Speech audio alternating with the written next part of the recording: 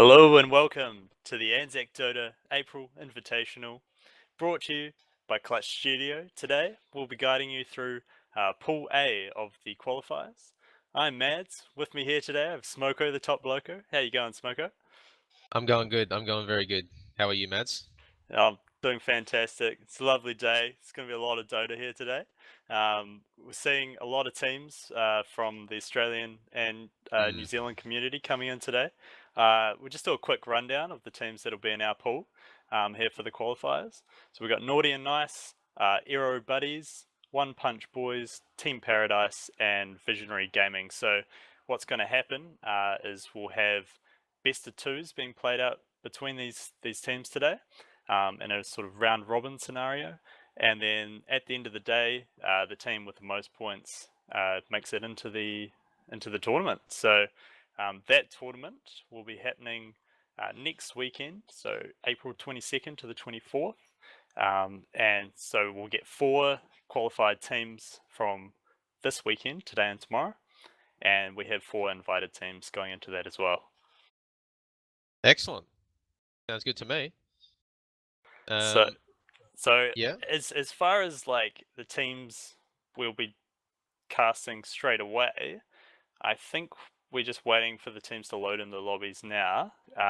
Yeah. Looks like we're getting Visionary Gaming going up against Oh? possibly Naughty and Nice. They're just sorting out some games now. So again, best of 2, and we'll see how it goes there. Have you seen any of these teams play before, Smoker? I've seen Team Paradise play. I believe they played against you guys against Clutch Gaming a while back. They have also played against Legion Gaming in the Cyber Gamer ladder. And we've seen them a few times. They've been around for a while now. I haven't seen any of the other teams though before. I think I've heard of Naughty and Nice, but yeah, I think that's about as much as I've seen. Yeah, I've seen Team Paradise as well. They're a really good team. KTO as well. I've seen a game with them as Oh well. yeah. So there's some names in this tournament coming out, and this is just the qualifiers as well. Four big names as well have been invited. The likes of Beardman and Francine, TBA as well, who played the Dota2 Australian Premiership. Yep. So yeah, it's a few big names coming up in this tournament. Yeah, those guys, that Beerman and Francine, they're like probably one of the most famous Australian teams at the moment, well known around, because one of their players was at TI2, Godot. He went to TI2. He played for Absolute Legends, and there's 1 or 2 7K players in that team as well. So they're definitely a team to watch out for sure today, especially not today, but when they play. All right, so we're loading in now. We got Visionary Gaming up against Naughty and Nice by the looks of it. Will you be joining us? Oh yeah, jumping in now. Yeah, I'll be joining in just there. Yeah, I'm coming in now. Having a few problems at the moment. We go. I can see you in the unassigned players. There we are. There we There we go. go. Looking So good. first off, Vision and Naughty and Nice. I haven't actually seen either of these teams play, so No. it's going to be interesting going into this and see what we got here. Yeah, I'm not sure who is. Yeah, I've no idea how to predict this just from looking at the teams, or if I have a favorite or not, because yeah, I've never seen these guys before. Naughty and Nice, I think I've heard of them. I think I've heard of them. They do ring a bell. Maybe they were in last year's ANZAC thing. I'm not too sure at the moment. So if you're going into this blind and you haven't faced up against the other team before, what strategies do you think that you're going to be playing, given that you know nothing about the other team? Well, you kind of have to. So when you get into the picking stage, you look at the bans, what the enemy team's doing. It kind of gives a few things away. And if you can get off any of your really strongest heroes early on, especially if they're hotly contested heroes, you want to get that straight away. And I guess that's like sort of the strategy, to just get your best heroes you've got, and to just try and read what they're going to do from the from their bans as well and their early picks. You want to pick around that and try and counterpick them as much as possible if you have no real strategy. I think. What I reckon. Sounds like a better strategy than any. So, Well, for sure, dude. For sure. I think there's going to be a lot of comfort as well. You'll be picking your comfort heroes. You won't be able to specifically ban out anything that the other team sort of likes to run if you haven't seen them play before. So Yeah. you sort of have to go with just what works best for you, and hope for the best. Obviously, there's a best of two, so you can use the first game as a sort of feeler, but every game counts as points. So even if both teams win a game each, they both get points, and then it just moves on. So there's no there's no tiebreakers. There's no like third game. So it's going to be interesting to see how this sort of short series works over the course of the day. Yeah, it's a little bit confusing when it's just best of two when you normally see the best of three, but hopefully we can wrap our Yeah. heads around that at some point. But yeah, so this first game, dude. I have no idea what to just expect. while we're waiting, looks like we're just waiting for one more player and some other casters to jump in another channel. Yeah. Like I said, big shout out to ANZAC for running this tournament. It's great to see the scene getting some recognition like this. Also, big thanks to My Republic. This couldn't happen without them. They're putting up the prize money for this as well, with help Yes. from ANZAC. So I believe there's a $2,500 prize pool for this. So yeah, there is some money involved, which is good. And another shout out to Dota2 girls. You can find them on Facebook as well. They're big supporters of us. So go say hi to them in the chat, and yeah, and follow them on Facebook. Same with ANZAC as well. They've got a Facebook, so you can find them there. Yeah. Well, for sure, they've definitely helped us out a lot, and yeah, again, very big thanks to My Republic for this one. It's gonna be good. Yeah, it's good to see these Oceanic sort of Dota coming back. Like people ruled it off as dead, but like tournaments like this is what's gonna keep it going. We've also got the big Cyber Gamer League coming up as well. That's another big one, which is going to be ongoing, and I'm sure we're going to get another lots more tournaments like ANZAC Dota as well. If this one's really successful, there's no doubt that they'll run another one. Oh, for sure, dude. Yeah. There's going to be lots of things happening this year. I'm fairly sure there's going to be lots of things happening this year. It's going to be definitely big year. Could even be bigger than last year, I'd say, in terms of Australia and New Zealand Dota. So, yeah, I mean, and we're at Clutch Gaming, that Clutch Studio. That's our goal. So we just want like Oceanic Dota to be as big as possible, and so everyone can get involved, and we can watch some good Dota. That's what we like. Local and cast Dota. some good Dota too. Casting good Dota, there's nothing wrong with that. Nothing wrong at all, Smoker. Nothing wrong with it, not at all. And today is going to be probably, well, not today, but the year has already been kicked off for Dota, and today is just going to help propel that further. Because yeah, like we said, lots of things coming up, and lots of exciting things coming up for sure. Very soon as well. So, in terms of this game or games today, any big picks you want to see? Any fun heroes you want to see played? Because it's going to be like, I don't think this is going to be your standard sort of like out of the box Dota. I think we're going to see some interesting things. There's a wide range of teams here today, and a lot of these teams haven't versed each other. Yeah, when you get these sort of smaller teams, and they can be a little bit unpredictable in the Cyber Gamer ladder, we've seen lots of interesting picks here and there. You've got things like Crystal Maiden, Silencer, Viper, just like making appearances, Pudge as well. But in terms of this, in terms of today, it's very hard to tell. We don't know what the players are good at playing. They will probably go for lots of comfort heroes, like you said. So, once we get into the picking stage, it'll be very interesting to see what they go for.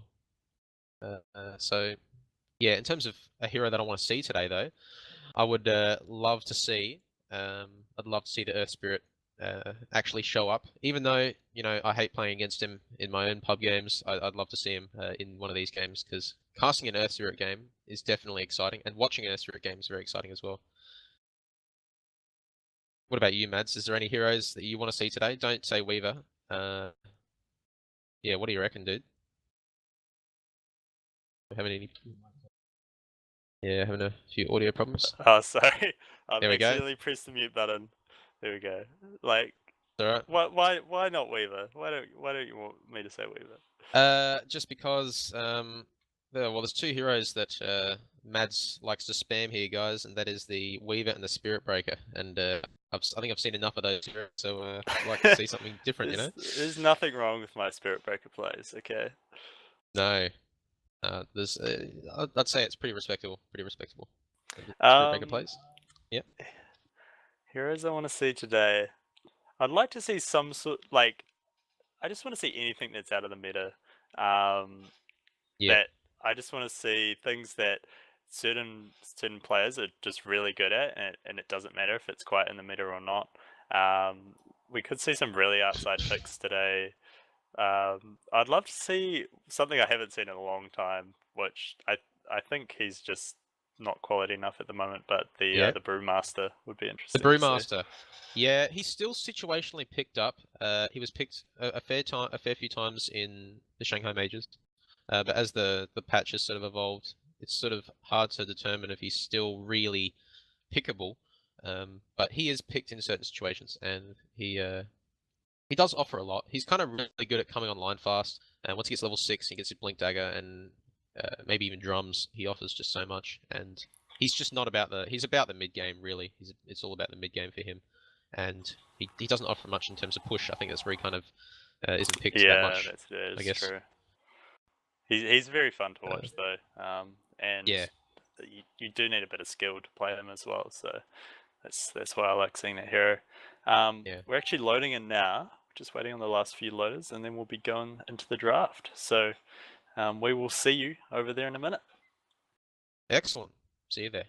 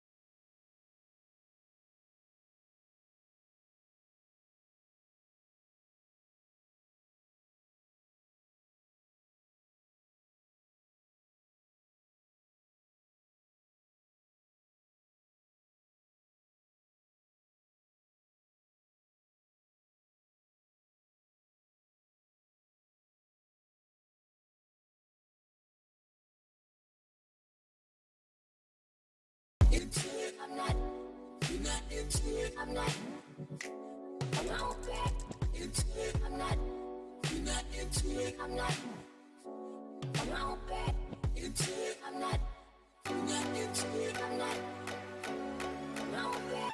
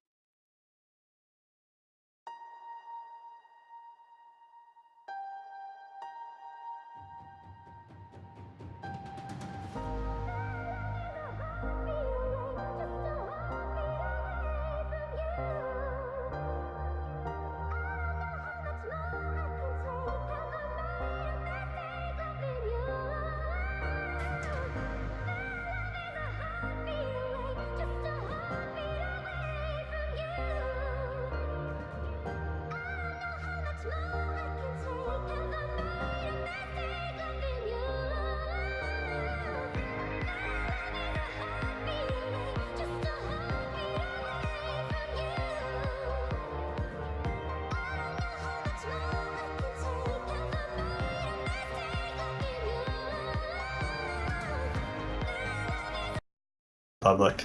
And unfortunately, Smoko, Earth Spirit first ban, so you won't be seeing him this game at least. Earth Spirit is out of it already, and actually a Silencer ban. Maybe they were listening to the pre-game talk there, but Silencer ban coming out first. Maz, why would you ban Silencer first off? Global strat. That's why you ban Silencer. Yeah. That's the reason I ban him, but they might be looking for a team fight orientated lineup. So things like Enigma, Tidehunter, those big ultimates, all those heroes that need to combo well together, because Silencer can just diffuse that whole situation. So I wouldn't be surprised from Visionary if we see something like that. So yeah, this is Naughty and Nice taking on Visionary Gaming for the qualifiers here. First game of the day, and Invoker, first pick of the day. Yeah. I think if you ban the Silencer, you kind of want to be the one who gets the Invoker as well. But if you ban the Silencer yourself and the enemy team gets Invoker, it's kind of, I think, Silencer's a fairly decent hero to pick against an Invoker. But they've actually banned it themselves, and Naughty and Nice have picked it up. Mads, are we going to see the mid PL here against the Invoker? This We've is seen commonly it being before. done. Yeah, it's a decent counter. He plays well in the mid lane against Invoker. I wouldn't be surprised, but not a lot of teams want to run him like that. A Phoenix Here come Tidehunter. those big ultimates that I was talking about. So they want the team fight, and they want to dominate these team fights and don't want anything stopping them. So you've got the Egg, you've got the Ravage. Well, I think you're right. It's sort of a good idea to think about that. You ban out the Silencer, so then they can't really pick it to sort of get control of team fight. But I think Invoker kind of does a similar thing to Silencer. You have Deafening Blast, you have Meteor, especially in the Invoker. Like as you get further into the game, he gets an Aghanim Scepter, and it's pretty much he gets his own Ravage in a way. Not quite as good, but it's still really good. And a Lion pick here, not surprising at all, to be honest. Yeah, solid support hero for Naughty and Nice there. I think Visionary, you probably want to ban out things that counter the Phoenix right here. Maybe the Clinks, because he can destroy their egg really quickly, unless they want to pick him up themselves. Usually see with these team fight lineups, they generally pick a carry that can just sit there and just deal out damage. Something like a Clinks or a Slark that can just get involved. Out. Yeah. I think Invoker kind of counters the Phoenix though with the Alacrity, and I think Phoenix it's real situational, but it kind of forces Invoker to invoke an Alacrity rather than something else that he might want to invoke, I guess, during a team fight. But yeah, I think Phoenix might be in trouble here if they try and counterpick it. But the Tidehunter is a decent overall pick here, and there's no OD to go against him, so that's good for Visionary rather.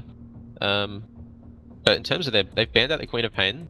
I think the Queen of Pain is an interesting ban. They're probably going to want to ban out another mid like Zeus as well, who just does so well with their lineup. Just can sit at the back, spamming out spells, and obviously dealing huge amounts of magic damage. But they're going to have a lot of magic damage anyway with the sort of lineup that they've got. Yeah, even a Puck is like a decent ban here, but the ban out the Witch Doctor, it's sort of we're actually like, from what you can see in Visionary Gaming, you know this is going to be like sort of a support Phoenix, and the Witch Doctor is definitely pickable here. They can't pick it now obviously, but they need to pick something else. And in terms of banning mid heroes, the Visionary would want to ban carries at this point probably, and the ban, yeah. Yeah, there you go. Just such a solid carry right now. He can deal so much damage really early on, and he scales quite well as too. So solid ban from them. Do you think they look at picking up their mid laner here, or look for another support? Well, they could do. It depends on what Naughty and Nice, because if they don't pick the mid hero now, then Naughty and Nice are going to ban mid hero later, and the pool of mid heroes is still fairly open right now. They don't have Death Prophet, they don't have Queen of Pain, and I think they could go for is definitely something like a Puck, because if you time it right, you can completely just disjoint the Lion ultimate. You can get rid of, you can dodge Cold Snap and all kinds of things. But right now I can just see them picking up They do have a good, decent lockdown for him with the Hex and the Line, but in terms of like we just don't see what the Naughty and Nice are going to pick next. But they could pick their mid now. They could also pick another. They could pick like an off. Well, they've got their off lane. I guess they could pick their safe lane at this point, or perhaps another support. Yeah, I'd probably want to see the mid picked up here, just because if they are planning something specific, they don't want it banned out. I think in terms of their carry, they could go a couple of different options. Gyrocopter would be really good with this sort of lineup. Gyrocopter's an excellent pick here, and we wouldn't even be surprised if it was picked. It's just these teams are sort of unpredictable. Is this the Warlock mid? Is this the Warlock mid? The Corlock. I've seen it happen. Be a Corlock. Yeah, the Corlock is, I've done it myself a few times, and it is against certain certain players. It can be really, really good, and you can snowball really well. Get a fast Aghanims, and it's kind of like all about maxing your Shadow Word and your Upheaval. Even like maxing Upheaval is something you don't really think about, but 1 point in Fatal Bonds is all you need. Because all you do is you initiate with Fatal Bonds and Upheaval. Well, you use your Fatal Bonds, then your Chaotic Offering, and then your Upheaval, and it's ridiculous. You can solo kill the mid hero, but I've heard some builds it's an Invoker. That you go you max Shadow Word and you get stats as well, like for the mid lane. I don't know how cheesy that is, whether that would work or not in this sort of game. It done as well. But that Shadow Word, extremely powerful. So 45 damage a second at level 4 for 12-second duration. So what's that like? That's a lot of damage. That's like over 500. Yeah, it's quite a lot. I think Shadow Word is one of the highest damage nukes at level 1. It does a lot. 12 seconds of 15 magical damage. And at level 1, Warlock is probably, he's a really good level 1 hero, but that's, that's not all about the reason why you pick Warlock, I guess. Now I'm excited. I think in terms of lineups, we're seeing a very conventional lineup coming from Naughty and Nice, and they still have a pick here on Visionary Gaming. They want to pick a carry at this point, wouldn't they? Slider. Not a common position 1, Mads. Not a common position 1 at all. I've seen Sliders run safe lane before, and what they do is they just rush like a blink dagger, and then they rotate, and then they put someone else in the safe lane, and they just use the Slider to look for kills and put that early aggression on. And it looks like with their sort of team, they're going to be putting the aggression on in a big way. Especially when you're up against a Spectre as well. That's what you want to do. Yeah, you want to come online faster than Spectre and make things happen while she's still trying to get her farm. And this Slider safe lane, not something we normally see, but I did see it recently in the Star Ladder. Havost went safe lane Slider and online very quick, and it was 22-minute game or something like that. Like just really early aggression, and the solo lane potential of Slider's okay as well. But in Nature's Prophet, not a bad pickup here, to be honest. I'm surprised it made it this far in the draft. So it's an interesting pick though, because Slider is a decent counter to Nature's Prophet. Although they're not going to be utilizing the minus armor from Slider this game with his amplified damage, so they are missing out a little bit on the utility of the hero in that sense. Obviously, as we've talked about, their lineup is very early aggression, and at this stage it doesn't look like it's going to scale very well unless they pick a very late carry, but I'm not sure where he would go. It looks like they've got all of their cores filled up, unless the Slider is going to play some sort of 5th position, but I don't think they'd pick away. No, it's going to be a Slider safe lane, and it'll be pretty much as soon as he gets blink, they're going to be having team fights as much as possible. Warlock will have his level 6, obviously. If we're assuming this is a solo mid Warlock, then he will have level 6 very quickly. Tidehunter will be solo off lane, level 6 very quickly, and Phoenix will be probably in the same. I'm assuming this is what we're seeing here, but I think Visionary Gaming, they will not scale well into late game at all. They need to. It's all about the mid game. It's about before Spectre gets Radiance, pretty much at this point. Before Spectre gets her, first few items, then it'll work really well. And I think the puck pick, yeah, that's what we needed. Oh, yeah, okay. So Right. it's Okay, a warlock, warlock. it's not a bid? No. I'm really confused now. So Warlock supporting position 5 Warlock, either that or some strange position 5 Phoenix even. Do you this think they game. try and run but- like a aggressive tri lane with this sort of lineup with Slider, Well, Phoenix, Warlock maybe? for the Tide Hunter's sake, I think it could be a tri lane on Visionary Gaming. But yeah, it depends how the offlane goes really. But the Dazzle pick, not too bad here to be honest. So I think it's a decent pick. Yeah, very unconventional draft here from Visionary Gaming. I said we weren't going to get out of the box.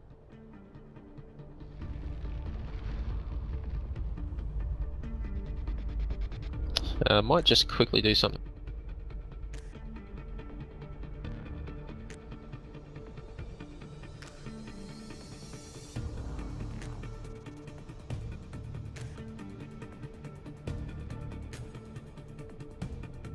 Alright, so we are...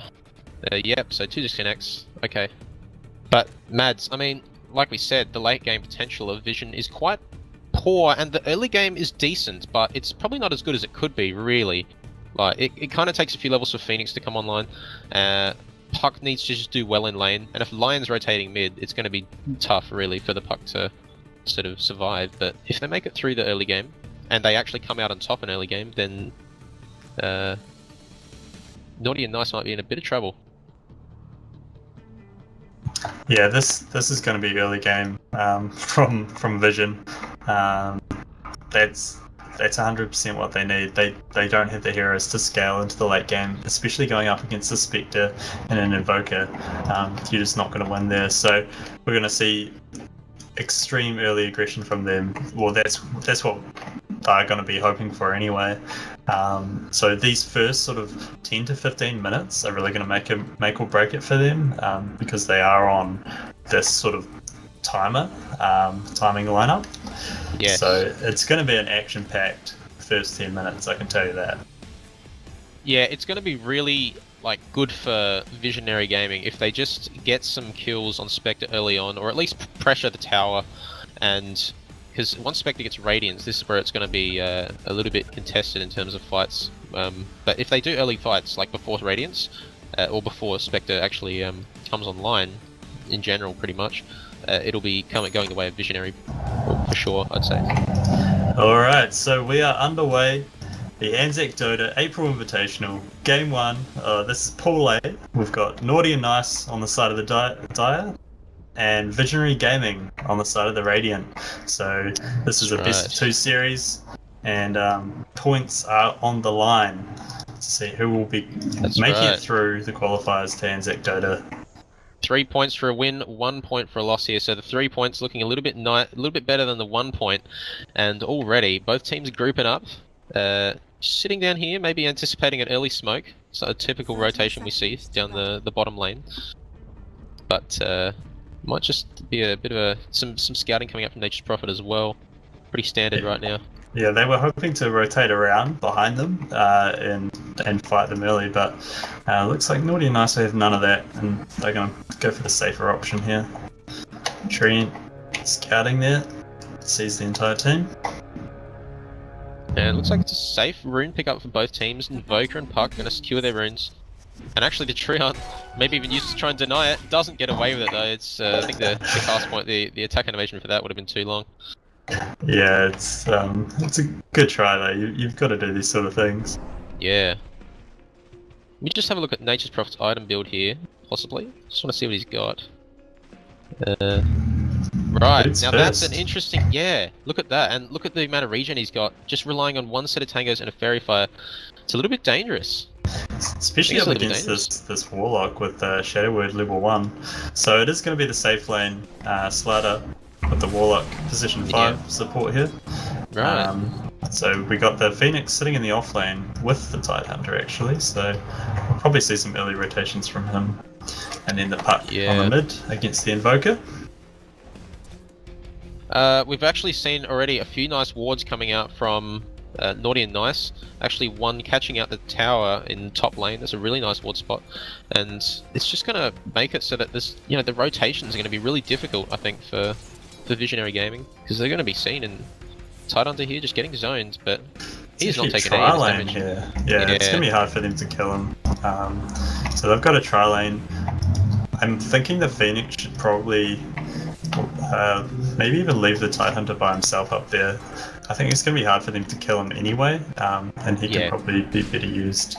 Sort of, maybe he's going to pick up a few levels and then go for a wander.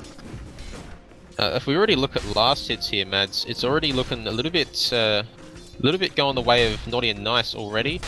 I think Spectre is kind of on par with the Slider, but it's a mid lane we're looking at here. 5 last hits and 4 denies to 2 last hits on the puck, and 3 denies. So it's already here. Just Invoker probably gonna maybe even establish a little bit of lane dominance here, depending on how this goes. Level's still looking fairly well for both teams though, and this safe line Slider pick's definitely going to be interesting this game. We'll see how it comes online. Yeah, right now Slider's last hit's doing well, but Nature's Prophet getting a lot here, and doesn't look like the Warlock's doing much about it. So looks like he's going to get pretty much free farm in that off lane. So on top we see as well the Tidehunter and the Phoenix not getting a whole lot here. Dazzle Bing, actually they're going on him. They use the Sunstrike. He's actually going to try and get away from this, and he does the haste rune on Dazzle, providing lots of pressure there. Did he have Poison Touch? He did not. It was level 1 Dazzle, so it was very difficult to get that kill on the puck there. Looks like he's going deep here, looking for something. They're not going to be able to scout him out there either. The haste has gone now, unfortunately. He's got a smoke though, so he definitely wants to make something happen soon. They probably want to rotate on the puck soon. I think that's what's going to happen. Because killing the offlane hero is going to be difficult, even with like a Hex and an Earth Spike. Yeah, unless they catch out the Phoenix somehow. It's probably the only kill they get, especially with the Dazzle. Like, it doesn't really put out much in the way of damage. Also, Puck is going to be hard to kill as well, though. It's such an elusive hero. So I think they're going to have trouble getting these early kills against these heroes. Yeah, the way to kill Puck at this point is probably just to go on him early on before he gets more levels, and the cooldowns on his abilities just don't get ridiculously short. He needs to be rotated on early to kill him for sure. So they've actually dropped. On the side of Visionary, they've dropped 2 sentries here, but both missing the ward on the top of that cliff. Yeah. Bit unfortunate for them. Very unfortunate. And we already see Dazzle, which is this is really good rune control though from both teams at this point. Warlock was controlling bottom rune quite a lot, and you do have to leave the lane for that. And Nature's Prophet, as we said, has been getting a lot out of this lane. Dazzle getting the bounty rune.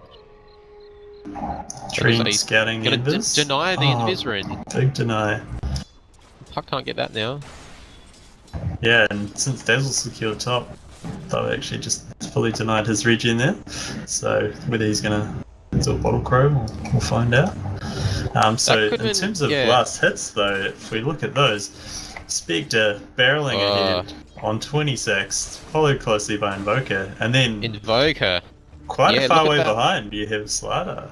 And Puck. Look at Puck compared to the Invoker. This is not what you want in the mid lane. A total of 6 last hits. Especially when they have this early game. It's not looking good. Like they probably need to rotate on the Invoker at some point. They just don't have, like, the Warlock just doesn't offer a lot in terms of rotations. And actually Tidehunter being gone on here. This is a nice Hex. He is going to purse it off with the Kraken Shell, and they're going to chase him down with the Spectral Dagger, but again, he's going to survive. He doesn't have any salves, but he does have Tango, so he'll be fine. That was a big commitment though. Mana has all been lost for line. He'll have to drain that back. That was a good effort though. It was a good try for sure. Yeah, they took a lot of his regen, so he's going to have to back off here, giving Spectre even more more time to farm, which he's been doing great at so far, sitting at 31 last hits at 5 minutes. So that's a pretty solid effort here. So in terms of the Visionary here, they're really going to have to make use of these early kills. Hoping to get this Blink Dig early, but it looks like he's actually picked up the Helm of Iron Will. So is this an armlet instead? It's probably an armlet. I'd say it would be more likely an armlet than it would be Helm of Dominator. it's possible. But something we need to mention here, Mads, in terms of the mid lane is Invoker's already got his treads, and I don't think Puck has his at all. I'm pretty sure Puck hasn't got his treads. He's got treads plus 700 to boot as well. I mean, this Yeah, Puck's sitting Puck on hasn't 8 even got last boots. hits. Oh right, Puck has got boots on the courier, I'm assuming. Okay, well that's good at least. Yeah, boots but bottle. Invoker is definitely ahead in this lane. We can definitely establish that. Yeah, he's doing very well in that mid lane. Huge amount of last hits there. Really just outlaning the Puck there in a big way. He's got 20 denies as well. 20. Yeah. That is huge. That's a lot of denies. And showing that damage though, like with the Fairy Fires and the Null Talisman, he's currently hitting for over 100. Yeah, the Exort doing so much work. They've actually gone on Nature's Prophet. They've used the Dream Coil. They're going to stun him as well. He's being slowed up here by the Slider, and the Fairy Fire not going to do enough, and the Sprint being popped as well. So that's nice first blood. rotation. That's 7 minutes. This first blood. It's a late first blood, but it is something the Puck certainly needed, Mads. Yeah, like that's exactly what we were talking about. They were behind in terms of last hits, but just picking up a kill like that, picked the Puck up almost 600 gold for that Nature's Prophet. Yeah, that'd be including the first blood as well. But that's huge. So that's, it is. If we look at net worth, how much did that actually catch him up? So he's actually sitting in 4th position now. So Slider and Puck sitting in 3rd and 4th. This Invoker though doing so well. Just purely outlaning the Puck there has led him to be in that position 1. Yeah, it's not even just the mid lane. If we look at like in terms of last hits again, we saw that this Nature's Prophet in the off lane has got 22 last hits, over 4 times the amount that the Tidehunter does in the same position. And Tidehunter's in a dual lane. He is up against a tri lane, I suppose. It is quite a dangerous tri lane as well.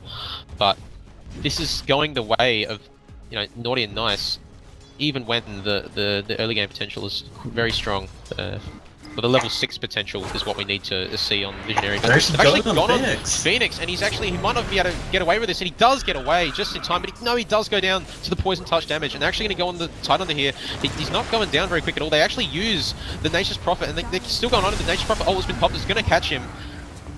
And that's 2 kills. That certainly worked out in the end. It was looking quite optimistic there at one point, but it did work. Very big commitment, and poor Warlock's stuck in the trees here. He just doesn't want to walk out. And they're going to go for this tower, Mads. And what are they going to do? They've got to fortify. Yeah, the Nature's Prophet doing Nature's Prophet things here, able to push these towers. So Phoenix just doing what he can to draw the aggro away. Looks like they're going to stick around. I've got the catapult here as well. They should get this. This is a nice tower timing, 8 minutes. That was pretty big, killing both of the offlaners there. Especially with Spectre being involved in that. That's exactly what you want. So he's picked up treads now. Interesting choice from him. Usually see the phase boots picked up on Spectre. I guess against this team he wants a little bit more tank probably. Oh, for sure. I think the treads is generally okay to go for, like as an item as it is. It gives him like much better farming capabilities, I guess. Like I mean, the speed boost isn't quite as good, obviously, but the stats are great. And actually going on the Puck here, he's going to be okay. And Warlock rotating as well, but he doesn't offer much at this point. He's just going to Shadow Word him, and they're going to slow him up. They could even go for this. No, probably not. They're going to just slow down. That could have been something there, maybe. Would have been risky though. But mid tower, very low. Have the Dream Coil up. Could think about using it here. Don't have level 6 on Warlock yet, so no rocks from heaven coming out. Exactly. But in the off lane, look at this. This Nature's Prophet's level 7 against the level 8 Slider, and this is, this is a complete victory for the Nature's Prophet. And they're still going on tight under here. They won't be able to take him down here, but they're going to drain all his mana and slow him up. Just cause all kinds of problems. And Spectre has just been farming away this entire time, doing really well. 14 licenses ahead of the Slider. He's almost got his drums as well. So he's building for that early game. He's got treads drums, which is what we like to see. Well, in terms of if he can survive the early game, they're in a really good position for the late game. Puck's actually rotating around the bot here. They spotted the Puck there. The pings have come out on him, and They're going to rotate on the Puck. gonna This go could be on a bad this. position for him. He might want to try and get out of there. He's staying around a little bit too long. The cold snap being popped, and he's actually been trapped up here by Nature's Prophet. He's going to get out of there. Oh, The there's Sunstrike Sunstrike, though. catching him out, but is it enough damage? Are you going to use Nature's Prophet? Oh, it does catch him, but it's not enough. And he's being healed up here by the Phoenix, so he's going to be okay. No deaths out of all of that, though. That was a well-placed Sunstrike. Nice prediction there from him. So Yeah. almost getting the kill, not quite. But Puck's going to think twice about sitting there again. Yeah, it was a risky position. I think he must have been seen by the tower there. It is daytime, so it's possible that probably contributed. They did ping him out. And there's a nice rotation coming mid, but they're going to see... No, they're not going to see this. They don't have a sentry there. It's just an observer, and Warlock could get Fatal Bonds off here. They are going to go on him, and the Puck's actually positioned himself really well here. Doesn't have the Dream Coil at this point, and they're actually going to keep going for him. Actually, Invoker really wants to get this kill, and Warlock might be able to get it. He actually gets it in the end, and Puck could be in danger here as well. But no, really well played by the Puck there, using that and just getting out of there. The Fairy Fire was popped as well. Oh, that is Still went well down. worth it. Getting the Invoker, because he's so far ahead, that's going to help the Puck out so much. So he's sitting on almost the amount of gold he needs for his Blink Dagger. So after that sort of less than ideal landing stage, he's in a really good position. Yeah, Puck's caught up well. He did actually lose a lot of time when he went down bot there and nearly died, but so did the Invoker. Like, the Invoker had to rotate down there and try and kill him and didn't get the kill in the end.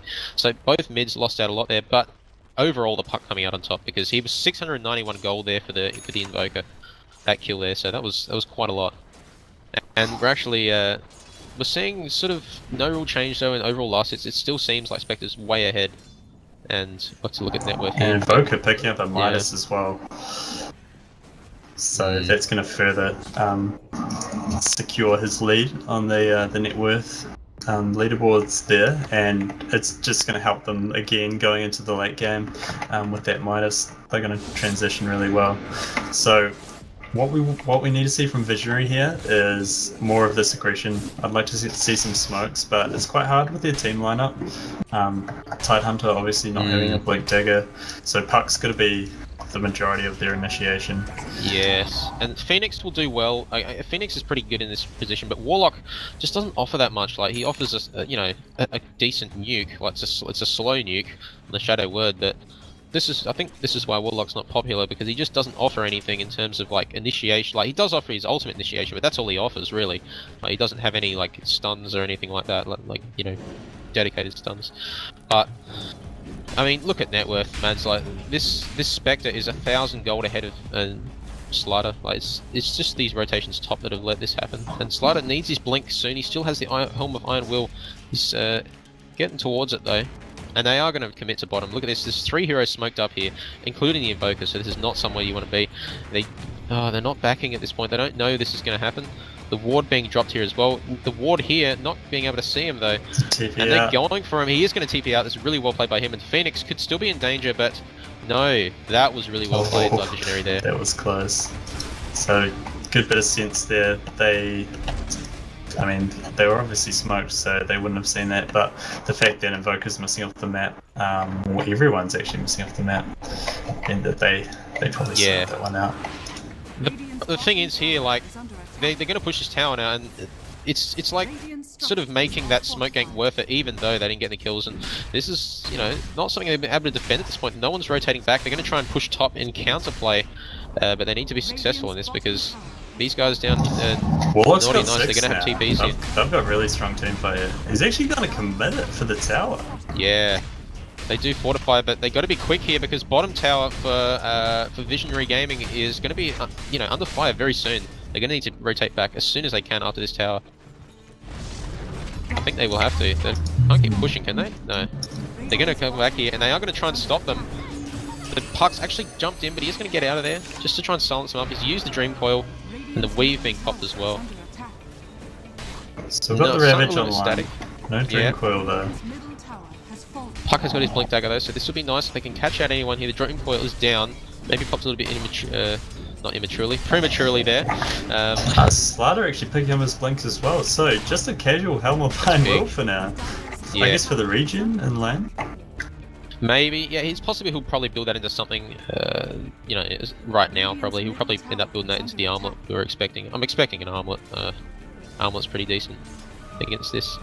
Yeah, the armor and the health regen from that probably helped him a lot against the Nature's Prophet in lane. So just a bit casual helm there. So I was a bit worried, thinking he might actually not be going for the Blink Dagger, but he's picked that up now. So it'd be good to see some rotations. They're actually going on the Tidehunter in the mid lane. Does have Ravage available. He does have Ravage, he does pop it, he's actually Meteored and he's been Sunstrike, but he's going to purge that off and he's just going to keep running. He's been healed up here by the Warlock and they're going to keep going for the Nation Prophet's been graved. They're chasing after the puck here, but Lion using Finger of Death on the poor Warlock here.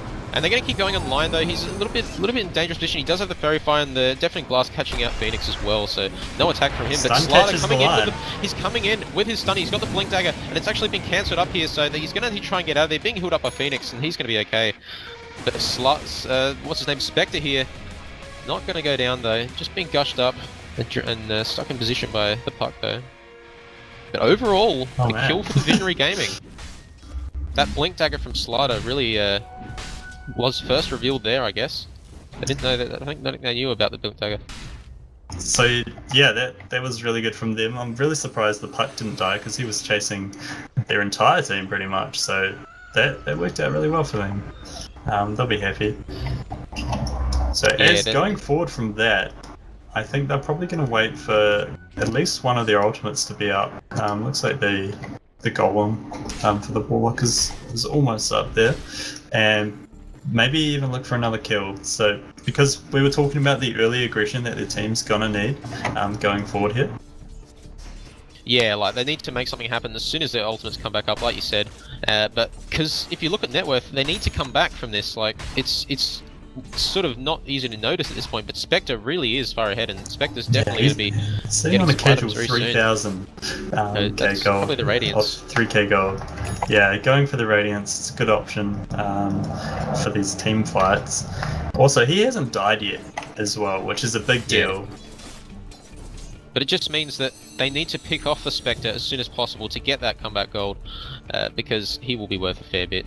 And it's the same with Invoker. Like Invoker's died, but it's just sort of, you know, one death, right? He needs to. They need to get him down again if they want to like get real value out of the kills. If they're killing Lion, it's good, but then if they want real value for it, they need to kill the Invoker or the Spectre at this point. The Slider needs to make use of this Blink Dagger, like he already did this then. Yeah, it looks like they're pressuring this bottom tower, which is a good move. If they can get the rest of the team here to help out, force a fight, and see where they go from there. Helm of the Dominator being finished up on the Slider. Oh, so the Helm. Okay. Didn't actually go for the armlet in the end. I was expecting the armlet, but I think, you know, it's a fairly standard item really on most of these strength carries, and even some agility carries as well. But yeah, like they can't really keep pushing bot here because everyone's rotated in. They might even wait until everyone goes back. But Visionary Gaming needs to be a little bit careful here. I mean, the Invoker is present. If they have their team, they can totally keep pushing because just because of the danger that their ultimates have. The Egg, Chaotic Offering, Ravage. Like if they've got all of those online, you can't really fight into that because you'll just end up losing. But especially when you've got the Spectre who hasn't got that Radiance, looks like he's almost about to buy the relic here. Hold that thought, Max. Actually, Sunstrike and Finger of Death, the puck, he's going down, everything being used all at once, and Spectre ult being popped as well, maybe potentially going for the Phoenix as well. He doesn't have dive, it's on cooldown, they're gonna attack the egg, and it's only level 1, so it's gonna go down, and Slider going in, but this is a very, very optimistic attempt here from Slider. He's got no tower, is definitely, he's being slowed up here, he's being damaged over time, he's losing his mana, and they're gonna go after him. Cold Snap being popped. That was dangerous by Slider. It went from bad to worse for them, puck getting caught out there. And then Phoenix not able to get away because they didn't have a tower to retreat to. And Slider, questionable blink aggressively when he was the only one left. And that's 1,480 gold to the way of Naughty and Nice here in the fight recap. That's quite a lot, and they're going to keep pushing here. So this is a really good value for Naughty and Nice here. They're going to be careful because defending this is dangerous. They don't have the Slider blink. Could actually got a DC here from Phoenix. Oh, so, I guess pause. Yeah. So yeah, they just had two heroes sort of sitting there in lane, and got jumped on there. That was the Blink Dagger from Lion that made that all possible, right? Yeah, and it was just he must have just picked that up recently. Yeah, and Tidehunter rotated mid to farm, but yeah, they kept pushing bot, but I'm not sure why. Maybe they just weren't aware that all of Naughty and Nice were still sitting in the trees waiting. They waited there for a long time. They're actually smoked up, potentially running towards Roshan here. They could even go for this. They will probably try to get the Forge so Spirits. getting in there. So Nature's Prophet's gonna put some aggression on this top lane. That's gonna draw some of their heroes there. Actually, 3 of their heroes. So good we play from them, and that's gonna take their mind off the Roche for now. Yeah, Nature's Prophet being in here as well, and the Spectre getting the relic, so definitely on our way to that Radiance. We'll be there very soon, and I think they know they're in Roshan. Like they must know. They have smoked up here, so they're going after it. They've missed the smoke on Slider though, which is unfortunate. And Spectre that's the Radiance. Spectre getting it. 20 minutes. Spectre. The Radiance and the Aegis the Immortal. This is very dangerous, and they're sort of missing here in terms of the smoke. They're looking inside the pit, but well, maybe not. Going back to farming, it seems. Man, that sort of those last deaths was not ideal for Visionary. They wanted to keep this pressure up, and that's not the way to do it. They're actually walking straight into their team here. Oh, they're actually going to go on the Dazzle. He's been silenced up, but he does have Grave, and he might even pop it here, but no, he doesn't need to. They're actually going to catch out the puck here, and he does go down. The Sunstrike being popped as well. Ravage coming out, the Egg being popped as well. They're not going to be able to deal with this Egg, maybe not. He's going to get off. And they actually go for the Spectre again. He is actually in a dangerous position here. The minus armor doing a lot here. And Slider though, he's getting really low. He's going to keep this up. He's missing Shallow Gradients as well. And this Shallow Grave's going to take him down. Double kill for Spectre. And the Golem going to be taken down here. 100 gold as well for that. Oh man. Oh, 4 heroes. Man, oh man. They wanted that Spectre so bad. He was so close to dead. But they were just losing heroes all over the show. So if you look at that fight recap. All over the show. 3,000 gold net swing there. Well, that's really unfortunate for the for Visionary there. They need to be able to defend this though. They do have they are missing the Warlock ult here and the Ravage, so this is dangerous. There's no Spectre Haunt though, but they are going to keep pushing this, and will they be able to stop this? I don't know if they will be. Oh, they've tried something here. Just trying to scare them away. Getting a bit of harass here, but they are going to lose this tier 3 tower. Oh, so they're going to Tidehunter's blinked in, but he doesn't have Ravage. If he had Ravage here, this would be really good. And the Phoenix going in as well, and Spectre being graved again. This Grave has done wonders for them this game. Yeah, Dazzle doing a lot of work there. Saving his Spectre. Still hasn't died again. So he's doing extremely well. Just farming up. And this Radiance is obviously going to accelerate that further and propel them into the lead. So if we look at net worth, we're sitting at over 15k at the 20-minute mark. This is really well played here from Naughty and Nice. Yeah, it's just the lanes that sort of went really well despite, you know, us sort of being a little bit worried about them. But the Lion and Dazzle tri-lane seemed to do, you know, seemed to secure the Spectre so much farm. It was more of a defensive tri-lane, and definitely has worked out. Well, definitely a defensive tri-lane, but it's definitely been a successful one because Spectre's been on top of the net worth this whole game, I'm pretty sure.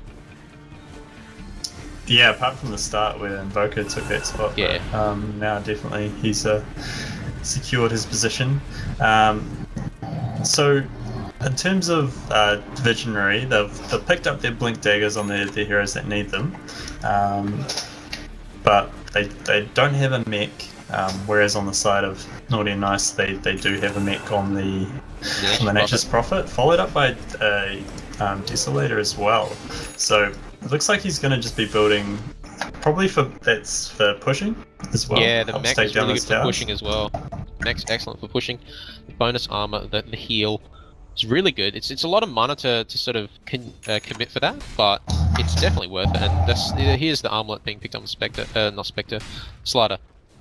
But the smoke rotation, again, these 3 heroes, the haste stream being used as well on the Invoker. He's invoking things, he's looking for someone. Phoenix is the only one they could even catch out here. Maybe the Slider if they go back the other way. They've actually wrapped around this camp here, Mads.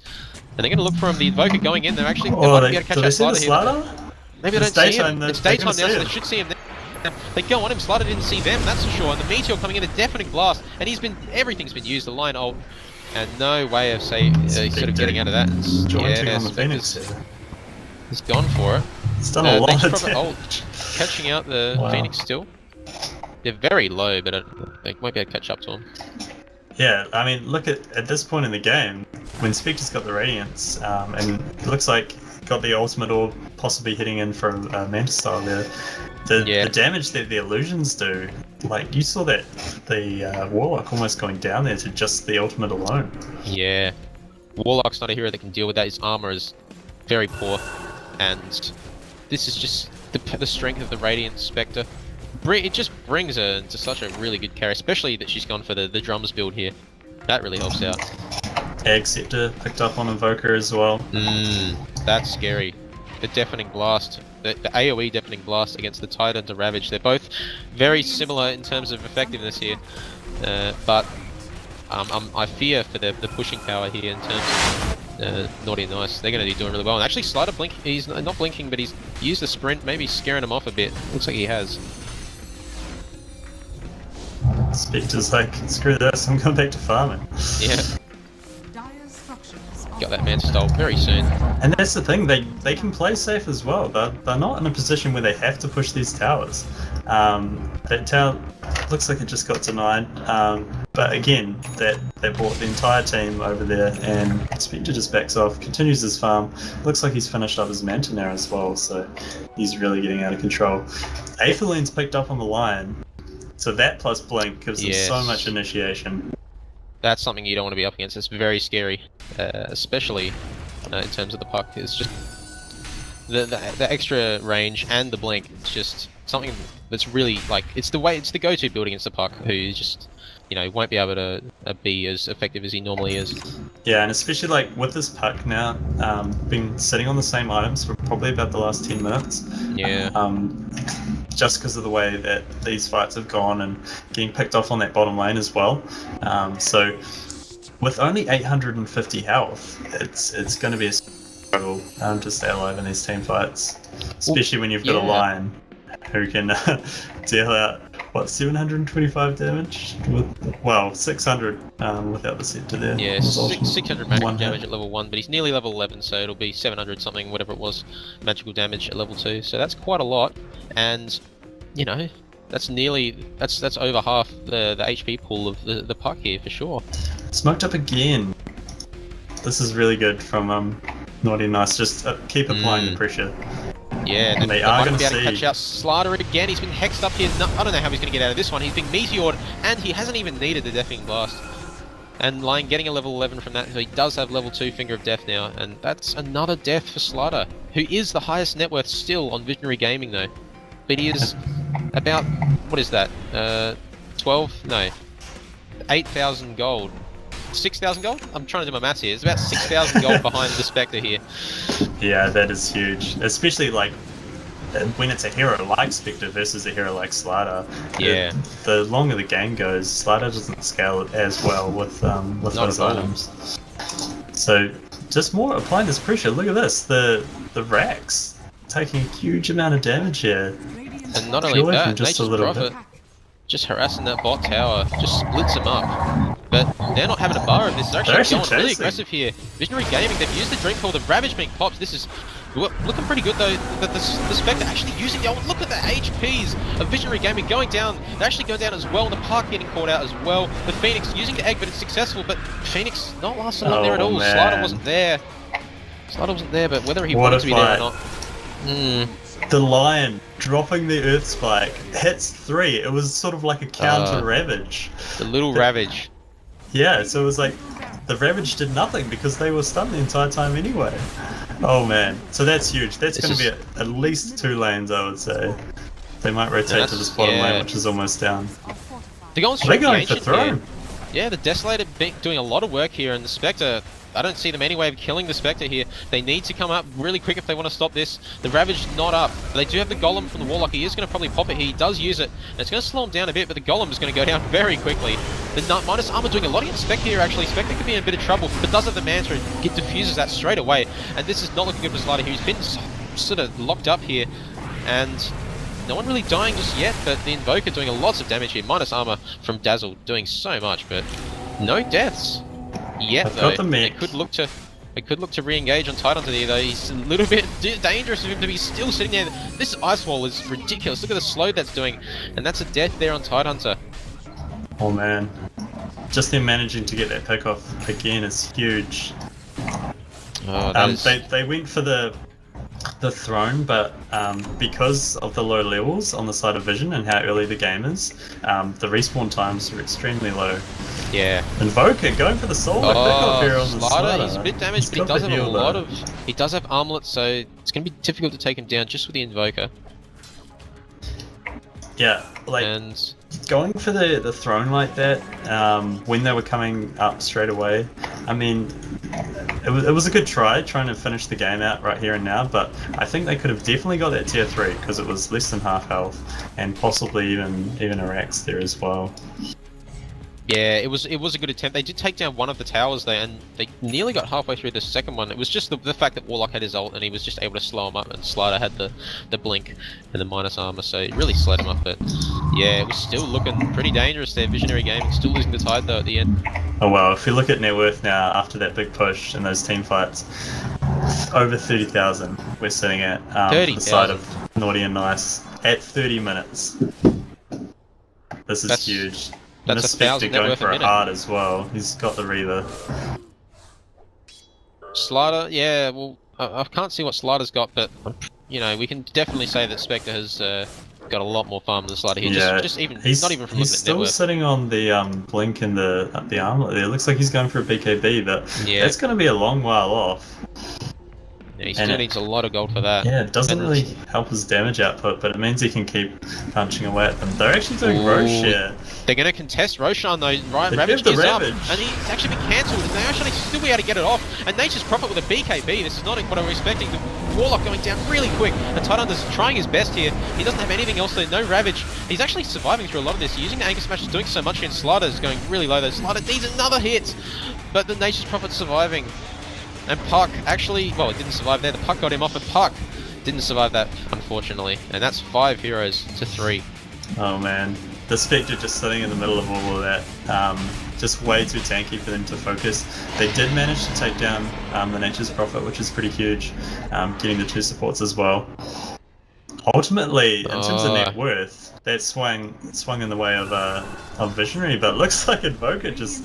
He's saying, going "Screw straight to the this." throne. Look at this, the Forge Spirit's being popped. Warlock, the only one left to defend. He's not. I've got other doesn't look like games he's to too play enthusiastic today. about it though. The buyback's And, coming. yeah. He could be in trouble here. They're going for it. They're going to go for it, but oh, the tornado! Oh, nice. Exactly on point. Nice The Colt, they're actually tornado. going to might even turn on Slider here. He's in a bit of danger here, but Puck has got the silence. He has got that, and he is going for it. The illusory orb being popped, and he's just going to ghost walk away. Now, that would have been decent if they'd picked off the Invoker there, but. This the Invoker's Sunstrike. been playing out of his mind. Sunstrike being a little bit off target here, unfortunately for Phoenix, but we'll be alright. Twice those 2 tornadoes have just saved him. That Roche fight would have gone so differently if that Ravage went off in the middle there, and he just managed to tornado as he blinked in. So that was really well played from him. I think, they've actually initiated on the Puck here. It's just Invoker though, an optimistic. And they actually go on Invoker. He's in a bit of danger. He hasn't got much mana at all. He's got enough for Yules, but don't think he want to pop that. That's a big kill. And yeah, that is a good kill. That is 1,292 gold. The fight recap is showing 2,000 Oh, gold wow. going the way of Visionary Gaming there. That unstoppable streak, giving over 1,000 gold there. Yeah. So being a bit too aggressive there, thinking he can take on the whole team by himself, just for how far ahead they are. They're actually going to find out the Spectre here. They got the amplified damage out on him. It looks like he's just going to run away. He does have the heart now with the Aegis. That Spectre is definitely scary, for sure. How do you kill that? And he has the Manta, so he's not going to... The minus armor is not going to be useful at all in terms of the fight. He's just going to Manta that off. And the bonus damage is not going to be there. So they need to lock him down as much as possible, try and kill off the other players, try and get Dazzle out of there, that's for sure. That Grave is going to do wonders for Spectre. Nature's Prophet picked up a BKB of his own. Yeah. Here, so he's going to want to be getting right into these team fights. And with the BKB, like, you're not that worried about the ultimates coming out from Visionary. No, not at all. He had it in that last fight in Roche, and he actually didn't get stunned up by the Ravage. He timed it just after Ravage was used, so he didn't actually get affected in that. And Lion going for an Ag Scepter here. That's going to be... It's sort of an interesting item to go for at this point in the game, when the game is looking very going the way of them, and Whether they'll be able to make use of the Aghanim Scepter itself, we're not sure here, but it's going to take a while until he gets that. But that's definitely exciting to see, the Ag Scepter. The thing is, if he can get the Ags and level 3 on Finger of Death, he almost one-shots the park. Not quite, but I mean, with the amount of damage, like if Spectre ults and you get the finger off on him, he's just dead. Well, nearly one-shots the Warlock as well. Warlock's got less HP. Exactly. So you can just delete a hero from a fight, which is huge. So yeah, they're just the smoke scouting out. Looks like they're just going to push this bottom lane, which is, I think, definitely the way to go here. The tower's almost dead. They've got the Aegis still. Looks like a smoke attempt here from Visionary though, so they want to engage them out of the base. They're looking for it, but it's dangerous. They do have their ults though. The Ravage is up, and they're going to go for it. But everyone here, Naughty and Nice, the whole team here, Invoker, he knows something's up. He's already invoked something. They're going for him. They've actually gone for the creeps here, but the Ravage being popped is really lots of damage on Invoking. He's in a lot of trouble. He's used himself up. He's saving himself here. The Spectre doing so much damage, and we can see here that is a dead Warlock, and Titan, there's so much danger here. He's being minus armored, the Weave doing so much there for him, and this is... Oh, and the Sunstrike does catch the Phoenix in the end. The mana being strained here. Oh, Slider just unfortunately being caught out by the Earth Spike there for Lion. That was really unfortunate for Slider there, and he's being chased down. He does have Armlet, and the Blink on Titan just saving him. I'm surprised Titan got out of that alive, and they're actually going to keep committing to this. They're going to keep... No, they're not. They're going to go for the tower instead. Another huge fight for Naughty and Nice there. Oh, the Ancient on Visionary Gaming though. Just being a lot of pressure here. They're going to keep pushing this bot Rax with the Nature's Prophet Treants. Ice Wall being popped here. A great self-heals there from the Invoker that fight as well, saving him. Plus he BKB'd after that, meaning he could just walk out. Really well played. And oh, look at the damage here on Warlock, the pure damage. Warlock, rest in so peace. Much. And he is going to go down, and Nature's Prophet just attacking away, the slow being popped here by the Dazzle. They should be hitting this throne. The throne here is building. in a lot of danger, but I mean, do they want to keep getting the kills? It looks like the game's over here. The GG is there, and the BKB on Nature's Prophet. Aegis the Immortal just running out, and that's a good game well played. Naughty and Nice taking game 1, so there will be a game 2 here to see who gets the most points. So we'll be back in a second with that. You can join us over on Clutch NZ on our Twitch stream. See you soon.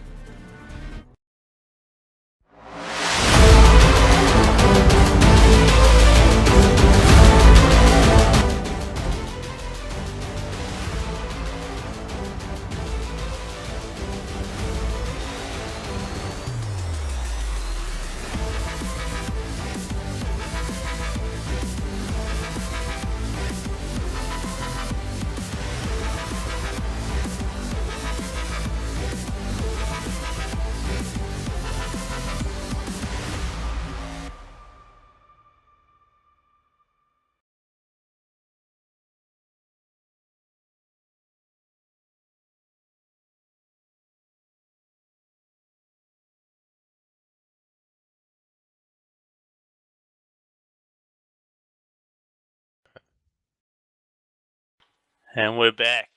So Naughty and Nice taking first game of Pool A up against Visionary Gaming. Some great play from them. Great all round. And the entire game they seem to be ahead there. Any moments there from you, Smoko, that you thought were game changing? Any moments? Well, just a general moment was pretty much just the early game, which, you know, theoretically you think that, you know, the lineup of Visionary Gaming comes online a lot earlier, but they just made this really nice tri-lane for the Spectre, and it was worked out so well, so much farm, and pretty much on top of network the entire game. But in terms of a memorable moment, probably yeah, I'm still thinking about that one. I haven't decided on it just yet, but really, the Invoker just did some really nice Sunstrikes that game, and just really good rotations from him. He made one up though on Naughty and Nice, is that even if they failed a smoke gank, they were able to take a tower just straight after to make it worth it, and I think that made a lot of difference that game. Yeah, that's what I was enjoying seeing as well. They had the Invoker, who was like quite far ahead in terms of the mid game, And then he would go 3-man smoke as well with like the Dazzle and the Lion, and they would just pick up kills from that, turn those into towers, and then just continue to get the advantage there. And all the meanwhile, the Spectre, like we were talking about, just sitting there safely farming. He farmed really well. Like he wasn't really contested in lane very much. They had No. the Phoenix and Tidehunter there, which aren't really going to do a huge amount when you've got the Dazzle in line to back you up. And he never ended up dying the entire game, so it was really well played from him. Yeah, and it was just that offlane, the Nature's Prophet, just convincingly, getting away with being there solo, just completely outlaning in terms of compared to the Tidehunter. Early mech picked up as well, and just winning that lane and slowing Slider down so much. Slider could not could not keep up with the Slider with the Spectre. So I think in terms of that, the lanes just went the way of Naughty and Nice, and it's just went on from there like just a complete leadership in terms of the net worth throughout the entire game. Yeah, exactly, and that comes back to the Slider pick as well. Like, do you think that was the go? Like, he did get an okay timed Blink Dagger, but I don't really feel that they utilized it. They didn't run their team around it.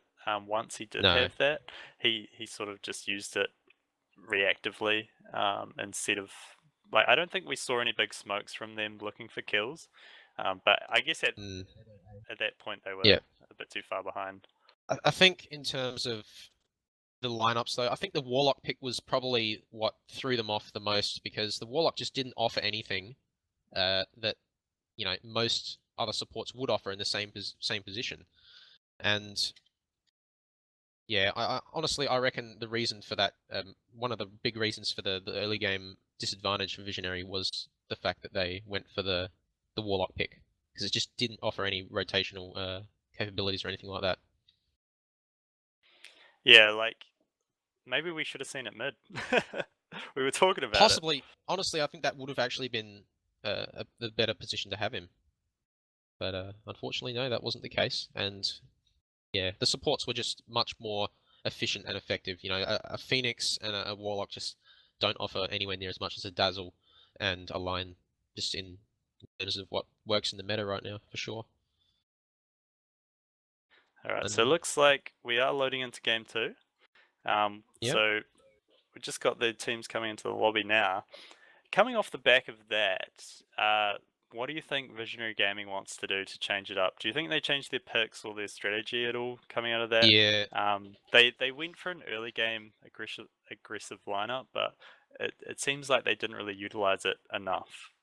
It was kind of like a level 6 lineup, to be honest. Like the early game, like if they had like the Lion pick, even the Dazzle pick on their team, it would have been much better early game. But the Phoenix and the Warlock, they just don't do anything until level 6, and I think that was the weakness. Like they picked like an early game sort of carry, a Slider, but they didn't. The rest of the lineup just didn't complement that, and the Warlock in lane just isn't effective. Like honestly, he's probably a better mid than he is like a safe lane support in that sort of lineup for sure. Yeah, I think almost their supports were too greedy, because they did need those 6s. Like, especially we've talked about Warlock being a very greedy support. He needs the 6, and then you want to get the Ags on him. If you're picking a Warlock, you sort of want that Ags at some point. The refreshers, even better, really. The refresher's excellent. Yeah, getting both. Well, that's the dream. And they didn't have anything to contest the Nature's Prophet, like, in that safe lane, and they were losing off lane, so it was sort of like the Phoenix wasn't really doing much for the Tidehunter. They might as well left the Tide there alone, and he could have rotated out to get farm in the jungle if he had to. So I would like to see a more sort of well-rounded lineup from them this time. Lack of disable was one of the issues, and just poor early game supports, even though it was an early game lineup, really, wasn't it? It was sort of intended to be that. It was a level 6 lineup, and it just it was the dream lineup. Like, they were hoping for the Wombo combo. They were hoping the entire team of Naughty and Nice would group up. They'd get the Blink into Ravage, into Egg, and then, like, after the Blink's done, you drop the Warlock, like, ultimate down, and then you just team wipe them. Like, it is the dream, really, isn't it? they have big dreams, but we didn't end up seeing anything quite like that. The reactions were really good from Naughty and Nice. We saw that Invoker doing really good things to disrupt the combos as well. We saw the Tide blink in, and then he just tornadoed, and they all split up. So yeah, really good counterplay from them. Yeah, it was just from the get-go, we were sort of skeptical about the unique lineup, which we predicted there'd be some unique things. The Warlock was definitely the most unique pick, and like we've said, about 3 or 4 times now, the Warlock pick was probably one of the major issues, I think, with Visionary Games' lineup. It was the dream lineup, like you said, but it's so hard to execute, like, there's no real way of catching them all out in position. They probably weren't grouped for a reason, they knew that if they group up, they could be, wombo comboed. Yeah, so unfortunately for Visionary Gaming. They do have another game, though, coming up very soon. So yeah, I mean, they've got a many chance. games today as well, which is the nice thing about this sort of qualifier structure.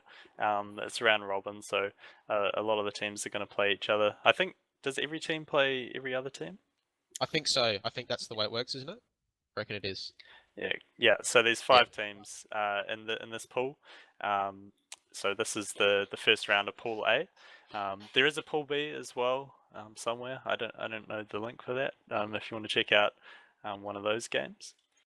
And if you like, so, yeah. So we'll see these guys throughout the day and how they're going. At the moment, from what we've seen, Visionary Gaming doing really well. Sorry, Naughty and Nice doing really well. Naughty and Nice, yeah. Yeah. Visionary Gaming doing well as well, but in terms of that game, not Naughty as and Nice well coming out on though, top. which is the crux here. Hmm. So again, if you've just joined us, this is the ANZAC Dota April Invitational, brought to you by My Republic. So there is a prize pool involved here. This is the qualifiers for it. So 4 teams will come out of this. Qualifiers run today and tomorrow, and then next week is the actual. Is it next week or the week after? I think it's next week. It's 2 weeks. late next week. 2 weeks. weeks. 2 weeks. Okay. Yeah, and then it'll run from I've got the dates here actually, the 22nd to the 24th. 24th. So there's 4 invited teams, 4 from this, and yeah, there's prize money on the line. So yeah, ANZAC Dota, shout out to them for setting this all up, and My Republic for supporting it, and also gonna do a shout out to Dota2 Girls on Facebook. Follow those guys as well. They're big supporters of us. And so we'll be casting this all day today. So you can find me and Smoko will be here for at least the first good chunk of it. And we've got a Wandering Bear and Mick Frankie's coming on later on. Yep.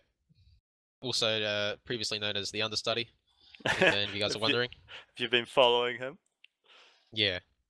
But it's going to be an exciting day, and you won't just have to look at Mads and I all day, even though I'm sure you'd love to.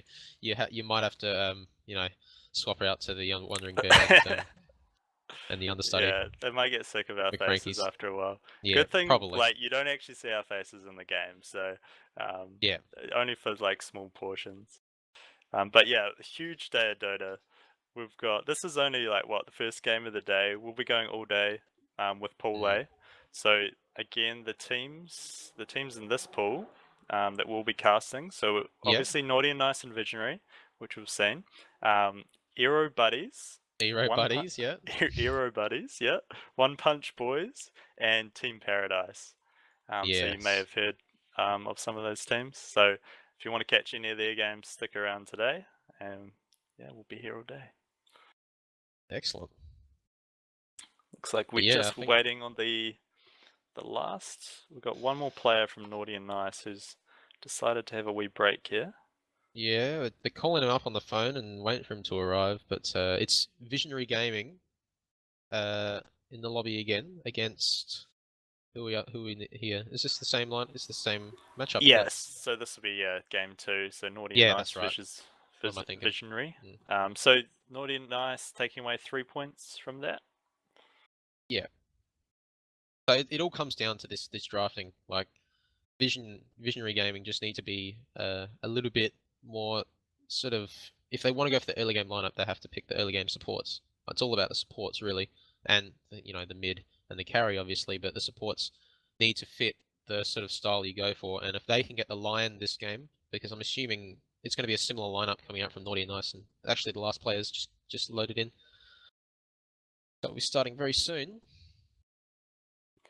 Yeah, it looked like Naughty and Nice had run lineups like that before. They were very comfortable, and their supports were working well with the Invoker mid, and really nice rotations from them, and making a lot of space for the Spectre, which is, you know, the dream if you're a position 1, is when your team can do that. So obviously an experienced team here, and I'm sure we'll see good things from them coming forward. Yeah. That game's starting very soon.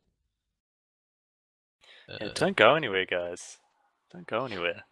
Someone's saying they're going to go. They're going to miss out. All right, we are loading in now. So we'll see you guys over at the draft. See you very soon.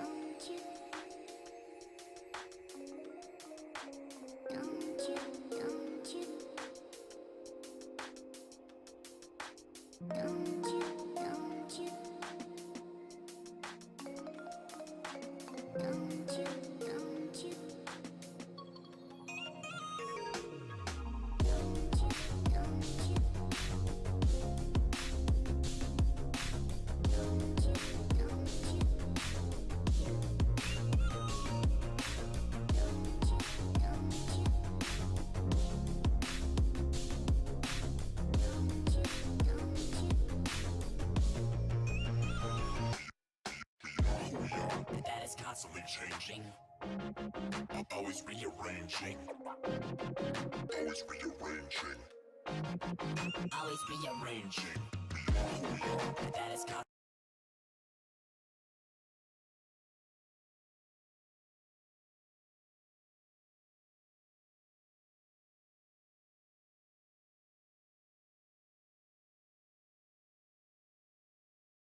Game 1, and so Visionary are looking to see if they can do anything about that and get some points for themselves. Joined here today with Smoko, the top loco. However, he's just AFK for a second, so we'll be joined back with him, no doubt, in a little bit. Is that you, Smoko? Alright, we're back. Sorry about that. made it. Yes, had a bit of an emergency there. We're all good. We are all good. And what have I missed? I've missed an OD ban and an Earth Spirit ban. You've missed and a nothing Spectre ban. particularly. Excellent. The Spectre Sorry, ban, you've had to though- talk to yourself.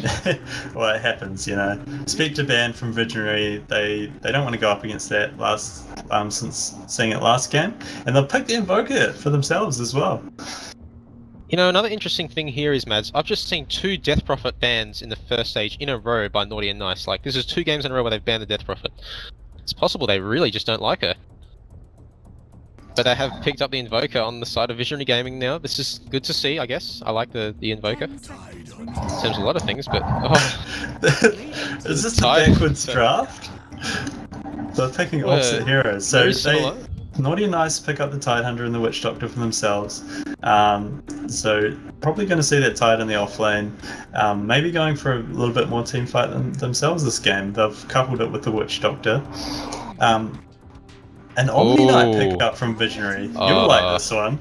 You enjoy I your love Omni Knight, but I never like picking Omni Knight early in the draft because he is so easily countered. This is why the hero is not popular in Pro Meta. They are going to go for something which they could even go for a Juggernaut here, to be honest, against an Omni. Like, there are so many options. Like, I mean, it's sort of strange to think, why would you pick Juggernaut against the Omni? But Juggernaut, just, you want to pick heroes that can get Diffusal Blade and scale well with it. And Juggernaut's just the one that first came to mind. Obviously, Spectre's not available. But Omni Knight is a risky pick this early on. But Invoker and Repel is pretty nice to have. 10 seconds. Yeah, like anything that picks up a Diffusal is going to be good against them. You could see a Jug, maybe a PL even. That would be nice. Also good against Invoker. They could do the PL mid that we've been talking about, which a lot of teams have picked up lately as a counter to the Invoker. I think we might even, yeah, exactly. Like, it's just really common now. And I think we might even see the PL here. Like, PL's just really good here. They don't even, like, at this point, they have no real sort of catch for the PL, and they don't have any AoE except for the, you know, the Deafening Blast, of course, and the Meteor and that. But PL's gonna have a decent game if he's on the side of Naughty and Nice. But you wouldn't want to pick PL on the side of Visionary Gaming against the Tidehunter and the Witch Doctor, for sure. No, not at all. Especially not this early in the draft as well. So, I mean, Naughty and Nice might save their carry for later on anyway. 5 seconds remaining. Yeah, I like the Sven ban here. I think they could even consider banning the PL on Visionary Gaming here. I don't know if they know. Not everyone's aware of the mid PL thing, but I guess it would be excellent. And Faceless Void ban. I think Faceless Void would have been really not a good pick here on Naughty and Nice though. Due to the fact that Omni Knight's just gonna, And I've got the Tide as well. The Tide Enigma combo. Oh, I like to see this. So what is going on? It's gonna be an Enigma jungle, and they'll run the Tide in the offlane. It's really strong. It gives them early pushing, and it's hard to fight into that as well. If they're pushing and they've got the Tide and Enigma sitting in there, it's just so tough. So yeah. This is sort of like the opposite to what they had last game. Almost similar to what Visionary were trying to run. Yeah, I think this is where Visionary possibly go for the Bounty Hunter here. There's no ban on him, surprisingly. I cannot believe they didn't ban a Bounty Hunter when they're going for a jungler here. That's actually quite surprising. But Enigma, you know, it's a good pick here, and they are going to be able to push fairly effectively early on. Enigma just, yeah, it is weird how we're seeing the lineups completely switch. Yeah, so they haven't picked their mid though on Naughty and Nice and Visionary Gaming here. Potentially going for another support here. They could go for their offlane though. They want to pick it. They kind of want to pick their support though. Their another support fairly soon, considering the fact Naughty and Nice have been banning out like the Venge and the Rubik. Actually, it's a good ban on the Rubik. What do you think they could go? Oh, they picked the line. Yeah, they want the line for themselves this game. It's really good against Tide, which is nice. Oh wow, man. Mirana pickup. Now this is interesting.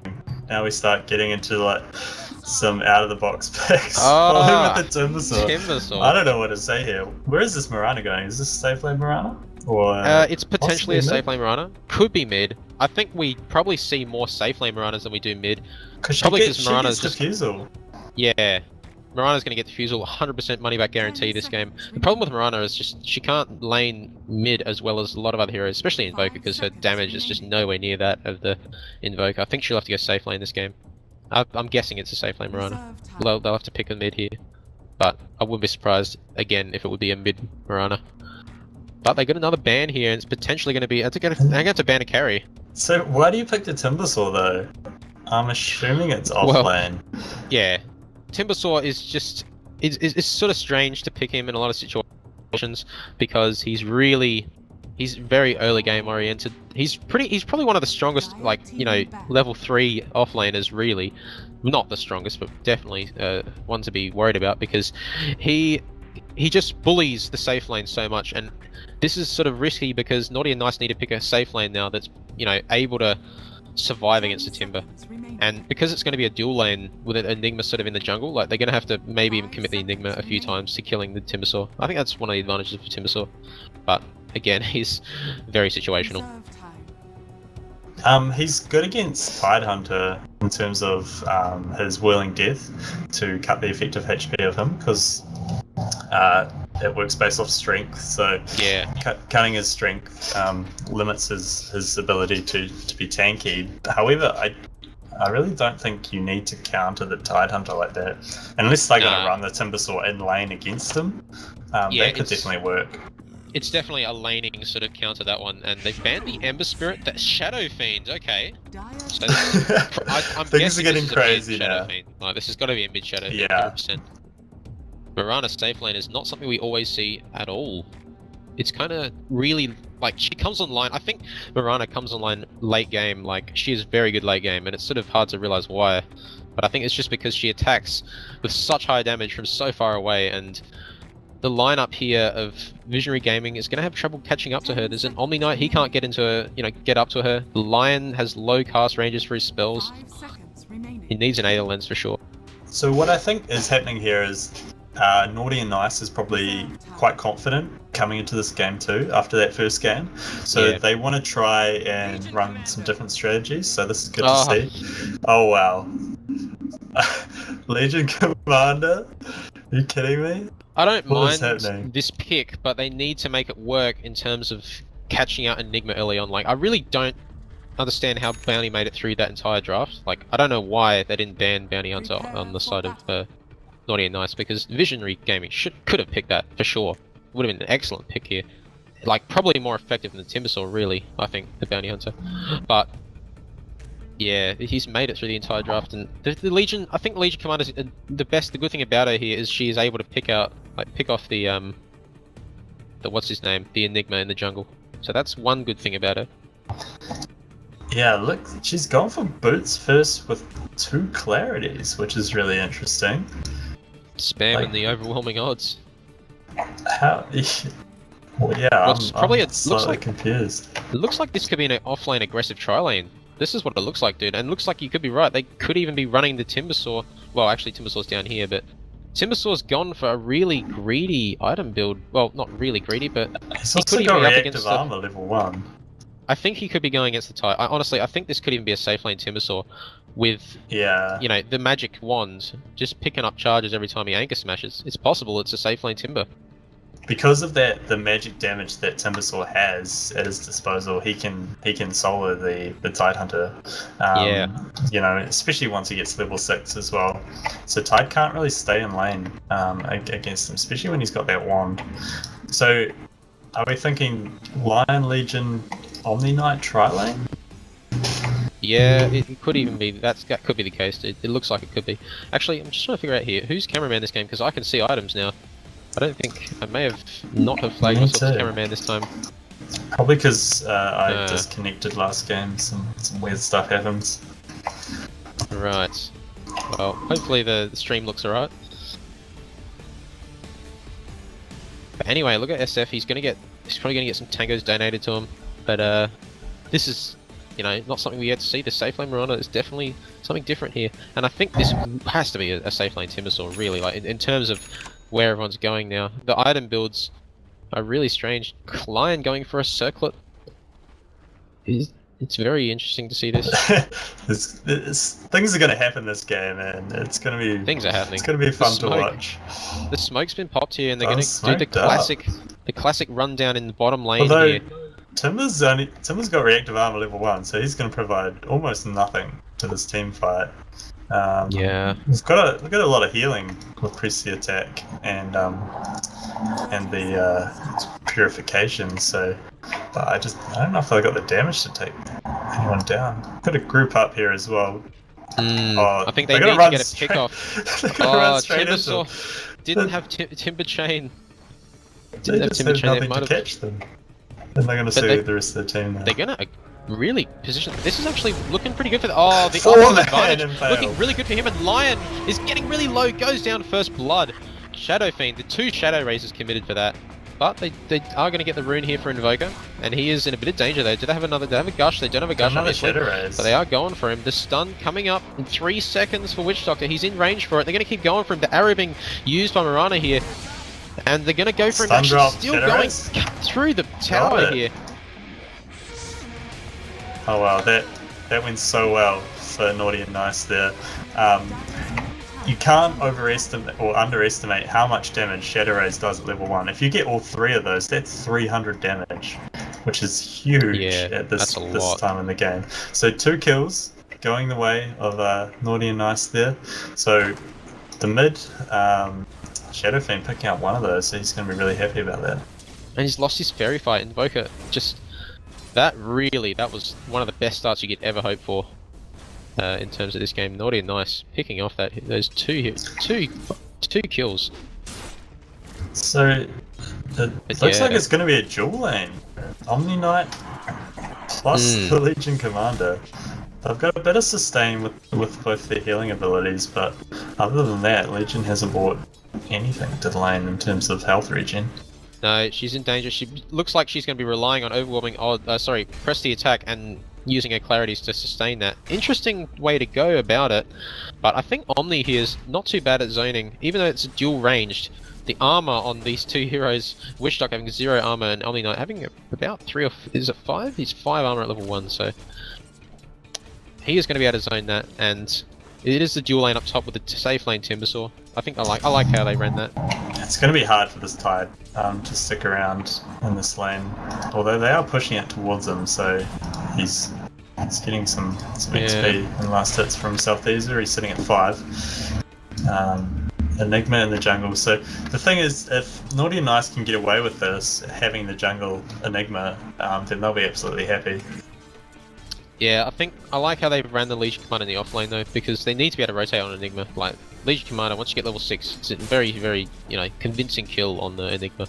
But yeah, it's all gonna come down to this laning. Witch Doctor and Mirana is a strong laning, especially with the Witch Doctor.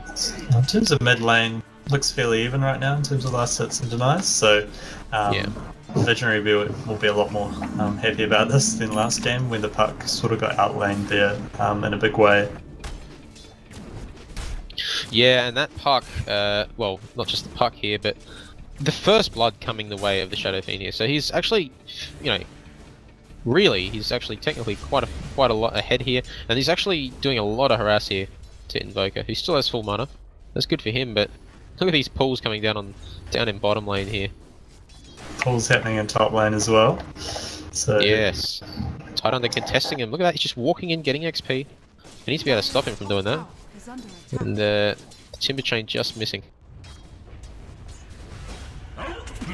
But this bottom lane is certainly one we need to look at. Like this, look at this strategy of going for the press the attack and then buying 3 clarities at the start is really something you don't see every day. It's definitely different. I mean, the clarities though, you can't really use them and stay in lane. No, and it's been cancelled. That clarity, he hasn't actually used the clarity, but if he uses it, it's easily cancelled. There is a cask, there is a Mirana, like huge attack range. It's sort of. I would have rather mangoes probably, but yeah, it's going to be interesting to see if he utilises it. And he did go for the boots first as well, which I don't know if it's necessary, but it's going to make him a bit harder to kill. Boots is kind of interesting. Like you want to get boots in the offlane, but you don't really utilise the boots unless you're like in danger or unless you've got level 6. And Legion Commander is going to have a slow level 6 here. It is a dual lane. and she's, you know, they're kind of being zoned out a bit here by the Witch Doctor. So it's difficult for that to actually happen. And mid lane, as we said, it's still fairly static. Overall, Shadow Fiend is ahead though. Ahead. Yeah, once he's got those souls up, that makes it a lot easier for him.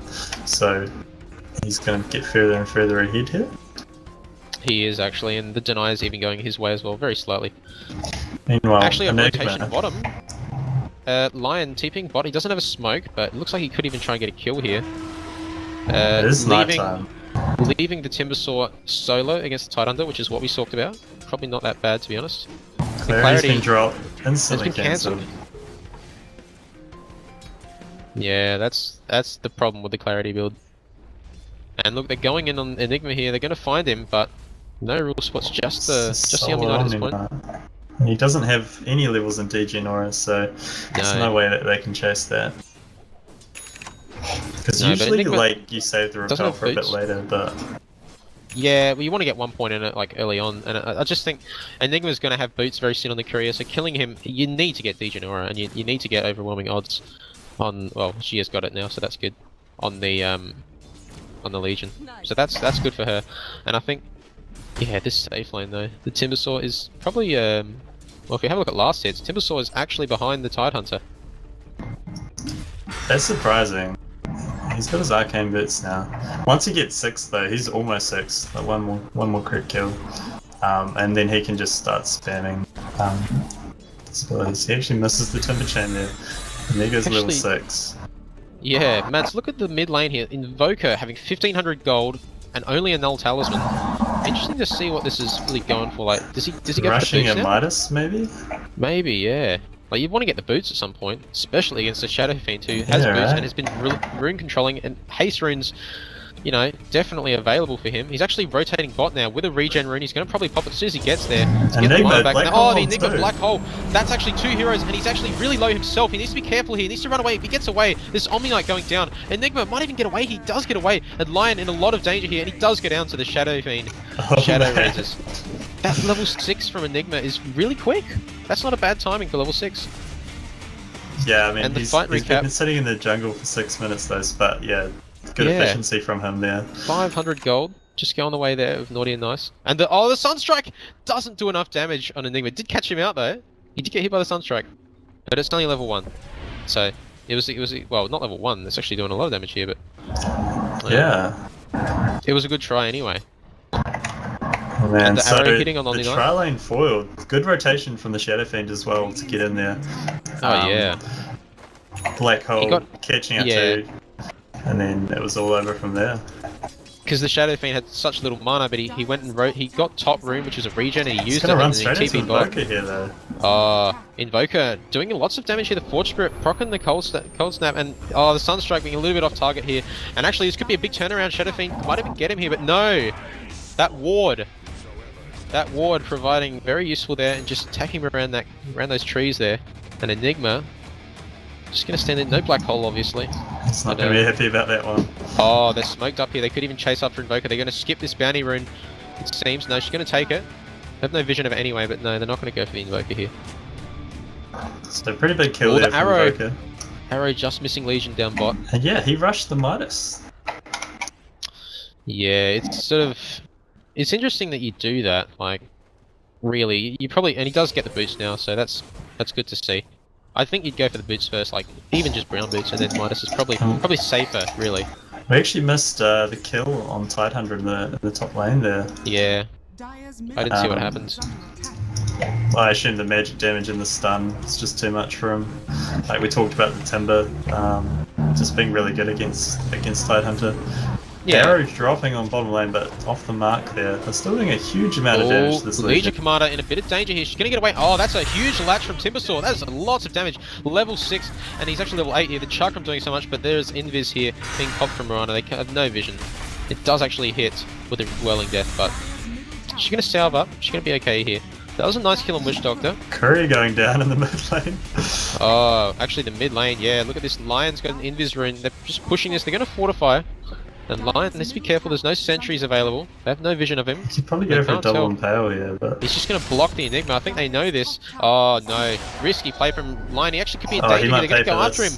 He better be. Oh, he went down to the Shadow Rays. Greedy. That was very greedy. Play. His team was nowhere nearby, and if Invoker, if he had, phase boots or something like that, maybe he could have caught up quicker. But no, he has no points in Wex. Like he's just very slow at this point. There's no real catch there. Shadowfin going for his own Midas as well. Not just that, but Legion being cast up here. She's taking lots of damage. She has got press the attack, and she's going to run away. No real way of killing her there. Unfortunately, she's very close to dying though. Really, it was good play by her. And this Invoker's just really, I think he just really wants to push to the wave. Like, he's got the Forge Spirits. They're doing quite a lot of damage here. But a little bit uneventful for the mid lane for poor Invoker. And the arrow actually, well, that means they know it's water. They've pinged out the ward now. So they know something's going on there. Omni Knight might have to go and deward that soon. And it seems like there's a double damage rune bottom. Someone wants to get that soon. And there's a smoke here from the Witch Doctor and the Enigma. They want to get another kill on Invoker. They really want to, and put him behind. They've already taken down the Courier, so that's good for. It's good for Naughty and Nice. So Timber's picked up an energy booster. What do you think he's going for here? Oh, they're actually going to find. Well, Invoker, he's in very bad position. He needs to get out of there. He's going to get out. The Ghost Walk actually saved. No, the Shadow Ray's taking him down. The black hole being used on Timbersaw. He's trying to get away. He's latched to the tree, and he is actually being taken down here. If they can take him down, this is really good for them. He has got his Welling Death, and he is just going to latch away. I would have loved to see Ravage there. If he could have interrupted the chain, they might have got that kill. It might have been worth committing to it. Yeah, Timbersaw's, he's actually not doing as well as we'd thought. Look at last hits here, Mads. 4 heroes in Naughty and Nice being completely ahead of Visionary. Dire's top tower is under attack. In terms of net worth, though, really he high. has the Timber has picked up a couple kills for himself, Yeah. so put him in 3rd place. But still, the Shadow Fiend, it's farming so well. Rotating bot, getting that kill as well, and plus he's picked up a Midas. He's sitting at over 2,500 gold. Hang on, Mads. Legion Commander, actually the Witch Doctor, doing so much damage here. Gonna take him down. That's a killing spree. The Shadow Fiend getting that kill there, and they're just gonna push this tower. Like they do have 4. Yeah, they do. No, they have used it just then. Lion being the only soul here to defend with the Omni Knight, but they might have to back away from this. They don't want to get arrowed here. Arrow catching out a creep instead. That's the thing about running Legion Commander in the offlane. She doesn't really have a huge amount of escape ability, so No. the Lion getting super aggressive here. Very dangerous paid play for there. it He's actually before. hexed up the tide.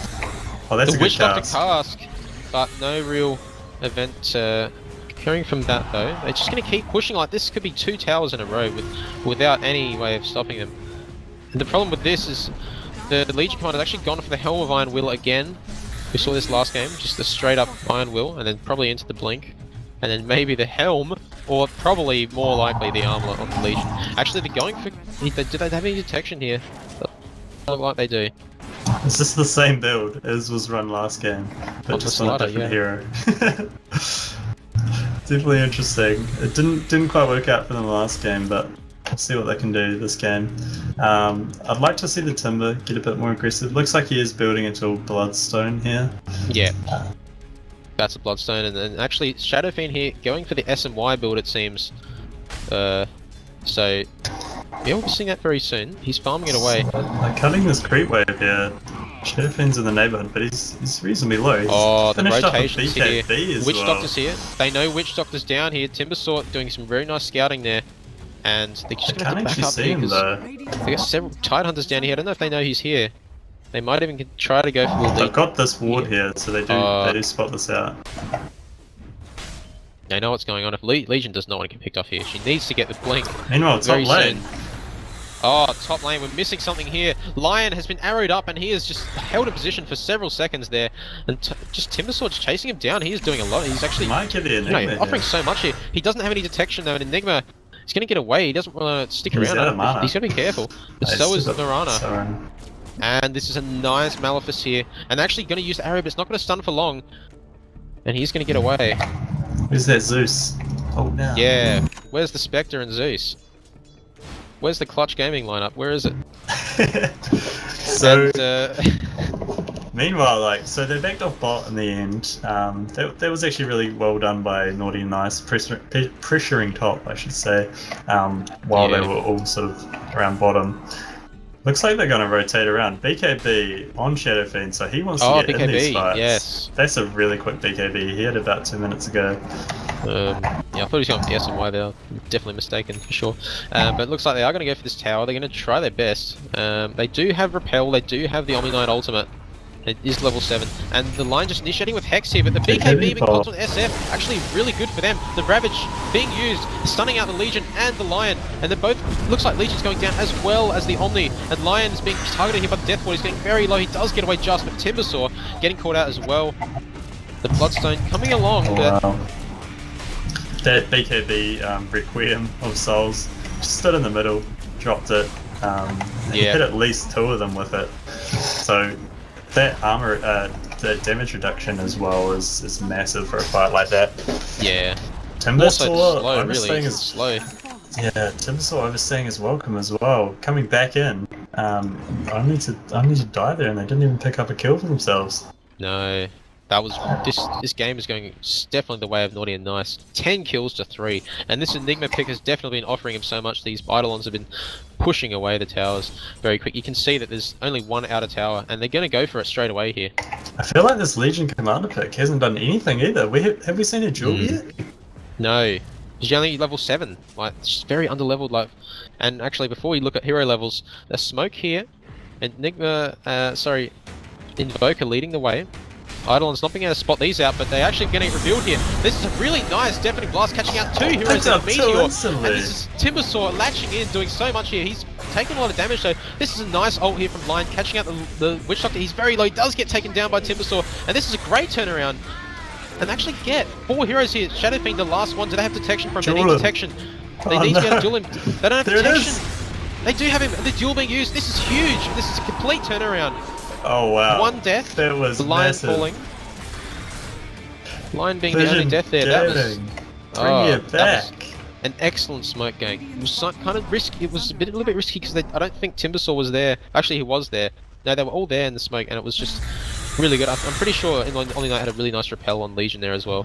That Timbersaw did so much work. Tidehunter. He did. He looked like a squishy lion in that fight. He just disappeared. That shows you the power of that whirling death and all that magical damage. He just really does nothing against that. Oh wow, and the Deafening Blast landed on 3, I think, along with the Timbersaw just cutting through that. And I really liked how they ignored the Shadow Fiend and just picked up everyone else, left the Shadow Fiend alone, and then at the end they just cleaned up. Well, yeah, it was the game. It was just the Deafening Blast into Meteor from Invoker did so much there. Yeah. Like, it was just Deafening Blast is a really underrated sort of spell in a lot of cases. They just say it's pretty weak now, but what we just saw. They deleted the Tide and the Enigma from the fight, so it was 3v5. It was fantastic. A Shadow Blade build here from Legion, Mads. Do you prefer the Blink or the Shadow Blade? I definitely prefer the Blink. Yeah, I like most the Blink situations. as well. Shadow Blade. Especially in a game like this, where you're wanting to be working with your team anyway, Shadow Blade's probably not going to offer as much. No. It's a little bit to your survivability though. It does. It's only really good if you get the Silver Edge. It's decent here against the Tide, really, but it's really strange here because the damage, it'll only be useful late. Actually, out no, these guys. We'll leave that until later. This is really nice play here, but they're going to get double casked here. This is just not looking good for Visionary at all. They've double casted here. The Fusel Blade being used, a little bit premature, but she does have a charge here if she really wants to use it, but I don't think she will. She does use it here to defuse the repel when they're going to go after him. So that was not as coordinated as I would like. They knew there were 3 up there, and Lion sort of just walked in. The cask, though, they weren't ready for that, and you can't do anything when you're standing that close to someone. Hang on, Matt's bottom lane. Timbersaw being chased down by BKB's Shadow Fiend here, but he is going to latch away, and they have any way of catching him. They do have the Fusel Blade ready if they really want to use it. They want to keep committing there. Mirana wants to keep committing to this. She's looking for him, and she nearly went for an attack there. And he's going to have to back off here. And his Timbersaw maybe even going a little bit aggressive here, but top lane, I'm not sure what's going on here. Mid lane still looking like Timbersaw wants to go for something, maybe just to push her away. And he needs to be careful now, because he doesn't have the high ground, and he's going to latch in. He's getting very 3 aggressive heroes here. He might even get the Fusel Bladed here, and he's actually being hit by the arrow just after he latches, so he's not going to be able to get away. And the stun lasting forever, taking him down. And this means that Visionary want to get out of here. Legion Commander sticking around a little too long. A nice repel from Omninos, cancelling that stun. The cast, catching him out here. Got Ravaged. Invoker here, being ravaged and Maleficed, and this is not looking good for Omni Knight either. He gets taken down. Lion using his ult, but he's been Diffusal Bladed here, and they're going to keep chasing him. They have so much damage here, and they take him down. And then Legion's caught a rock in a hard place here. She doesn't have a Shadow Blade yet, so, and she's actually just got the Diffusal Blade off, just having vision of her. And she is going to trying to distract them in the back lines, but he gets stunned up. He's doing well. He probably did well to buy the Legion time there, but Legion Commander. Oh, we need another repeat of that smoke gank they did at the top just before, if they want to get back into this. But it looks like they're going straight for the tier 3s here in mid. Yes, Titans are leading the push here. No worries for him, and Shadow Fiend getting the last hits in so many towers this game. They've been securing it. Shadow Fiend sitting on like 4,000k gold here as well. Oh, he turns around with a BKB, can actually make something of it. It's repel from the Legion Commander doing lots here, but Legion Commander needs to be very careful. She has got duel, but doesn't want to get caught out here. Nice damage coming out. It's actually going to be nearly taken down here. The Omni ult doing so much work there. Pick up the Shadow Fiend. And Shadow Fiend really low. The mech saving his life there nearly. And actually going to get really low here. Omni Knight being Diffusal Bladed again, and committing so many Diffusal Blade charges to this Omni Knight, and he does go down. Invoker. Oh, they're looking for the Shadow Fiend. He's gonna miss. Unfortunate there for Timber, falling in the end. Timbersaw. That's 3-1 there. Lion nearly alive here. They want to defend these racks. They don't have Fortify though. And they're going straight for the melee. What is Shadow Fiend saving for? He's got 5k gold. He's just gonna get by a whole side here. Why not? Straight up. Deafening Blast, a little bit off target here. They want to get Mirana with this. They do get nice Tornado, catching out 3 heroes. Lion, excellent Earth Spike. And this is a good duel here. They just need to make sure Legion doesn't die here. Gonna heal, and he does actually take him down. Witch Doctor, very low. That was just insane for him to stick around for so long in there. And Enigma, no mana, no blink, and he... Oh, the Shadow Fiend's just showed up at the right time though. He has got BKB going. He's doing so much. He's 1v4 exactly. Dejanora doing a lot here. His BKB's down now. Can he actually solo the Omni Knight here? He does take him down. Eidolon's just being microed here from Enigma. And Timbersaw might want to run out of here if he can. He does have his chakram. He might want to use it to slow down Shadow Fiend if he thinks about it, but he doesn't. And the S and Y just being revealed here in excellent fashion. Eidolon's being... You know, and just really good micro there, taking down. The Shadow Fiend is an absolute beast. Taking down the Invoker, yeah. That fight, going the way of Visionary in the end there, they get 3 for themselves. All high value targets at this point in the game. They don't manage to defend that Rax. They've only got the one left there. Only got the ranged. And look at net worth. 15,000 in the way of Naughty and Nice right now. This Timbersaw, where is he going? He's looking for a kill here on the Shadow Fiend. He's so low. The Shadow Fiend, no lifesteal here, but just gonna get away on another point boost. It looks like an Aghanim Scepter build for Timbersaw here. Oh, we missed that. The Sunstrike catching up Shadow Fiend. Sunstriked him. Well played there. They've actually found the Mirana here, but he's gonna leap away. He's got full Exort here, maxed out, so he is hitting it for 475 pure damage here on that Sunstrike. Very convincing damage indeed. I think what they need to do here, man, like, how did Visionary get back from this? Like, what we've actually been seeing over the last, 10 minutes even, is Omni Knight's just been babysitting the Legion here and just watching, just in case any ganks come in, just repelling her. But he's not doing that right now. But what do you think they need to do, Mads, to sort of stay in this? Because they've lost their melee, right? It's hard to say. They need to keep taking fights, but it's really hard against this team. Obviously they can. We saw them before, even though they were behind, taking out the entirety of the team with Naughty and Nice. But I feel like Naughty and Nice can probably try and take a Roche possibly, and then push into them. It's going to be hard for them. They're smoking up now. If they can utilize the duel, they might be able to get a pick off here. Do you think they'll go for Roche or just look for a kill? I don't think they'll be able to... honestly, I don't like the move of going for Roche here because they... in terms of the lineups, Naughty and Nice have such a good anti-Roche lineup, and they probably know this is happening. They think, well, I don't know, they're sort of thinking about it. They're hanging around in the area. This is really, if they can get away with this is amazing. Roche as well. Yeah. They definitely know something's up because they're not anywhere on the map. Yeah, only the Timbersaw may have just been revealed down bottom there, I'm not too sure. But look at them all grouped up here, like they know they're either anticipating a smoke gank or they're anticipating Roche, and it looks like they could even think about checking Roche here. Shadow Fiend. They're gonna get it.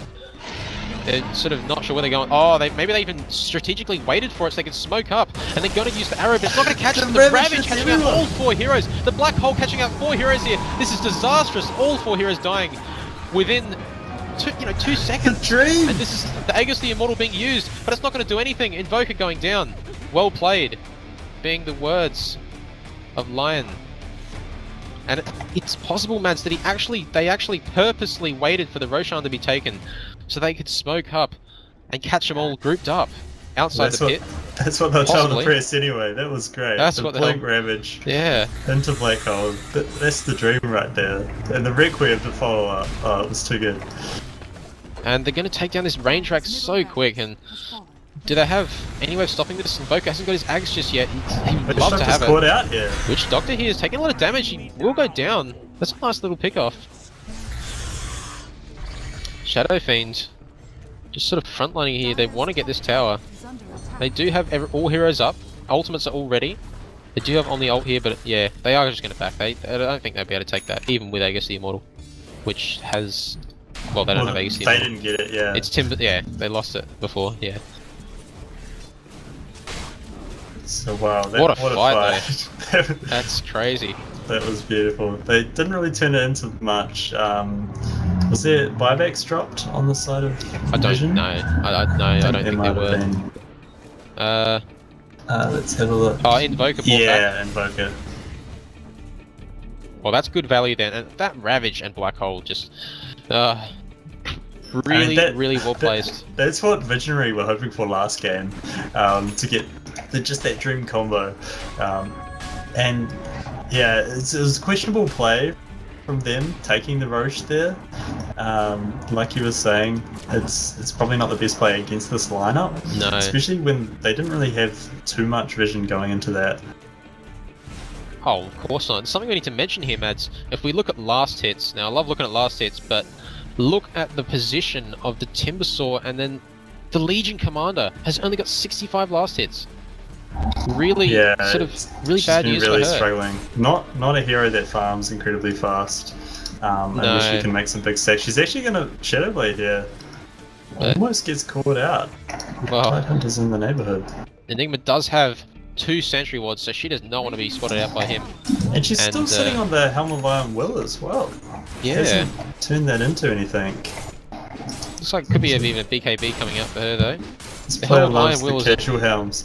5 armor is, I guess it's useful, but I think even a plate mail would probably just chainmail would probably do similar. Can they recreate the magic from the last time they were here? Mirana ult has been used. I wonder if they saw this.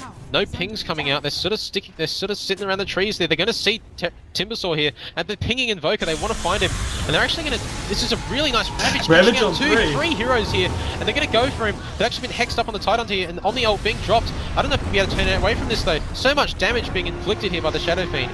They actually went down. The duel being used here, getting a duel win on the Enigma, which is great. But Legion Commander all by herself here.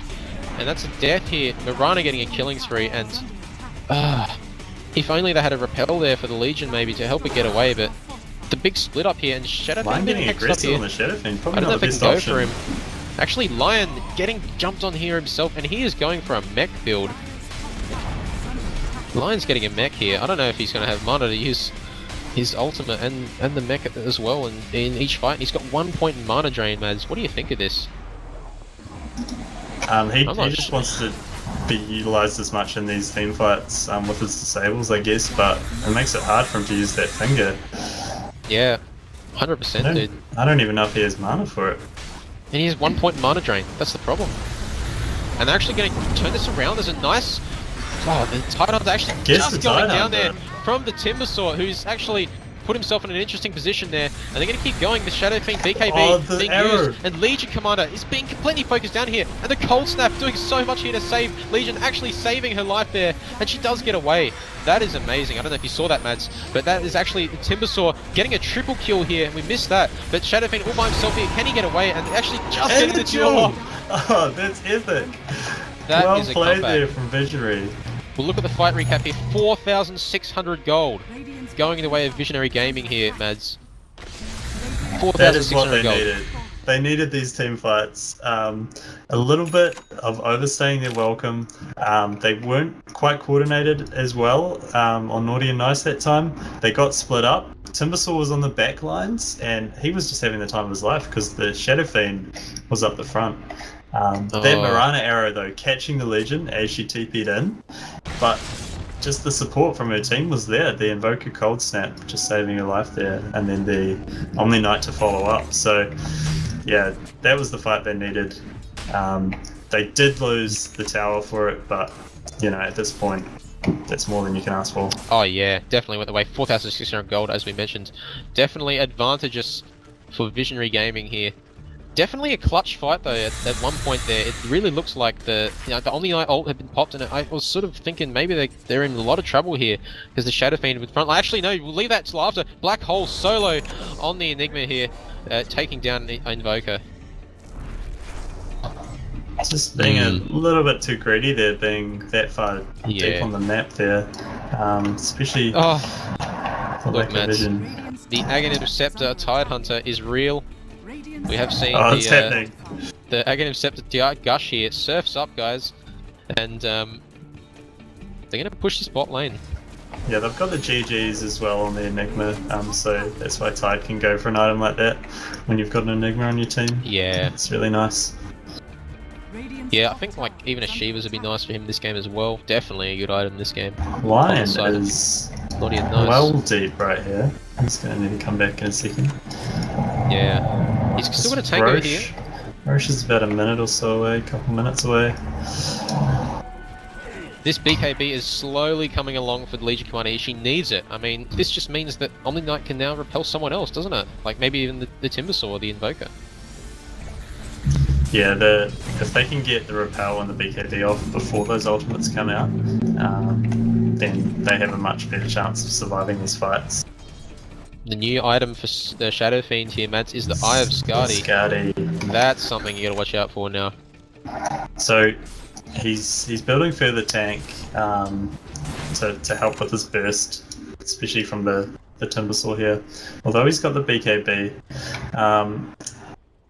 Do you think maybe he should have gone for more damage, considering they are lacking a little bit in that department? I think that he will probably go for damage now. Like an MKB is probably just an overall decent item, maybe even a Daedalus. It really depends. I don't think, like I think both are pretty viable at this point, and Shadow Fiend definitely has the ability to go for Satanic as well, and that'll give him damage as well.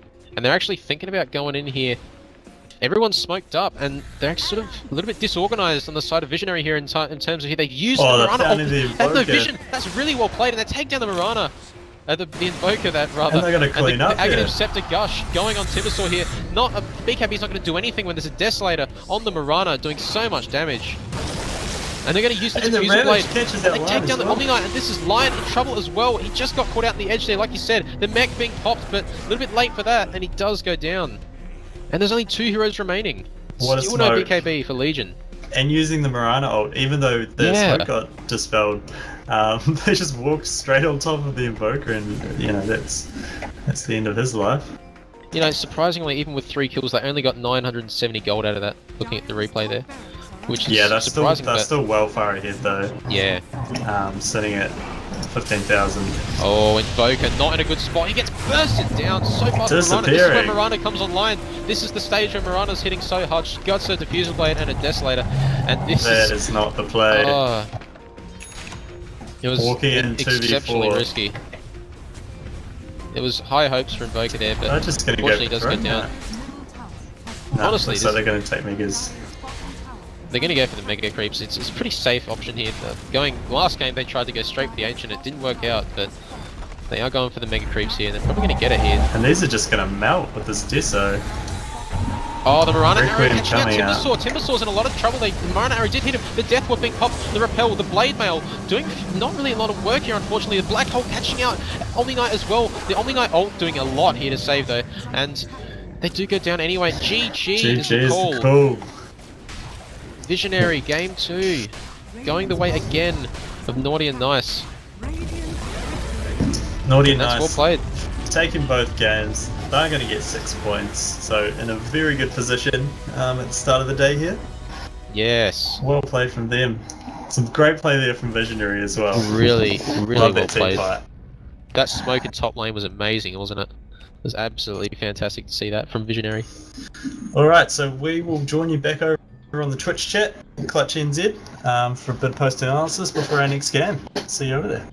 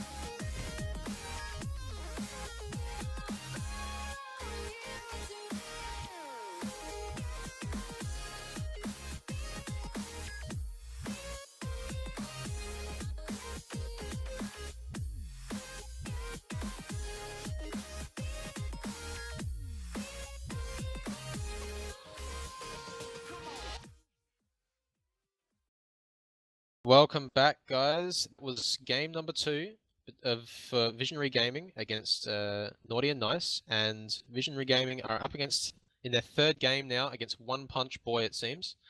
Again, we've got to give special thanks to ANZAC for hosting this one, and My Republic as well. And also, Dota2 Goals for helping us out, as they always have been.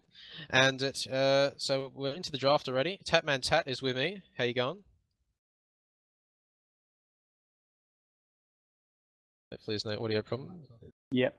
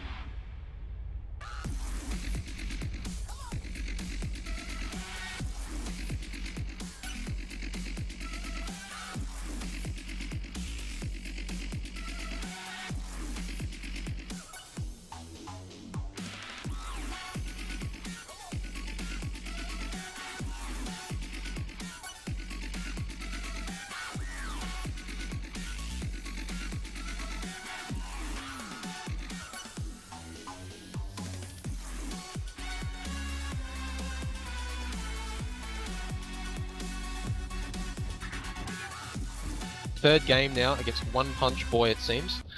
Again, we've got to give special thanks to ANZAC for hosting this one, and My Republic as well. And also, Dota2 Goals for helping us out, as they always have been. And so we're into the draft already. Tatman Tat is with me. How you going? Hopefully there's no audio problem. Yeah. They're just excited to get started. So it seems OD and Lone Druid, the first bans here. I haven't seen Lone Druid banned out of the 2 games we've already seen today, so this is the first time we've seen him banned. No, not too surprising. They're both quite popular. Yeah, for sure. Probably going to see and, Invoker being high tested here. Yeah, we might even see him in the first pick here, but they're thinking about this second ban. Winter Wyvern. Interesting. Yeah, Interesting that they're early banning ban. out the supports at the start. Yeah, there goes the Invoker ban. Earth Spirit is in the pool. Nature's Prophet first pick Prophet here. first No pick. surprise. Doesn't really tell us much about their draft yet. The Prophet's a really versatile hero, that's why he's picked a lot. Yeah, for sure, dude. And he definitely strong offlane. And Yeah. the global presence. So yeah, doesn't speak a lot about the rest of the lineup. Well, they've got The double pick global here for presence Visionary. in particular. Yeah. The Yeah. ganking is really strong. You pick that up with a Wisp and another strong ganking hero like a Tiny, and you can get a 3-man gank anywhere on the map. It's very strong, and you know, we haven't seen the 3-man gank like that so far, but it's certainly something that is viable. Well, Wisp is quite popular. I think he's Yeah. in the top 20 for picked and banned, so Yeah, we'll have to have a look. Shadow Shaman. First pick up here. interesting. Shadow Shaman's, I The guess, Aftershock. is good at. Yeah, go. Yeah. I think Shadow Shaman's good at sort of, you know, getting rid of the Prophet if he TP's in. He's got, you know, effective disables against him, but yeah, it is a strange first pick. I suppose yeah. he's still a decent hero. Interesting that they pick up the Shadow Shaman first instead of something like a Lion, which I consider to achieve a similar goal. Shadow Yeah. Shaman can obviously contribute to the push much more. He's got the what are they called? We can disable the for a long shackles. period of time, and he can clear with the Aftershock against those Trents. So maybe that's something that they're looking for. Mitch, the Undying Yeah, being picked up here, and Earth Spirit making it through to the second pick. Interesting. really quick Earth Spirit pick. Yeah. I think they saw that. They saw, I think, Earth Spirit against the Shadow Shaman pretty good. No, I definitely agree, and that silence is definitely something to worry about for him as well. But this sort of, I mean, like we were speaking about earlier, Earth Spirit's a hero which sort of limits the mid-hero pool for Visionary Gaming this game. They need to pick something to be able to sort of be able to, like, you know, the gank from the Earth Spirit, which is inevitable. 10 seconds remaining. As yeah, Earth well, he's Spirit's picked up often as picked up as a hero to gank that mid, to take control of the mid, and then snowball with that. And then looking to combo that with a Nature's Prophet. I'd be wary of whoever's going mid up against that combo. Yeah, oh, 100%. And they've actually banned out the Beastmaster here. Not sure if that was, you know, I don't really see Visionary Gaming picking it. We sort of, you know, normally with this sort of lineup, we're going to go for probably an offlane sort of Undying here. Not sure if they'd pick the Beastmaster, but still good to get it out of the pool, I guess. And Sven being banned out here by Visionary Gaming. Would have been a bad pick, really. It's kind of hard for a Shadow Shaman to kite the Sven, in a way. I mean, Shadow Shaman has ample disables for the Sven, until he gets his BKB, of course, and that's always going to be core on a Sven. I think they probably could have been able to handle the Sven coupled with the Tombstone, but obviously they're just uncomfortable going up against him. Yeah, no, I definitely agree with that. And Ancient Apparition being another ban here. Interesting. Yeah, I think I don't the know. really crucial pick for Visionary right now is they need to pick a good mid, a solid one that can evade Yes. those ganks, because Earth Spirit and Nature's Prophet, depending on how they run the Prophet, are going to be all over the map. They are, and in terms of mid heroes, they haven't got the OD, so they need to get this one. There are still a few heroes, like, you know, we've seen the Puck already, and Puck wouldn't be too bad. Ember Spirit being banned here as well, but they could even pick the mid here. I think that's probably what they're going to go for. They want to pick that before any more mids get banned out, because the pool is low against an Earth Spirit. Yeah, I mean, you could go for the Queen of Pain, but again, that blink's going to be silenced. Bat Rider is a decent pick. He's going to control the lane, but he does have an escape. No. That's a really tricky pick for that mid lane. The Skywrath coming out. I like the Skywrath. Yeah. The silence is really strong, especially against an Earth Spirit. You can easily punish an overextension. Ooh. I see. What I'm worried about is this could even be a mid Skywrath. You never know, really. But if it is, I think the Death Prophet will come out on top here. Like we said, you need a hero with an escape. Skywrath Mage has like one sort of unreliable slow, and this Spirit Siphon's going to slow him down, so Earth Spirit's going to be able to land that Rolling Boulder 100%, pretty much, and it's going to be very problematic for him. Well, Pretty the Death concerned if Prophet this is mid Skywrath. solidifies for me that they might be going for a more of a push strat on that Prophet rather than ganking. Yeah. So maybe we see Prophet in the off lane, or maybe even the jungle occasionally trying to get early necro items perhaps, and really do a death ball down all three lanes. Yeah, I think the Undying sort of works alright here against the push, but True. Undying is a really good counter to the push. The Tombstone's going to do a lot. It really comes down to sort of if they can get an early advantage of One Punch Boy. See, the lineup here really it works well if you get a pick off and you can just simply push straight after that, because you have got the Death Prophet, you have got the Nature's Prophet, and Dragon Knight. Interesting. So this could be a mid hero here. I'm hoping this would be more of a mid hero, the Dragon Knight. He has got great survivability if he levels up the Dragon Blood, and does have a nice stun he can use against the Earth Spirit, which Skywrath doesn't offer. Dragon Knight is one of those tanky mids that could potentially survive a gank, but again, he doesn't have an escape. No. So even with his Dragon's Blood, there could be potential for a gank with all three of them, and Death Prophet can easily chew through that armor instead with magic damage with the Spirit Siphon and Crypt Swarm. Yeah, and actually the pure damage from Spirit Siphon is something we need to remember. It's even more than magic damage, and that's the issue here for poor Dragon Knight. He's going to be slowed down. Dragon Knight, not a particularly quick hero, and Vengeful Spirit, another hero which does really well in the ganks, especially when she gets level 6, but even before that, a really nice disable. Well, and coupling Solid in with that Missile. push strat that I think that One Punch Boy might be going for. You got that Vengeance Aura, which is huge for heroes with auto attack damage. Prophet's going to work on all his trends, going to accelerate that push hugely. Yeah, I agree. And the Wave of Terror is also nice to have in terms of pushing down creeps, And, just Wave that of little Terror bit quicker and farming. Increases your Rosh potential as well, so that's going to take away armor from Rosh, give you a faster Rosh, hopefully. Yeah, and even just taking Ancients, like that spell is really sort of something that's just a very strong spell, like just helping people farm faster, push faster, Roshan faster, as you said, and Gyro being the last ban here for One Punch Boy. I don't mind that ban. I think Gyro's that's good. still okay Gyro here. works really well against the push, the Death Ball. So Gyro, really good ban. Yeah, definitely gets Nature's Prophet Treants as well. And yeah, they got the last pick here. They probably want to like pick a carry here.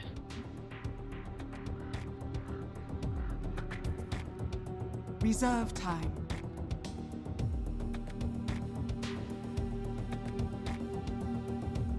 They still haven't picked here. Meepo, the final pick. Interesting. Now, we haven't seen a Meepo for a long time. I certainly haven't seen one like in the recent tournaments we've been looking at. Especially today. No Meepo, or even the thought of Meepo being picked. But he's been picked up here, and this would be their safe lane. Do you think Meepo is really like good against Nature's Prophet? Like, I mean, who is Nature's Prophet? We assume. Plus of how he's played. Yeah. The Clink's pickup is good against Shadow Shaman Skywrath. I'm not sure how he's going to go chewing through that dragon. No. But if One Punch Boy, if they get that snowball, I think they can take control of the game, start pushing towers very quickly with Clinks and Vengeance Aura, and maybe Visionary won't be able to respond as quickly. Yeah, I definitely agree, and I think this could even be a Desolator build for Clinks this game. He needs to sort of cut through the Dragon Knight, as we said, and you know, Desolator, not a bad option for him, and he's actually already gone for the recipe of the Wraith Band, so pretty standard there. And guys, this is Visionary Gaming's third game now against One Punch Boy. So we haven't seen One Punch Boy yet, and pretty standard though lineup from them.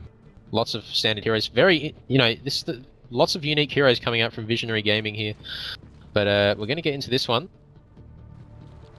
And Meepo, looks like he's got 2 tangos been given to him, so interesting to see how that goes. He's already gone for the boots. Yeah, interesting. Both gathering around the top rune there. Yeah, they'll be looking to contest that. They're sort of sitting Trent's back, just scouting maybe out the die there. like everyone's sitting back real far. They're probably worried maybe even a smoke gank could be possible. They're playing a little bit defensive here, but they have still got 15 seconds. If they want to contest it, they probably want to worry about bottom rune really. Not to be able to get this now. They're thinking about it. The Treant's going to scout him out. Venge not deciding where she wants to go just yet. They're not going to get top rune, and are they going to get bottom rune? Undying gets the rune, so that's He good for him. snatches it. And Klink's getting very low. Not skilling anything just yet, so he's not sure. Probably a wise play from him. It's being chased down here, but no, he's going to get away. And the Meepo going mid, it seems, with the Dragon Knight safe lane. Do you think this is the right play, Tapman Tap, to put the Meepo mid rather than the Dragon Knight? I'm starting to think maybe not. It depends on how confident you are in the Meepo. Again, this mid is going to be very hard for Visionary. Oh, And look, they've straight already off had the bat. 3 heroes committed to him, and he's actually been Spirit Siphon. They're going to chase him down. One more attack, but the nice Shackles just temporarily saving him, but it is actually going to be dangerous here for Shadow Shaman. He's being chased down here, They might and even Earth go Spirit for the leading the Shadow Shaman charge. here. They could go. They do have Rolling Boulder. If they want to commit it, they can, but Orb of Venom sort of being really annoying for him. But yeah, I'm not sure if running the Meepo mid was the wise idea rather than the Dragon Knight mid, because as we said, the Earth Spirit's going to do really well against Meepo. And actually, they spotted out Shadow Shaman again, slowed him down. It's a lot of slow coming out from Earth Spirit here. Nice stun, and Prophet actually keeping rotating him. Nature's Prophet as well. Does he have the Sprout? And he doesn't. And they take him down. Meanwhile, That's Klink's 2 bot. kills. Flink's bot getting killed by Undying, Ooh, very close. Undying. 3 Six HP. He got down very low. Very clutch moment, as I may say so. Well, this just pairs in with what we were saying about the mid lane. Really tough for Visionary. Oh yeah, and they're actually going to turn on this Death Prophet here, just zoning her out though, not really offering too much at level 2, the Scarith here. Skyrath is very good zoning support. He's probably He going to is. stick around mid for a while, just to make sure that this Meepo can get level 3 probably. Then he can start stacking the jungle with Divided We Stand, hopefully coming back in that net worth. Yeah, he's going to have to, and they are doing really well against the Death Prophet here, but it means that Dragon Knight is by himself up top, and he is up against Nature's Prophet with sort of an Earth Spirit roaming around. They actually decided to go on Death Prophet here. Do they have enough? He's actually used the net here, but doesn't catch her, and they are going to keep going for it. There you They're go. actually really Need a tanky second here. net. They're doing quite a lot of Shackle. damage here. The Shackle's being tempered. There's a really nice stun there from the Earth Spirit, just slowing him down. And they're actually going to turn on Tipo. He's in a lot of danger. He could go down here, and he does go down. Spirit Siphon level 2 here, doing so much damage. Unfortunate for Visionary. Really is, and Prophet Shadow keeping Shaman in. here. Oh, Shadow Shaman's all by himself against 3 heroes here. They are going to try and block him up. He's just slowly running away. No boots or any fairy fires, and he does go down. Not looking the way. This mid lane, as we said, maybe Meepo was a little bit of a sort of a risky pick here in the mid lane. Well, Visionary on their 3rd game in a row right now, aren't they? They're in the 3rd Must be. game here, yes. Yeah, must be getting a bit tired at this point, so I reckon they use that Meepo pick just to spice things up. Hopefully You we could can be see right. some really cool plays. Well, hopefully, I do trust that he knows how to play Meepo. If you are picking it in a tournament like this, and the mid lane, actually bot lane here, they're going on Undying here. Nice damage coming out from Klink's the stun, the tombstone being dropped, and it is going to slow him up, and they are going to get 150 gold though for killing it. But Undying did trade that gold for his life.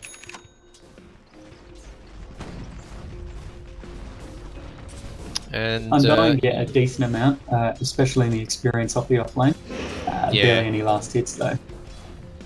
Yeah, like if we look at net worth, where's net worth? He's second highest, but Meepo is the one we need to be careful. We need to be worried about here. He's actually decided to swap positions with Dragon Knight at this point. I think that's the right play, to be honest. I definitely think that's the right call. I think Dragon Knight's going to be better off against that Death Prophet mid, and I think Meepo can zone out the Prophet top. So hopefully we can see them coming back in the last hits at the moment, because Clinks is leading that with 17 and 9.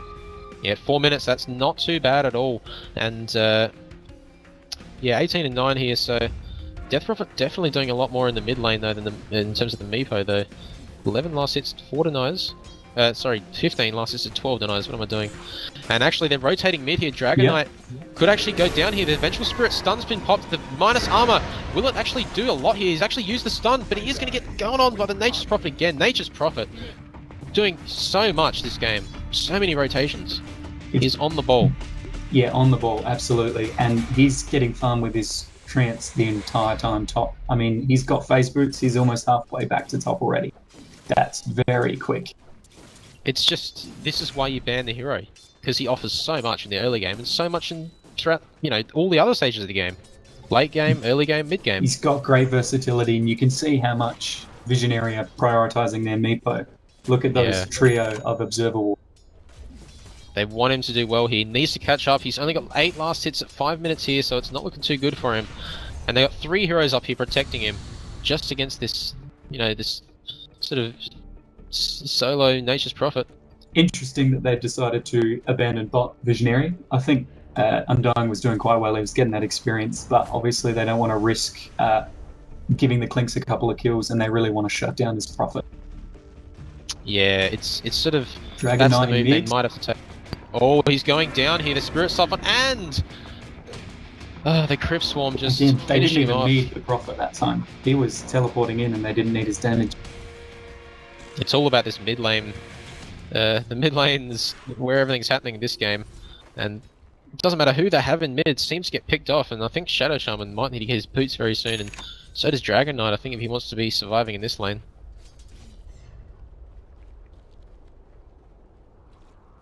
And they're pinging out top lane here. Rotations coming in. They see this though. The Death Prophet and the Earth Spirit. They do have ample vision here. And Undying by himself. I mean, is this the right play? He is going to get stunned up, and he's going to get Crypt Swarmed here. Lots of damage. Rolling Boulder catching him out as well. Oh dear. And he brought the Stone Remnant there back. Earth Spirit finishing getting the him off. Tombstone Gold as well. He's already got his Arcane Boots. Oh, he's doing so well. He's doing so well. Dragon Knight He's mid offered so going much. straight for Dragon's Blood, which I probably think is the only way he's going to survive in this lane. But he's also leveling the Dragon Tail as well, which is an interesting build. Yeah, I think the Breathe Fire might offer a little bit He's more. almost found the Venge. Oh, yeah, in the mid lane, a lot of people running around here, just in circles. Sort of looks like people don't really know where they're going. But Dragon Knight actually being gone on here. The Death Prophet being stunned up here. She could be in a bit of danger, but no. There's a rotation here from the Vengeful Spirit, catching him out. It doesn't even need to use. Actually, did use the Wave of Terror there, just to help out. And that's a mega kill streak of their mid lane right now, that they can freely dive the tower without worrying about TPs. And Undying went down, missed that in the bottom lane, I'm pretty sure. One Punch Boy just recognizing that they have dominance of that mid lane and they're exploiting it. Oh yeah, poor Meepo. He is being left alone here, which is good for him. But if we look at net worth here, he is certainly not having the best of games. He's still highest net worth on his team, but he is 2,000 behind the top on the other team. And they're actually going for him. The Rolling Boulder catching him out. He's being slowed up here. The Orb of Venom slow as well. And the Nature's Prophet finishing him off. They're going to gear up for a push here. They might even grab the T2 as well at the same time. Oh, there's no way they can defend this tower. I mean, look at this. The Strafe being popped. The Fortify being popped. That's just, that's exactly what you should be doing. And they do it. Pushing top straight away. Hopefully they might be able to get a T1 in exchange. Possibly, but the TPs have already been used here. Furium's already down. Nature's Prophet rotating here. It looks like Nature's Prophet's actually not really used any regen in lane here. And this is actually a little bit dangerous for Death Prophet here. She is by herself against 3 heroes in mid, but whether they go for her or not, doesn't look like they will. Trying to protect Dragon Knight here. He has still not yet to got any points in Breathe Fire. Yeah, which is interesting. Breathe Fire, such a strong skill, not only offensively, but defensively. 'cause it Oh, reduces hang the on.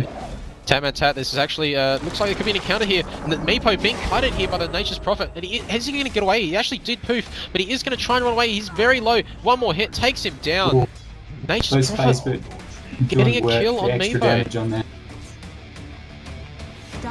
Just the Nature's Prophet taking down Meepo. That's really unfortunate for Meepo. Not having a good game at all. Venge pinging top there, looking like they're going to go for the top T1 as well. Yeah, they should And be able to get Clinks, that. meanwhile, we should be seeing a push from him as well. Yeah, he's just casually pushing the bot lane, farming away. Looks like he's going for the Desolator.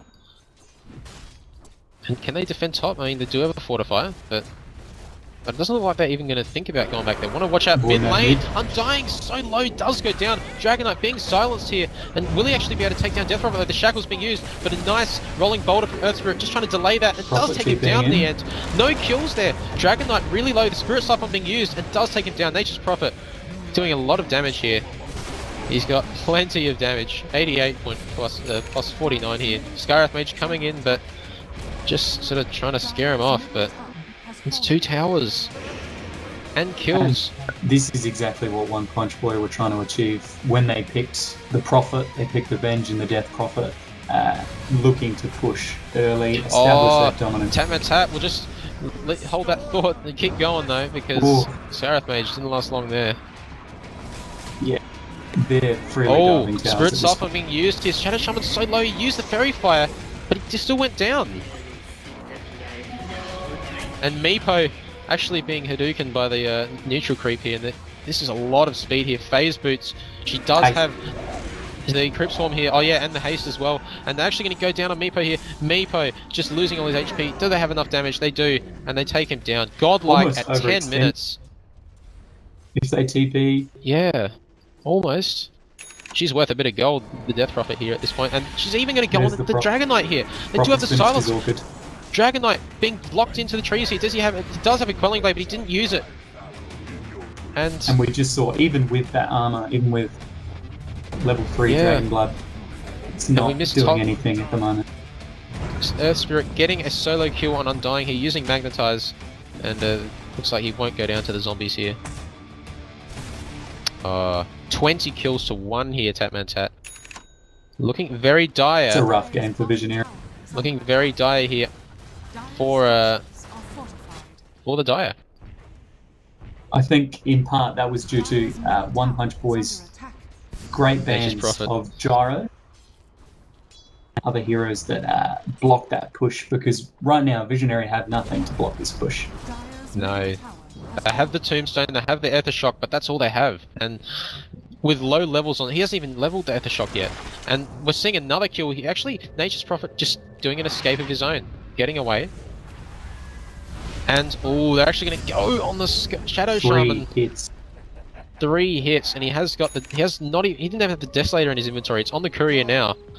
That's going to amplify their push yet again. And Clinks with Strafe, he's just going to take out the Tombstone every fight. This is not looking good for Visionary Gaming here. This is their 3rd game now. They want to try and stay in this, and they are going to go for this. Just a Spirit chucking out a boulder here, but not going to catch anyone. And Dragon Knight might want to back here. Still doesn't have Breathe Fire, and he actually very dangerous for him to be positioned there. He needs to use his Quelling Blade on the trees, but he hasn't done it. He's actually going to get damage down. He stands still. And he does go down. There's level 4 Spirit Siphon, so no mercy with that. They're going to gear up for Araxia, for sure. And this Orchid on Nature's Prophet has secured so many kills so far. And they've actually gone for the Skyrath Mage. Being silenced here, he's being Magic Missiled. The Spirit Siphon again being the winner here. The Orchid Malevolence being used, and he's actually going to go for him. And that's Undying as well. They might even go Throne right now. Like, Shadow Shaman's level 3. He's level 3. He has not had a good game. Very, very unfortunate game for him.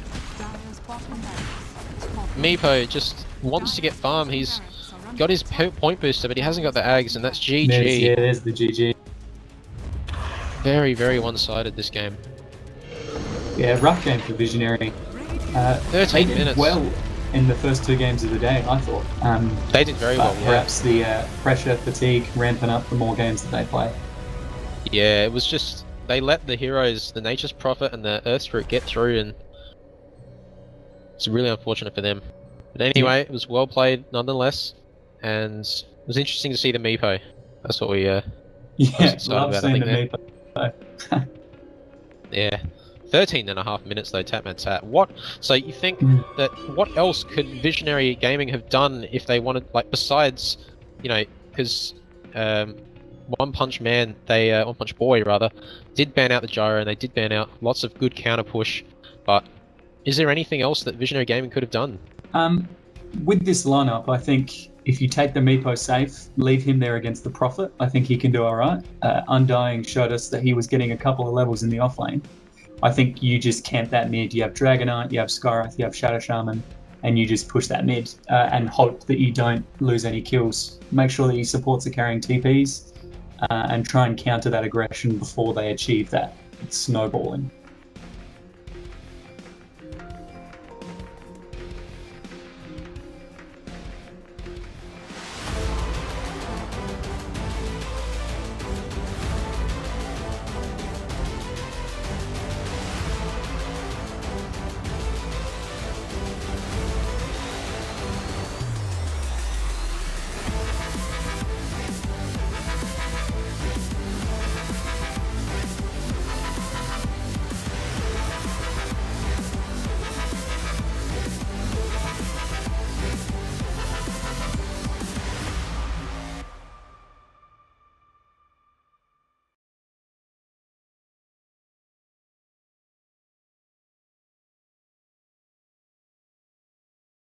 And welcome back, guys. That was a very quick game.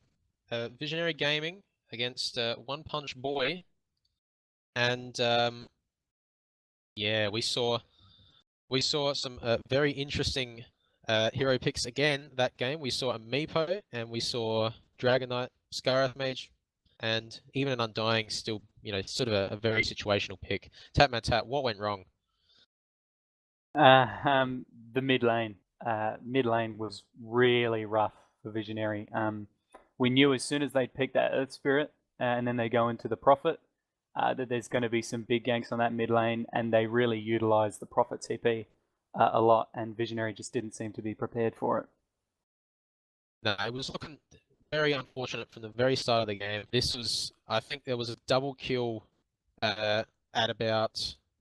It was not even 2 minutes into the game. The Shadow Shaman and the Meepo going down very early on, and it was just this Earth Spirit and Vengeful Spirit just doing so much to help out the Death Prophet, and it was just a big snowball from there, wasn't it? On all the heroes. Yeah, well, the thing is, with One Punch Boy's setup, they didn't need help with the Clinks, and the Prophet didn't need help either. So it really frees up the Venge and the Earth Spirit to roam everywhere, and they really utilized that. So Prophet was doing fine in his lane, Clinks was doing fine in his lane, and that leaves your roaming supports to really pressure that mid lane, put that Meepo back in the jungle or wherever he was trying to go, back in the safe lane, and then go from there. And they really utilized that and then turned that into a strong snowball push, which was really scary for Visionary to try and D-push with barely any levels on the Shadow Shaman. Undying didn't have many levels on the Tombstone. Really rough for them to come back after that mid lane ganks. It just goes to show that why Nature's Prophet is banned out so much and why he's picked so much, because he made a huge impact that game. And it wasn't even just that, it was the Earth Spirit making a massive impact. But the Nature's Prophet getting that Orchid and just securing kills with ease. And it was just, he was everywhere on the map. He was always rotating. You know, this is the difference between a team player and a pub Nature's Prophet. It's just all passive play. But this was not passive play at all. It was very active gameplay. Nature's Prophet playing very well. And in terms of an MVP this game, Tatman Tat, who do you think probably gets MVP this game? Let me look. I'd probably have to say, I reckon I'd say the Earth Spirit. Ganks on mid, straight up, won that mid lane a few times over, really. Forced Meepo to go safe lane. I'd say Earth Spirit 100%. Yeah, it was either him or, I mean, again, I think the Nature's Prophet did really well in terms of just pushing. He was never sitting still. You know, he was ganking mid, he was pushing, and like you said, he was farming. You know, with the Treants while he was just getting the kill mid. Like he was just being there was maximum efficiency pretty much. Yeah. And he ended up with 6 kills in the end of that. Yeah. Well, I think it was a clever pickup. The phase boots just giving him that extra bit of mobility. He would TP mid, he would get a kill, and he would run straight back top just in time for the next creep wave. So really efficient farming there, getting the most out of the ganks as well as staying in lane, trying to get that XP, trying to get that gold. Yeah. Exactly. So I think the hero picks made a huge difference. Like the Shadow Shaman just not able to offer as much. Like you said, the Lion may have been a go-to there. It might have made a bit of a difference, but it was just the mass investment they made to the mid lane. They kind of picked really good self-sustaining, you know, solo heroes, the Clinks and Nature's Prophet, and just had this really aggressive roaming combo of the Venge and the Earth Spirit. It was just a, you know, a very, very good lineup, well-rounded and effective in lots of ways. Yeah. So, unfortunately, that's game 3 down for Visionary Gaming. I'm not sure who's playing next, as the casting shall be... Right, Visionary are playing again, I've just been told by... Alright, so it's the same team going at it again. Fourth and I game in a row believe for it Visionary. is... Yeah. So That's going to be tough for them. They need to get their minds straight and get back into the game if they want to come back from this. And it seems that the casting shall be taken over by our very own McFrankies and the Wandering Bear. So you guys can stop looking at me all day and you can start looking at them. And Tatman Tat should be joining us at some point later on. Yeah, most probably, likely. maybe. We'll see. Yeah. See what happens. But yeah, anyway, yeah, thank you in the chat for that, Kappa Ross. So yeah, Visionary Gaming playing next game, and I think that might have to hand it over to the next casters, I believe. All right.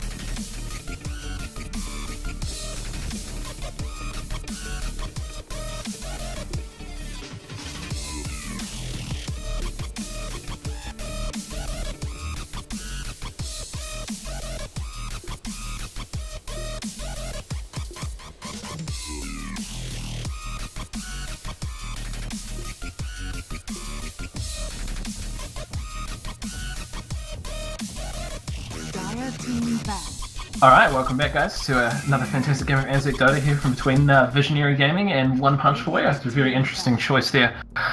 With Meepo last game, Wandering Bear here from Clutch Studio. I'm going to be joined this afternoon by the understudies. Say hello. Actually renamed to McFrankie's. Yeah, my apologies. Constantly forgetting that that rebrand there. But it looks like we're going to be getting straight into the game, McFrankie's. So starting off with a ban immediately from One Punch Boy against the Nature's Prophet. Pretty. Reserve time. Cool. Dire team back. Yeah. Radiant team back.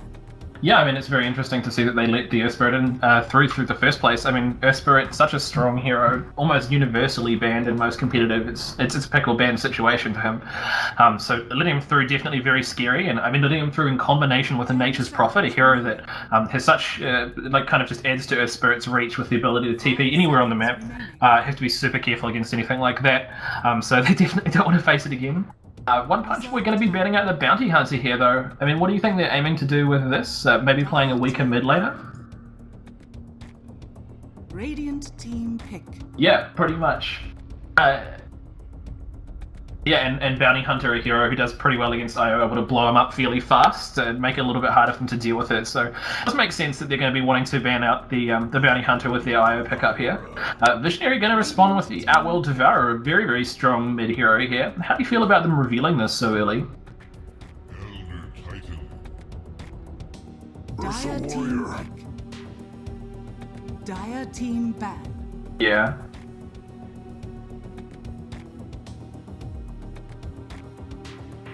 Absolutely. I mean, Dota2 very, very rarely picked up in competitive play. I think the last time we saw him play in the pro scene was by Ice, who played him offlane for Vici Gaming, and still couldn't get a lot out of him. A very tough hero, has received a lot of consistent buffs, but just really hasn't been able to fit into the meta yet.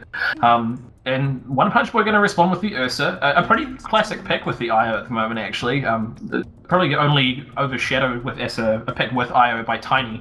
But otherwise, Ursa is a super popular pickup with IO. Obviously, this is going to help them do the Roshan too. Yep.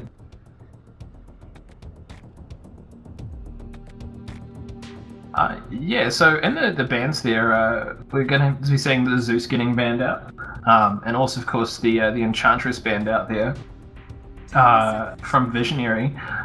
Zeus, an interesting ban, especially when they've already got an Outworld Devourer in the field. It's a little bit odd that they would be picking up banning out the Zeus when it seems like they've already picked a mid hero, but maybe just not wanting to face up against that. Another hero along with Undying who could give Io a little bit of trouble. How do you feel about these bans on Enchantress and Death Prophet there, McFrankie's? Well, Enchantress is actually very strong with the changes to the creep camps, especially the ones being added into the secret shops. So she has much more accessibility, access to these big creeps that she needs. And DP just a mega strong hero at the moment, as we saw last game. Yeah, for sure, and certainly a hero who probably could match up against the OD in the mid lane pretty alright if they did choose to run him here. Do you think with the bans that One Punch Boy have been putting out that maybe they're expecting Visionary to run the Outworld Devourer in a safe lane position? It's hard to say. I don't think that the ban from DP and Invoker reflect that, because I think OD could go up against them anyway with her actual imprisonment. Yeah, definitely.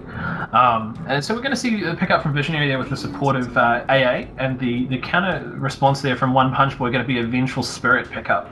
AA going to provide them a lot of global presence, which could be pretty useful against this IO Ursa combination, which could be doing a lot of heavy ganking. What do you think they're aiming for with the Vengeful Spirit pickup on One Punch Boy? Well, they did so much work with it last game. Obviously, it was paired with the Ursa Spirit, but definitely following him with an Ursa, that's a very solid kill. But yeah, I think it might be a bit of a comfort hero for them. Obviously, Vengeful very strong at the moment, being picked up pretty consistently in the pros. So it'll be good to see. Another good point with the IO Ursa that we haven't seen in a long time is those two can actually take on Roshan level 1, just those two by themselves. Yeah, with the healing on the IO to keep Ursa high enough in combination with the Furies. Yeah, so it'll be interesting to see if we see something like that, because One Punch Boy would be very confident going into this second game here.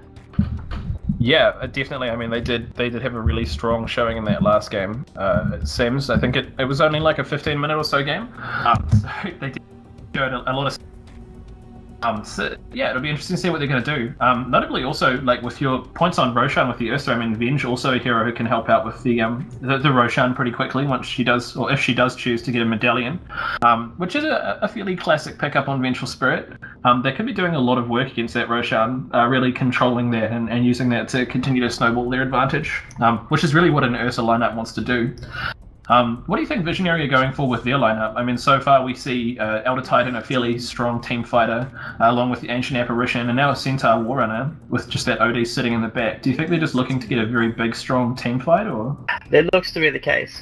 2 games ago, I saw them put down some really good team fights, and hopefully they stick to their strengths and go with that again. Just stay with some safer picks. Like ET's a bit off the wall, but at the moment it's not looking too bad. They have real solid team fight with AA and Centaur. OD is going to be some solid mid-game presence. So depending on this last pick, they could have a pretty good lineup. Where do you think they should be looking to go with this? I mean, Spectre hasn't been banned out yet, and that could be a really good pickup for Visionary if they did want to choose it. Conversely, One Punch Boy are looking at a mid laner to be picked at this stage, I'd say, unless they want to run the lone druid in the mid lane, which would be pretty new. I wouldn't be surprised if that happened, because LD would go pretty good against the OD, obviously not having intelligence to steal off the bear, and if they did run that, they probably are going to be hitting the Roshan bit at the start with the bear tank now as well. So Does the Arcane Orb do additional damage to the bear? I'm not quite sure. I know it does additional damage to the golems from Warlock, doesn't it? That is true, but I don't believe the bear counts as a summon. Okay, good to know.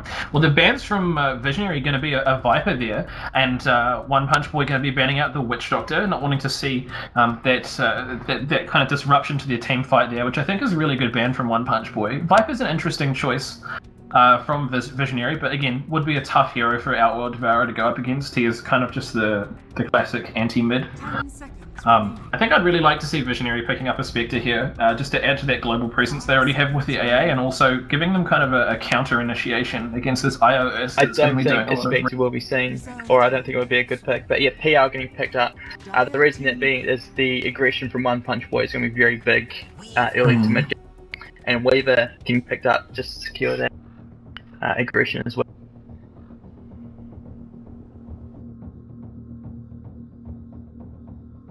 No, I think we'll be seeing Weaver in the offlane, LD mid, tri-lane top, or Bench will go around a bit. But what I really want to know is if they're going to head up the Roche pit, which is something that I'd really like to see.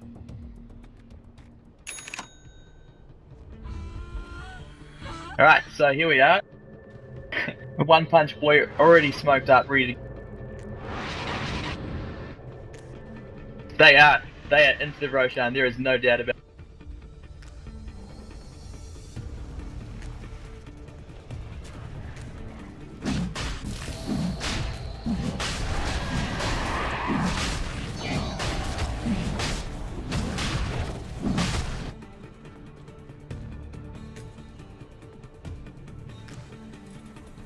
He does go down quickly. If they don't get in there fast, they're going to miss the opportunity.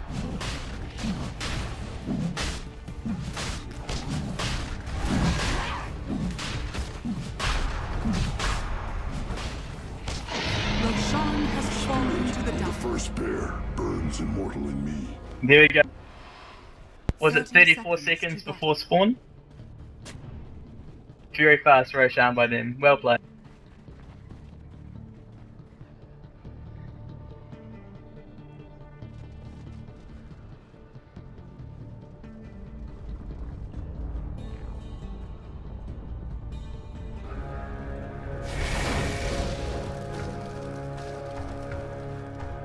Onto the lone druid, but he's just going to walk away. He's just going to trade a little bit, but does have an Aegis, so I don't think he's too worried about this. Does have Aegis and overpower, so if he can catch them, they are going to... He's going to move forward, starts to put a little bit of damage onto the Ancient Apparition in an awkward position. Does get the cold feet on, but I think he's going to be able to move out of range fast enough, and it's going to secure a hit here. However, on the top lane, we do miss the first blood. It's, they managed to secure a first blood on there with the Weaver, who will be taking the safe lane with the Ursa going to the off lane, now having that Aegis of the Immortal.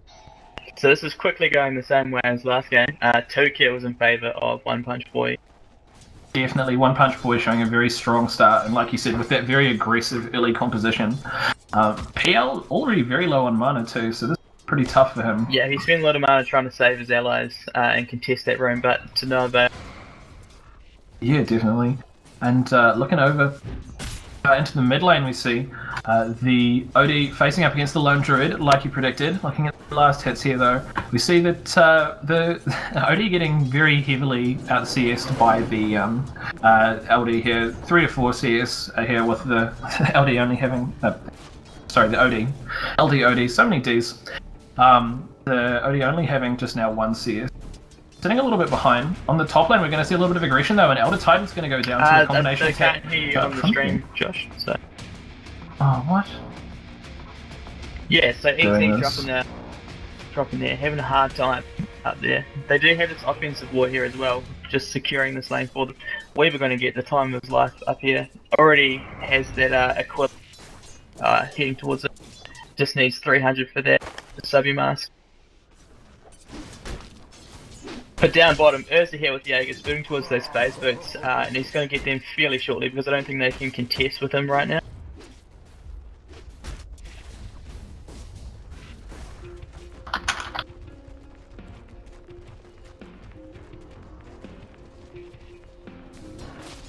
Alright, sorry for that brief microphone issues there, but yeah, so it's looking like, yeah, it's looking like One Punch Boy definitely in a very dominating position here as we start the game out. I mean, all of their lanes going heavily ahead in CS and already up to 3 kills. Only 2 minutes into the game, does get the mad seal of approval for having at least a kill per minute. The KPM is a very important step to follow. Definitely. Weaver so confident that he's just going to leave his ring of protection on the ground by the tower. Wow. Not even worried about this as he wanders back up, holding his Wraith Band. Going to be looking to get some CS. In the mid lane though, we see the OD's going to get picked off, well, by the Vengeful Spirit. Doesn't actually manage to get picked off. Gets hit a few times, Wave of Terror goes down onto him, but looks like Lone Druid not quite as interested in going in on this one as the Venge was. She gets a little bit of harassment off though, and then looks to move back to protect her Weaver.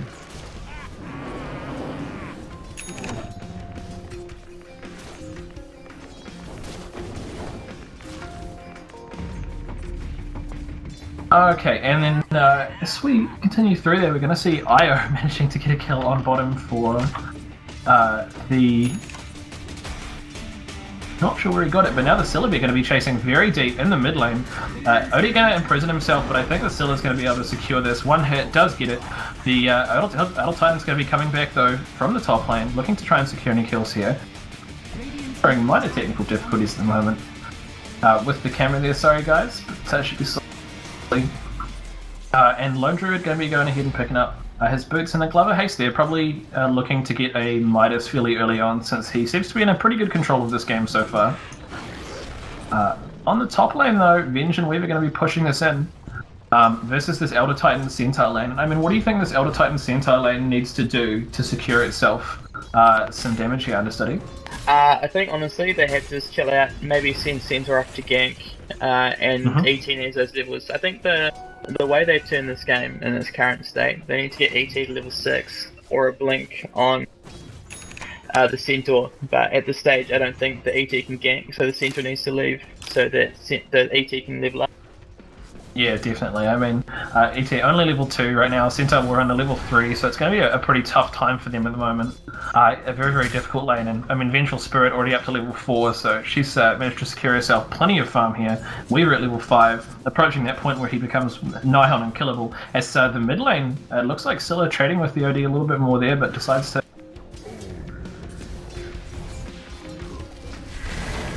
And then down bottom we have Ursa taking down AA before he gets away safely. He's honestly a powerhouse right now. I don't think they can do anything about him.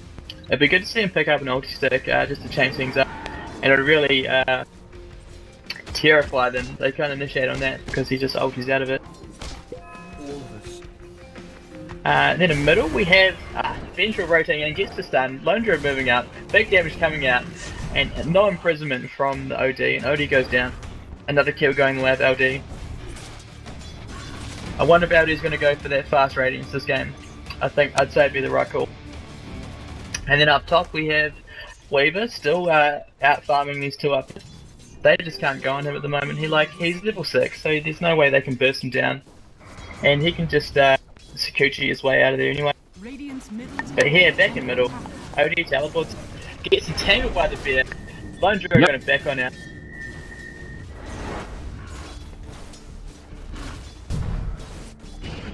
But down bot here, we're eventually getting behind the tower. Ursa goes in, gets the kill, and he's going to chase that TLF. Phantom runs, splits. Unfortunately, Fury swipes, revealing which one is the true peer. Radiant's bottom tower is under attack. Nah. Yep. Well played there by the Radiant's 0杠9 Radiant's bottom tower is under attack. But if we look here at the gold grade, a solid 7.5k lead in favour of One Punch Boy, doing Saitama proud there.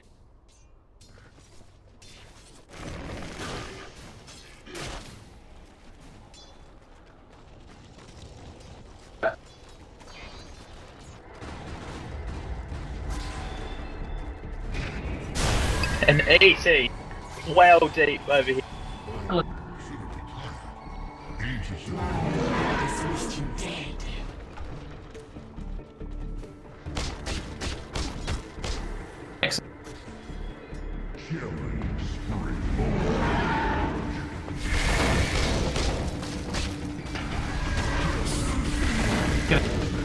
How is it you heard not my warnings?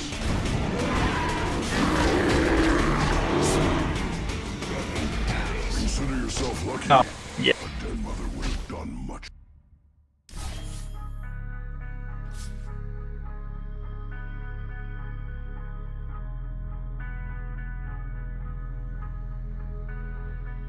Radiant's middle tower has fallen. Beer doing huge damage now that Beer's the way. Radiant's bottom tower has fallen.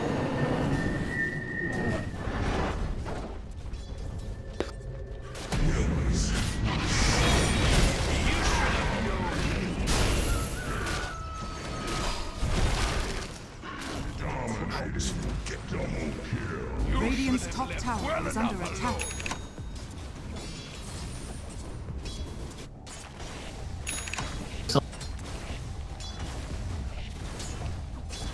A decent amount of damage, and Tranquil's on his hero too, so he's going to be able to heal up that damage pretty quickly while his bear does the jungling for him. Looking over at the gold graph once again, we see now almost 14,000 gold in favour of Vision. sorry, in favour of One Punch Boy. That is a sharpening, and that just don't work. They're Yes. taking towers, mid towers down, bot towers down. PL Definitely. can't find farm anywhere. 12 CS on their one position is not ideal. Yeah, and he's now going to go down again to the Ursa on the bot lane, who just pops the Enrage and absolutely devours him. Ursa having a great time here. Probably the only thing he's a little bit disappointed about is that the PL not worth as much gold anymore after all of these deaths. Definitely, and Roshan will be up in about 10 seconds now, so hopefully they've got good vision on that, so they'll be... And it looks like Ursa absolutely aware of that as he blinks away to chase after it. Vengeful Spirit's going to get caught out by it, an Echo Stomp from the Elder Titan though. And Where's Io okay, also going to come down, but Ursa Io has comes arrived. in. He does There's get, the back does as get... well. Ursa blinks in. OD can't Ursa comes stand up to straight this in. Huge amounts of damage coming out, and now they're going to try and turn on it. The AA is caught in an awkward position though, along with the Elder Titan. They're trying to run away, but AA is going to go down, and this Ursa's got Blink Off cooldown, puts down the Earthshock, eats the Elder Titan, might want to chase for the PL, does choose to just back away here.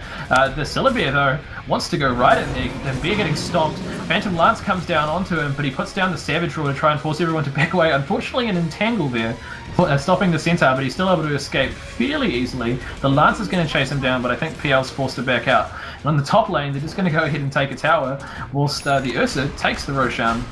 Vengeful Spirit showing up there too. Saitama very low there, doesn't want to get hit, doesn't want to take too much He damage. pops the ulti and that solves that problem. The first bear. So Ursa picking up the Aegis and a haste rune. So it'll be interesting to see what he picks up now. He's got a Mask of Madness currently. Could be seeing some sick builds coming out from him. Something we don't Yeah, usually definitely.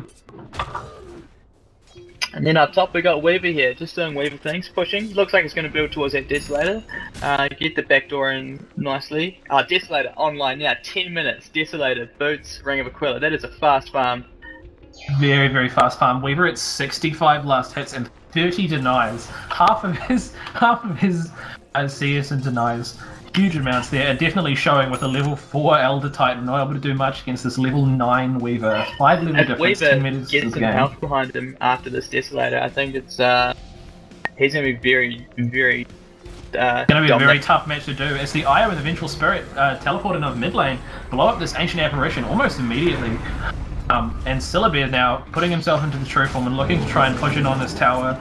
Does have everything he needs there, but the Io is going to go ahead and back away.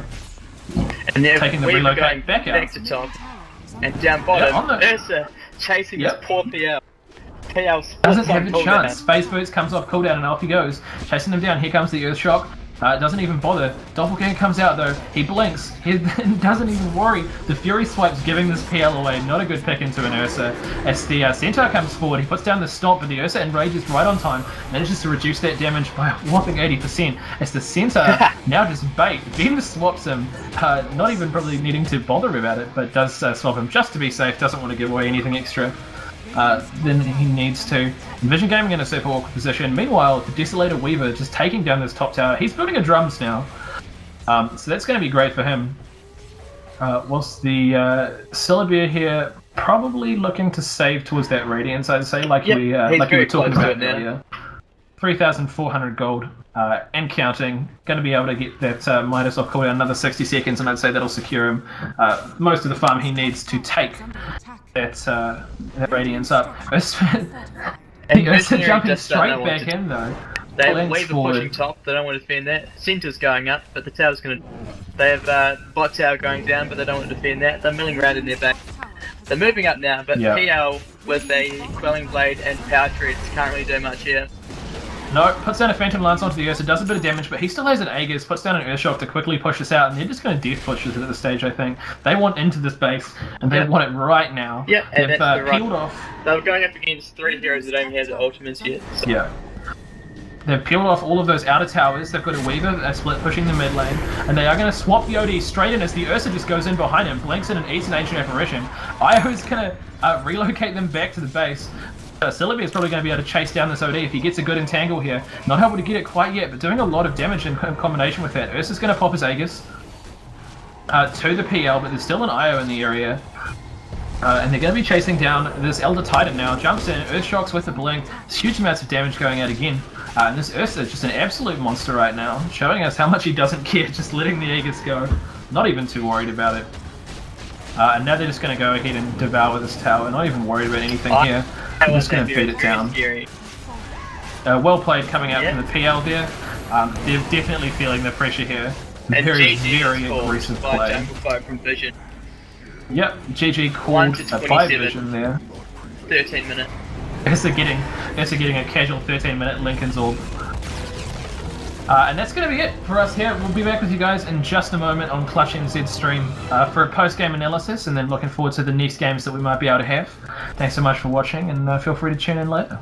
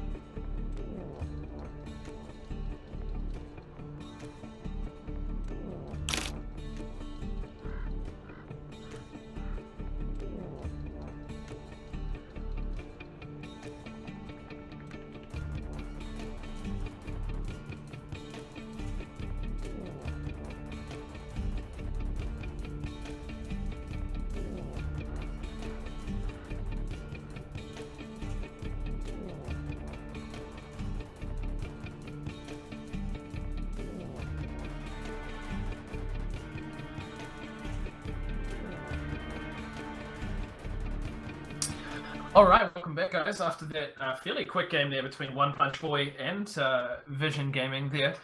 Vision having a little bit of trouble securing their early game standings, and One Punch Boy just really optimizing on that, able to take that early Roshan and then just snowball in a very big way from there. Any thoughts on the game overall, Understudy? I mean, McFrankies, my apologies. McFrankies. Sorry, my co-caster is currently muted, so I'll just keep talking about things. A very, very fast game overall. It looks like Ursa ending the game with a 769 GPM, so he was not messing around. He was farming really well, and more than anything, farming heroes. 13-0 overall. Just what a monstrous farm. Comparatively, Weaver, on the other hand, 645 GPM, and just mostly farmed creeps and towers. He's currently, he ended the game 403, but only one death in the entire game for One Punch Boy. They went down, the IO went down to the composition of Vision. And unsurprisingly, I mean, IO, an incredibly squishy hero despite being a strength hero. It looks like my Coco still isn't here, so I'm just going to be chatting to myself for a while, guys.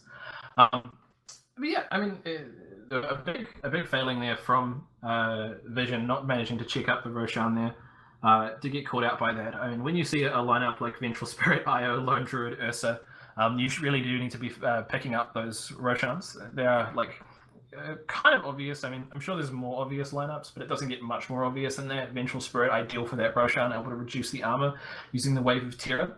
IO, perfect to team up with the Ursa because you can just feed healing to him without popping things like selves or anything like that. Yeah. Ursa, the god of those Roshan encounters, just with the Fury swipe sticking up so much damage. But McFrankie's is back with me now, and I'd love to hear what his thoughts were on the game. I love City 1 Roshan, and they executed it so well. They smoked up, they teleported, they had their tower teleports planned, who was going where, and they were straight in there. Especially with the Weaver pickup at the end there to give them additional negative armor, and they crushed it. Unfortunately, Vision Gaming was so close to getting in there, but they weren't. They didn't pick up on the Roshan, so unfortunate because they didn't have a team that could contest that with the AA extra damage from him would have been awesome to see. But no, they ran away with the Roshan, and then they dominated the game from there. I think the end score was 1-27. Yes. That's correct. On the back of Saitama, Ursa, playing so aggressive, dominating the entire game. PL couldn't do anything against him. AA was just feed for him. And at the point where they pushed the base, there were only 2 people who had the ultimate on Vision. Yeah. So, yeah, it really just shows the strength of that lineup. Yeah, I mean, yeah, the Ancient Apparition, the Elder Titan, and the Centaur were not even breaking 6 in a 13-minute game. And I mean, it definitely showed. We saw that in the mid lane, even OD getting really dominated by the Syllabia. Great denies from him. We see he ended the game with 16 denies. So that's a pretty solid expected number of denies there. The hero of denies this game, though, Weaver ending on 30 denies in 14 minutes. 14 minutes and 30 denies for the Weaver there. And it definitely shows on that dual Elder Titan Centaur war runner lane. He was hurting, they were both hurting, and the Weaver was just having a great time. He got huge off that. Essentially got free farm and just progressively pushed those in.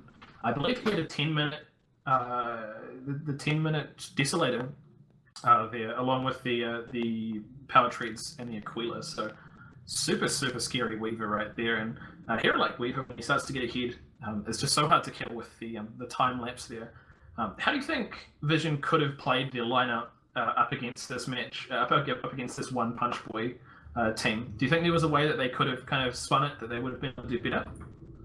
Well, as soon as they realised that Weaver was actually in the safe lane, they should have got ET and Centaur out of here. Both of those heroes did not line up well against him, and that showed they're both melee and they're on the back foot straight away, which isn't ideal. Yeah, I think they sent ET and Centaur War Runner up there with the idea they're versing Ursa, and even that isn't a good lineup. But I think they needed someone to gank, and I think War Runner would have been the best option because PL and AA can get enough slow on them to get Centaur in there, and OD can imprison, so Centaur can walk up. So I think that would have been a better play for them. Yeah, for sure. It was a pretty tough draft for Vision Gaming. They did try to do some clever things, like you said, picking up the Elder Titan, and it just really didn't work out for them in any way. And we've seen this, I think, from Vision most of their games through. We saw the games against Naughty and Nice earlier, which Smoko and Mads were casting, and they did very much the same. They picked kind of odd lineups that just didn't work out for them in the end. The first game they picked a pretty good lineup with the Omni Knight, Invoker, Lion, and a Timber Sword there, all making kind of sense, but then they topped it up with a Legion Commander, which was a little bit odd from them. But I mean, yeah, just kind of odd drafts for them that don't really seem to have worked to their strengths, even though that they're unique, and it's great to see these heroes being picked, but it just hasn't really worked out for them very well. Yeah, so let's end this on a good note. Who was your player of the match, or the player of the match for you? Well, I mean, like the player of the match has to be the level 1 Roche. I think that really set the tempo for the game. And beautiful. Going forward, really made the game what it was. For me, whilst the Ursa is definitely a big favourite from that match, I have to give the player of the match to the Vengeful Spirit there. She did a great job.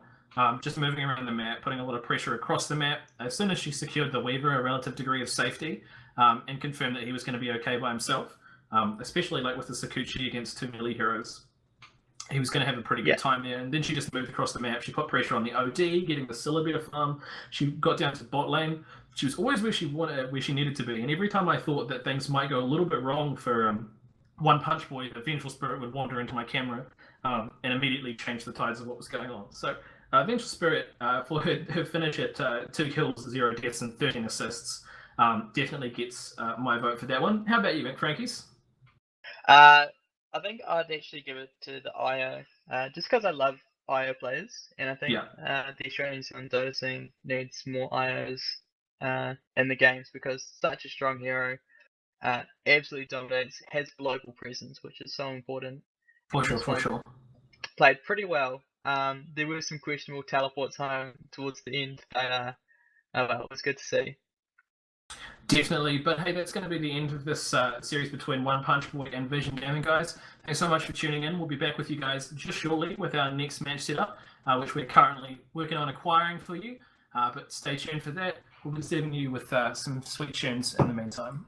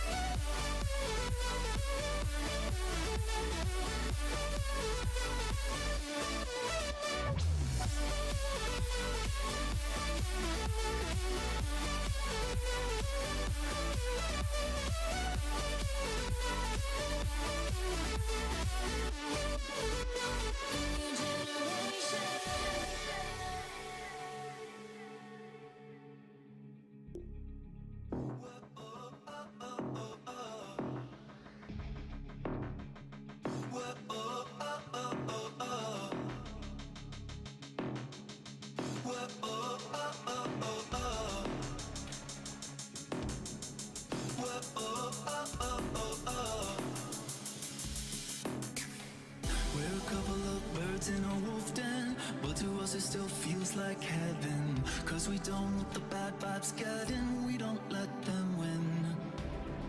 Testify to the strength of a true bond, flying high over the heads of a root mob, staying at the revolution of the whole clock, kill 'em all with love. I don't care if they're talking about us. No, I don't care if they put us down. I don't care if the sky falls around us. We're riding on a pink cloud. Out, out.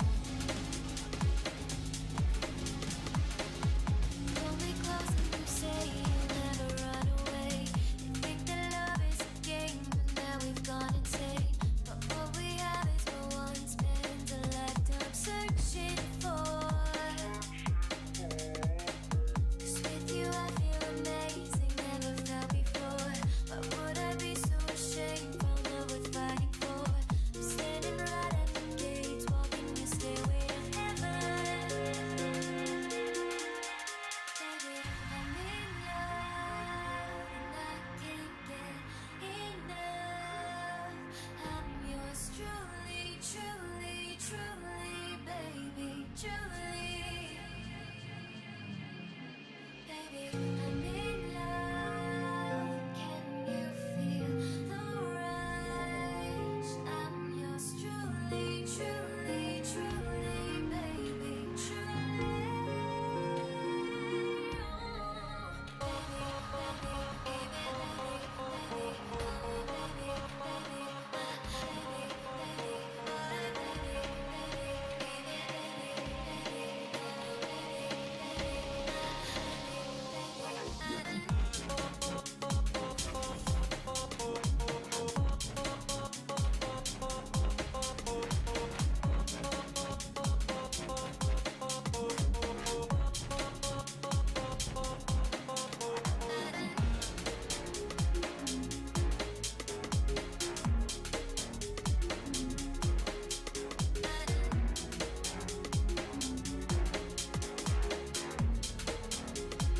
Baby, baby, pull me close and you say you'll never run away. You think that love is a game, now we've gone insane.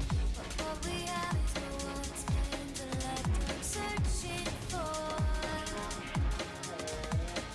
Just with you I feel amazing, never felt before.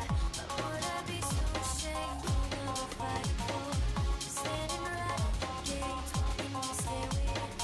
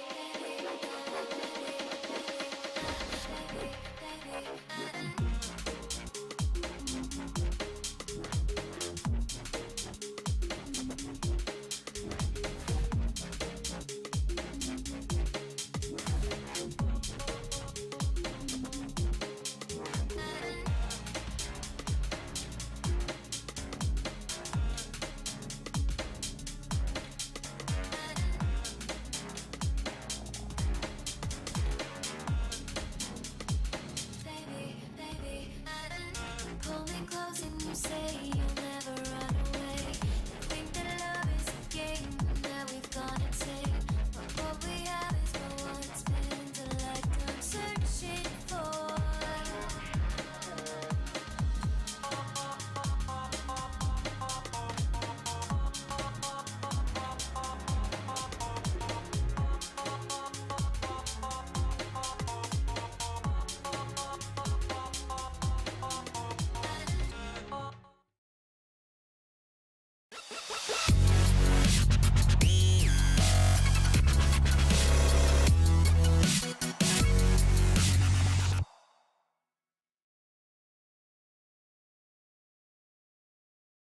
Welcome back, guys. Wandering Beer here, still with Clutch Studios. Joining me now is Post to McFrankie's got Tatman Tat on with me here.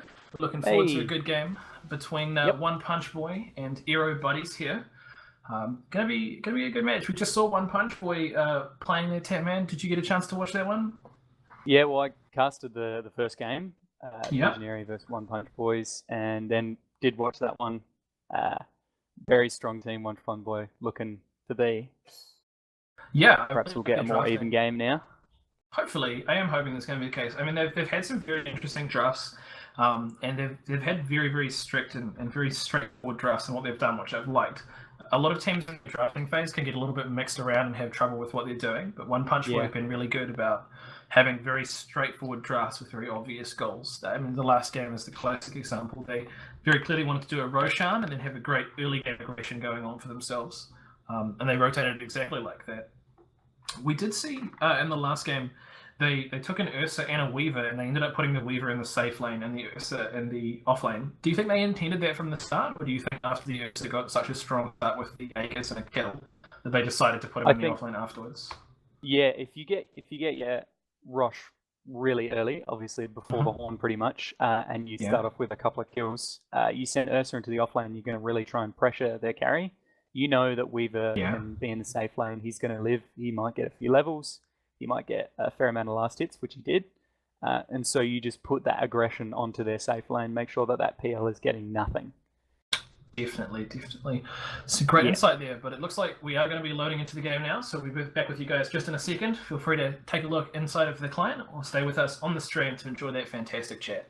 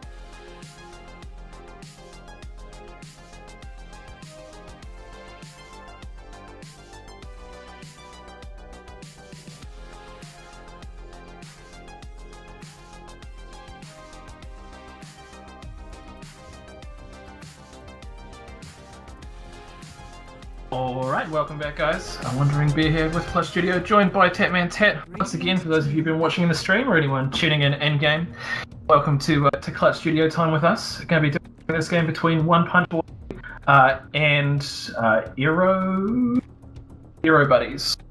Yeah, their name has disappeared, but they're called Ero Buddies.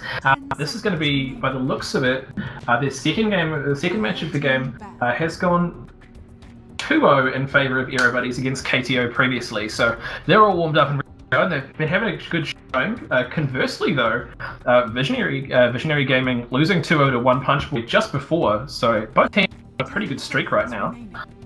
It's going to be, I think, a pretty exciting match here, Tatman. We're seeing bans immediately on the LD and the OD there, the 2D heroes. Pretty standard meta bans. Any thoughts on these bans so far?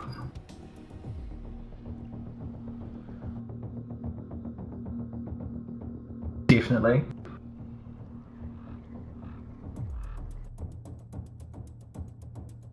Ten seconds remaining. Yeah, I think there it is. There we are. Exactly that. Such a strong hero. You just cannot let him through, especially if anyone is competent on him. Any degree of any lack of organisation in the team can really be hurt by that.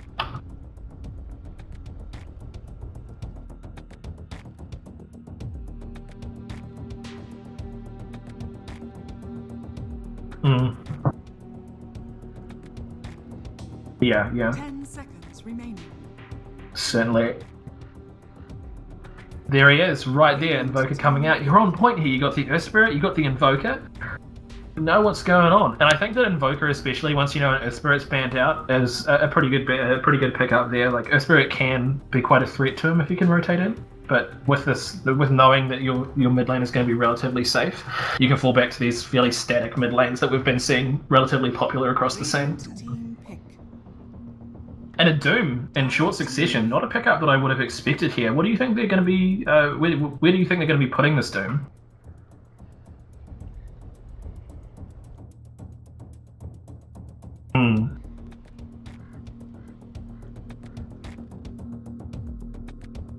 Definitely.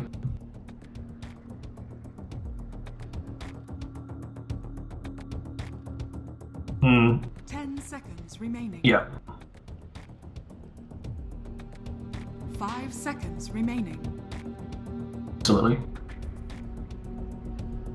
Reserve time.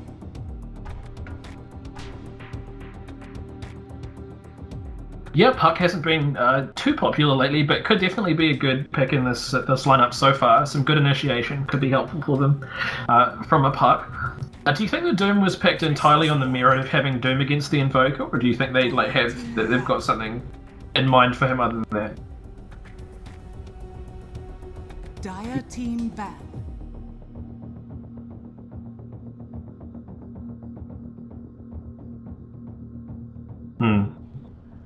The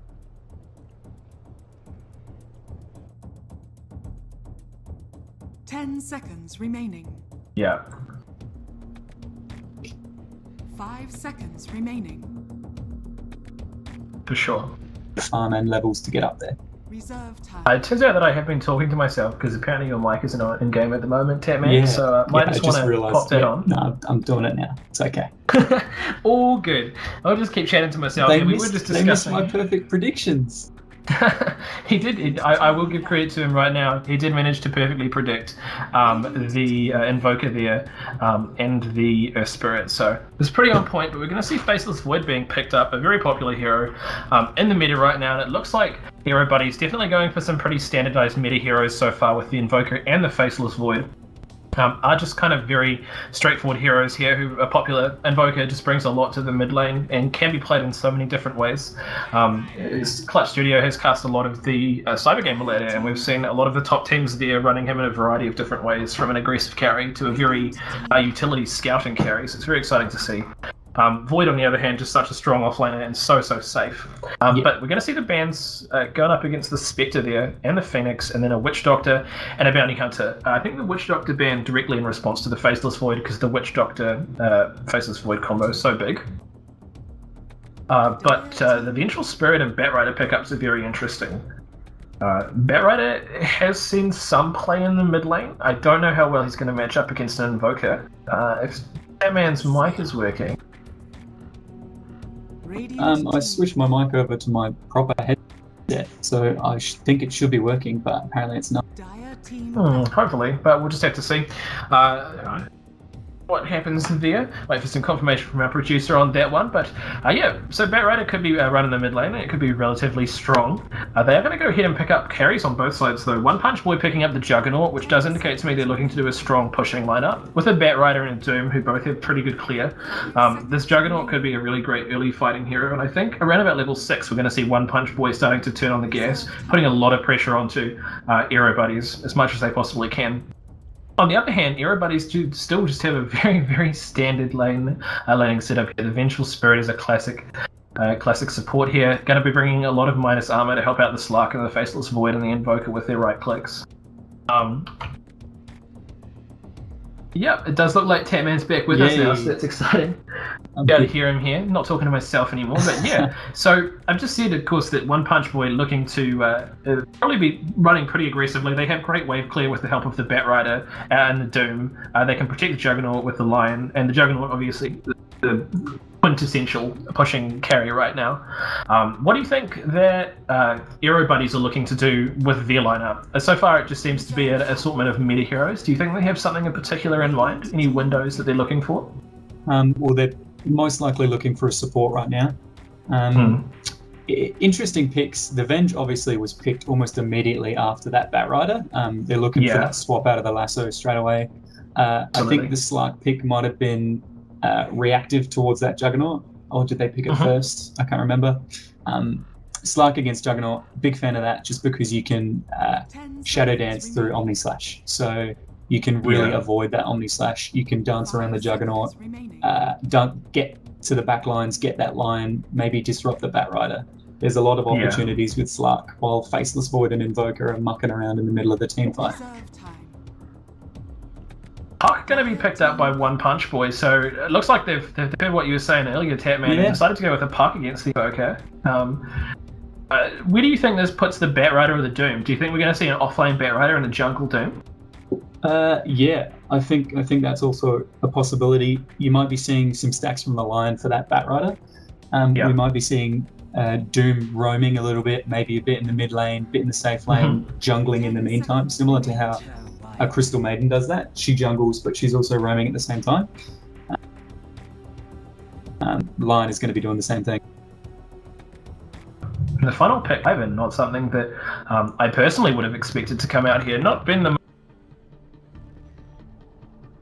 a fairly strong one when played correctly. He has had some nerfs, but it's very strong. So it looks like. Do you think we're going to be seeing a tri lane here, a safe tri lane from Ero Buddies? Yeah, they probably are looking to secure that Slark's farm. It's probably the keystone of their draft here. I do like the Winter Wyvern pick because if you're Winter's cursing, say that Puck or that Batrider, and you got a Juggernaut right next to them, he's going to pump out a lot of physical damage on that target. So if the Winter's cursor on point, we should be seeing some kills. Yeah, and especially with Juggernaut and early game hero, it can help to shore up their what might be kind of different for them in the early game. If that Winter Wyvern does secure herself that 6 quite fast. Batrider on the top lane though, going to secure himself a pull ward just to make sure that there's nothing sneaky happening there, and make sure he can secure himself some farm. Of course, Batrider hasn't seen a lot of play in the off lane lately. Obviously, had recently got very, very strongly buffed and did see a little bit of play in the mid lane. There were a few people playing in mid because once you control the lane as a Batrider, it's very easy to keep that control. The trick is if you lose it, it can be hard to get it back. I like the Batrider pick though. The Venge obviously counters it a little bit, but we'll wait to see how it goes. For sure, it looks like both teams are going to kind of try vie for these runes, but basically trading one for one. The Juggernaut was sitting down bottom right next to the Faceless Void, making sure that he didn't try anything sneaky there. And likewise, the entire team of Ero Buddies are sitting top on that rune to make sure nothing sneaky happened. They are going to immediately de-ward this pull ward though, and secure themselves a ward of their own, taking advantage of the trees being chopped down by that Batrider to get themselves a nice ward there. On point with those wards. Very quick. They know what they want to do in this safe lane, and that's secure the Slark's farm. Absolutely, and a really great block there too from the Slark is going to secure them a pretty good position to shut this Batrider out. Both supports waiting there, and they're looking pretty hungry as they steer over at that Batrider. Yeah. Even if this Batrider doesn't get much in the offlane, Doom will for sure be stacking for him. I'm seeing it. I saw him just ping a Mud Golem there, so he might be looking to gank Void as well. Maybe that's a risky gank, probably mid. Yeah, very difficult gank there on the Void, especially with high burst heroes like Lion and Juggernaut. But I mean, they do have the Lion if he can get up to 2 and have the Earth Spike and the Hex could be doing a lot of work there. Yeah. Hasn't skilled anything yet, but does have a couple clarity, so he's prepared to do some spamming. Yeah. Do you think that they could secure the Invoker on mid lane? I think it's possible. It depends on how far the Invoker is extending in the lane, and whether maybe Lion and Doom could do a smoke straight behind the T1, chuck the rock out, get that mini stun, and then get the Impale, get the Hex, and Invoker would be dead by that time. I think they need to be careful. And he has started with the Exalt there, so an early gank could be very big for them prior to him getting Ghost Walk. I mean, they've got until level 3 basically at this point to try and get that pressure in there, and it could be pretty key. I don't think Puck has the best time in lane against Invoker, to be honest. Not the worst time, but she's not going to be the happiest if she has to spend too much time in that lane. A skilled Puck can take control of the lane, or at least break even a lot of the time, just due to phase shift blocking a lot of those auto attacks, so you can trade 1 for 0, and then that builds up over time. You know, you get regen on them, and then you can be more aggressive. So if the Puck plays it well, it's definitely a difficult matchup, but if the puck does well, I think we should be seeing an even mid lane until those supports start roaming into gank. And I think One Punch Boys, they're going to look to gank this Invoker. It's incredibly important that you try and shut him down while he's vulnerable. Doesn't have Ghost Walk, doesn't have Tornado, doesn't have EMP. So yeah, we'll see how they plan to rotate into the mid lane, because I'm 90% sure that they will. Now, I did talk a little bit in the drafting phase about how we've seen kind of a more utility Invoker played with high levels of Quaswex, looking to just get those EMP tornadoes off, and Ghost walking around for vision a lot. Do you think that's something that we're going to be seeing from Ero Buddies this game, or do you think they're going to be more inclined to just do a carry Invoker, given that they only really have a slot to put damage out? A high damage Invoker, simply because of the Void. So if Void sets up with a good Chronosphere, it is incredibly easy to hit that combo and destroy them. I mean, they might try and do, say, Chronosphere EMP. They do have low mana, like Doom doesn't have that much mana, Batrider, Juggernaut. So if they land a good Chrono, they could burn all the mana, but I think they're going to go for a more damage-oriented Invoker this game. Yeah, for sure. I think that makes a lot of sense given their current lineup. It looks like Puck and Invoker are going to be trading pretty aggressively already in mid lane. Puck getting a nice deny there, but Invoker denying in response too. The Batrider has immediately backed off. He's already going to go for those stacks. Right there. Yeah, he needs something to fall back on, and he's going to use this. This offlane camp has made offlane so much stronger for heroes that can farm it. And Batrider such a huge change for a lot of offlaners, and I mean, I think a lot of it is a big reason of why we've seen such a popularity recently in the up of the kind of jungle heroes like Enchantress and Nature's Prophet can just secure so much safer farm. But it looks like on the bot lane they're going to try and put a little bit of pressure on this Void. He is kind of hidden in the trees, but they do decide to back off on it. Batrider might be getting caught top though. He's going very deep into these trees. But it looks like Slark and Venge not too interested in chasing after him here. It is risky because Pounce can keep him tethered for 3.5 seconds. So Batrider's going to have to be careful in this offlane. At any time, they could run in on him and run him out of the lane. Absolutely. Doom already stacking. Puck though could be going in on mid. He does play forward with up to the Illusory Orb, but doesn't have quite the right angle on it. Not able to get high ground to take out the Invoker, but is going to force him back, which is a great position for him to be in right now. On top, the Batrider is going to try and do a pull through, but going to take huge amounts of damage from this Winter Wipe and Vengeful Spirit combo. The Icy Breath there is going to do a lot of damage and almost take him out. Does manage to survive it with the help of a Tango. But now it looks like Doom is going to secure himself a haste rune away from this Void, and Void could be getting caught out here now, being chased down by a nice speedy Doom. But not going to be able to do too much. Does proc the sword there, but chooses not to continue on with the attack. Oh, actually, a nice crit off the wolf. That's nice. Thought he used to very well with the Invoker mid, dominating that. Yeah, doing excellently, and has secured her bottle already, which is going to be great for her. I mean, 2.5 minute bottle, fantastic positioning. Surprised she didn't go forward after that orb, but doesn't want to be too aggressive. Can just hold the Invoker at a distance and make him be in an awkward position here. Yeah.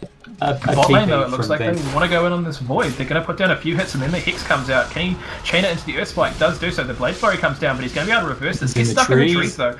Very awkward in the Blade Flurry. He's doing a little bit of damage. He chops himself out with one hit. Can he chop out the second? Lion might have the Earth Spike up soon. He's going to chase him down. Does have the Earth Spike up. Puts down some more damage, but that Time Walk might be off cooldown soon. Lion managing to secure first blood. Fantastic play there from them. And unfortunately, the Faceless Void just getting caught out in those trees. Not quite able to. Those trees. He was so close. Yeah. Very tough. I'm surprised that he didn't choose to just stay in those trees, given that I don't think they would have been able to chop into him fast enough, or at least could have given him a little bit more time on the Time Walk cooldown. They both used tangos there.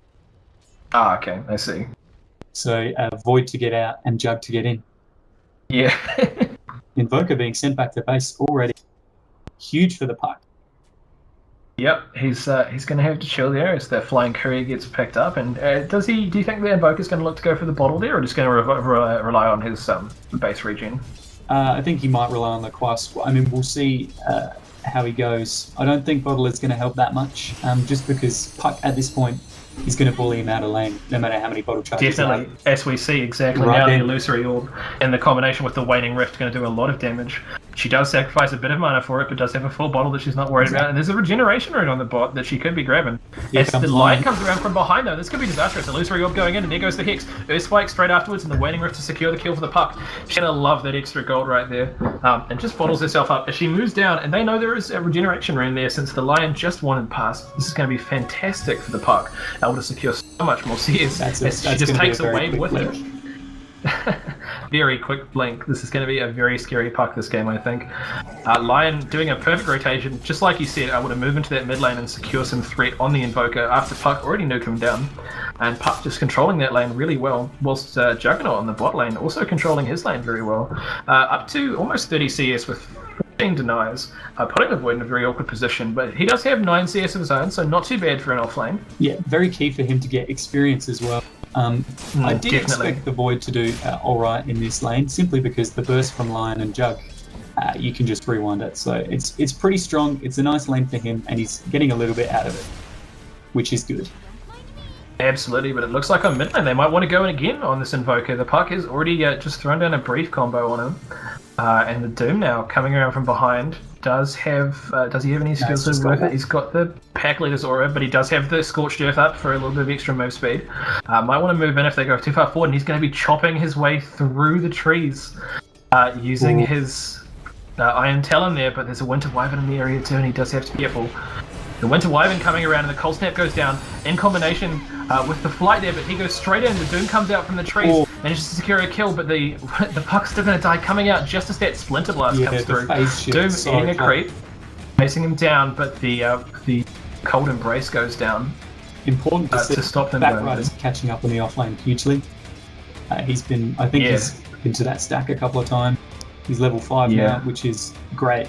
I think a couple of minutes ago he was only level 2, so he's caught up nicely. Has really counted for him. Yeah, if we look over at the net worths of heroes at the moment, we see Batrider up to about 1600 there, approaching 1700, so just behind the Doom, but has had a tough lane. On the bottom lane though, they're going to go to the Void. Hex goes down and they immediately commit. Oh, the Omni Slash, but one poor blink, one poor jump on that saves Hudson and on the Faceless Void.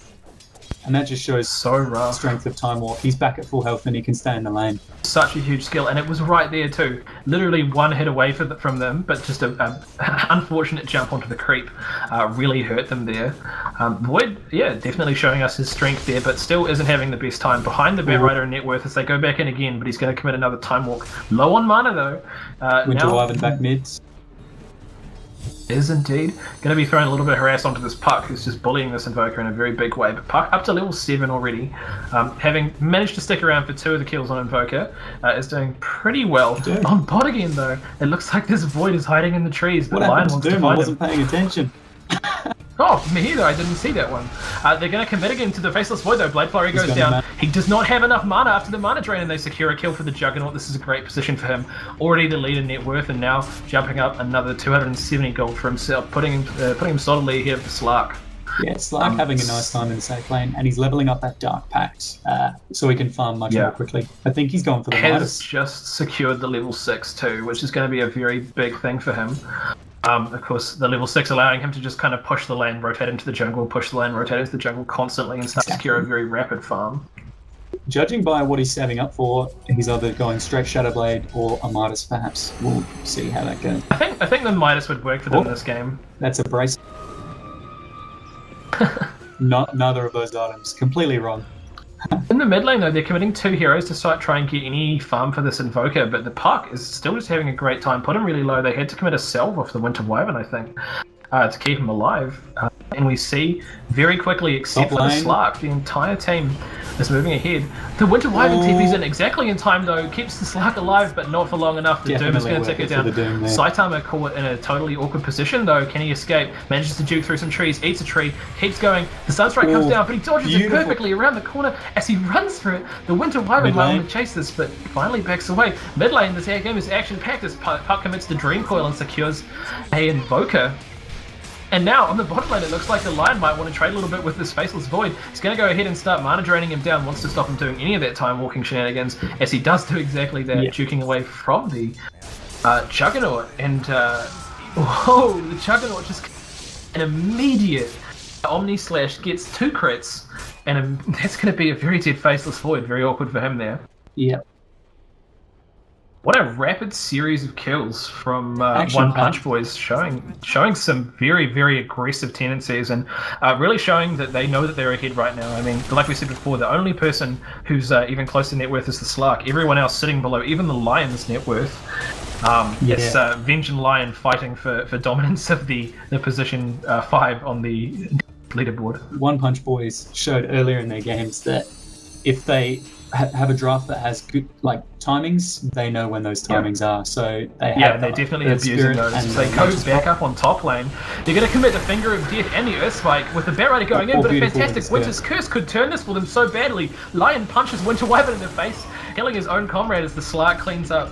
It's going to be a kill for the Winter Wyvern and a kill for the Slark, and we see that the net worth skyrockets back in favour of the enemy team. But now Venge going to get caught out by Soul Taker 2012, and Saitama are going to just eat her up. Slark is in the area, but Doom knows what he's doing. He wants this Slark. He wants them all. Puck about And he's going to move 500 gold forward. off that Blink Dagger. That's going to be crucial. Yep. Going to be a very, very fast Blink Dagger from her. Saitama, though, going to be 1v1ing the Slark. He puts down the Doom immediately, and I think Dexter's made a mistake here. Going to get eaten by the combination. Second time in a row. Rough. With that blade, yep, and the Doom. It's just not a good fight for him. I think maybe staying in the trees could have been the best choice. Perhaps, Slark did choose to pick up the Drum of Endurance, maybe realizing that with this very aggressive Doom, he's not able to keep leveraging the Midas. Didn't realise that Doom was off cooldown so quickly, caught off guard, and then ultimately led him to his death. Absolutely, but it looks like this Lion might be wanting to come mid and help the puck, but immediately has to turn around as a Winter Wyvern shows up to try and secure their Faceless Void some farm here from Ero Buddies. Winter Wyvern are holding steady with the Lion on the levels there. Surprisingly, Has done really well. Yeah, he's been all over the map, and yet he's still level 6. Juggernaut going to go up though and give him a few whacks. He is going to commit the Arctic Burn to try and get there, but in the mid lane, the Lion is going to go in. The Dreamcall committed from Puck along with the Illusory Orb. Waning Rift comes down and an Earth Spike secures That's it. a blink on Puck now. Managing to get it. Yep, absolutely. There's that blink, but the Void's coming in. Wants to counter this blink if he can. Not able to do so though with the illusions. Blink as well. Oh wow, this is a fantastic timing window for Saitama. Juggernaut just soloing One with the Punch Wyvern Boys. while we're not looking. Yep, while we're not looking, while we're talking about blinks in the mid lane and seeing some close, it does go down, but the Void just has to run. Has to run immediately away. Jukes around some trees, but he is seen by the Batrider. I think they're going to back away here, but there is a Vengeful Spirit in the area. They have to be careful. They put down a Magic Missile onto the Lion, but the Illusory Orb coming back up from Pup. Waning Rift. Invoker does manage to get off the Cold Snap, though, but he is silenced, and Saitama is going to go forward here. He wants to put some damage down. The Pack Blade goes onto the Invoker, and huge damage going out. Meanwhile, Batrider, chasing down this Void, manages to knock him back down the cliff with perfect timing as the Slark comes in. Now, Hatsune Miku trying to put out some damage, but the Winter's Curse is going to go onto the Batrider. They're going to do a lot of damage here. With a Splinter Blast in combination, Winter Wyvern doing huge amounts of work. Puck now could be caught out in an awkward position, but what a fantastic fight there from Ero Buddies. It looked terrible for them, but man, did they turn it with just such precision in their skills. Yeah. Void, unfortunately, is in the chrono. Just before that fight started, I think if they had that in mid lane, they might have maybe got one more kill. Definitely. But yeah, unfortunate there. And a big thing we forgot about that entire fight, Juggernaut just chilling on the bot lane, does secure himself a tier 1 tower and keeps going for the tier 2 if he can get it. This is a great timing window right now for One Punch Boys. What do you think? What do you think that Ero Buddies need to be doing against this? Well, that's tough. I think they need to play around their cooldowns. They need to play around Winter's Curse and Chrono, and they need to try and get pick-offs. So go with the Slark, the Venge, and the Evoker, and try and pick off the Lion, even the Batrider at the back lines. Because that definitely. And that part. Speaking of the Slark, though, they're going to go in on him on top, immediately committing the Hex, the Earth Spike, and the Finger of Death is going to kill him. The Winter Wyvern's going to come in, but this could be a tough spot for her. The Doom does back away right on time, but there's a Batrider in the area. He does have that blink ready. And we might be able to see some more big plays here as they all mill around this top tower. They want to peel it off. They want to take tower by tower, peeling off the layers of this base. Exactly. They've got a timing and they know. It's the Chug though, just decides to chill out on the bottom. Going to be putting out a lot of damage here, just farming away up to 7k net worth, and he hasn't really come to a lot of these fights. They've just been doing it. Saitama going to go in on this Vengeful Spirit, commits the Doom, and this is a great fight for them. Doom has the Shadow Amulet to keep himself in there as he puts out a lot of damage. Ensures a great kill. Just goes ahead and Shadow Amulets himself again away from this void, and then they're going to be able to find him. They're pinging him out. They think they know that he's here. There we I don't go, think they have there's the anything. They chrono him to reveal him. That's a big commit though. Dexter jumping straight in. The Sunstrike comes down, but he's going to be able to escape. No, does not get it. Does not get the escape. Maybe a little bit optimistic from me from there. As the Bat Rider now could have overextended. Slark jumps forward but misses the pounce. He is able to follow the Bat Rider through the trees though, and Bat Rider might not be fast enough to escape. He's got the blink. Does get a blink off cooldown though, and here it goes. Boom. Away. Gone. You can see in the net worth charts, look at this invoke. Rough game. Very difficult game for him. Had so many ganks levied him in the middle lane and just wasn't able to do enough. And if we look at his items, I think it's probably going to be reflected there as well. As Puck looks to pick up an Orchid, but the Invoker there, having only a Null Talisman and a Wand. Not exactly what you want in your Invoker. Out. Puck's come far. Could be very awkward for them. Does not have a TP, does have his smoke. Is going to fly here, but could give himself away. He's going to just mill around a little bit. They know he's in the area. He does have the blink ready though. Can he escape from him? His team is coming in to help him, and the Slark could now be getting caught out. Does not have the lasso, I don't think, but the Juggernaut getting silenced. The Puck though, huge Dream Coil Waning Rift, puts out a huge amount of damage on this team. And Puck already up to level 11, having massive amounts of damage. The Doom very rapidly cancelling that Infernal Blade there, and I think they're going to take a tower off this. They're going to be looking to take all the T2s before they go high ground. Just make that goal gap as wide as possible. Definitely, and if we look over at the net worth, we see that they've definitely made this goal gap as high as possible. One Punch Boys could be a team to watch out for, Tatman, as they're moving up to a 14k lead in this game, showing us dominating victories over Visionary as the Juggernaut goes ahead and takes out an Invoker and a Vengeful Spirit, and then turns on to a Faceless Void. Almost killing the Faceless Void as Puck moves in. And Puck actually chooses to pick up the Orchid, does have a Veil, my bad there, looked at the wrong items. Juggernaut had his Battle Fury, he's just going to farm contently. Yep. And while he does that, the Doom is going to go ahead and put pressure onto this tier 2 top. Slark is going to come in and he doesn't have the Doom to save him this time. I think this is probably going to be a death for Saitama, but he is toggling this Shadow Amulet so rapidly, does use the Shadow Amulet to try and escape. And now he's going to wait here. It's actually given him a lot of utility. Huge amounts. He's used it really well, and that low cooldown on it has been really great work for him as he then goes ahead and dooms Dexter, who is just going to die to this, cannot survive this, and Shadow Amulets himself again. Void is in the area. Do they want to commit another chrono for this? Does think about it. He was thinking about it, but the Doom decides to reveal himself, or rather, the Dust decides to reveal the Doom. Cheeky there. Yep, does secure himself a nice kill on the Wind Wyvern though, so I mean you can't blame him there. He is sitting at a pretty nice net worth though, definitely not up on his compatriots, the Juggernaut and the Puck here. What strong play right now from One Punch Boys. Huge. They've got such team play, and we saw that in their games against Visionary Gaming. When they draft something with a specific window, they know exactly when to push it, and that's what we've seen today in their other two games, and that's what I'm seeing this game, is that they know when they need to go and they're pushing their advantage, which is absolutely. As the Bat Rider grabs the Invoker again and makes his life even worse. Lowest net worth Invoker is now even lower as he gets chopped down by a Bat Rider Juggernaut combination. 0-7. Park is just going to go behind this mid tier 2 in front of a Void and not even care. X going down on the Wind Survivor now. She's in an awkward position, but Vengeful Spirit immediately pushes them out. Puck is going to have a DD though, and this could be a tough fight for him to take. Dexter comes in, but it's just going to take so much damage from this Juggernaut. He gets the Winter's Curse on him, but that's just going to keep him alive. The Puck gets stunned, and Chrono committed too. All three of them in there, but I don't think they can do anything about this. They're going to come forward, Venge buys back, immediately throws a Magic Missile into the Juggernaut, but I think that One Punch Boys could happily back away here. Puck is going to go in though, wants to fight this Faceless Void, takes a few damages, but the Cold Snap is on her and she's going to be having a hard time. Perfectly manages to dodge out though, still has a DD, and the entire team of One Punch Boys is pulling around behind here as they overcommit. The Juggernaut though could now be out of position. As this Blade Flurry ends, but the team is chasing after him. Venge could be caught. He's still got Omni Slash. Yeah, they're not going to chase that. Both teams milling around, they can't quite choose where they want to go, and they do have to back away. One Punch Boys forced out, unfortunately getting split up in that awkward fight between the two, the bot tier tower and the top tier tower.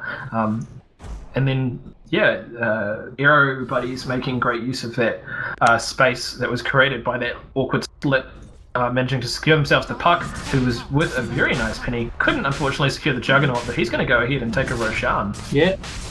Putting that healing ward on the cliff. He's good. Does secure himself. It does get the Sanjin Yasha there for him, which is going to be a great pickup for him. One of Juggernaut's biggest weaknesses, of course, being kited, but with phase boot, Sanjin Yash, very hard to kite him if he can put damage on. We might even what do you see think? Blink later on. Yeah, do you think he'll go Blink now, or maybe instead going for like a BKB or something like that for the safety? I think we might even see something As like the Doom that. dies on top lane. And is he going to get the Slark? No! Slark regenerating just enough health there.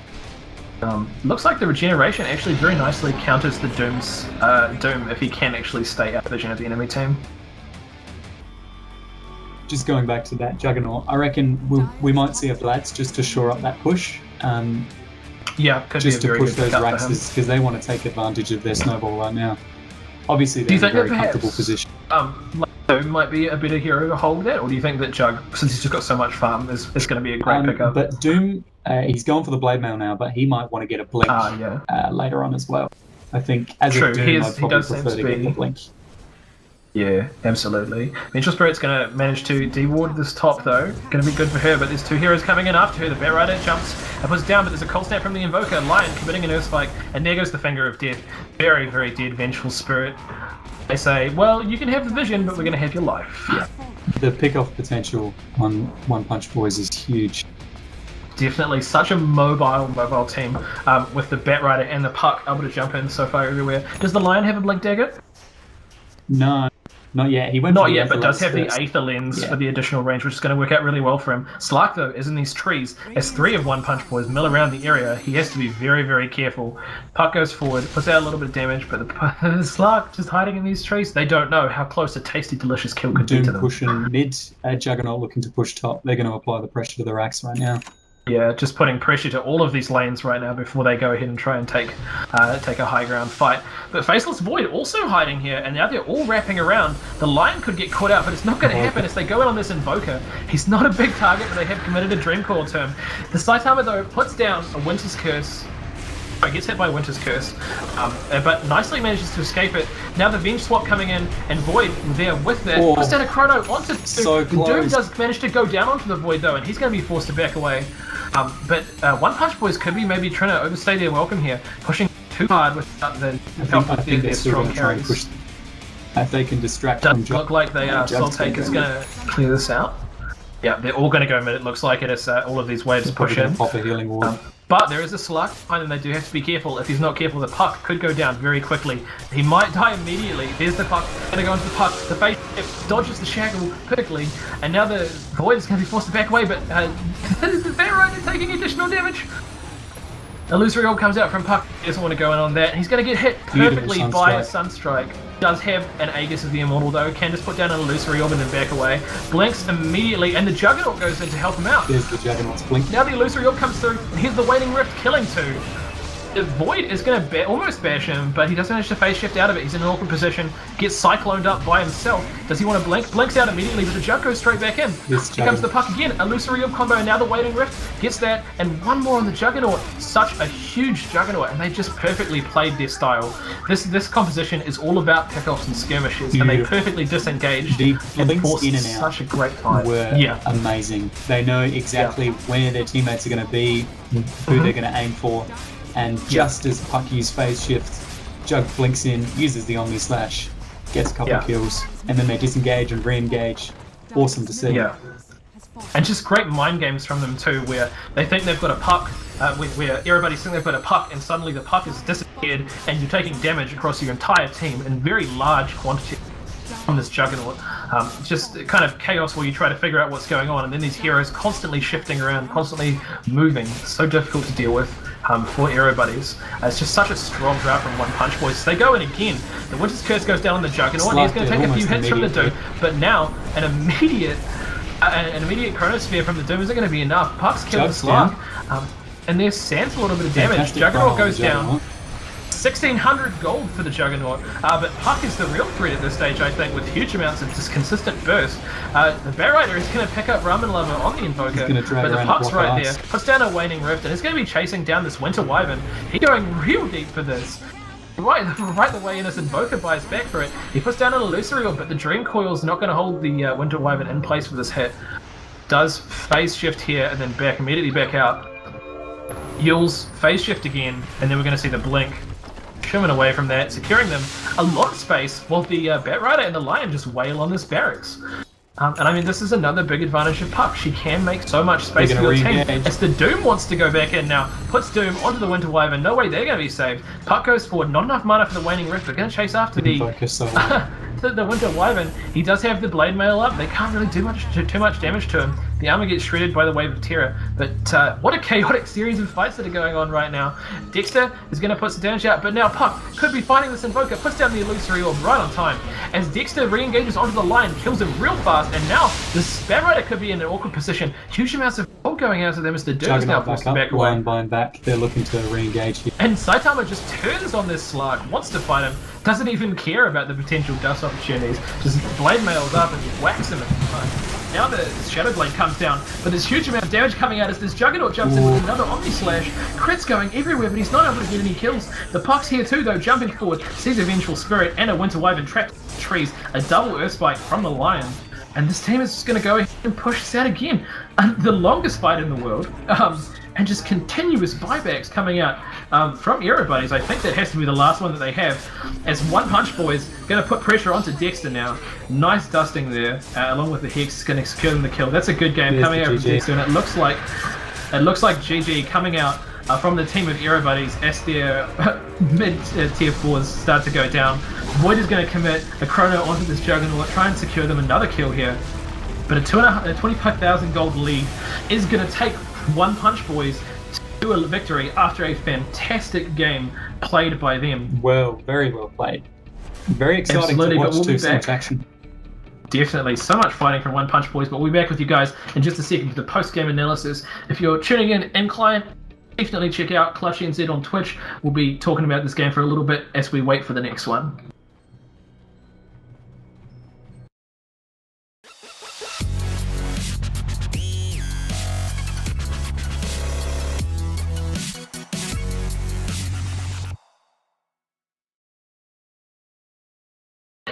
Welcome back, guys. A Wandering Bear here, joined by Tatman Tat after a fantastic game between Ero Buddies and One Punch Boys.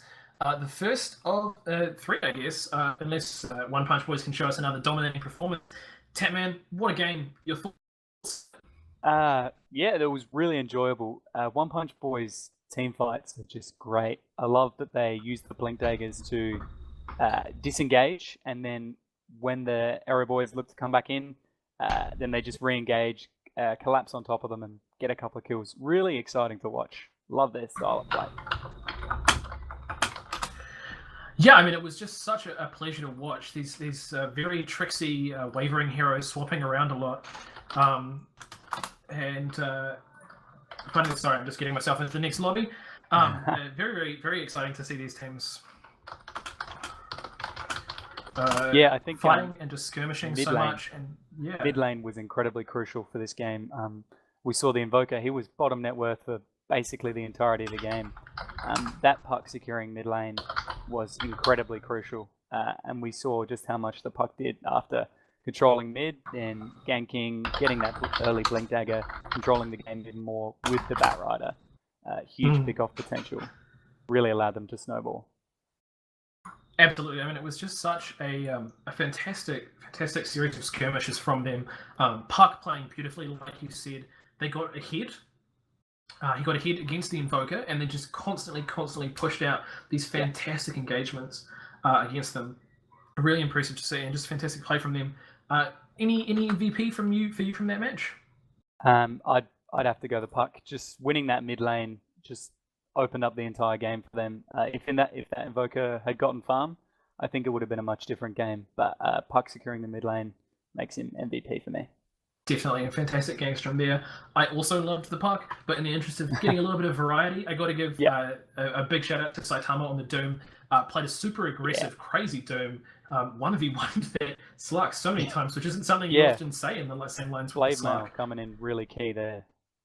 But boy, like, they are just so strong, so excellent at what they're doing. And I loved seeing what they're up to. So I have to give a big shout out to them. Yeah, it looks like we'll be taking a brief break while we just wait for this next lobby to start with. You're going to be saying goodbye, Tatman. I'm going to be doing this next one with McFrankies. But if you've got anything to say, go for it. No, I'm just glad to be here. Nice to see some really cool Dota. Big fan of just participating with the community. So yeah, happy to be here, man. Awesome, that's fantastic, and hopefully we can get you on a few more times later. In the works, stay tuned on Clutch Studio to keep up with that one, guys. And while we do have this brief space, would like to give a big shout out to ANZAC Dota for running this fantastic tournament. Shout out to Dota2 girls on Facebook who have been great to us and are just fantastic. Feel free to check out their page, and of course, shout out to My Republic who are sponsoring this tournament. Doing some great internet. So if you are looking to get some internet or fiber internet or anything like that, check them out. They are specifically catering towards gamers with a lot of their services, so could be pretty great. But we'll be back with you guys in just a bit after this next game with McFrankie.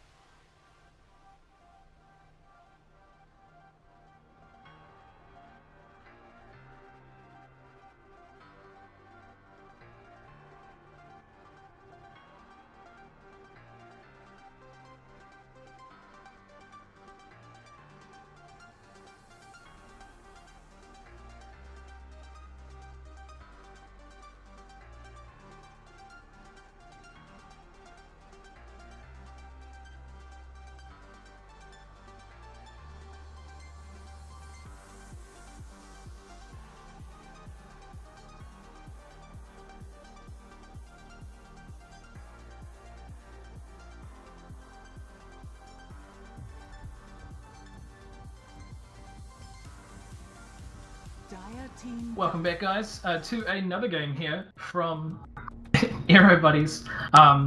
Between Ero Buddies and One Punch Boys. We just saw a fantastic game from One Punch Boys, where they dominated the game with a very, very aggressive skirmishing pick, getting a lot of pickoffs. Was casting with Tapman Tap for that game, but joining me now, McFrankie's back from before. How you doing, buddy? Awesome, awesome. So we're going to be getting straight into this draft here. It looks like Ero Buddies going to be banning out a Spectre, whilst One Punch Boys going to be banning out the Syllabear here. So big bans from them. What do you think they're going to be aiming to do this game? I mean, we just saw One Punch Boys play a very strong skirmishy style. How do you think Ero Buddies going to respond to that with this in mind? Okay, my co-caster does have to fix his audio, so I'm actually just talking to myself. Ero Buddies are going to be banning out, of course, also the Nation's Prophet, so immediately showing a bit of a distaste towards an extra global strat. I think they really felt the pressure that was put on them last game from a lot of roaming and ganking heroes jumping all over the place. Conversely, One Punch Boys are going to ban out the Bounty Hunter, who has been a very popular pick, against their first pick, the Invoker, who's just been such a strong later. Interestingly, we saw One Punch Boys absolutely shut down the Invoker. I can hear you. I'm not sure if we can hear you in the game though. 5 seconds remaining. All good. So yeah, the Invoker being picked up here by One Punch Boy is such a strong laner, and I think that's the reason for the Bounty Hunter ban there. They don't want to have to face off against that. Ero Buddies are going to be picking up some slightly less telling pickups. Oracle and the Clockwork getting picked up by them. Oracle, a pretty unconventional support, but does have a lot of potential, especially in the position 4 role where you can do a lot of work with those levels. Up until about 6. After 6, I don't think Oracle needs to worry about his levels so much. He does have a great arm for any kind of right-click carry. Is able to provide a lot of healing and just massive amounts of purges, which are going to be very important against the counterpick of One Punch Boy, which is the Earth Spirit. Earth Spirit puts out an enormous amount of reach into the game. He's able to just kind of reach across the map. My favorite example is, of course, he can engage basically from the middle tier 1 tower to the opposing middle tier 1 tower. He can get a good engagement, which is so hard to fix, so hard to deal with. You need to have very strong vision across the map in all of your lanes to try and get you a way to secure this stuff. 10 seconds remaining. Now, Ero Buddies on the are going to also pick up a Clockwork. Now, Clockwork is an interesting hero, especially when you run against an Earth Spirit, because these are two very strong initiating heroes. Clockwork and Earth Spirit both coming online in a big way at about the same time, level 6. But Magnetize from the Earth Spirit is a massive team fight ability. If any of you have been following Clutch Studio for any amount of time, we saw a very good Earth Spirit game recently where the Earth Spirit absolutely dominated in the Cyber Gamer ladder finals, with amazing magnetizers to just put out huge amounts of team damage across the team. But enough about Earth Spirit, because we do talk about him a lot. Let's take a look at the bands here as they pick up Lifestealer on Ero Buddies. It's an interesting choice. To it in just a second though. The Lion and the OD are just very standard bands. Just strong heroes in the meta who do well. On the other hand, the Ero Buddies is going to be... We're back! We've got the Mick Frankie's back here. As we just look at the bands there on the Bat Rider and the Vengeful Spirit, I think heroes that Ero Buddies just had a bit of trouble with last time. Don't want to give those away. The picks that we've just seen though, Lifestealer, Faceless Void, and Pudge Mick Frankies. Now the Lifestealer, I think they're probably going to be looking to do some sneakiness with the Ancients. But how do you feel about the Pudge? Do you think we in a supporting position or a middle position? Because we have seen a support Pudge played fairly recently to pretty solid effect. Reserve time. Yeah.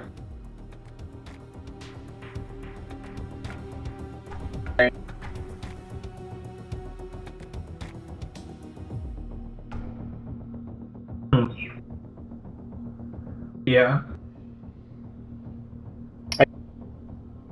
And also against the Void, like you can often hook him out of Chrono, which could be really big for Ero Buddies and disrupting the play of One Punch Boys. It's quite interesting actually. We saw Ero Buddies picking very meta standard lineups last round. They also picked an Invoker. They also picked a Faceless Void. I think we saw them pick up a Vengeful Spirit as well. Didn't work for them very well, and now they've gone for this kind of off the wall lineup, which they're going to be running into a very standard meta lineup, except for the Ancient Aversion that's just been picked up. How do you feel about this one? I mean, an interesting choice. Mostly seen in global lineups. Do you think that he's going to bring enough to this composition? 5 seconds remaining.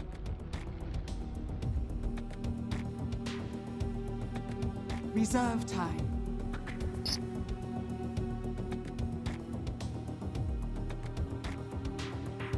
Yeah, definitely.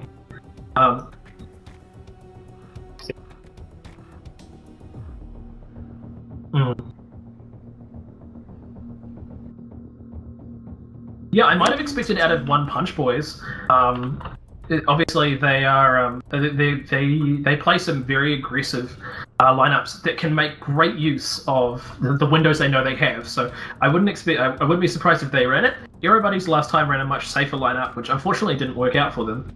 But we're moving into the last picks for both teams here. Last band's going out on Nyx and Puck.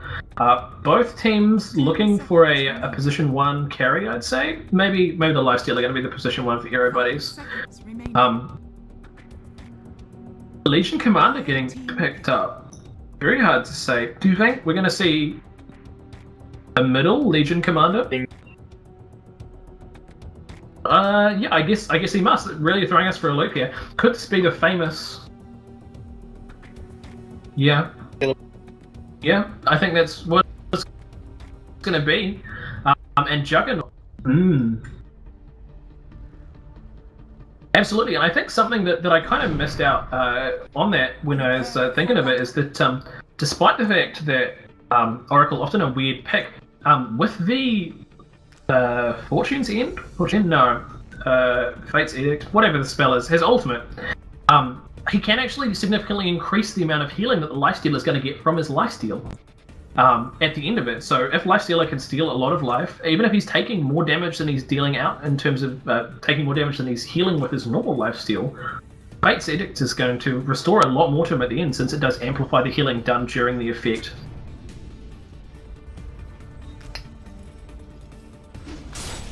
Yeah, but could get caught out here. Here comes the root from the Oracle. Gonna hit him. He does turn for it, but immediately time walks away. He's gonna be nice and safe there. Saitama has shown us some really great plays in the last few games, I have to admit. Definitely a hero player that I'm pretty fond of. And it looks like Mick Frankie's your mic has gone again. So might want to just take a quick look into that while I look at this early game aggression.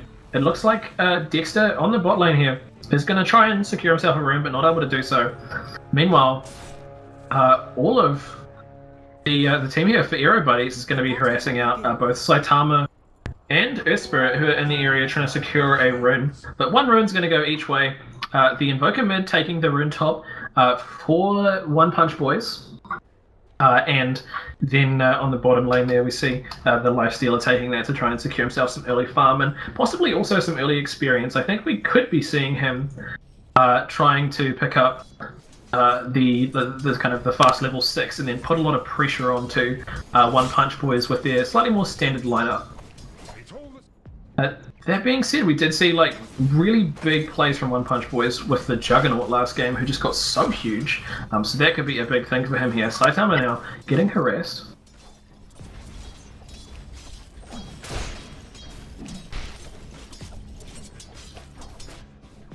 Yeah, for sure. I don't think this Clockwork can do a lot. Clockwork, usually a very good pickup against melee carries, but Juggernaut able to just Blade Flurry to avoid all of the damage and the mini stuns from that shrapnel, so that's going to make it very tough for him to do anything about. I don't think they do. In fact, I'm very confident that they don't. But it looks like he might be looking to check now. Does one down here look to see if he's in these trees?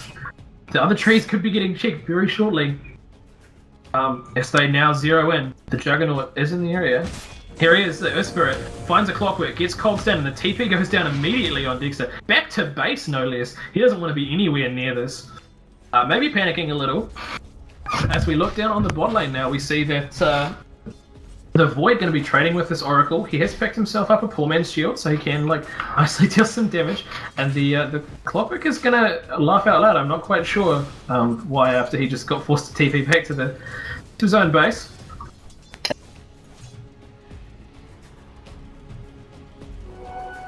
Definitely, but it looks like Faceless Void going to be securing the bounty rune on the bot lane, stopping the Pudge being able to go down for it and forcing him into a fight that he might not want to take for the invisibility rune top with the Invoker.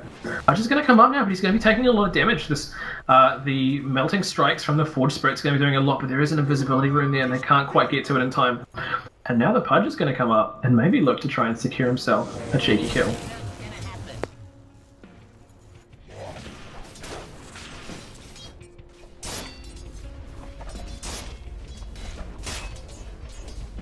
Yep, does look like he's forced to back away, but now might be trying to get a little bit aggressive on this Invoker. It does only have half health, so he has to be very careful here. And obviously, Invoker positioning this Forge Spirit very well, whether intentionally or not, to try and get this damage out here. This Spirit's going to rotate to the bottom now, looking to help out the Faceless Void, who has managed to secure a level 3 pretty fast, keeping up with the Lifestealer. So that's exactly what you want to see from a Faceless Void offlane. It's a great position for him to be in right now. As he starts to take a little bit. Yep. Definitely could be, and I like that they used that. The Juggernaut took a little bit of a fallen farm to try and secure himself extra levels on the Earth Spirit. A first hit bash going onto the Oracle, and they just immediately start wailing on him. The Perch is going to come down and root them, but I don't think that Lifestealer can fight this. Saitama is going to be taking quite a few hits though. Does have enough mana for a Time Walk, so he can just get away as the Earth Spirit keeps going, and they're going to keep going too. A nice bash coming out from Saitama, but he could be overcommitting to this. Time Walks it back, comes back in, 1 hit, 2 hit, red hit, blue hit. There we go, a nice kill for Saitama there. Fantastic work, knowing exactly their limitations, and a great bash, stopping the Lifestealer from doing a little bit more damage. On mid though, it looks like we almost missed the Putch dying. Did not manage to die in the end. Invoker getting very aggressive, but was saved by a nice help there from the Legion Commander, putting down a press the attack. She's had a pretty safe farm in this jungle and has already secured herself a Morbid Mask along with that Quelling Blade Stout Shield. So she's definitely enjoying her time there. Whether or not this is going to do enough for them, I'm not quite sure, but it appears, McFrankis, your mic's still not here. I'm still talking to myself.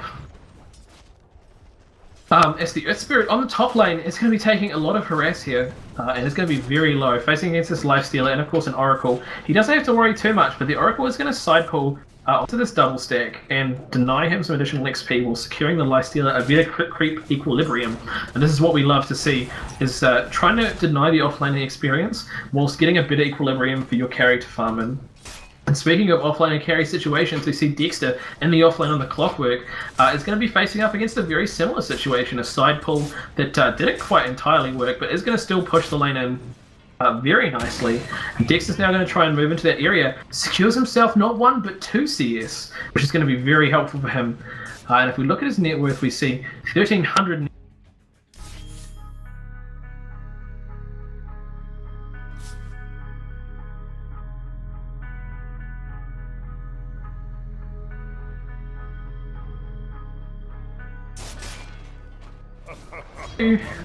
Uh, 32 CS to 19 there. But meanwhile, in the mid lane, Invoker, with the help of Earth Spirit, does manage to take down a Pudge. And Pudge having a terrible lane against this Invoker. 30 CS for Invoker to 23 denies on this hero. Just an absolute disaster for him so far. He has managed to get so many kills. Creep kills rather, and of course denies. With Pudge only at 5 CS and 1 deny, he's having a pretty tough time. Meanwhile though, on bot lane, this Faceless Void is going to get pretty loud up against this Lifestealer, but immediately jumps away into the trees. There is 3 here now for him though, and he does have to be careful. 6 seconds on Time Walk, but if he gets caught by a Pudge hook and the Pudge is prepping this hook, he throws it out, but the Void jukes nicely, using the Tango there to try and encourage them to think they're in a different place. Now Saitama taking a lot of damage, but he's able to Time Walk out immediately. Punch not having 6, so can't lock him down, and they're committing a lot to trying to kill. Yeah. Absolutely. Has been hurting a lot. Hopefully McFrankie's now hearable again by everyone.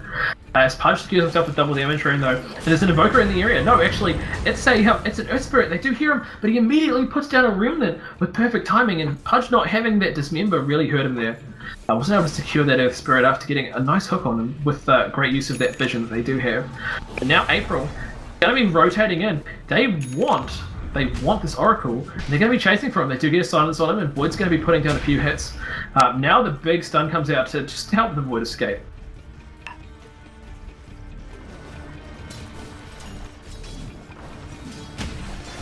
Not at all. And I mean, the Earth Spirit also now going to be assisting the Faceless Void, rather, going in onto its Oracle. He's going to putting down a lot of damage, but Saitama's now going to be caught under the tower. The stun does secure him the kill, and he does have a Time Walk out, but he's going to start trading with Dexter. Time Walks away. Would have liked to see that a little bit earlier to secure himself some more HP, but still not bad. The Blood Rage wears off on the Lifestealer, and now they're going to do the same trade. The Invoker puts down a perfect Sunstrike to secure them. And now, on the middle lane though, if he wasn't paying enough attention, he's going to get gone on by Legion Commander. Going to be some nice easy dual damage for her as the Pudge comes in to help, but the Forge Spirits take him down. Maybe overcommitting to that. I think that they could have probably secured that without the help of him, but Hatsune Miku is going to take that tasty extra damage.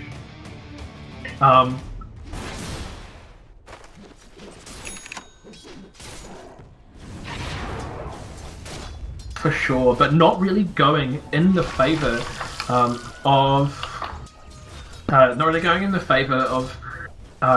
Ero Buddies there. Unfortunately, the Invoker getting the pick off on 2 of them is really just going to snowball him forward. And if we take a look at his items, we see he's just picked up the Power Treads at the 8 minutes and does have a Midas to boot. So he is in a fantastic position for this fight. And having a decent number of kills too. The Lifestealer's going to Blood Rage perfectly in timing with this Earth Spirit. And now Saitama could almost go down. He gets rooted, but a fantastic Time Warp. Must have only had about 20 HP left there. One hit would have done it. But now he's going to get pinned in between the Oracle and the Lifestealer. Time Walk up again though, such a low cooldown spell when you've maxed it out first. 6-second cooldown, he can shove away everywhere. Basically use it like an anti-mage blink. The Earth Spirit gets gone in now though, and Hatsune Miku's here on the Legion Commander with that extra dual damage and wants to get some more, secures additional dual damage for himself. Or herself in fact. Just missing the hook, yeah. And Faceless Void almost securing it, but now they're going to put a big pressure on here. They're committing a lot of people to this bot lane and trying to shut it down. Saitama just avoids the hook and avoids the press the attack to get himself out with help from the Oracle. Is that with help from the Oracle? I don't really know where that healing came from. It was from the Oracle. He manages to escape, but now there's another hero in the mix, and April's here on the Earth Spirit. They want to fight. The Chronosphere is ready, jumps forward, bashes the Lifestealer immediately, and then puts down the Chrono. There goes the Sunstrike as well, and the Void holding his hits for a second, just waiting to make sure that he secures the kill for himself. But the Earth Spirit takes it anyway. Punch throws down another hook, but now could be called out of position. Not out of position. And looking. Yeah, we saw this exactly this in the last game. They really love to let their Juggernaut farm as much as possible. He's just going to push constantly and then occasionally come to a fight to secure himself kills, but only really if the fight comes to him. And I think that is probably the correct way to play him right now. What do you think, McFrankies?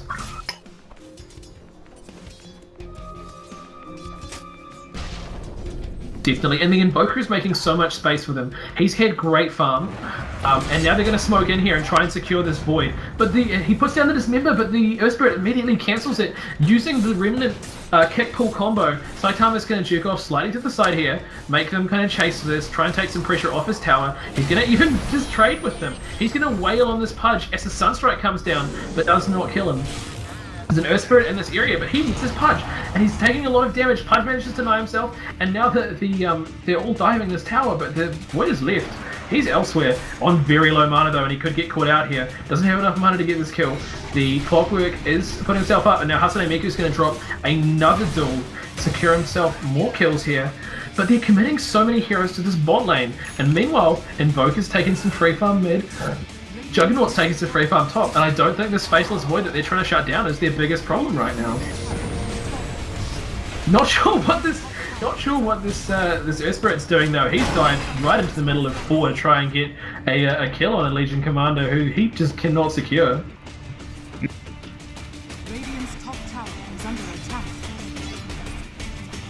They're just going for the classic snowball build on the LC, and I think that's really what they need to do here right now. They're not looking to be in the best shape, even though they have secured themselves some recent kills.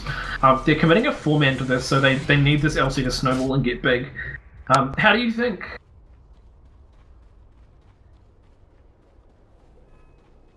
One Punch Boys, yep. One Punch Boys still taking the top net worth by a lot, and if we look at the net worth graph, we see almost 7,500 gold in favour of One Punch Boys, which is something we're seeing consistently from them. They are so good at their farming, so on point. And now the Oracle is going to go down there to the Ancient Apparitions Ice Blast as they just keep putting out damage, and the Earth Spirit's there too.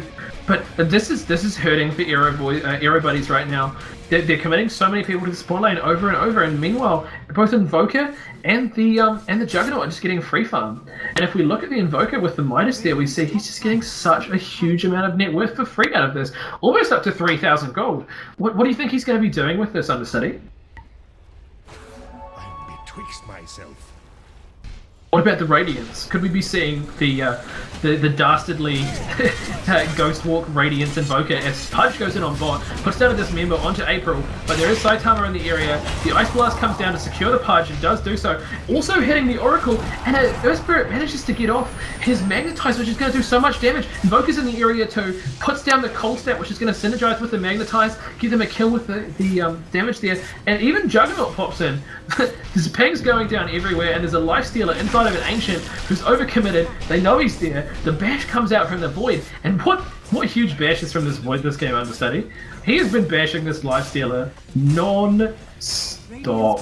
Right when he needs it. Radiant structures are fortified. I think Saitama also last game was playing the Doom and got huge numbers of crits off of an Alpha Wolf passive. So I think we may need to be giving him for this tournament so far the title of Bash Lord. And One Punch Boys definitely making themselves out to be a team to watch with a strong Bash Lord and just great team fight.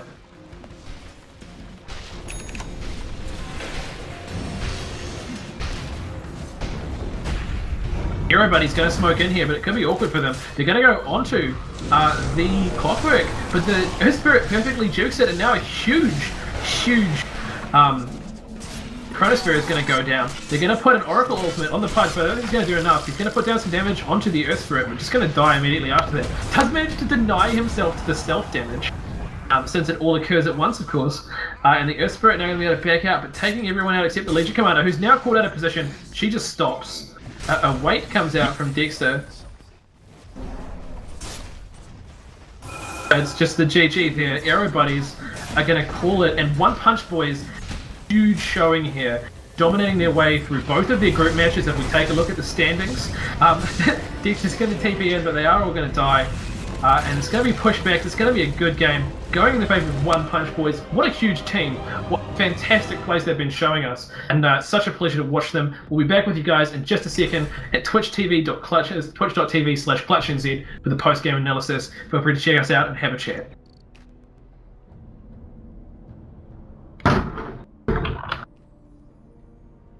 Yep.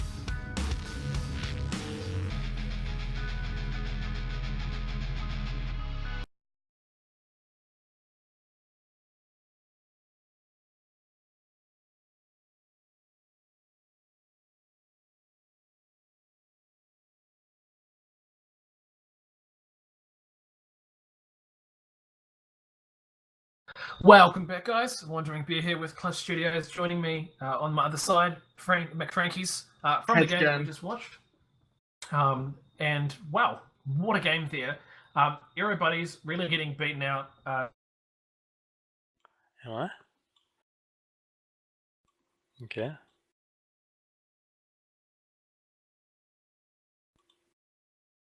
All right. What do you think about the game overall, McFrankies? How are you feeling about it? Well, it's very solid. It was really just a showcase of how good One Punch Boy is at the moment. They came in and they've just stomped at every game that we've seen them in, and it's been convincing wins. I've heard rumors that they're sitting at 6 to 7k as a team, so very solid. Yep, our very own Smoker has just noted in the Twitch chat there that they are in fact sitting about 5 to 6k. So very, very good players. And it's definitely going to be a pleasure to keep watching them. Hopefully, when we get around to the finals, we'll be able to see them there and see some great games between them and some of the other top teams that we know are in this tournament. It could be very exciting to watch. Some great Oceanic Dota. And we know so this is an invitation. 4 teams have been invited, and these are the qualifiers to get some of those wild cards in there. And for sure, I think these guys are going to be going through. Absolutely. I mean, such strong showing from them. Unless they come up against some very serious responses, I think we'll be seeing them later in the tournament. But anything that you think that Ero Buddies could have done in that fight to try and in that match there to try and bring it back? It felt like they kind of just got beaten in most of their lanes. Do you think that the Jungle Legion kind of affected how their lanes could work? Jungle Legion is very limiting. As soon as you have a jungle hero, your lanes are going to suffer, especially sending that Clockwork up there by himself. Like, He decides to try and hide in the trees, but I don't think he could have done very well behind the tower because they had an Earth Spirit to gank him behind there anyway, and they had the vision. What I think that they could have done is maybe alleviated some of the pressure on their Pudge, sent some ganks middle. Invoke doesn't stand up very well to ganks, and I think if they had a Pudge get big, then they could have done a lot more in that game. Yeah, and Pudge middle against the Invoker, not the best matchup, and it looked like the Pudge was definitely having a lot of trouble against One Punch Boy's very, very skilled Invoker. And I mean, boy, did we see a lot of really big plays from that Invoker across the map. Great awareness with his team, putting down a lot of very key Sunstrikes to secure them kills. Unfortunately, he did die to one of them while he put the Sunstrike there. He got jumped by the Pudge in the LC. But I think that's going to happen to even the best of Invoker players. Just have to be a little bit aware of your positioning. I just want to talk about Saitama for a little bit. Like, he's a very solid player. I've seen him play 3 games now, and he is a very technical player. He knows exactly what's going on, how much damage he can take, when to use his abilities, and when to hold them. And it's actually like really enjoyable to watch that sort of skill. And it really showed that he was just ahead of the players that he's been going up against. He knew what was going on, and they did not, and it was quite clear. Yeah, I mean, that Void was getting so much out of that offlane, and we saw him do the same with the Doom, which was jungling. He just got so much out of his position, and he used those timing windows really nicely, and he knew exactly what he could and couldn't do, which was such a pleasure to watch. Just those very tight fights where he was taking on this life stealer, and a lot of people would have just backed away. A lot of people would have walked away and just gone, hey, I got a kill, I'm happy with this, but he just kept pushing for that life stealer and managed to get it almost every time. Secured himself some great kills there and just got himself so much further ahead than he could have otherwise been. I mean, we look at him here and we see he was at 427 XP per minute and 391 gold per minute at the end of that game. As an offlaner. As an offlaner, he was sitting almost as high as the Juggernaut and the Invoker there, who had free farm for a lot of the time. Yeah. So that's just fantastic. And I mean, looking over at the team of Ero Buddies, none of them could even keep up with that GPM and XP per minute from the Void. So such impressive play from him. Really great player. Would you say he was your MVP for that match, McFrankies? I was definitely my MVP. I really enjoyed the way that he played, and the fact that he did this. He always presented himself as a possible kill on such low HP, but at the same time he knew that he was pretty safe. But he baited them and got double kills out of it, and it was good. Definitely. My MVP, I got to give an honourable mention to Hatsune Miku, who did the best. They got it on the Legion Commander to try and snowball and bring it back, but I think they were just too far behind at that point. But my MVP has to go to Earth Spirit. I love seeing the hero played. He's banned out so often, but he's such fun to watch. So aggressive, such great reach, and he just went and went and went. And he worked fantastically with that Faceless Void. So big congratulations to April and the Earth Spirit for just a fantastic game in that match. And I look forward to watching all of One Punch Boys in the future, to be honest. And best of luck to Ero Buddies in their future matches. But it looks like we're going to be taking a brief break, McFrankies, while we gear up for the next match. I'm going to grab myself a little bit of water. Before we do, just another shout out to the Dota2 Girls Facebook page. Do check them out, guys. Along with, of course, ANZAC, who are running this fantastic tournament and giving us a fantastic opportunity to cast it. And their sponsor, My Republic, who are an internet provider in New Zealand and maybe also in Australia. I'm not quite sure. But do check them out. Just My Republic, Google it up. Have a look around. If you're in the market for some internet, it could be fun. But thanks so much for watching for now, guys. And I'll see you guys in a bit, where I'll be back with Mads for our next games.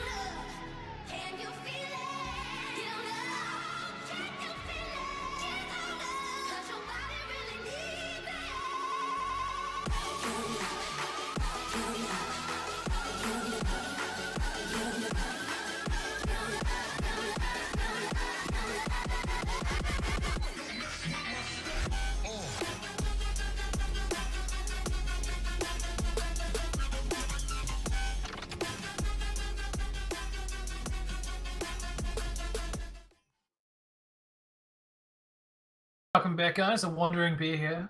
And joining me now, Mads, after my good friend McFrankies has taken a break here. Mads, how you doing, buddy? You've had a break of your own? Doing very well. Had some lunch, you know, had a bit of a rest, and I'm ready to get back. Oh, well, we couldn't come back to a better game there because we walking straight right in, Mads, to Naughty and Nice versus One Punch Boys.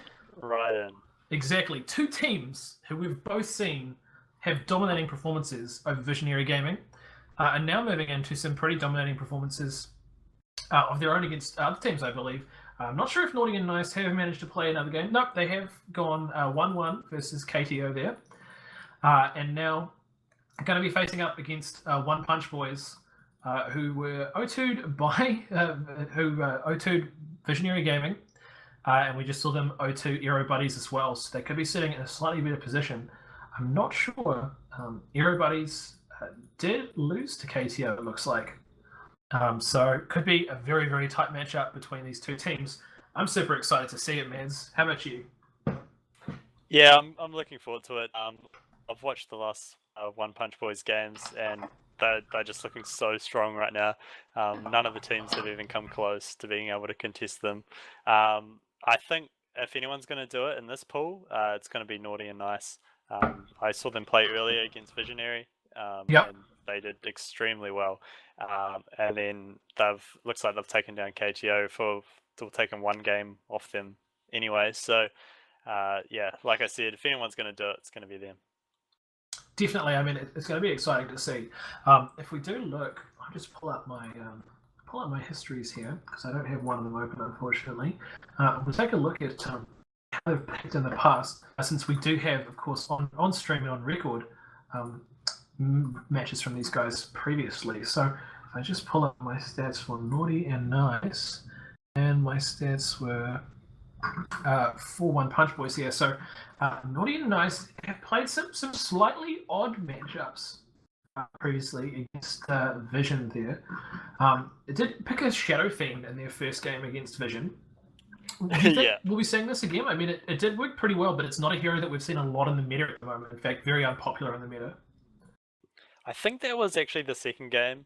That was the game they also picked Mirana. Yes. When we were watching this, we thought it might be because they did so well in game one that they just wanted to try out some other styles, maybe pick some heroes that they just think are fun to play. So that could have been it, but we'll just have to wait and see whether that's something they pick all the time or not. Because the Shadow Fiend in general is sort of out of the meta as far as it goes right now, but he's still very strong. Show. It's getting a little bit later here in New Zealand, so I do have to turn the lights on here, make sure the webcam can still see everything that I'm up to. Otherwise, we want to be able to might not be able to see my hideous mug. Yeah, don't really want to see that. Let's be honest. Just want to listen to my dulcet tones. So definitely can tune into Dota TV if you don't want to see my face. I mean, it's always an option. But yeah, so we saw that interesting pickup there. They comboed that though, the Shadow Fiend Mirana pickup. They did combo with the Tidehunter Enigma pickup. Do you think that? I mean, that's been something that's been very popular in the meta overall, everywhere. Do you think that One Punch Boys are going to let this through? If they've been watching the previous games, they might think about banning it, but otherwise, I don't think you use the bans on Tidehunter and Enigma. Not in the first, probably 2. You might do an Enigma, but I don't think so. I think you'd let that through. It was a great game to watch, though. There was a huge Roche fight. Tidehunter getting a 4-man Ravage into a black hole, into a Requiem of Souls. It was pretty fantastic. Well, hopefully, Mads, we're about to see those kind of massive plays right about now, because this game is getting underway.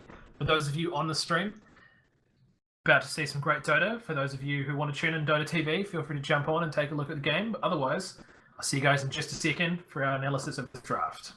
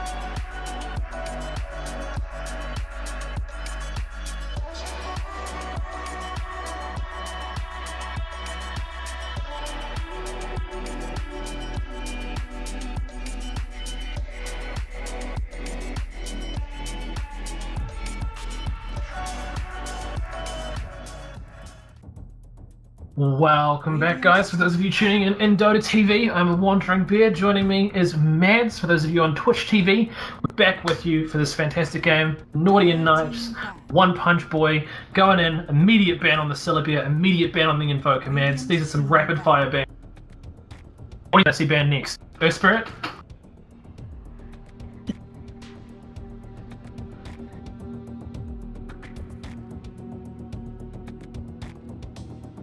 And we've also seen earlier today the Earth Spirit getting picked up and just doing great things. So the hero seems to be too strong in the hands of a good player. So better just get rid of it and rather than bear with the consequences, I think. Absolutely, and we have seen One Punch Boys get up before and show some really, really strong plays with it. So maybe we'll be seeing that. I mean, alternatively, you could also be seeing them let it through with the intent to just shut it down. And we have seen them do this before, obviously with the Invoker in the last series against Ero Buddies. They just let it through and absolutely dominated it all over the lane. They're going to go ahead and ban the Nature's Prophet out, not wanting to deal with that, and I think that's pretty fair, but Naughty and Nice don't want to let that Earth Spirit through, Mads. Not at all. Yeah, fair enough. Definitely. As we move into that first pick phase, it's going to be exciting to see what these teams want to pick. Both teams have shown us a pretty dynamic range and very, very directed, powerful drafts. One Punch Boys showing us some really cool drafts that they've executed perfectly. And like Mitch Tapman Tap, I was casting with earlier, said, the One Punch Boys are a team who really, really know their timing windows and they really, really capitalize on them. Naughty and Nice, on the other hand, team who we've seen play really, really tightly, very well, and really know what they're doing and have great faith in each other, obviously, and a lot of trust between them as a team to enable them to do a lot of very powerful team plays and really dominate the map with some aggressive lineups. Punch Boys are going to go ahead though and pick up a Witch Doctor. They're not wanting to give away anything too early, Mads. Do you think they're going to try and follow this up with a Void, and do you think Naughty and Nice will let them follow up with a Void?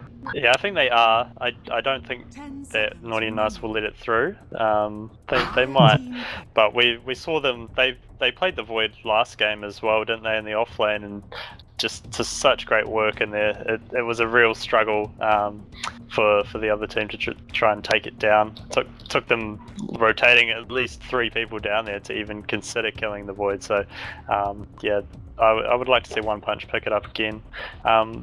They're also big Jug players, aren't they? Was Jug picked in both of their games? Yeah, both of the matches that One Punch Boys just played against Ero Buddies, they picked up a Juggernaut. They played it really well as in like a kind of a slightly aggressive, but mostly as like kind of a safe lane, heavy farmer. Which is really interesting because it's not something you necessarily see from the Jug. I wonder if it wasn't the matches they were confident and they got a lot of space from their mid laner and their off laner in those matches, but they did play a very heavily farming Juggernaut who just topped the net worth the entire game and did such a good job of it. But we're going to see the pickups there. Death Prophet, Lion and Bounty Hunter are going to get picked up here. How do you feel about this Bounty Hunter pickup? Because it's definitely an interesting one. Primarily used to put pressure on the mid lane from what we've seen recently in the scene. Do you think that they're looking to pick up maybe a mid laner who doesn't do as well, especially against a strong laner like Death Prophet? I think they're probably going to... they picked it to create space. They seem to be really good at making space for their position 1, and Bounty's a great hero to do that. He's a good pick against Death Prophet because she has no innate escape ability. So sitting him in the mid lane for a little bit and just harassing the Death Prophet is going to really put her on the back foot unless they rotate someone in to help her out there. So I'd imagine we will see him hanging around that mid lane for the first sort of portion of the game. Okay, and obviously the Lion for Naughty and Nice, just a pretty standard, straightforward pickup there. Where do you think each team is looking to go now? I mean, we've seen some bans, we've seen a couple of picks. Do you think they have any plan in mind right now? I mean, Death Prophet for Naughty and Nice, very indicative of a push strat. Do you think that that's something that is reflected in their choices thus far? It's hard to say at this point. Death Prophet is a really strong hero at the moment, and like you said, is really good at taking down towers. So if they do leave her alone, you can just say goodbye to that tier 1 tower. I don't know if they'll actually build a lineup around it, but again, we'll have to wait and see. Like we were talking about earlier, I would really like to see the Faceless Void picked up by One Punch Boy. I think it would work well. It looks like it's going to get banned though, so... I was amazed it got picked up. It didn't get picked up where the Bounty Hunter was. I mean, that seemed like a pretty gimme take to me, but maybe One Punch Boy a little bit wary of the fact that Naughty and Nice were so happy to pass it over and allow them that opportunity. I mean, Bounty also is such an important pick at the moment. I don't think a lot of teams are utilising him as much as they should be. In sort of higher levels of Dota, he's banned a lot more than he is here. So we'll see how it works out for One Punch. Naughty and Nice actually going to take the Jug themselves, so great great sort of deny pick there from them, picking that up early. Very strong, and it does really fit into the theme of their lineup so far. With that Death Prophet, Jug is the penultimate of the carries when you want to push, comes online so early, and can just snowball with that push goal very, very well. As One Punch Boy respond with an Outworld Devourer, so another very, very strong mid laner. Do you think he'll be running the mid lane, or do you think they're going to put him in a safe lane? I assume this is a mid. You pair that up with the bounty. Bounty can slow the Death Prophet, and then he can just whack away, picking up all those Astral Orb, Arcane Orb, charges. So it makes mid a lot easier for him. Yeah. I think he does fairly well against the Death Prophet, although Death Prophet does have a silence, so in a 1v1 scenario it would be a lot harder for him. For sure. Looking at One Punch Boy's bans, we see some very tough bans against offlaners, that mostly summon offlaners, to be honest, which is pretty common at the moment because summon offlaners can leverage so much farm from that offlane creep camp, as we talked about many times before. But do you think this like series of very targeted bans against these offlaners would indicate that maybe One Punch Boys are looking to run maybe a slightly weaker offlane? Sorry, a slightly weaker safe laner, rather. Yeah, possibly. Although Nature's Prophet, Lone Druid, like you were saying, are just so strong now that I think that you do just ban those out a lot of the time just for the utility. Also Beastmaster as well. They don't want this push strat that it looks like Naughty and Nice seem to be eyeing up. So if you had the Beastmaster along with the Jug and the Death Prophet, it's pretty hard to stop that push. Very fair. Looks like they're going to pick up the Darkseer instead. So. We don't see a lot of him nowadays, but again, he is a strong offlaner. Interesting to pick him before the safe laner of One Punch Boys has been chosen. Yeah, I mean, it's a very interesting choice, especially because Darkseer has a pretty hard time if he's not up against a melee position one. Not nearly as effective as otherwise, but that being said, a pretty good push hero as well. Able to Iron Shell up some heroes, and the Juggernaut Iron Shell Flurry combination is a lot of damage going out in the early game for any kind of early pushes you want to make. And of course, with the buff to Wall of Replica being such a long time it exists now, it is a very strong teamfight thing. How do you think that One Punch Boys are going to respond to this pick? Obviously, they're in a position to pick an offlaner and a safe laner here. What kind of safe laner do you think they run as they pick up the Slider for the offlane? I mean, again, like we said, maybe like a gyrocopter would be nice. It works well against the Darkseer.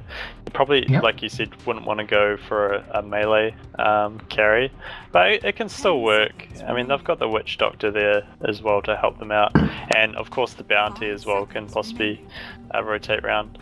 Interesting slider pick. This is the second slider I've seen today.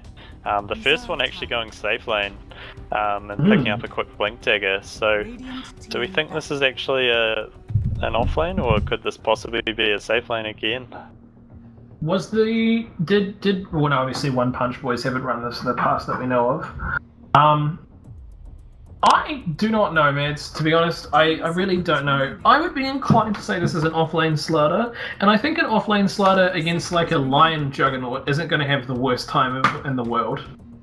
Should be able to secure himself a little bit of CS, though he does have to be careful against the Lion. But it certainly could be a safe lane slider, and it wouldn't throw me through too many loops. But the only reason I don't think it is because picking it into Darkseer is a very, very ballsy pick. It's a big call to take that. And at that stage, if you're picking it into Darkseer, it's almost a declaration that they're just going to kill this Darkseer over and over again with the Bounty Hunter Witch Doctor. Which could very well happen. I mean, One Punch Boys, like we've said many, many times, know their timing windows so well. They could make a lot of work of it, but I just don't think it's going to happen. I think I have to agree with you. I think I'd like to see... Yeah, I think I'd like to see a Gyro here. I think Gyro would be pretty good. And some great counter push too for One Punch Boys, who might otherwise have a little bit of trouble with Naughty and Nice's pushing. Yeah, like, imagine if Naughty and Nice saved their offlaner and picked up like a Broodmother here. that would be I'd be in a really good position with that right now, with only the sort of the crush to stop it. So yeah, I'd like to see someone with a bit more AoE damage, a bit more team fight presence on their team. But again, the slider, if it does go offlane, it'll be really interesting to see how that does. Not having seen it a lot. These are going to be picked up before. by Naughty and Nice. That's a very strong push lineup from them. I think it's pretty clear what they're aiming for, Mads. How do you think One Punch Boy respond to this? Clinks. Apparently, Did not think of it, Clinks. So yeah, so that's gonna. I did not think of it, do Clinks, well but yeah, that's a great against pick. Darkseer. Absolutely. Going to have a great time against Darkseer. Huge amounts of damage coming out from Clinks. It's such a strong early game hero. Might be able to make just enough space for that Outworld Devourer to go about his business. You think? I'm pretty sure this Clinks is going to be run safe lane. How about you? Yeah, I think that's the play. Run the slider in the off lane. Yeah, for sure. Well, looks like we're going to be heading into the match just as soon as the slider locks in his hero. That'll be very exciting to see. Do you think either of these teams are going to try anything cute in the early stages of the game? Maybe any smokes or anything like that? No level 1 Roaches this time. I don't think either team has to line up to do it. If only slider could get the level 1 amplify damage. The dream would be real. Dream would be real. Volvo, please. Might possibly be a bit OP. I think Slitherine Crush should be an ultimate, and amplify damage should be his W. That's what needs to happen. So this slider has actually got an Iron Talon, quite a few tangos, and a ward. I think this is pretty standard for the offlane plays at this point. Like, Iron Talon is just so useful for being able to secure this offlane camp up here. It just does so much work for them when they do manage to get it. And it's securing him a certain degree of safe farm while also giving him a nice little chunk of armor, which certainly isn't going to hurt. And he can, of course, chop through the towers there. But yeah, if we look through these heroes, it does look like pretty standard item builds for everyone here. The Bounty Hunter's picking up that Orb of Venom. That's going to be very strong for him in terms of how aggressive he can be. If we look over at the team for Naughty and Nice, I like the Sentry Ward picked up on the Death Prophet, so it should probably be dropping that mid. So it's always a good plan to do against the Bounty, because you know that he's definitely going to be at some stage, so preempting that is the way to go. Yeah, it looks like she's picked up 2 Fury Fires as well. Just give herself some burst healing. Death Prophet does kind of suffer from being relatively squishy in the early stages of the game. She likes to get some survivable items for herself. And also getting pulled 2 tangos, so 475 gold. She's going for a very, very fast bottle. Very keen to get that one on there. Other than that, we see the Darkseer already picking up the recipe for his Soul Ring. Pretty standard fare for a Darkseer where we can.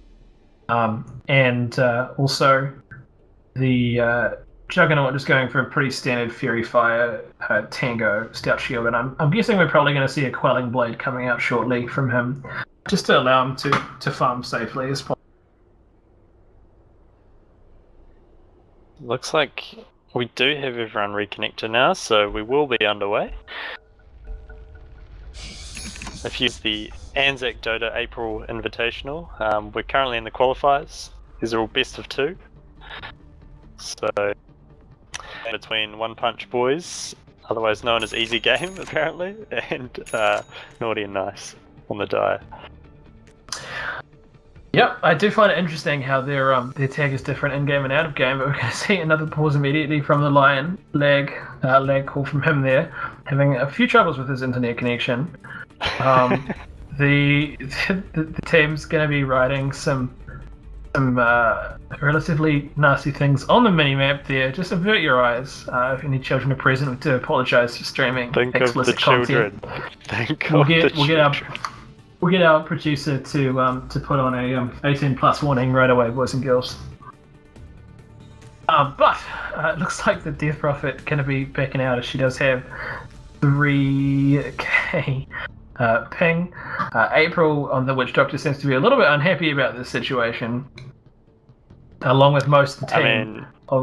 They had to wake up at 11, so you know it's pretty early in the morning for some people. Yeah, both team. The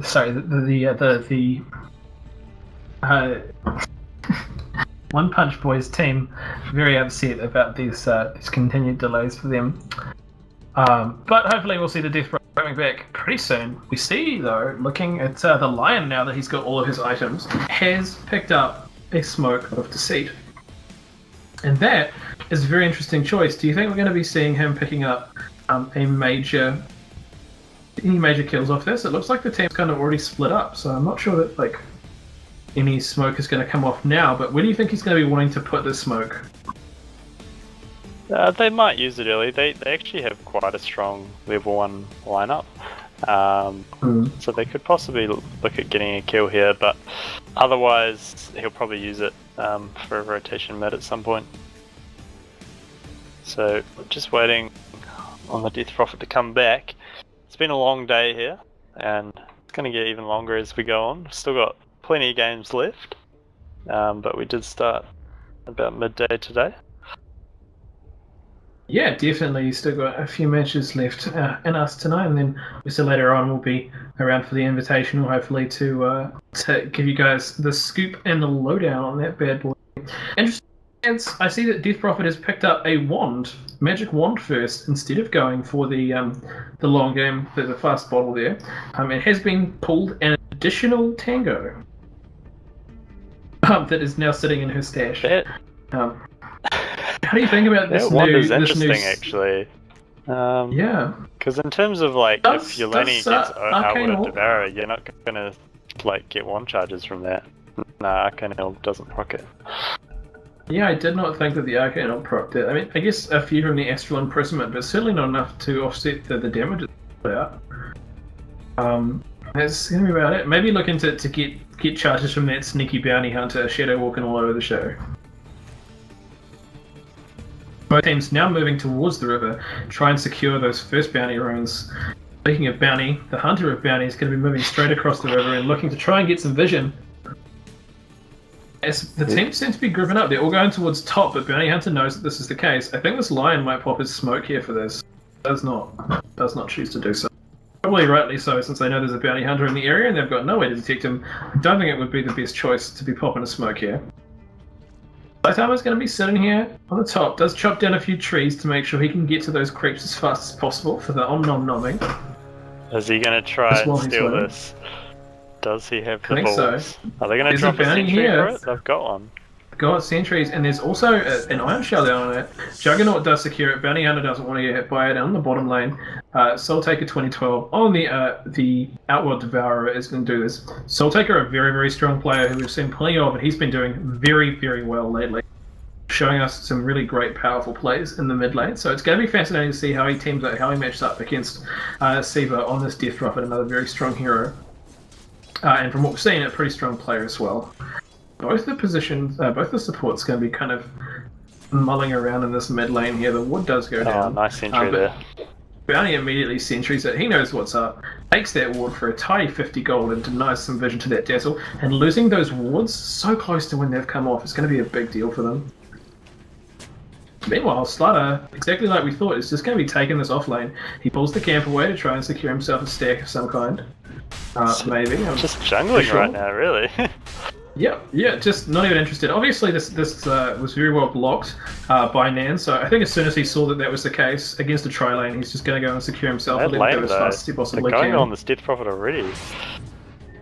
Just getting that early aggression, utilising the Bounty Hunter, the fact that he's here early. And Dazzle's going to show up. They want to try and secure some life for this Death Prophet. Odie tries to trade to top, but does miss there. Really unfortunate for him. And the Death Prophet just pops a Fury Fire to try and get a little bit of damage out like here. Bounty's waiting for the sentry to be dropped, and he gets it! But the sentry gets dropped, he immediately eats it with a Tango. Perfect timing. Dazzle does not have another sentry, and neither does Death Prophet. This is a disaster for them, and fantastic. Just great play from this Bounty Hunter. I think he ate both of them, actually.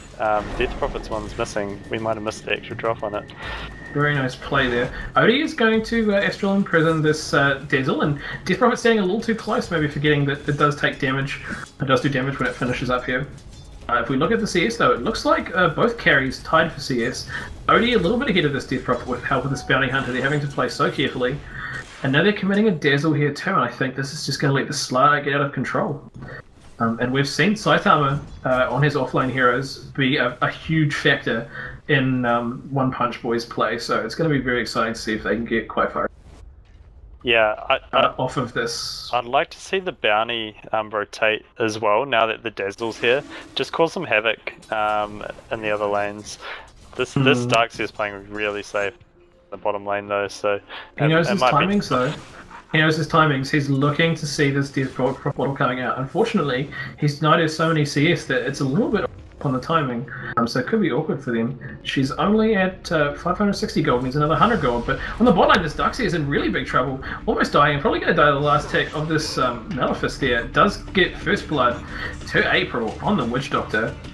What a huge play, and just knowing their limits so well once again from One Punch Boy. They didn't even try to dive there, they knew what was going to happen, they just backed away. Secured himself, nice kill there.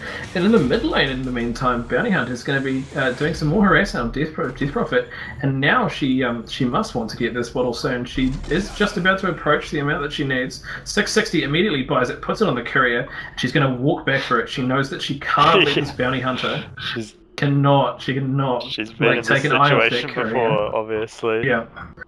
Yeah, this is not a new situation to her, Mads.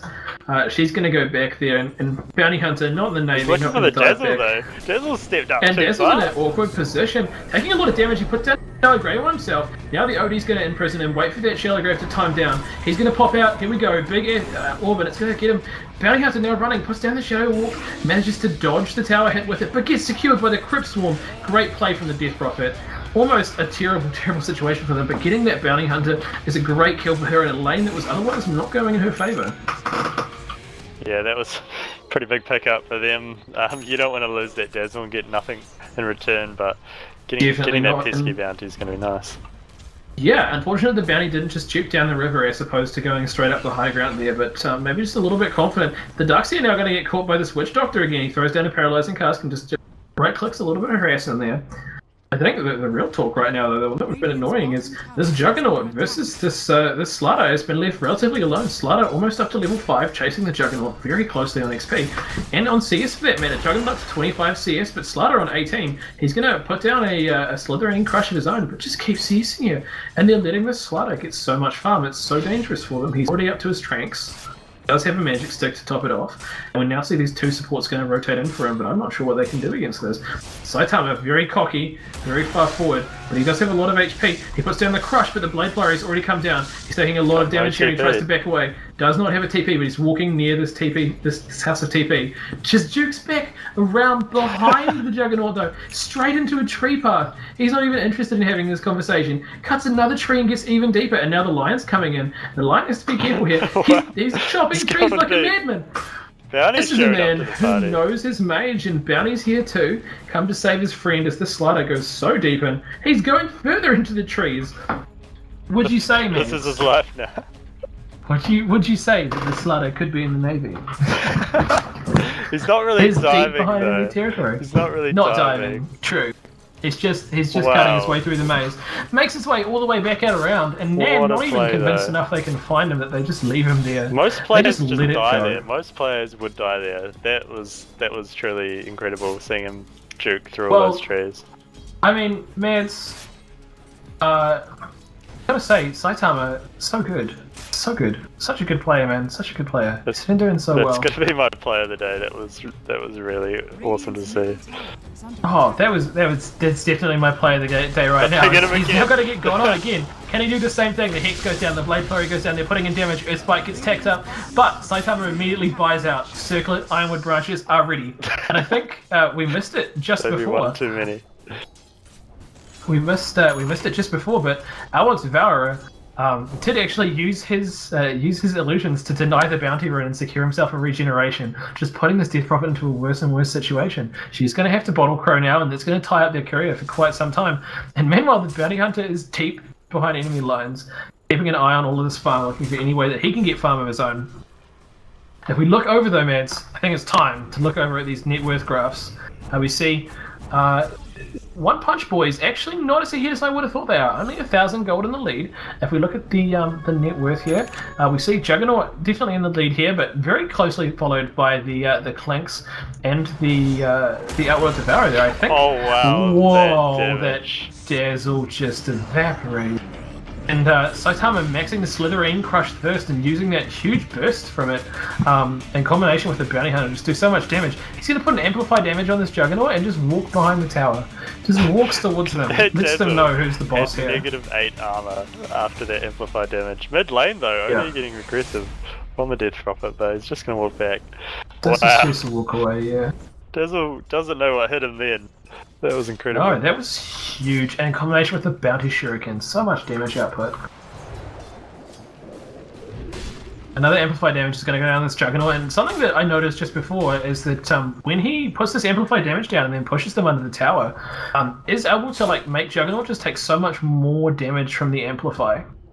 Now though, the Death Prophet is going to move down. She wants to secure this bot room. She's going to get a nice bounty for her troubles. But Outworld Devourer is in the area. Puts down an Arcane Orb. One Arcane Orb. Is he going to put down the Astral Imprisonment? Does put it down, but there's a Dark Seer in the area. He's been playing with some stacks, but he could be taking too much damage from them. He's going to be easy fodder for this OD. Immediately eats him and puts down the Sanity's Eclipse to secure the kill. Witch Doctor's in the area. He's going to get 3. Not quite. The Maledict. The Malefice. The Malefice is going to secure the kill. This Witch Doctor is so on point with these Malefices, securing so many kills for them all over the place. Now Saitama is chasing the Juggernaut out of his lane. He says, "This is my lane."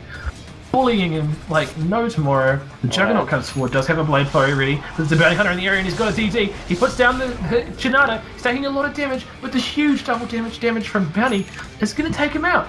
Bounty Hunter with 150 damage after that DD. Almost doing the same damage as his level 1 Shuriken does. I questioned this offlane Slider pick, but wow, it has been doing so much work for them. And the Bounty They know doing their great stuff. work They know rotating their stuff. through. One Punch Boys, man, I'm telling you, team to watch. Definitely a team to watch. And they've been doing so well with this. The Slider immediately into the jungle, getting himself those quick levels, and then the Bounty Hunter pressure, forcing a Dazzle into the middle, which just gave the Slider so much space. You can't deal with a Slider that's keeping up with you in levels with like a Dazzle and a Juggernaut. It's just going to be too hard. He's so strong. And look at the Just net so strong. worth as well. Like Clinks is getting free farm right now. This is what I talked about. They're so good at making space for their safe laner, and he's loving it. They've currently got 4 heroes mid. They're just going to start Naughty pushing and towers. Nice. They're going to start pushing in towers. They know that they need to start doing what their strat does best. They're playing One Punch Boys game, and that's not what they want to do. They're going to put some damage in on this tower. They're going to juke in and out of tower range to try and keep the damage on this tower, but it looks like the waves are not going to be working with them, and now a lot of heroes rotating in. There's a Witch Doctor in the area, only level 5, but if he gets to level 6, it's going to be a disaster, and the Paralyzing Cast goes forward. OD, huge damage from those Arcane Orbs onto the Darkseer. He does get the Shallow Grave on him, but there's a Bounty Hunter in the area who could be wrapping around to pick him off. Does put a track down on the Bounty Hunt, on the Darkseer rather, to keep an eye on him, and there's a nice regeneration rune up top for this OD who's going to be securing that with his bottle, and then maybe Clinks is looking for the kill. He's got him in the sides. He's going deep. They knew what they would do. The track was perfect. Skeleton walks deep behind the tower after taking it for himself, and then just goes and gets himself a tiny Darkseer. And such amazing coordination from One Punch Boys. These guys are so on point. He's in the Navy, man. He's been enlisted for diving. He's been enlisted. Oh, man. Too much diving. They just enlisted. slide. Saitama on the top lane just takes out What is the going Juggernaut. on? He's going toe to toe with him, and not even just toe to toe. The Juggernaut giving him 426 gold, but he's now ahead. He was ahead of him He's got his before blink that. digger. 11 minutes. 11-minute And blink then digger on offlane. offlane Slider. Saitama, an amazing offlaning player, Mads. You play offlane yourself. This might be a man to take notes from, buddy. I might start picking Slider. Definitely. Bounties And look down at this the Bounty desert. Hunter. Tracks everywhere. Tracks He can everywhere get on the this mid solo. lane. He can easily solo this tower right now. Gets into range, wants to put down the Janata, gets the Janata, throws the hook. throws the hook, the shuriken toss, but doesn't overcommit.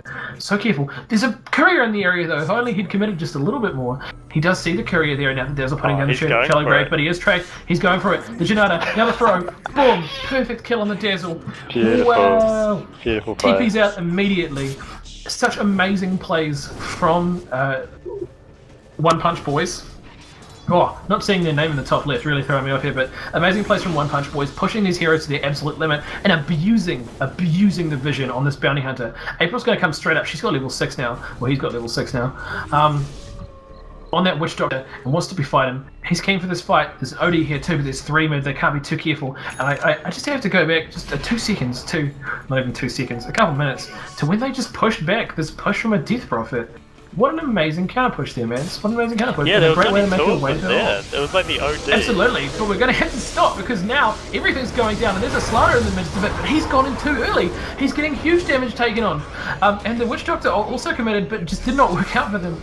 Saitama jumping in, but his team wasn't quite present. Meanwhile, the Clinks are still just solo pushing top, and this is still a pretty ideal situation for them right here. Now, Naughty and Nice are going to try and make the best of this and push it in, but the Creep Wave's not in a position that they can do it, and there's still so much damage in the area. Dazzle's taking a lot of damage, but he's going to start getting hit by Arcane Orbs from the Slaughter OD, and he does have the Malefice on him. It's going to be doing a lot of damage. Is it going to finish him off? Does get a ward from the Juggernaut to try and keep him alive, and now they're all trying to push. Juggernaut goes forward, but he is tracked, has to be careful here, along with the Death Prophet. The support's hanging back, they're being cautious, but they know there's a Bounty Hunter behind them. They've got a Vision Ward there, and now the dust goes down, and they pick off this Bounty Hunter. He's getting too cocky. He's been having a great game, but the Crypt Swarm's going to secure him as Saitama goes in on the Slaughter here. A big paralyzing cast comes down too, and this is almost a disastrous bait for them. The Arcane Orb's doing so much damage, along with the Malefice. That's going to secure them a Juggernaut. And now, Clinks is going to wrap in from behind and get them a Dazzle. And the line is going to die. Clinks has a Desolator at 14 minutes. The 14-minute Desolator, man. One Punch Boys showing us the meaning of 1 Protect 4 there. Huge play coming out, and such amazing space made by the supports, and of course the Slaughter on the side of One Punch Boys. They've given this OD enough space to come into his own, his huge mid-game presence, and this Clinks is just able to free farm continuously. He's taken both of the towers bot. He wants this tower middle. Not going to be able to get it since most of his team have backed away, but boy, this is looking in their favour, and Saitama's going to put down the amplified damage on the Roshan here. Well, yeah, with he's the going to Deso and the amplified damage, he's going to one punch this Roshan. Look at the one punch on this Roshan. -14 armor. I like this 1 Protect 4 strat that you've coined. Yeah, the 1 Protect 4 strat. The Clinks is so far ahead that he can protect the rest of his team. I love it. Exactly, this is the plan, right? It's not 4 Protect 1. It's 4 make space for 1 until 1 just kills everything. That's the thing, they're making so much space, and they're utilising it as well. Like, his farm is out of control now, sitting at 9k net worth at the 15-minute mark. He's got Testo, he's got Treads Aquila, and he's got almost 3k in the bank. He's one rich Clinks. He's having a pretty good time, and I think One Punch Boys are going to be looking to take this tier 3 pretty soon. There is the Saitama. He wants it. He wants this tower. I think they were complaining earlier about not enough games of being sleepy. Maybe Saitama just wants to finish this bad boy. He sees a Juggernaut there. Does he go in? He's in the area. He could go for it. The Juggernaut comes forward. Where's the blink? Here he is. He's sitting here. It's a bait. It's the greatest bait of all times. But while they're baiting, what's the greatest bait of all times? Or going after the Bounty Hunter on top. 4 of them up top. The Juggernaut, though, is not convinced. He does not want to go anywhere near that. Only has drums, phase boots. At this stage, is saving up a little bit. And he's just sitting out of tower range here. Just out of tower range and just out of the sentry range opposite him as well. So be careful here. Does he know there's a sentry? No, he's going to walk into the sentry range. He's sitting on the edge of it. No, he's inside of it now. The Dazzle knows he's here. They ping him out. And this rotation's coming in. Clinks and the Slaughter coming in though. They're going to wipe out this Death Prophet almost instantaneously. It's a huge bait with the Death Prophet out of position, and now the OD's coming in from the front. The ultimate pincer maneuver, but the Juggernaut's here. He was down the Omni Slash, but it's not doing enough damage. Clinks is taking hits, but he's still got an Aegis, and he is Astral imprisoned anyway. Wow. He's not even worried. And now they're going to just devour this tower. GG. And Naughty and Nice, they're going to call GG. An early GG, 15 minutes worth of play these naughty and nice just feeling too beat down, 19-5, and they don't think they can keep up with the Clanks anymore. It's going to be GG to One Punch Boys, showing us some more One Punch games, Mads. Huge. Fantastic plays from both teams in this match, and One Punch Boys eventually taking it. We'll be back with you guys for Game 2 in just a second, but first, a post-game analysis over at Clutch NZ on twitch.tv.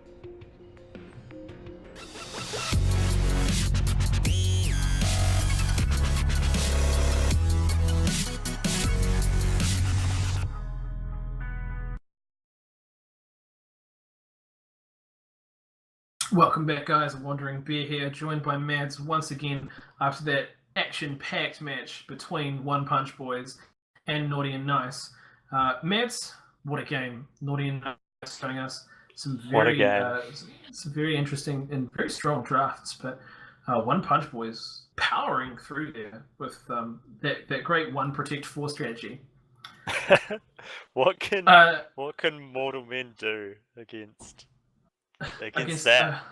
Against the god that is Clinks. So what do you think? What do you think, Mads? Your thoughts on the match?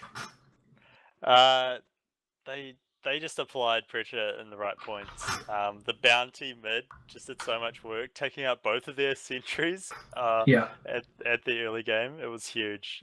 Doing so much work there.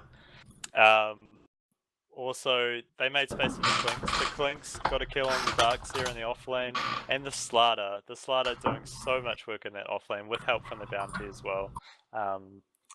Everything just came together for them.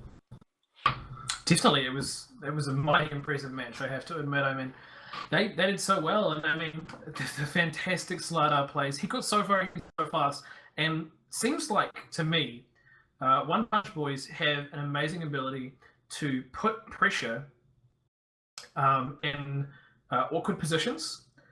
And it forces rotations constantly from the enemy team, and then they kind of play to their tempo. They set the tempo with their 4 position a lot by putting ganks into certain places, forcing rotations to try and deal with them, and just taking so much pressure off their carry, who then just dominates the match as soon as he comes out. We've seen this in the last 3 games that I've had the privilege of watching them play. So it's pretty good. It's been really, really good. Mads, before we go into the second match, because it is going to be coming up quite soon, do you have a MVP for that match? It's going to be tough. I'm going to have to say Slardar. That was just some sensational player. Like, I questioned it, like I said, in the draft, picking a Slardar for the offlane. He went up against a tri-lane as well. I like what he did, rotating around into that big camp there and just getting some early farm and levels there before coming in. And yeah, he had help from the bounty, and they picked up kills. And when he got level 6, the bounty plus Slardar combo, that was scary to watch. They just destroyed that Dazzle. He disappeared. Absolutely, and I mean, Slardar is definitely a pretty big deal in that match. Obviously, shutting out the Juggernaut a lot too. I think that after we saw One Punch Boys run Juggernaut so many times, they were very clearly knowledgeable in the hero and were able to very easily shut him down, which was cool to see. For me, personally, in that game, I got to give the MVP to the Witch Doctor. I thought Witch Doctor played really, really well. Fantastic paralyzing casks. Most importantly, great use of Malefice. So many kills. They got so many kills off of Malefice, and they got so much damage from the Malefice in there. It was just such a pleasure to see. But it looks like we're going to be starting the next match very shortly, Mads. We're going to be going into the pick ban in just a second. But what are you hoping to see from these teams in the pick ban, specifically from Nan, who just had a hard time? I would like to see. I don't know. I feel like they didn't get that outdrafted that game. They got outplayed. The Dazzle was not really aggressive enough of a support for what they needed in that sort of really early game, because they needed to apply a bit more pressure to the Slardar, and they needed to get that get the bounty hunter dealt with in the mid lane, which they just couldn't do. But obviously Dazzle's a good hero, so I don't think it was entirely an outdraft, but we'll definitely see what they do next game here. Absolutely, but it looks like we're going to be heading straight into this match, and we'll see you guys in just a second for the drafting phase.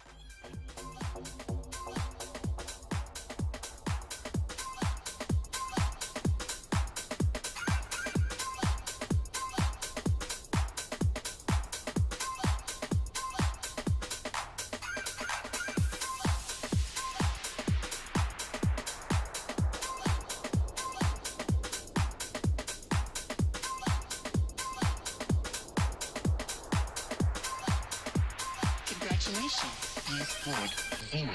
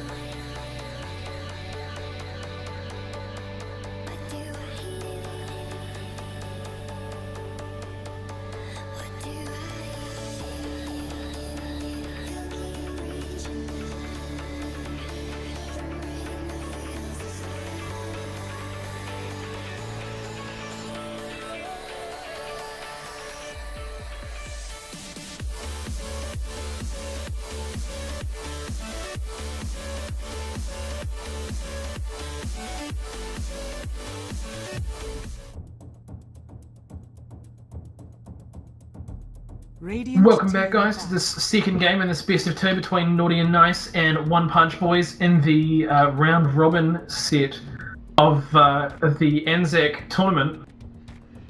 We are now going to be going in to the second game here. One Punch Boys taking the first one in pretty strong fashion.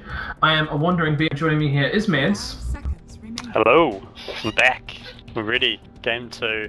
See what Naughty and Nice can do. I have a feeling that, you know, if they get the right heroes, the right composition, they can put pressure on One Punch Boys, but it's going to be hard to take these guys down. They've been playing incredibly well, so we'll just have to see what happens. They do ban out Earth Spirit, so a good start, and they follow up with OD. They don't want to miss that again.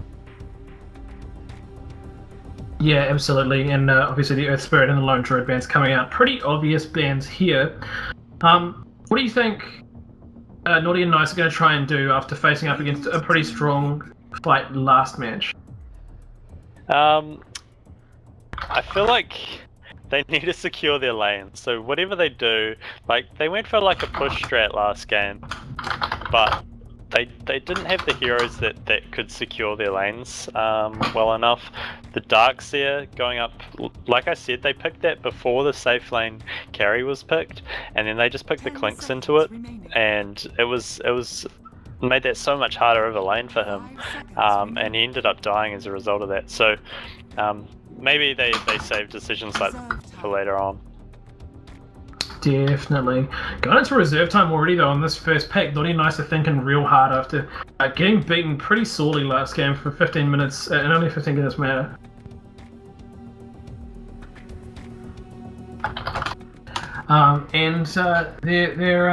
They're having to think about it. They're having a good think about it. Using about 20 seconds of the reserve and going to take the death profit again. Interesting. I wouldn't be surprised if we saw the same two picks coming out from One Punch, going the Witch Doctor and the Bounty again, because it works so well for them. So why not, eh? Yeah, I mean, it's still open for them. They have banned out the OD, who just put out a huge amount of damage against the Death Prophet, so they are going to need a suitably strong offlaner to go up against this Death Prophet if they want to try and pull this off. Who do you think is going to match up against this Death Prophet well enough to deal with this, in combination with the Bounty? I mean, Bounty's good, puts out a lot of harass, but they do need some burst of some kind. What do you think they could fit in here? Apparently a Wisp. They could do a Wisp dual lane, I guess. Maybe like a Zeus would go well. They've got the. Looks like it's going to be a Wisp tiny. Do you think it's going to be mid? It's probably going to be the mid Prophet. Yeah, I would imagine so. That's generally how Wisp can secure the runes for you, and then there's your burst. But obviously they haven't picked up the Bounty. They might still consider it. Yeah, I mean, One Punch Boys showing us a pretty old classic there, and Wisp still able to put out a lot of support across the map. I think they're going to want to either pick or ban Bounty, because Bounty is very, very difficult for a Wisp to play against. Like, if Naughty and Nice chose to pick up a Bounty here and just harass the IO constantly, it could be very hard for them to deal with. It's hard though when you got a Tiny standing by. The amount of burst damage he can chuck out, it's very tough. So. I don't think a Bounty fits into One Punch's lineup now that they've got the IO, because it would really limit their lanes. No, for sure. But I like this, and they're a team that will utilize this IO Tiny, the relocate ability. We've seen great coordination. As soon as we see level 6, I think we're going to see relocates across the map, trying to get kills, trying to secure kills and secure pressure for their team. Likely going to be seeing that last pick, position 1, like is pretty common with them on a very big hero. It's Naughty and Nice pick up Spectre. So One Punch have shown a very impressive ability to constantly put pressure on all of the lanes, using their position 4. And Spectre is a hero who doesn't really come online very early, but when she does, comes online in a very real way. Do you think that this is a good pickup from Naughty and Nice, given the fact they're going to be under a lot of pressure in the early game? Do you think this is going to work for them? I don't know, like going up against a team like One Punch Boys, who we've seen is so good in that early game, you're banking on the fact that you'll get to late game in a good stage. So the rest of their heroes are going to have to be really early aggression. We see the Undying banned out from One Punch Boys, so now that they've shown their two cores, One Punch Boys can pretty much draft whoever they want going into this. Yeah. And I guess a follow-up question to that. Saitama, the offlaner for One Punch Boys, has shown us super strong play a lot of the way through all of these matches, to be honest. He has been very, very scary in the offlane, and he's been able to secure a lot of farm and often pressure the carries in a very, very, very big way. Right the way through most of the matches we've seen him, he's been able to match up against these carries and force them into an awkward position where they can't farm as much. Do you think that Naughty and Nice are going to take this into account in their draft and get a strong tri lane to try and go up against him? I would hope so. I mean, they had a tri lane last game, but it didn't really work out how they wanted to. The Dazzle had to bail early because of the Bounty Hunter mid, and then you just left the Lion there. Which, although Lion and Jug are reasonably strong, the Slider was playing very safe, and he knew the limits in that lane, so he never really got caught out. I wouldn't mind in this match seeing a Weaver played safe lane solo and seeing a dual off lane. Do you think that's a possibility? On the side of One Punch. So yeah, Weaver or some other sort of solo laner, it could work. I mean, they picked up the Shadow Shaman here. He works really well in tri-lane. So if they do pressure that Spectre, and we know that One Punch has really good early game tactics, so I reckon they're very mechanically strong. Yeah, if they threw heroes into that safe lane to put pressure, I'm sure they'd come out on top.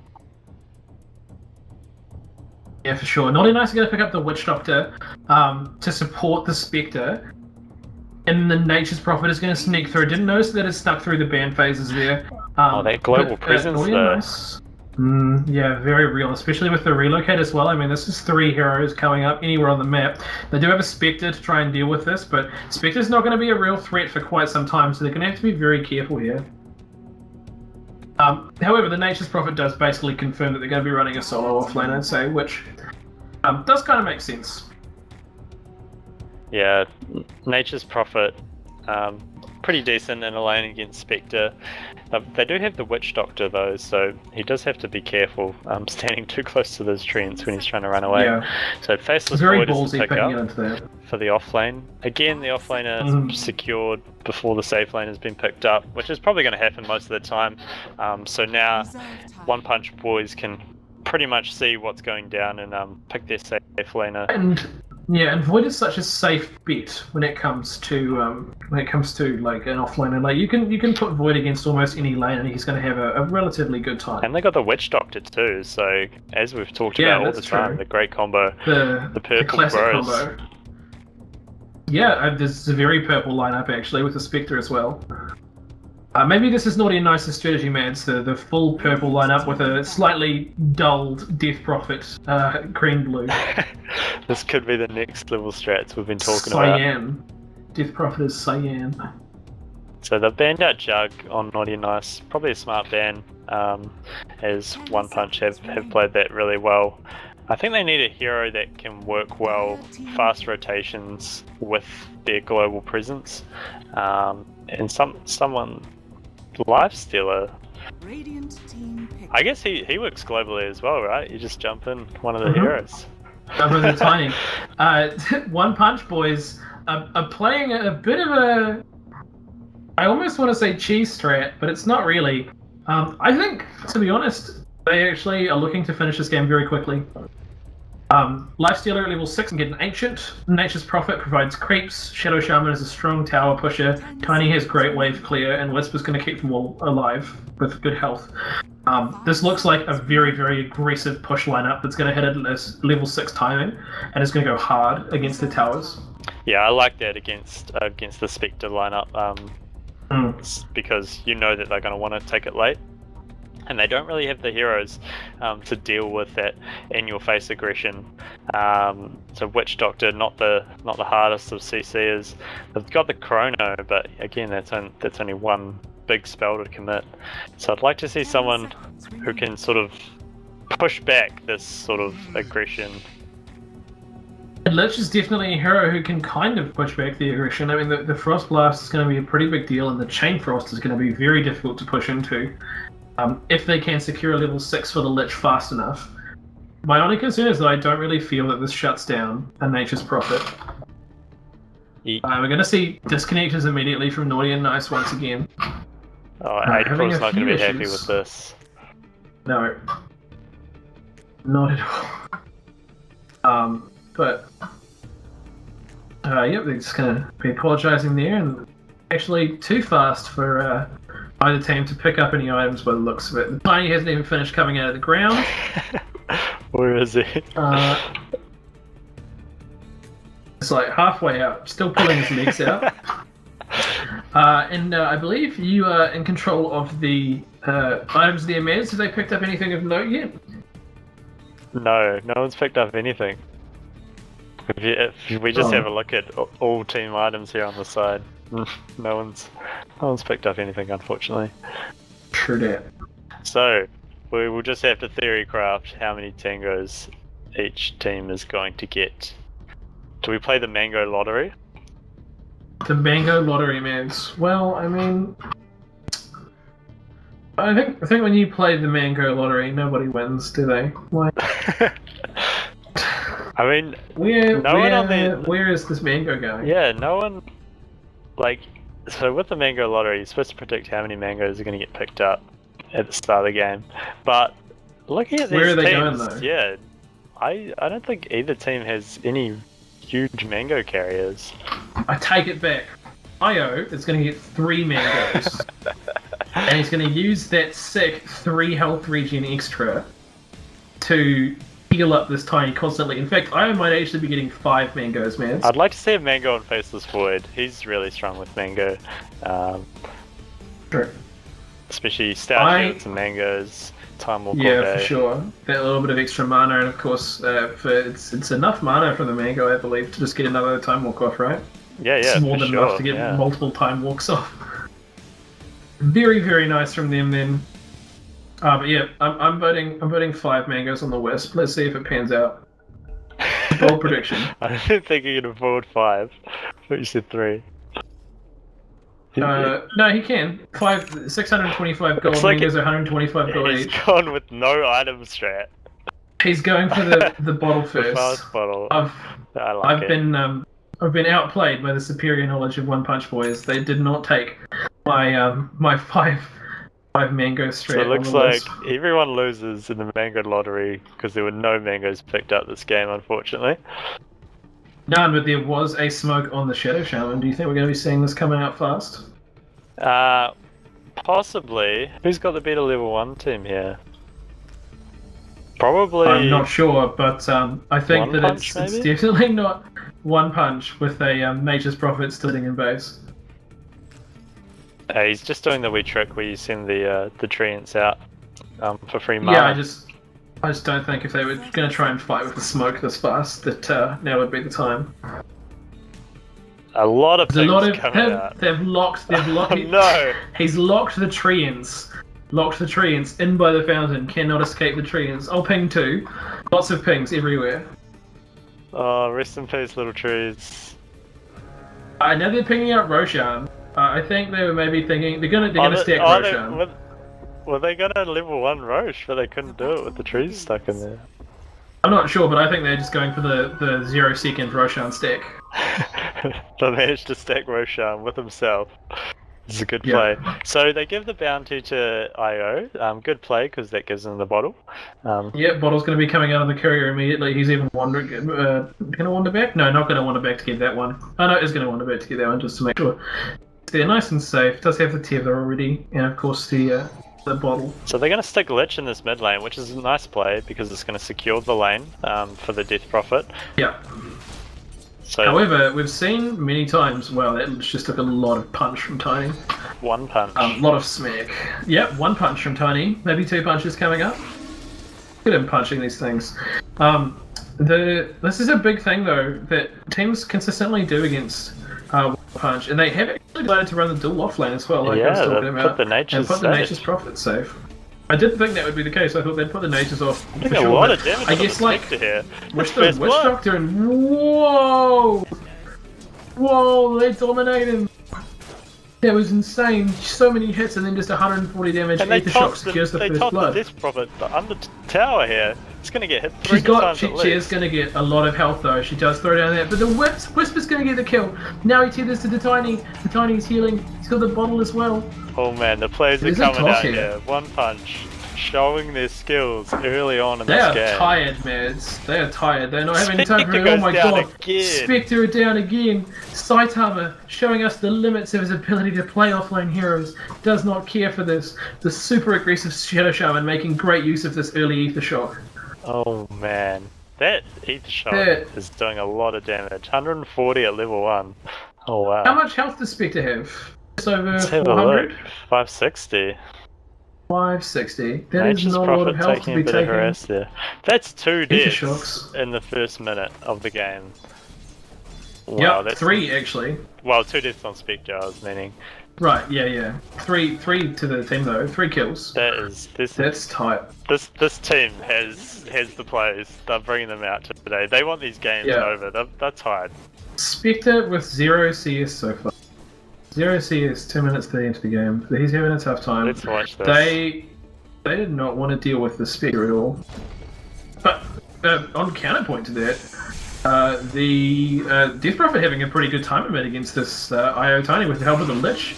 Has managed to secure himself a lot of CS compared to the Tiny. Oh, they're going on the only Witch 2 Doctor. CS. You have a kill. They're going to go on the Witch Doctor this Cast time. off He the throws the mark. Paralyzing Cast, but it's in the wrong place. And One Punch Boys say that's not how you play a Witch Doctor. We showed you how to do that last game. So we're just going to have to remove you from our game. Oh man, this Spectre, what can he do? Nothing. Can't Nothing. even walk up to Level lane. 2 Spectre. I think he's going to be CSing with Dagger at this point. But in the mid lane, they're going in on this Death Prophet. They want her, but they can't get her. Not able to do so. Death Prophet having actually a pretty good time in this mid lane. It's turned out a lot better than I thought it would for them. Huge amounts of harass down onto the Tiny, and even with his Stout Shield, he's going to be having a hard time with these fights. They're gonna toss He puts it down back. the Avalanche though. He gets into the area. They want to toss. He's got Nature's the toss. Prophet He does coming not in. use it. The Nature's Prophet in the area though. April comes in with that. Io's 1v1ing him with the help of the Spirits, and Tiny backs away, keeping himself just high enough with a little bit of extra health. Their rotation. I think. The plays from them. On the bot lane though, now they're going to try and go in.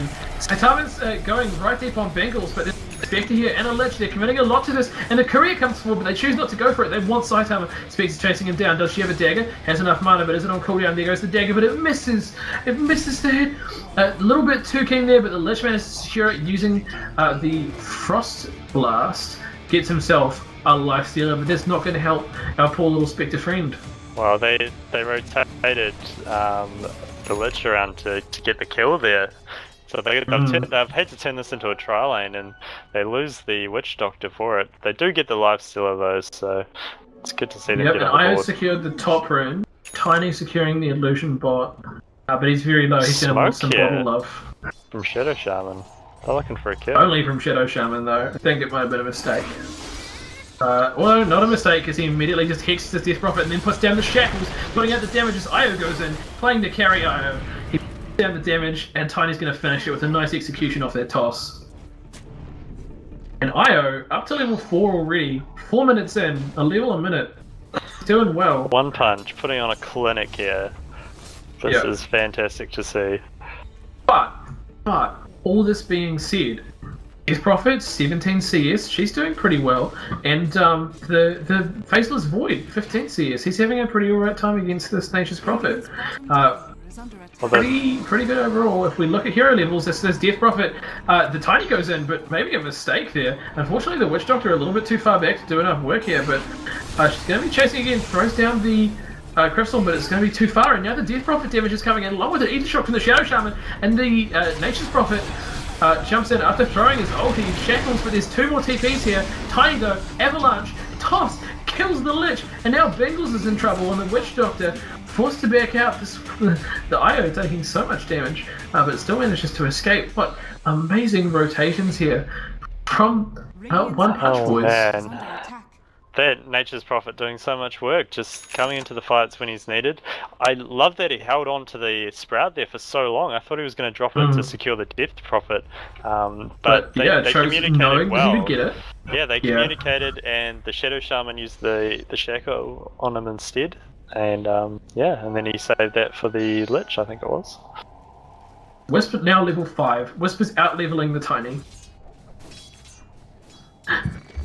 An interesting game here at the moment. But, I mean, Void and Death Prophet are still in a pretty good position. They do have to be careful. Whisper's going to get a regeneration here. This is a pretty big deal for him. Oh, man. The saddest of pandas right now, though, the Spectre, has managed to get herself up to 12 CS now, but she's sitting well behind the 25 CS of Lifestealer and the 29 CS of Nature's Prophet.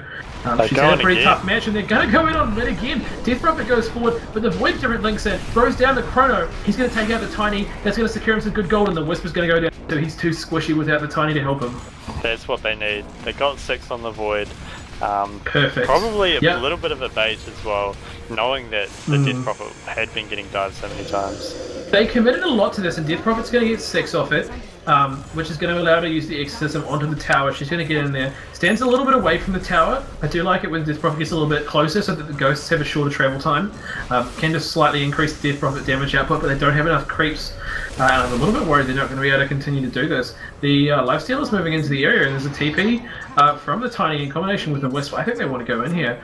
A little bit sore, I think, after the Void counter-initiated them there. Yeah, they're not happy about that one. Yeah, this is the danger of being a faceless void, so much space.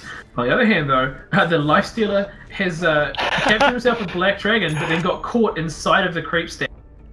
Wasn't able to do enough after he captured the Black Dragon. A great pickup for him, so just not quite enough. And now I think he's going to go down and just bully the Spectre more. Poor Spectre's had such a hard time, and is now about to have a nigh unkillable Black Dragon moving into her lane. As he moves forward here, I'm probably going to try and put some pressure on this. I'm putting pressure on top, though. They're going to get this top tower. Putting pressure on everywhere nice right now. Deny The there. Ether Shock from the Shadow Shaman, and Void denies it right on time. He's playing at the top of his game and doing a great job of it too, but a lot of pings coming out on Rosh here from One Punch Boys. Maybe they want to take that Roshan again, secure themselves some very early aggression. As they just continue to snowball. It's getting a little bit out of control here, man. The Lifestealer is now using the creeps and the creep wave to secure himself additional farm. With the ancient Black Dragon here, still going at it. So it's both teams kind of just spread out and farm. The Spectre is in trouble. Bingles is going to put down a healing ward here to try and heal her up a bit, but it's having a pretty hard time here. They're going to try and harass us out continuously. Now the Hex goes down onto Bingles. They put down the Shackle, and the Nature Prophet comes in too. Bio, absolutely devastated. Spectre jumps to middle against the Titan and just tosses her. Just throws her in the air. Like, he just don't care, man. It's like he just don't care. She thought she just was getting away. Just another creep. This one's just purple, he says. And now they're going to take the Roshan, I think. Maybe take the tower first. They're going to get the tower. Shadow Shaman drops the wards and the Treants. And maybe not going to take the Roshan now that they've dropped the wards. I think they needed those. They ping out the Death Prophet though. They want this. There's a Wisp in the area. Doesn't know that there's two behind them though. Chrono drops for the start. Tiny's going to take huge amounts of damage though, and I don't think they can do anything. Exorcism comes down, the Chrono's used. They've taken the Tiny both times for this, and I don't think he's the biggest threat. But Nate's now back with an Ancient Granite Golem, and I think he can just kind of stand near them and whack things. He wants to try and deny the tower, but not able to do so. They're pinging it out like crazy. And the Nates is now going to go forward and try and be a little bit cheeky. Something that we've seen done with this Nate strategy before is actually Invoker to give a alacrity to the creep that Nate jumps into. And I realised, of course, that actually the Wisp with Overcharge can do very similar things to improve these ancient creeps. Can Wisp tether to it? I think so. I'm not actually sure. They do have full magic immunity. But you can cast alacrity on them, so surely. Yeah, we'll have to see. He's sitting next to him now, but doesn't seem to be doing it. I think it'll come down to whether or not tether goes through BKB. Do you know if you can tether to people when they're BKB? I'm not too sure. Okay, tether actually has a tooltip, and it does not pierce spell immunity, so wouldn't be able to tether to this Nakes, unfortunately. But oh, well, it was a good sidetrack for us there, Mance. He's infiltrating the enemy ancient camp. He has become the enemy ancients. He wants to be with his kin. Shadow Shaman in the wrong place. Yep, he's going to try and TP out, but the Crypt Swarm from Death Prophet, who's pretty strong right now, is going to cure him some nice space there. But we see this again. Little boys, not little boys. One Punch Boys. So many boys. One Punch Boys are kind of like losing kills here and there, and it looks like they're doing awkward things, but in reality, they're making so much space for their carries. This Nature's Prophet has had huge free farm doing whatever he wants, and so is the Lifestealer, and Nature's Prophet now picking up the drum. What else does he have, Mance? Can we take a look over there? The Phase Boots and a Broadsword, maybe looking to move towards that Shadow Blade. On bot lane though, the Tiny is going to be 1v5ing and might almost get a kill.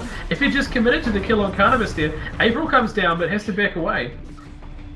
But in the meantime, there's an Io here. He wants it. He's ever so gently out of range. He's one hit in, but he might have overcommitted for this. And now the Nature's Prophet is going to get caught out with They the pick Witch up the Doctor kill on ultimate. MP.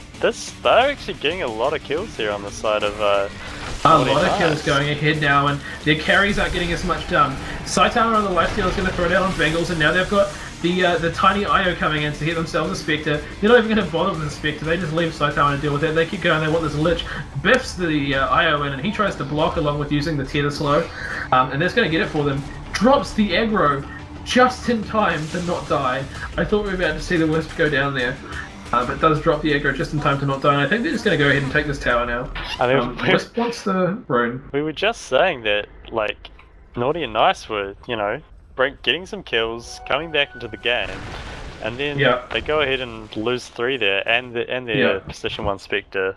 I don't even feel like it was Naughty and Nice's fault there. I think that One Punch Boys just came back with such a violent attack, and now Tiny is just going to put all of them on the high ground, and they're just going to mess around at Roche.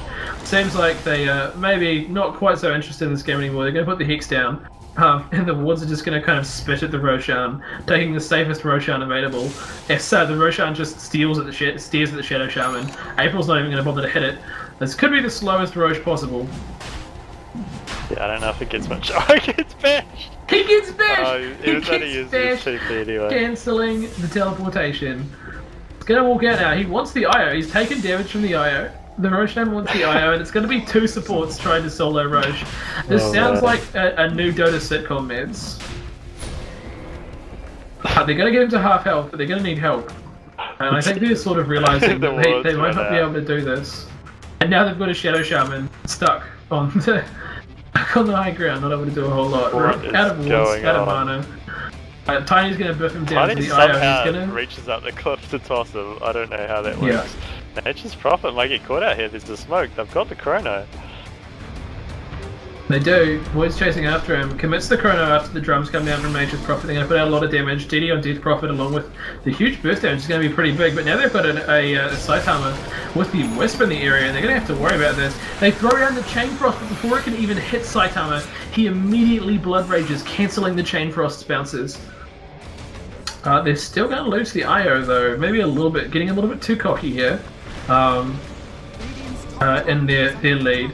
They're going to try and take the stack, but the Tiny only level 8. Does he have a stack of grow? Tiny could be in trouble here. Yeah, it might be. It's going to be getting chased down here, and the courier's coming out too. They have to be super careful of this. It's a ghost chasing after it. It does back away eventually, though. The Tiny is going to go down to the Witch Doctor. This is suddenly going a little bit more in Naughty and Nice's favour.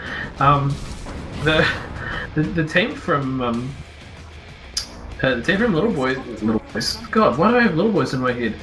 One Punch Boys. Get Little Boys out of your head, Bear. I'm sorry, Mads. Sorry, it's not like this. Not like One this. Punch Boys, not like this. One Punch Boys are going to be like throwing a bit of gold around. If we look over the net worth graph, what is going on in this game? Honestly, this is so. 2.5k swing back in the favour of Naughty and Nice. Somehow the it's going to be a little bit worrying. is still in the favour of One Punch Boys. I don't know how they've lost so many key heroes in these fights and these little skirmishes. They're so far ahead, I guess. But now they need to be worried. This Spectre is starting to catch up. She does have her drums online now. Oh, does she? No, she does have her drums online now. I was looking at Tiny, but she does have the drums. She is getting a relative free farm here. They're kind of leaving her alone at the moment. April's going to TP top to secure herself some more farm. And the Witch Doctor is going to ward up here. That'd be nice to him. They know that he's warding here. Now the ILO, the relocate comes in. Nature's Prophet ultimate goes down. They combo him. Dead Witch Doctor. Paralyzing Cast's going to jump onto quite a few here, but they all Delta Split. Execute a nice Delta Split. Now Void's in the area. Does have a Chronosphere ready. Might want to go in here, but the Lifestealer is trolling about on his Black Dragon, trying to get any damage out of them that he can, any cooldowns, any moves. Just kind of frustrate them and tank this for his team as he starts to take towers. And we're now at 16 minutes, man, which makes this officially, I think, the longest game that One Punch Boys have played. Naughty and Nice resisting the one punch a little bit more this time. But now the Void is going to come forward. He wants this Nature's Prophet. Does he commit the chrono for it again? There's a Wisp in the area, but the Cypher from the Death Prop's going to go down. Does choose to commit the Chronos here, but I'm not sure if this is going to be enough. Spectre's in the area, is going to switch in. The Sprout comes down though and he almost DPs out, but a nice dagger is going to get them vision, and the Void's going to be able to time walk into the trees to secure them a kill. Meanwhile, All that happens though, they just take him mid. So they commit. he led them 4 on heroes. a very chase, trying to kill him, and they get a 5 tower heroes for it. actually. 5 heroes committed to this top tower. They're going to try and take it, but they don't have a creep wave with them, and the creep wave's going to be a ways back. They're going to have to tank this, which is going to be difficult because they're losing a tier 2 for it with this Nyx in the area, using this ancient Black Dragon. I'm surprised he didn't try and tank with it, but he is going to put down the fireball and quickly take care of these creeps using the fireball and the cleanup. And now the Lich has shown up, and Carnivus on the Faceless Void has TP'd into the area. They're throwing in a cannon minion to try and get any damage off that they can. But it looks like There's a smoke One here. Punch Boys. They want to intercept them, but looks I like don't think they're going to be able to do. anyone. One Punch Boys know that they've slightly overextended, don't want to additionally throw this game. So back away. It looks like Wisp just picked up something on the courier. Can we see what it is there, mates? It is going to be a Glimmer Cape. And on the lifestealer, we do see a Sacred Relic. He's doing the Radiance Ancient meds. I like it. Isn't this who coined this one? Was it like Banana Slam Jammer or someone? I don't even know. The Tranquil but I think it was boots the into Radiance, and then you go like AC after that, and you just run around in Ancients. the ultimate in relocate in troll technology. The Tiny's going to go in. They want this Witch Doctor. They really don't like this Witch the rest Doctor. of the team He's going to behind sit them, back though. but might get caught. Saitama comes in, jumps out, blasts this Witch Doctor in the Io is just going to run, but there's a Faceless Void in the area. He gets slowed, his cooldowns are locked.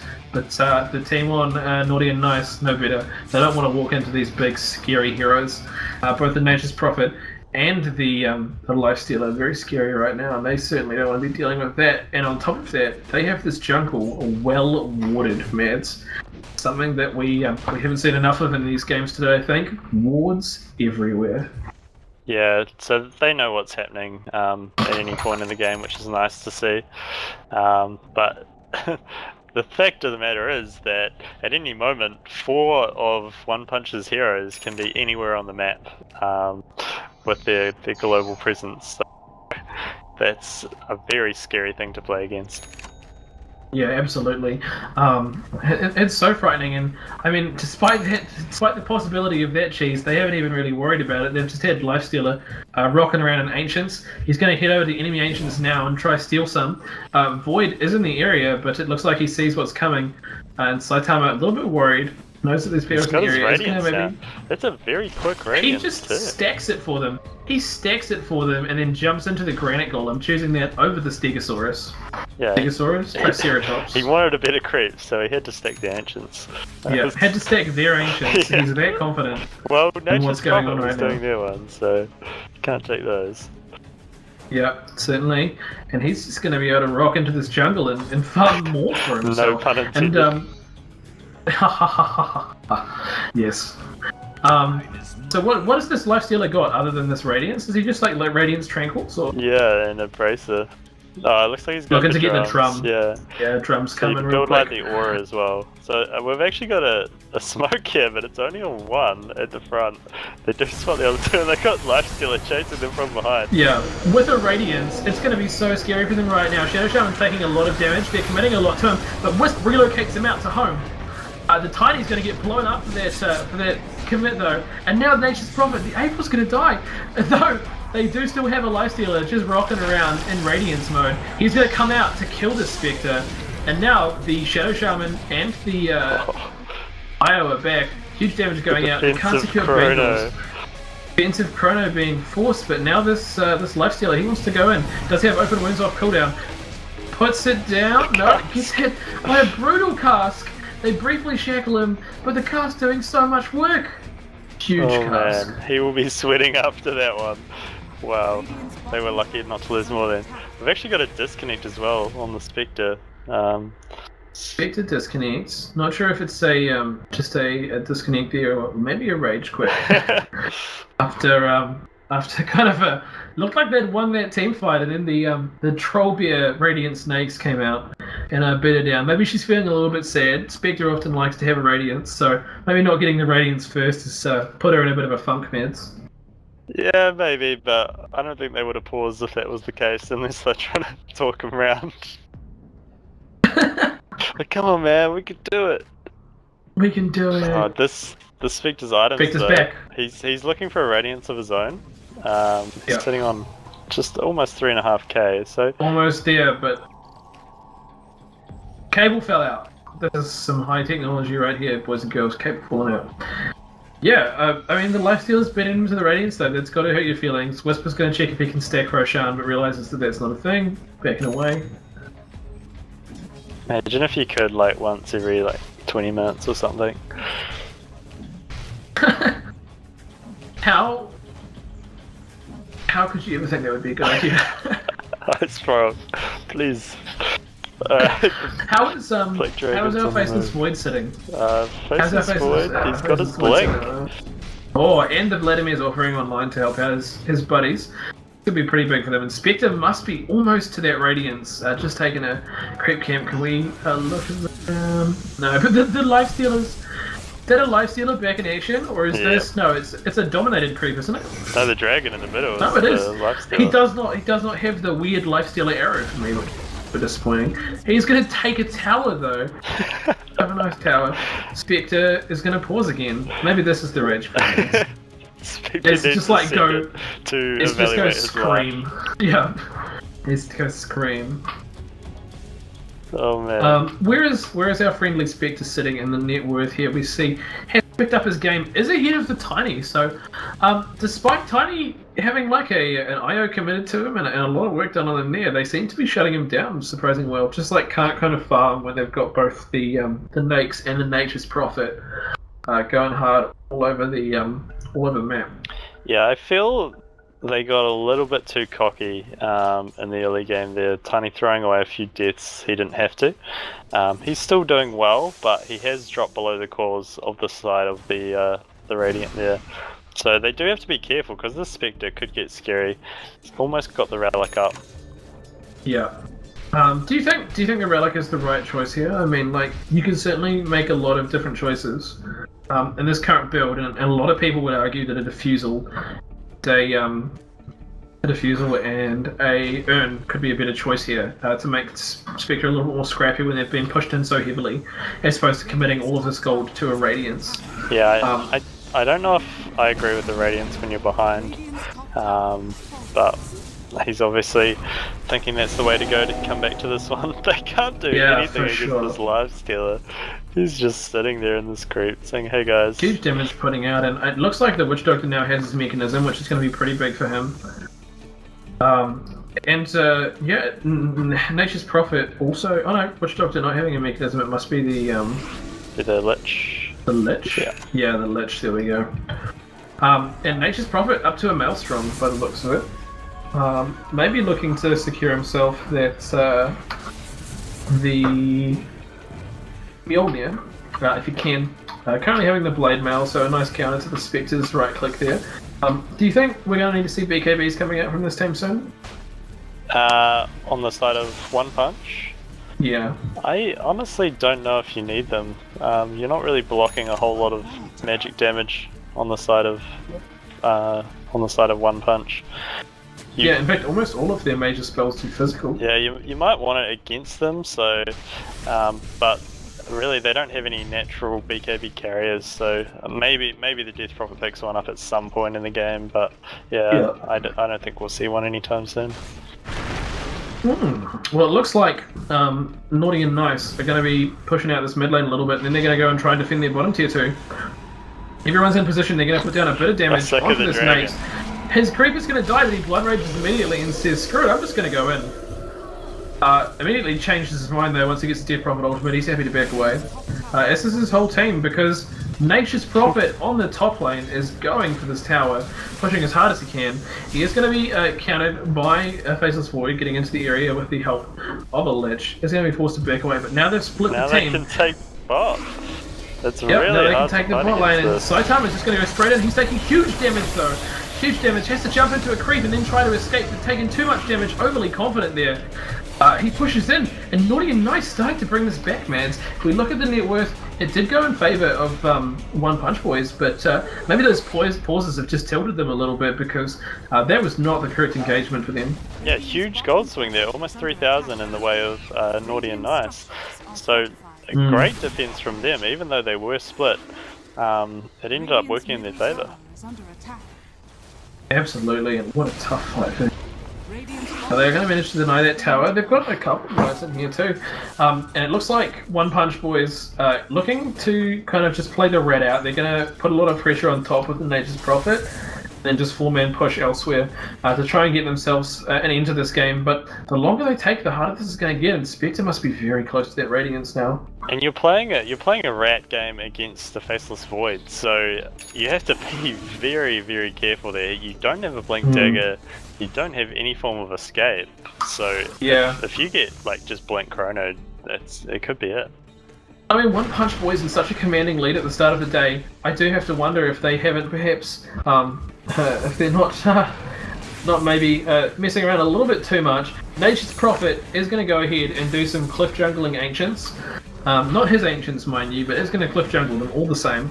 Yeah, he needs to re-clear them so that Lifestealer can get some new ones populated. For sure, but it looks like Naughty and Nice aren't even going to be aware of this and probably going to just lose this Ancient stack to them. He even turns, he's not worried about these Ancients, he's going to take just the normal creep camp now. Make sure he's got time to clear that out and then go back to the Ancients.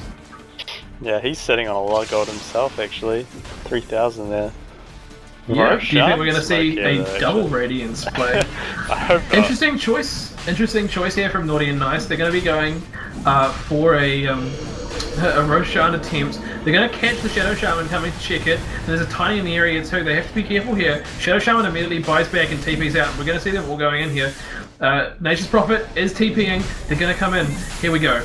Ward's going down from the Shadow Shaman on the high ground, going to force them to back away from this, and this is a very low Roshan, but Spectre has the Radiance up, and they're doing a ton of damage to this Tiny. The Void puts down the Chrono, and now they're in a very tough position. Both the Tiny's going to go down, and they're very low now, all taking huge damage though. They can't do it, the Spectre goes down, all the damage put out is done. Yep. And the Void is going to chase down this Nature's Prophet. Almost able to get it, but the Radiance from the Lifesteal is just going to do too much damage. I think the Witch Doctor goes in, he commits a solo ult onto the Wisp who just walks out of it. And now Saitama and Wisp are going to be chasing this down. Can they catch a Witch Doctor? April's here too. He tries to hit him. He puts down the urn of shadows. Could it be? That might be. They could think about the deny. They choose not to deny. Oh man, I really thought that was going to go in the favour. I think they're going to take this Roshan. I did too, especially after the Shadow Shaman went down immediately. But the buyback, the really nice positioning from One Punch and just splitting them up, and they were able to solidly go ahead and take this Roshan. That blade mail, such a good pickup for Nature's Prophet. The Death Prophet just melted as soon as he chucked that on. And he's sitting on almost 6,000 gold. What does he get? I think this is really why the Death Prophet needs that BKB here. Is she's just going to die to this Nature's Prophet if they can't deal with it. Alternatively, like a good choice could have been the Spectre getting a Diffusal here, would have been able to purge it off to assist the Death Prophet, but obviously she's gone for the Radiance. Probably going to go for a Diffusal next, I'd say. So that could be a big timing window for them if they can purge the Blade Mail and keep the Death Prophet alive. Yeah. It would be nice. They're actually like fairly even in these team fights. Although the Lifestealer is getting pretty big right now. He's getting very aggressive in this mid lane. Over a 10,000 gold lead in favour of One Punch Boys right now. It's going to be very tough for them to continue this fight. It's very tough for Naughty and Nice to continue this fight when they're just so far behind in gold across the board.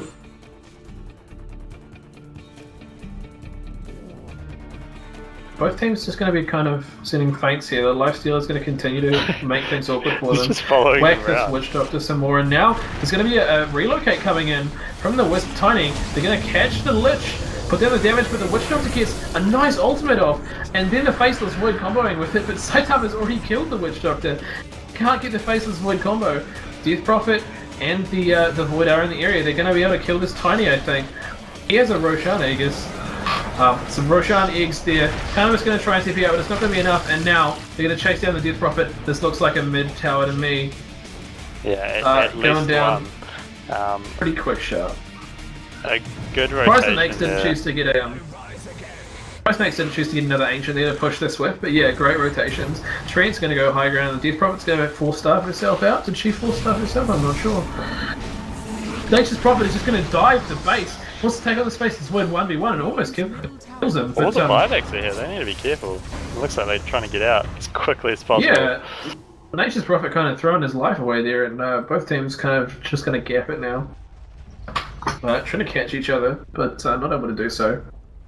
And the game continues to be drawn out a little bit longer there, Mads. Yeah, again, getting a bit too aggressive. I think this bit them like a couple other times before. Nature's diving deep, even after their buybacks as well. So I think after those buybacks, they probably just want them back and keep farming a bit more.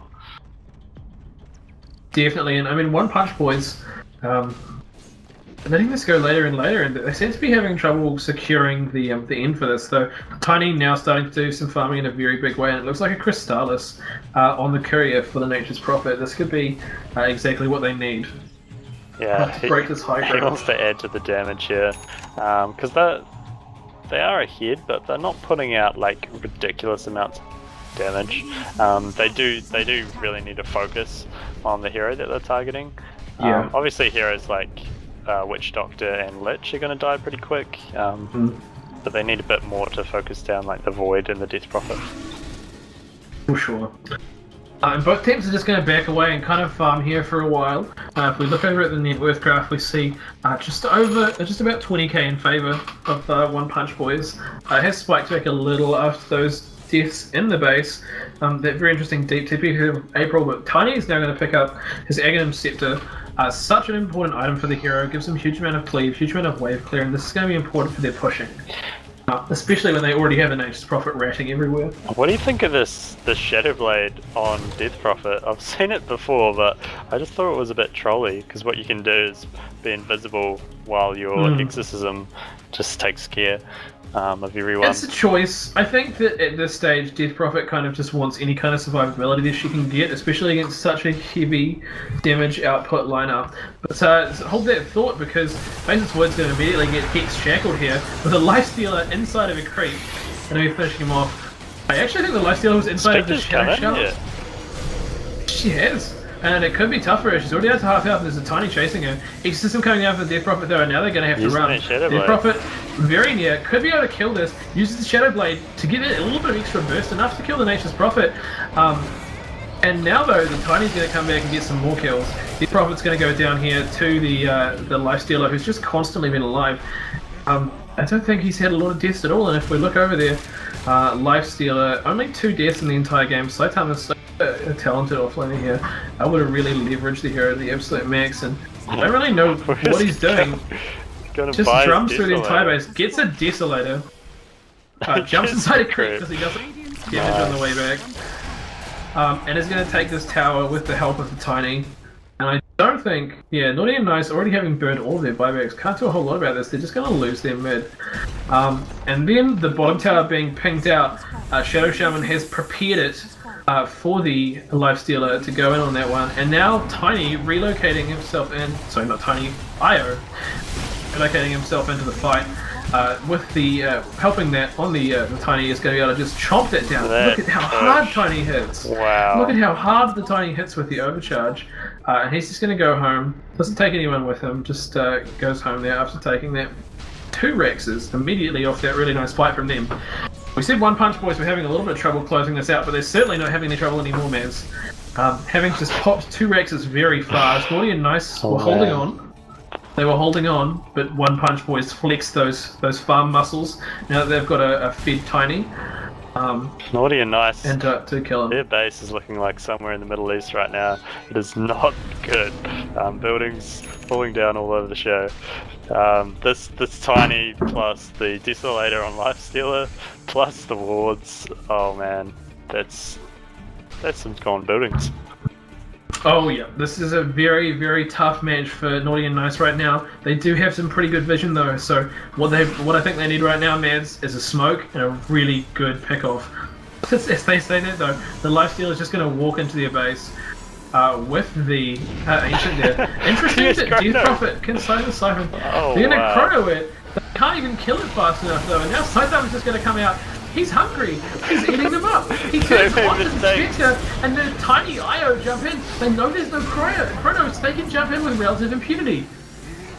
They take out the entire team for Naughty and Nice, and that's going to be the end of it. They commit so much to the Lifestealer, and that's exactly what One Punch Boys want. The GG is called. The game is over, Mads. And what a tight game. Much longer. One of the best games we've seen from One Punch Boys, and super powerful play from them though, dominating most of the game, holding a huge gold lead and eventually pulling it out to continue on.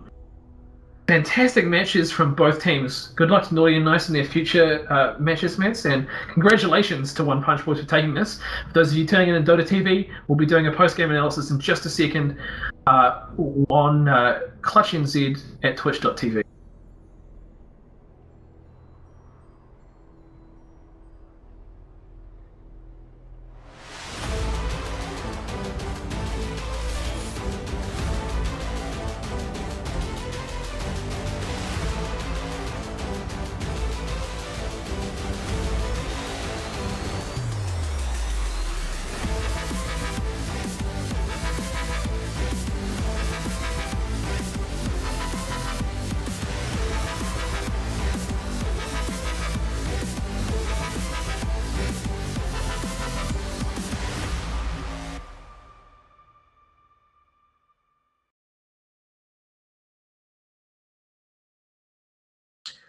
Welcome back, guys, after that fantastic game. A little bit longer for your viewing pleasure this time. Very kind of One Punch Boys to take their time in the win there, although I don't think they had much of a choice of it, to be honest, Mads. Oh man, that was it's an interesting game to say the least. One Punch showing their class there. The mid game seemed a bit rocky for them compared to their last stuff. And compared to the first game of that series, but they managed to end it in fantastic style, as always. Yeah, absolutely. One Punch Boys continuing on undefeated so far in the rounds, which is pretty impressive. I think almost every other team has taken at least one loss in this round robin, so it's going to be pretty exciting to see them going on, Mads. Any particular highlights of that game for you? Highlights, like probably just watching that Lifestealer troll around in those ancients was pretty hilarious. He was sitting in front of their base with no one from his team in sight, and just saying, "Oh yeah, I'm just gonna kill creeps right in front of you. What are you gonna do?" Like even if they start attacking him, he can just walk it off. So that was pretty fun to see. Definitely, that was super cool, and I have to say it was kind of amusing to see the odd support attempt at Roche using the Wisp orbit plus the Shadow Shaman wards to try and take the Roche Shaman. Didn't work out for them in the end, but it was an interesting attempt. What was happening there. Nothing wrong with a little bit of experimentation, man, as any college-age girl would tell you. But yeah, it's pretty great to see. And One Punch Boys definitely showing some very strong games there. Looks like we'll be going into another game shortly, but it's me and you going to be stepping out there. I'm going to be taken over by Smoko and Frankie's, giving us a little bit of a break to get some food, have a brief break from the cast tonight.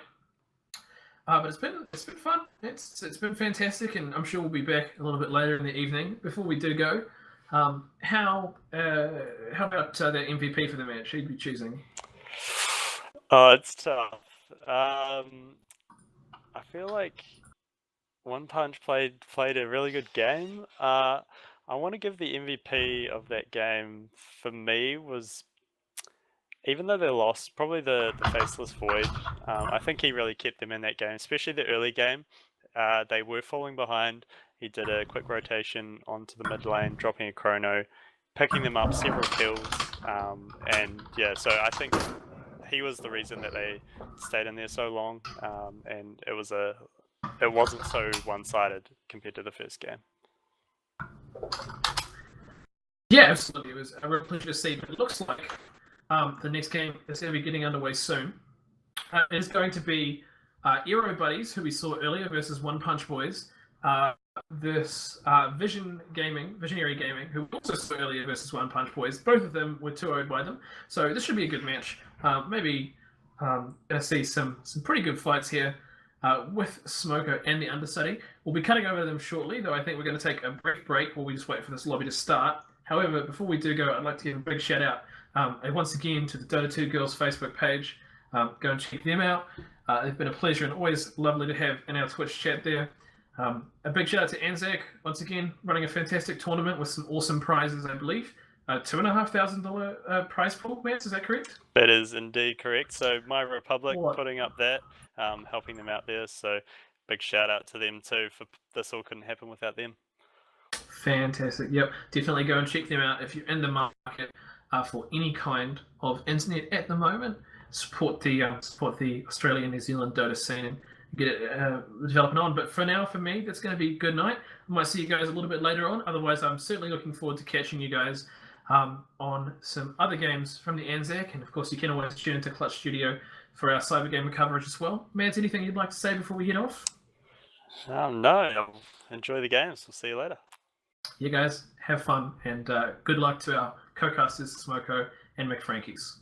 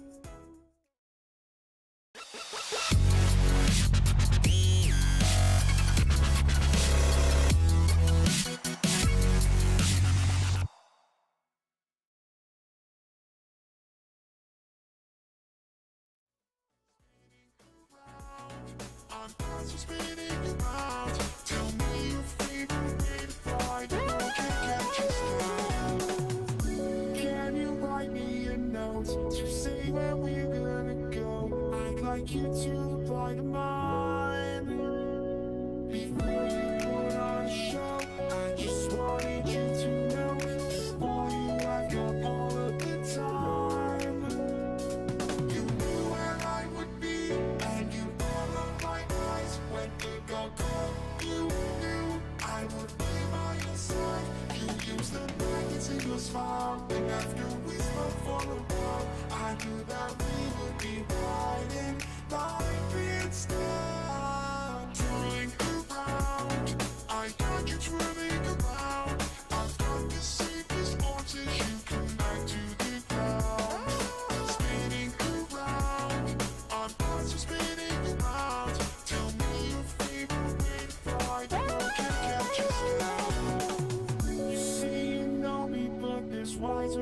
fights and be young. I think we've only just begun.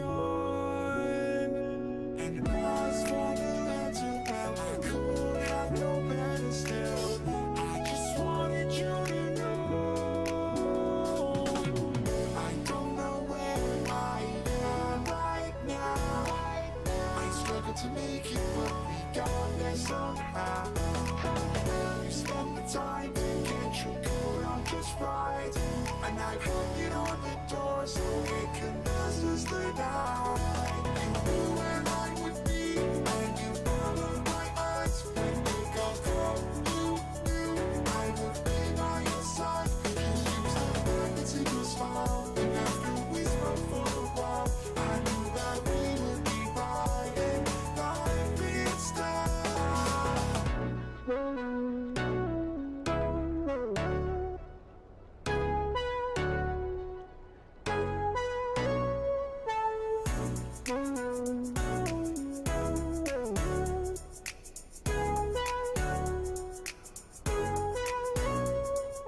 Twirling around, I got you twirling around. I've done the safest once as you come back to the ground. Spinning around, I'm also spinning around. Tell me your favorite way to fight, the world can't catch us down.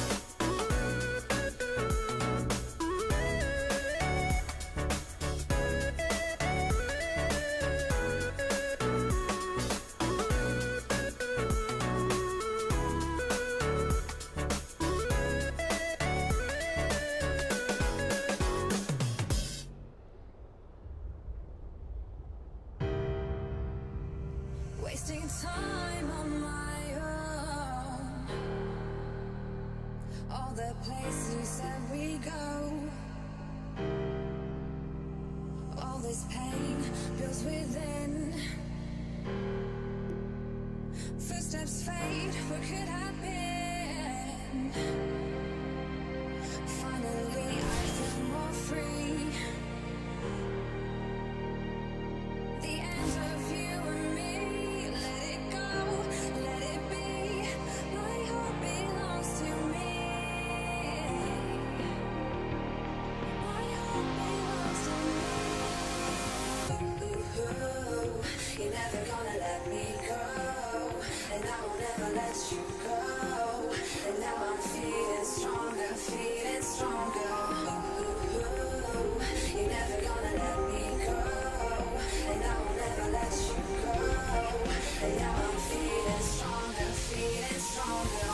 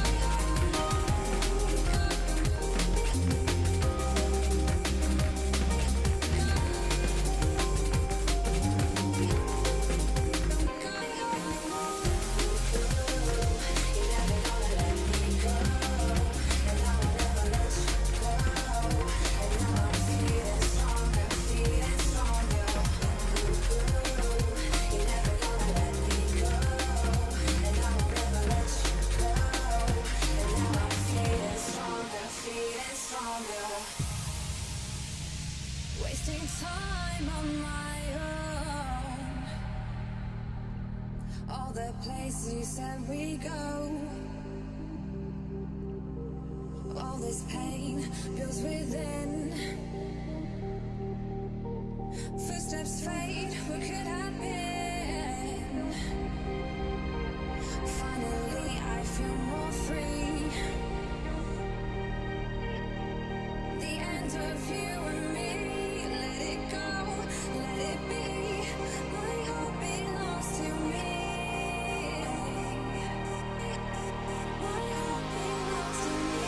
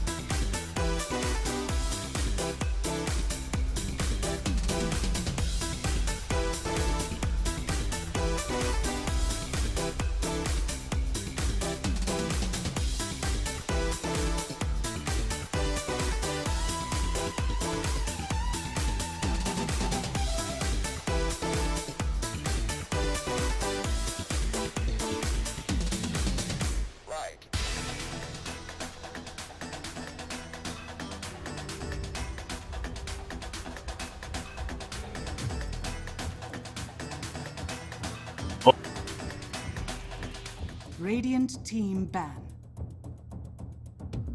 Dire team ban. Radiant team ban. Alright, I'm here, yes. The bear has been banned. And so has the Dire team Profe. ban. Well,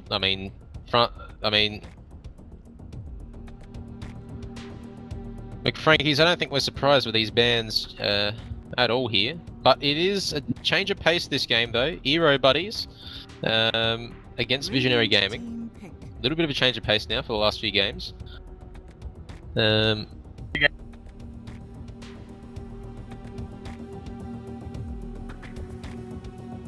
Yes.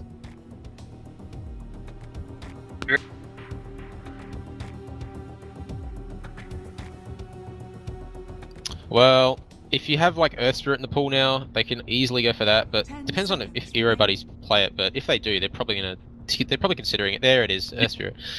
Dire So, team pick. you know, is like I'm pretty sure Visionary Gaming played a game earlier and they let the Earth Spirit get through, and it was one of the reasons for their demise. So you've got to be careful here because Earth Spirit is certainly a hero you don't want to underestimate. This hero is probably one of the best early game, supports around, and you got to be careful. And I think we discussed this earlier, McFrankies, to actually win against an Earth Spirit early game, you need to pick a mid that's able to escape and not get caught out by the ganks. So, we've discussed the puck, which is one of the most common ways in what we've seen today to actually to do well in lane against the Earth Spirit. Disruptor. Dire team pick.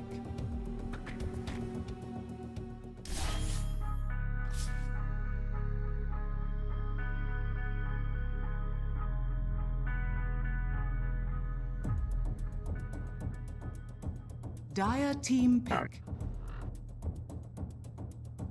Yeah, 6k Earth Spirit players, not something you always want to be up against. I don't think there's any 6k players this game, I could be wrong.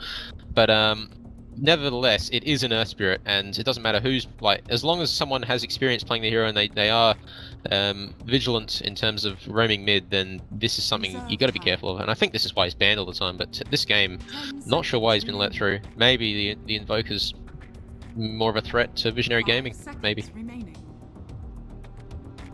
But it's interesting to pick the Disruptor first. He's not really a hotly contested hero, and it's possibly something that Visionary Gaming are really comfortable with. Maybe they're going for a teamfight strategy. They did that earlier today. Was not as successful as we would hope, but it certainly was good. But Disruptor, again, you need to max the glimpse to actually make real good use of him. I mean, what do you think that, oh, okay, the Void. Radiant team pick. Radiant team ban.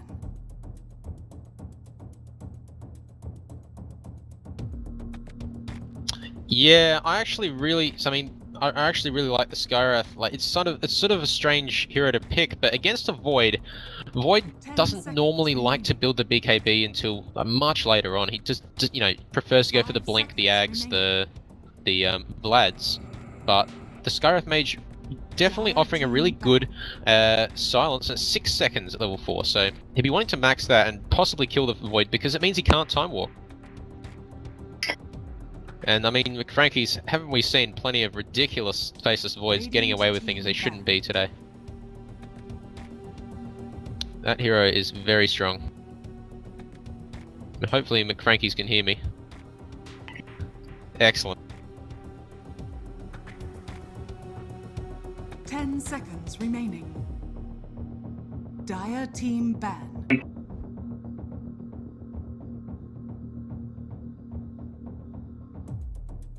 Yeah. Yeah, it's a hero that I like to play a lot in my games, but we're actually seeing a Legion Commander ban. I have no idea. Possibly because Void can't time walk out? I don't know. Oh wait, no. Yeah. It's an interesting ban. I'm not sure why the Legion Commander would ever be banned. But the Witch Doctor ban is not surprising at all. They banned out the Silencer as well, which is decent against the Earth Spirit, I guess, because he can't really roll away or get out of things, and the Skywrath Mage has no way to deal with it. Dire team pick.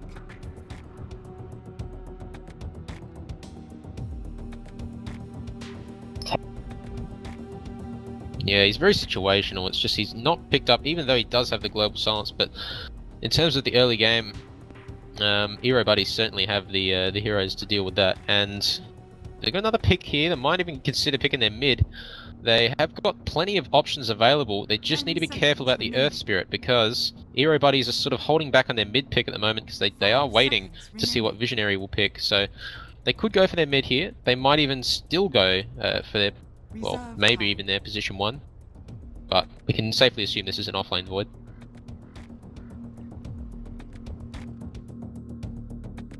But going into reserve time here, they're still thinking about it.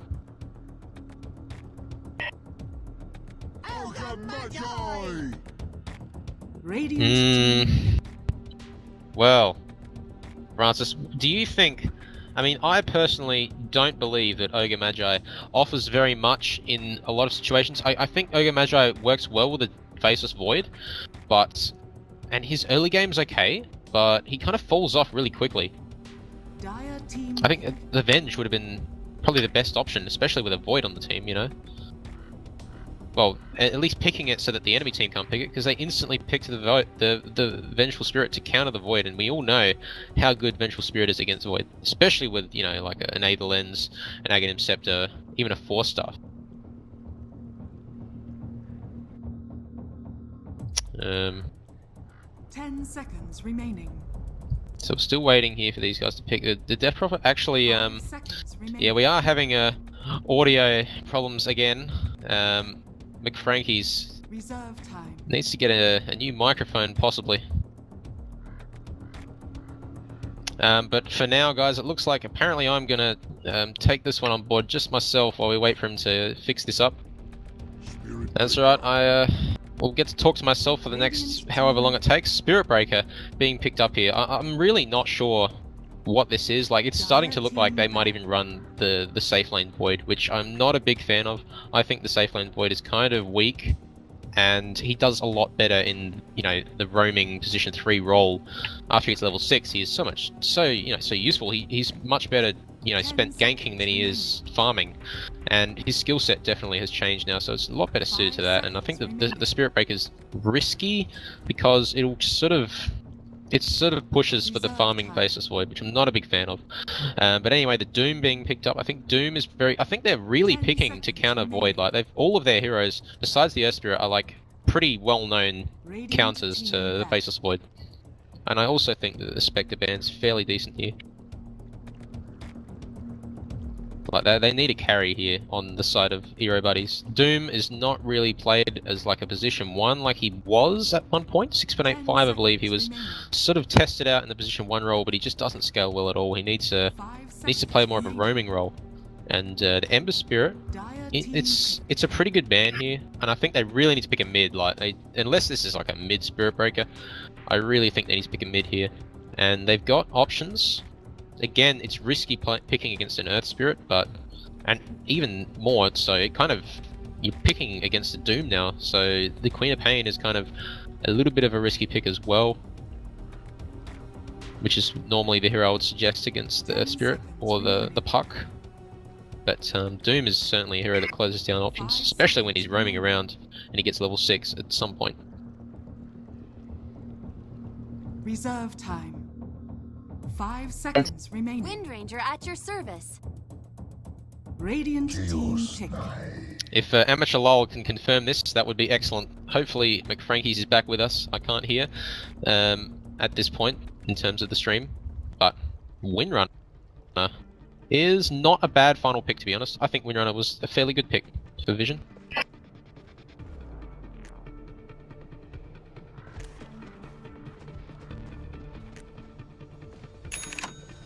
And this is actually a final pick Chaos Knight, and not normally something we like to we do see around here, but he has been picked up here, and the reason for it, potentially again, to sort of maybe even disrupt the void in terms of his chronosphere. It's possible. I mean, why would you pick the Chaos Knight here, McFrankies? Like, what do you think he offers that, you know, maybe even a Juggernaut or something like that wouldn't offer this game?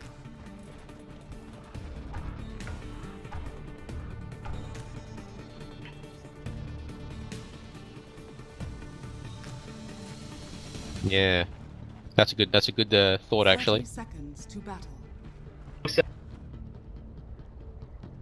Yeah.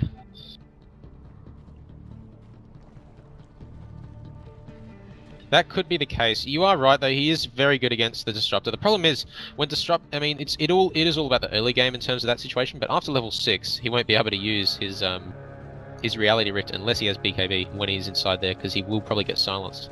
But in terms of the early levels, yeah, you are right. It's a very good... Actually, a very smart pick there in terms of the Disruptor. But I think this game... The side of Ero Gaming have actually just completely countered the Void in terms of all their picks. Like, they've just picked everything against that. And it's a mid-Skywrath.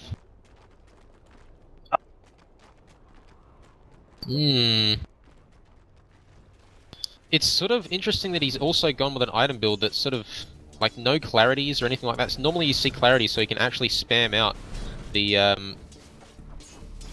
Arcane Bolt, but... But he will have to go for a bottle. Windrunner in a lot of trouble. They're actually TPing already. Windrunner slowly running away, but she is actually probably going to go down here. Lots of damage. Level 1 Arcane Orb from Skywrath. And can they get a return? No, they can't.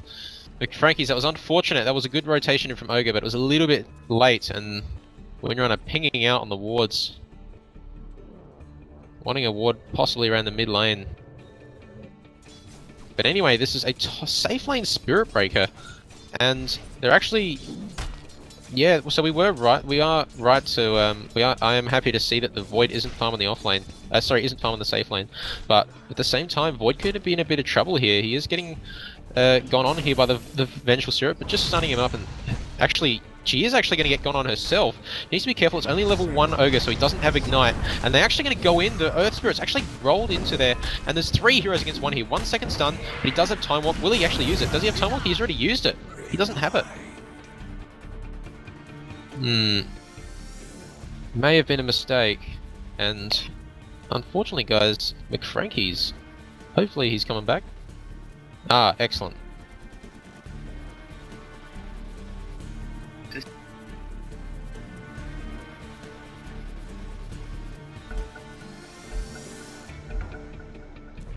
Well, hopefully McFrankie's come.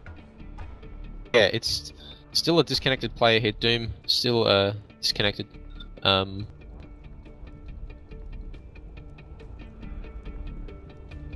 anyway, guys. I mean, in terms of the lineups, McFrankie's. I'm sure you can hear me, and I'm not sure if anyone else can hear what you're saying, but yeah, which is unfortunate, because I can hear you. But this game.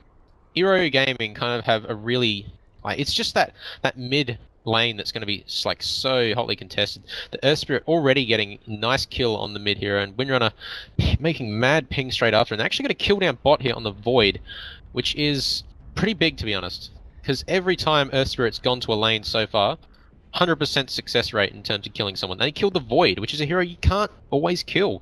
We've seen Void just be really strong today, and he's actually died now.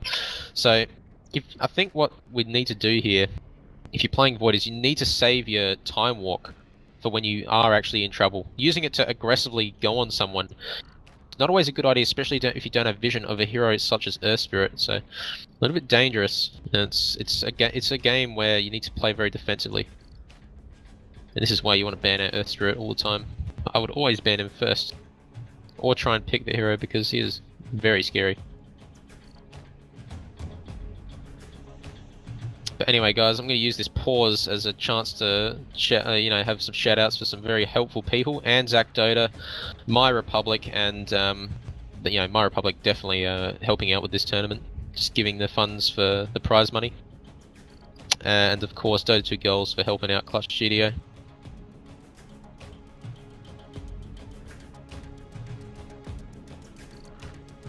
And you can check them out on Facebook if you want. But Yeah, we're just waiting for this game to unpause, but so far, honestly, like, it's just a typical game of Earth Spirit winning the game for his team. Not winning the game as such, but just playing really well.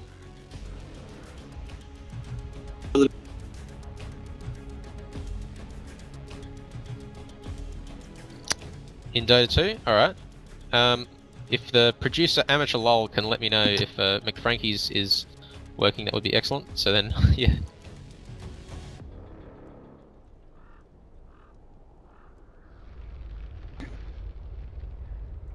Just drawing a few things around the map. Looks like Vengeful Spirit's drawing circles, or maybe it's the Spirit Breaker.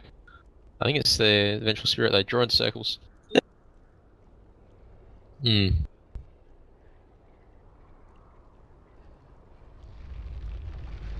Yeah, I mean, you just reminded me we should bring up some stats here. I mean, it's very early days, 1.5 minutes in, and we can already say that Faceless Void, despite dying there, has actually got the highest amount of last hits so far in the entire game. So it's promising for him, but he did die there, and if we look at, it's very early days still, the net worth obviously going the way of the Skywrath Mage for that kill earlier, but Doom is the third highest. So you are right, he is doing fairly well. He's actually doing a little bit better than than his own Chaos Knight.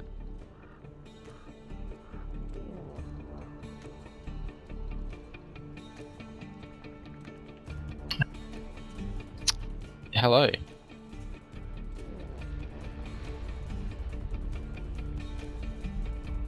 Alright. Hopefully we can hear McFrankie's.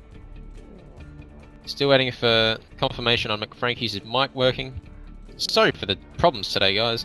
You can blame Clutch Studio, which includes me, but I'm not directly responsible, so don't hold me accountable, please. It's probably my fault. Let's be honest.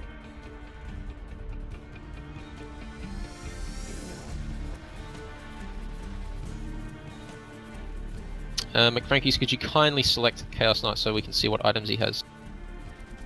Actually, I'll just bring up the thing.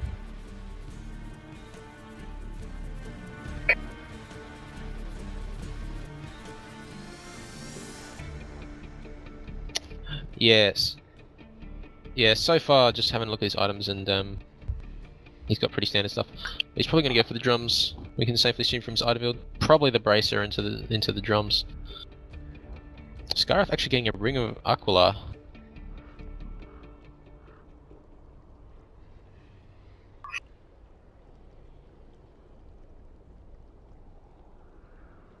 I'm not really sure. I think when Skywrath Mage levels up next, he has to get Ancient Seal. I really don't like skipping this, even as a mid. I really think you should never skip the Ancient Seal.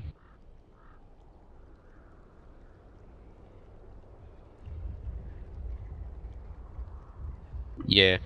Oh yeah. Like, the slow is something you only want to get 1 point in pretty much for like until you have to level it up later. In some cases, even smarter to get stats, because the slow just scales really badly. The cooldown reduces by 6 seconds, like later on in the game. It doesn't really matter. And the slow is still 30% at level 1, like it's inefficient to level it up. Yeah. Yeah, the Arcane Bolt. I like maxing the Arcane Bolt and the Ancient Seal together with only 1 point concussive shot. That's me anyway, but I'm not 6k MMR, guys, so don't listen to my advice here. But yeah, you never want to max concussive shot. But anyway, we are still waiting for this to resume. Still a disconnect on Doom.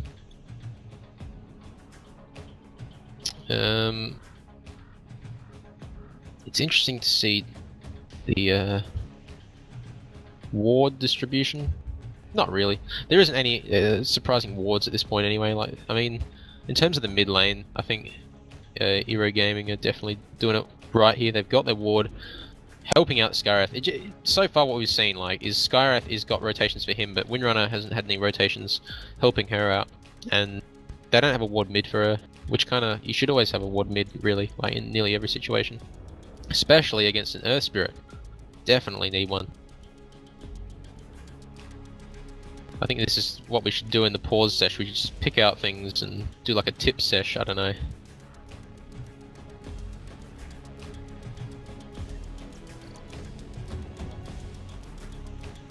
and there should be some exciting games after this one as well. I'm not sure who's playing. And I'd love to alt-tab and... I'd love to alt-tab and have a look at the Twitch chat, but sorry guys, if you... I mean, shout out to the Twitch viewers, you know? You guys are good.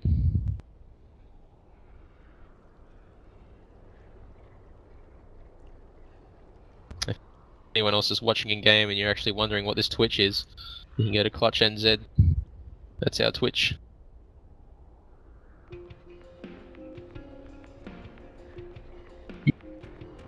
And apparently he's on Dota now. Yes, McFrankies?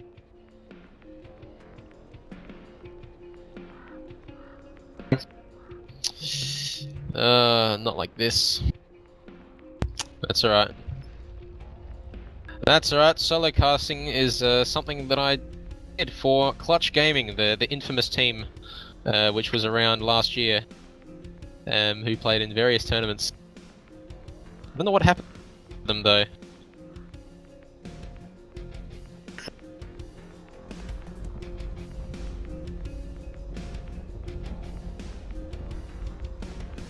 Ah yes, Mr. Spoods. He played very well. Top 50 in the world for Spectre. That's a feat.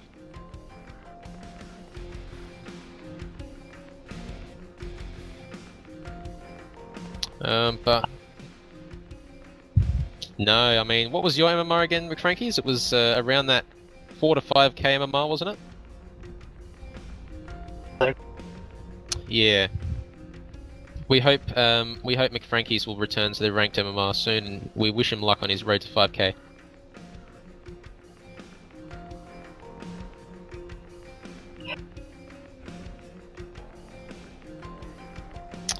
Rest in peace.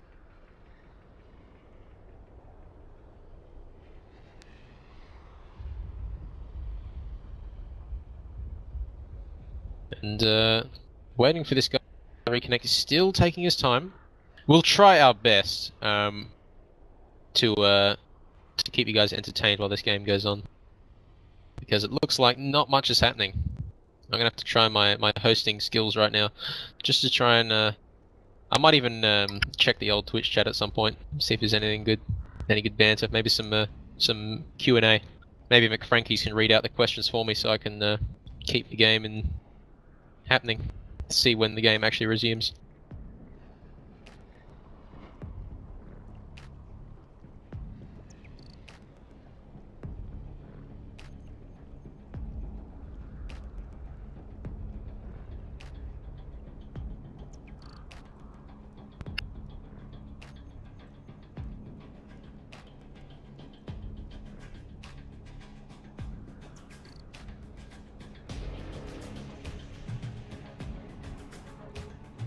I think Scarif Mage might have to consider turning the Ring of Aquila off unless he wants to push straight into that tower.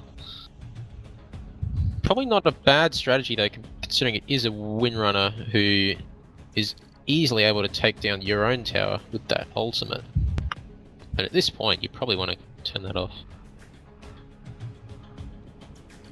Still not sure of a reconnect, but looks like we are being good people here and we are deciding to wait for the reconnect.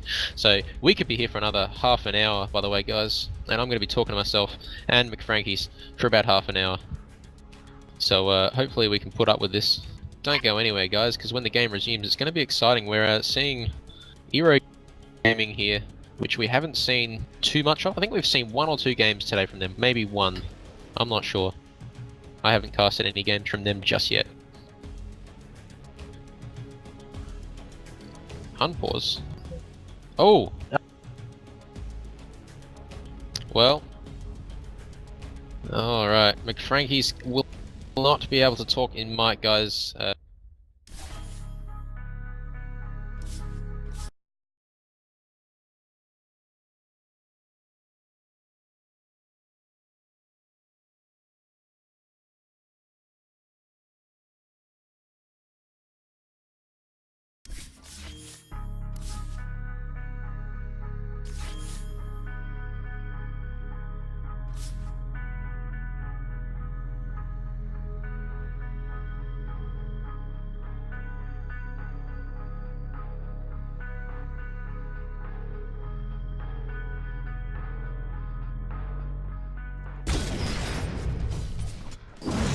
kill the Ogre here, and he's just been stunned up. And he's actually bolted in, but I don't think this will lead to anything. No. And the boulder only costs 50 mana. Shit's okay. Yes. But in this offlane, I don't know if you're going to be able to kill the Doom. I'm really not sure of the safe lane Spirit Breaker. I feel like the hero benefits a little bit more from doing rotations, but if he's farming, it's kind of a little bit of a weakness of the hero. He doesn't scale well at all, and this offlane with the Ogre, they need to be able to find kills. But it's so dangerous because there's an Earth Spirit lurking around. There's also, what's his name? Vengeful Spirit. And they've actually blocked up this pool camp here. Not that that's too big of a problem, because this camp here is becoming the new camp to sort of because it's bigger creeps in it. It's a large camp pretty much, you know. So bigger creeps, they kill down the wave faster, and it also just completely denies they don't have to stack and pull. But it has been blocked up here. Oh, there's the haste rune. Actually doing about it. Venge actually wants to stun the Ogre here. This is the smart play. They're going to want him this 80% slot in the Earth Spirit here. They're just going to right click him down. So much damage. The Chaos Bolt stunning him there for 1 second, I believe. And again, a nice kill. The fight recap showing 250 gold going the way of Ero Gaming. So not a big kill or anything like that. And he's already respawned, but certainly worth it. And Skywrath, this is not a smart play. He actually goes past the tower and nearly gets to kill and Windrunner, but that's an interesting kill. Actually, Skywrath, I believe he bought all of his items before he died there. Can we select Skywrath with Frankie's? If possible. Apparently, we may be getting me back into the stream. Excellent. So McFrankie's might be making a return, guys. We hope so. The dream could be real. Yes, and it seems like, yeah, Skywrath just didn't down for much gold at all, and his net worth did fall down slightly there, so he is sitting around the same net worth pretty much as the Windrunner. So mid lane's a little bit static now because of that kill. Yep, definitely coming close. But I think the Skywrath with the Aquila, so a problem that he deals with is that his armor is 1 base for until about level 7 or something. So getting that Ring of Aquila is actually pretty good for him. Yeah, it's just like the hero is strange because in a mid role like this, it doesn't like whether it helps him snowball or not. We'll have to see because normally you build items that help you snowball. And down bottom, we have Vision smoking up. Actually, missing something bottom here. Yeah, big rotation coming in here. Will they still commit? Looks like they're thinking about it, but they're just consolidating, getting in position here. The Skywrath Mage. Not really having much in terms of escape here. Actually gets shackled to the tree. It's a nice shackle. Waited for that one. The kinetic field being popped up. They just need a few more hits on Skywrath. He's actually going to pop his Ancient Steel, and he does go down. We expected that. And Vengeful Spirit. Better be careful here. Doesn't have mana to continue their chase, but very close there on the Disruptor. And in terms of Disruptor chose to not glimpse right at the start there. Yeah, the Disruptor have used the glimpse there, but it didn't need to on the Windrunner, and the Skywrath Mage in the end did get killed there. He did take him down, that was the objective, and they did succeed, which is good. Meanwhile, up top here, Earth Spirit rotated in. They're looking at the Spirit Breaker underneath the tower. Doom has severely dominated this lane. He's got his Doom up. He's got his Arcane Boots online. He's in a good position. That is a far level 6 for an offlane. That is he is playing well. We can safely say that Doom has won this lane in terms of levels because Spirit Breaker here is level 5. Yeah. Doom should be level 3 at this point, so he's definitely done on that offlane. And Doom being one of those heroes who can just has a lot of sustain for himself to be in the lane. He does, yeah, and he's actually gone for the Arcane Boots, which I really like. I'm a big fan of Arcane Boots on Doom. I think it's the way to go, really, in a lot of situations.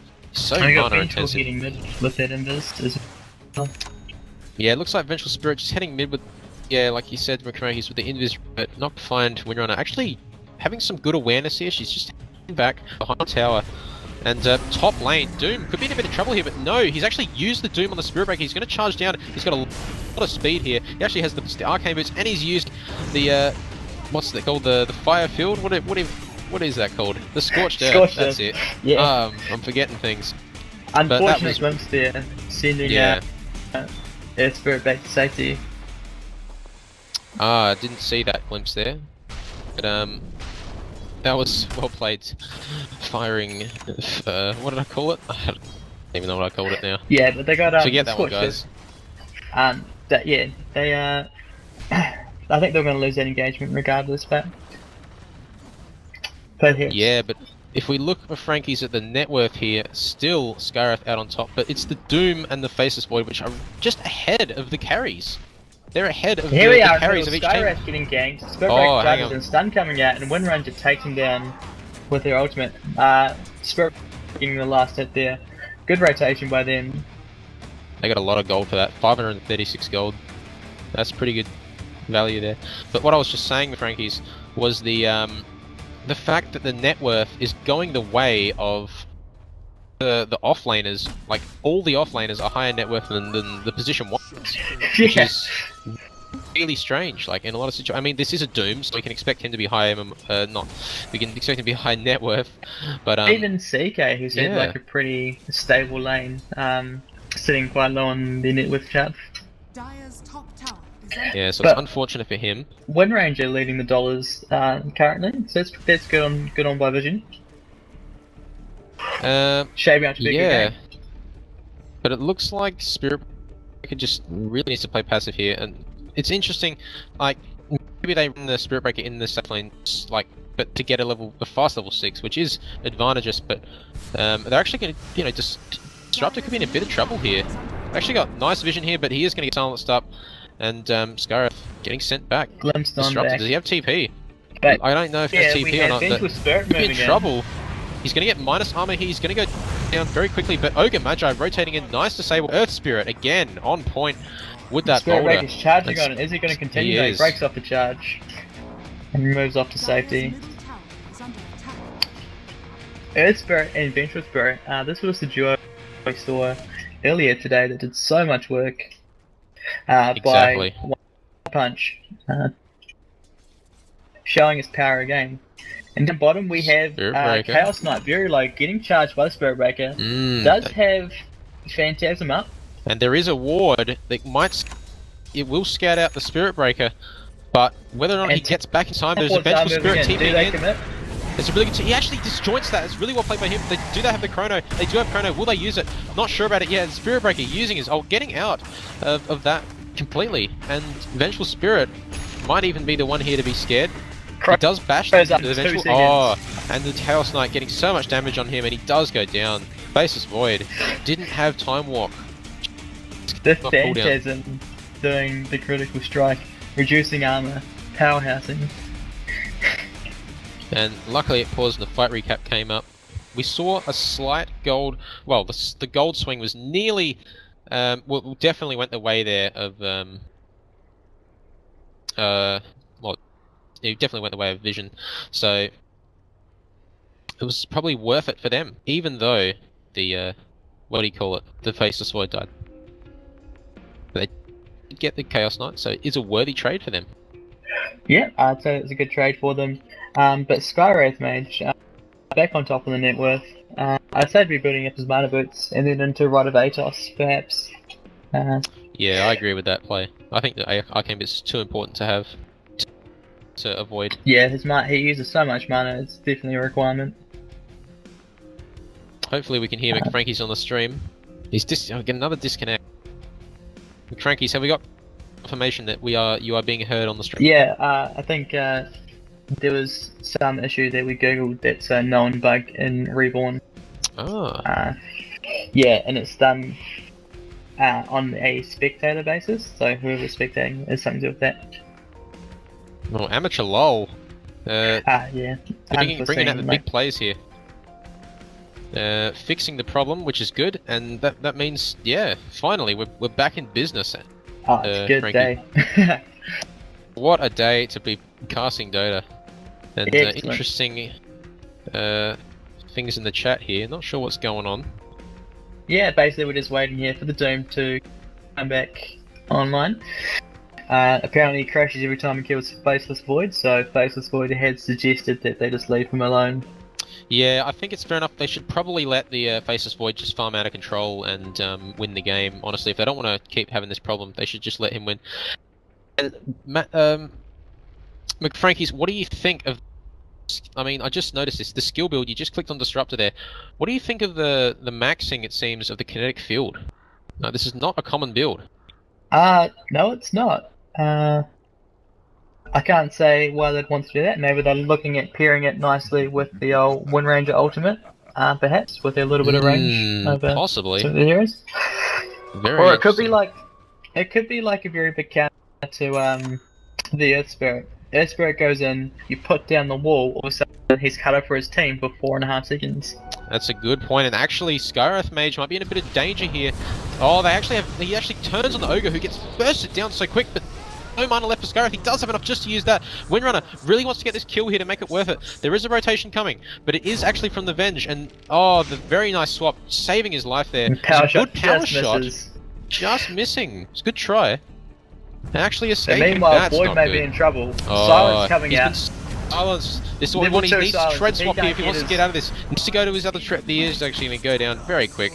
Tread swapping would not have saved him there. I'm a big fan of my tread swapping. Yeah, definitely. And yeah, well that was worth it in the end. We just had a look. The change, obviously, fairly good bounty on the Void there, 420 gold. So that's Yes, it's definitely worth it. Up top, Doom has picked up a Morbid Mask, probably going to build into leads for the team fight. Yeah. Lads is excellent. A very strong item. It's definitely required for late game team fights. Well, yeah, you wanna, I mean, I don't know, Frankie's if you agree, but I think Vlad's is like an item you need to have on the team, like, no matter, like, what Yeah, lineup it's like you a have. mechanism. You need one if you want to Yeah. fight. Oh, look at this. Spirit Breaker just charging top.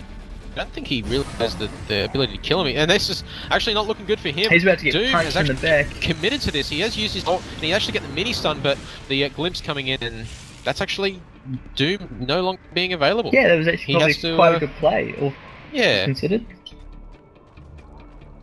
So I guess that kind of went way of Visionary getting.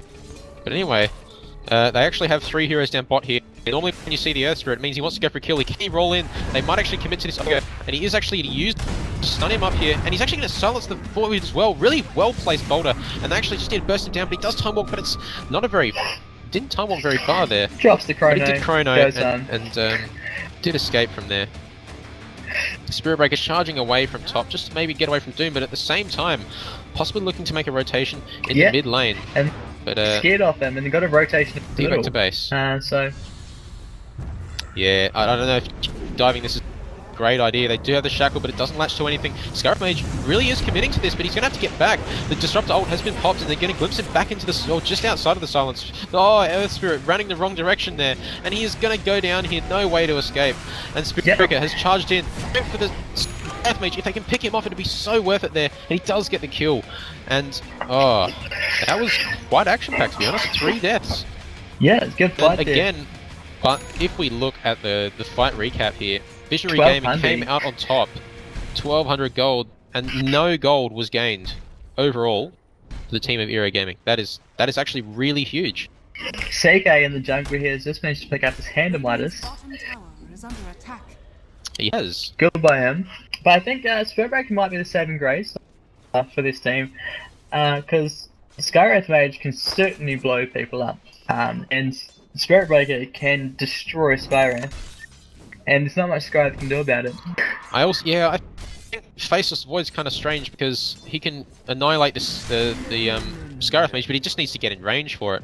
And unfortunately, if he can do that, then Skywrath Mage will go down very quickly as well to the Void, I think, as long as he's not silenced. But anyway, they look like they could try and do something down here. They've actually silenced and stunned the Disruptor. He is going to get in very quickly. He just needs to get out of here. The glimpse coming through. It's a really nice glimpse, and he's actually just gets in range of Reality Rift. But McFrankie's top, and Doom using the Doom on the Spirit Breaker and taking him down. The rotation from Scarab. Scarab has actually picked up a Null Talisman and a Bracer, and it looks like he's going to be building into a drum there with Rover the Magi and Stash as well. Yeah, that's definitely a battle build for a Skywrath Mage. It paired nicely with what I assume is going to be the Vlads. The Vlads is online now on the Dome. Oh, it is. So these guys are looking to fight early. Oh, they're going to have I mean, the late game But down is, you know, when aren't you pretty moving decent. in? Oh, Frankie's, look at this. It's being sussed up here. But they actually might even turn on this Windrunner here. She has to be careful. She does have Windrun. She is going to just run away from this. But the rolling bolt have been committed. Oh, look how fast she went down. That is the damage that you want to see from Oh, CK. hang on. And They've he's got gonna reality keep rips. going. They're committing to it. He tried to use it there, but he is disabled. And he can kill the Ogre as well. He might want to de-aggro here, and he does. Well There's played by 3 him. kills there. Going But live. Frankie's in the mid. Spirit Breaker going on Scareth, and he does have silence, but he is silenced, but he did bash, buying him a bit more time, but it's level 4 silence, and he does actually kill the ultimate here. Can he take him down? He needs a couple more lucky bashes. If he doesn't go down, he's going to turn back onto him. The Earth Spirit silencing him up. He can't charge away at this point. They are going to use a lot of damage. Can he charge away? But it looks like he is going to charge away. Frankie's, that was... Yes, that was very clutch. lucky. Out of there. I think if he put his earn on that Skywrath, he would have got a kill there. Unfortunately, was saving his earn. We've got to do that. Oh, but Disruptor, there's so much going on here. Venge actually being used. The Disruptor ultimate popped here. No kick field though, not locking her in place, so it's very unfortunate. And Doom's coming bottom. But doesn't Doom, have ulti, but he is a what you wanna very be strong scared of. hero. But here we level go. 11 at this point, and Vengeful Spirit. And the charge is did coming get in a as well. lot of damage off. This could be big. If they take down the Doom, this is going to be excellent for them. Oh, time Let's dilation. think. Time dilation. He can't use Doom because it's still being frozen. But they're actually going to go on the Ogre here. But I think Scareth needs to be very careful. Can actually keep going on the Ogre here. It's very low to take him down. And Doom time has just dilation come maybe online. not being able to use it. And Doom is now online. You are correct. And the Chaos Bolt is used. So it looks like he's going to go down. But Scareth is still chasing down Spirit Breaker, but not being able to Spirit get him. Breaker bursts off again. Oh, oh but Frankie's Disruptor's getting caught out. You were right. He used the Reality Rift to bring him into the kinetic field. But Frankie's, your prediction about the Chaos Knight pick really worked. And in terms of the gold recap, oh, it's going the way here of Ero Gaming, and they're actually going to go on the Windrunner as well. Just going to run away. She's going to be right here. But these guys actually, have big not plays. sure about that. Getting pretty low. The roll is up. He could pursue here, Oh, but he he needs chooses not to. He needs to place this right, but Vengeful Spirit Vengeful has got the Spirit's here. The stun does comes use out. it. Secures the kill. Oh, McFrankie's. Who Did needs you see that stun? stun? Just wanders in. That was insane. And Spirit Breaker picking up a shadow aim here. Possibly, maybe even going for that silver edge eventually against the Chaos Knight. Which I think is pretty decent, to be honest. It is very good to burst in there invisible and get that very big hit off at the start. Yeah, and it will reduce the damage of Chaos Knight by 40%, which is actually massive. And it means he won't get his passive, so he won't be able to reduce the armor when he crits.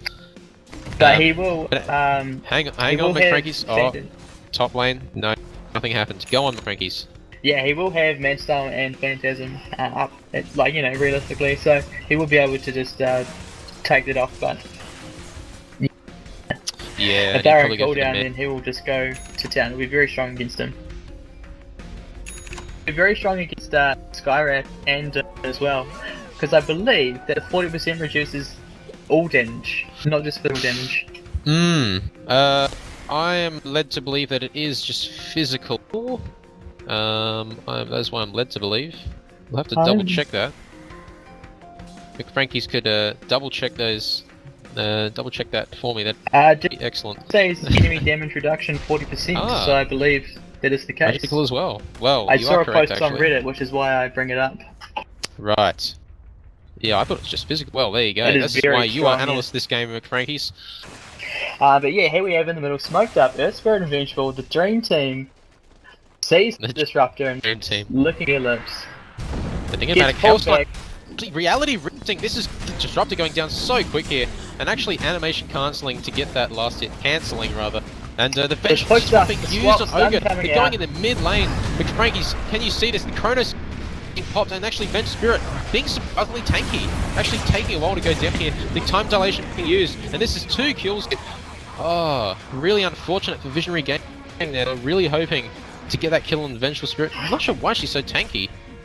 Potentially because of the Ring of Aquila bonus armor. And yeah, I can't see Vengeful Spirit's items. I'd like to see them. The armor from Tranquil Boots, just adding that little bit more. And Faceless Void not doing Yeah, that much damage not at at all. the moment either. No, he's gone for the Mask of Madness, which I'm not sure if I like at this point. Yeah, I think the meta shifted for him. For the Mask of Madness for these days, but still viable. Like, if he got some more bashes, it definitely would have been the go. Oh yeah, it was unfortunate for him, but we didn't see the gold recap, but we can safely assume that Hero Gaming came out on top that time there. But and actually, top lane Sareth Mage here, but he might even get away. The silence saving his life, and they're going to turn on him. The Veil Discord being popped here. Looks like Death Spirit's just going to be the one left to push up against him. He's being slowed up here. Team 1 He's going to get away, but he is going to Shadow Amulet, and he's so close to dying, but he just charges. Off he goes. He comes. Oh, here. The Doom Doom out the way. blinks away. Maybe he doesn't want to go away. Oh, and the glimpse being used. Doom in a lot of trouble. He's being stunned. He's actually silenced by the Disruptor, but it's a little bit misplaced. He's going to walk out of range for that. He's being swapped with Avenge. That's an amazing swap, by the way. And he might even get away here, but the time dilation being popped as well. Doom in a bit of trouble. He's being stunned up here. Multicast. And Fantaz coming out from the Chaos Knight, running in behind, seeing what he can catch. One runner's going to run straight into him. Can she one run in time? She does.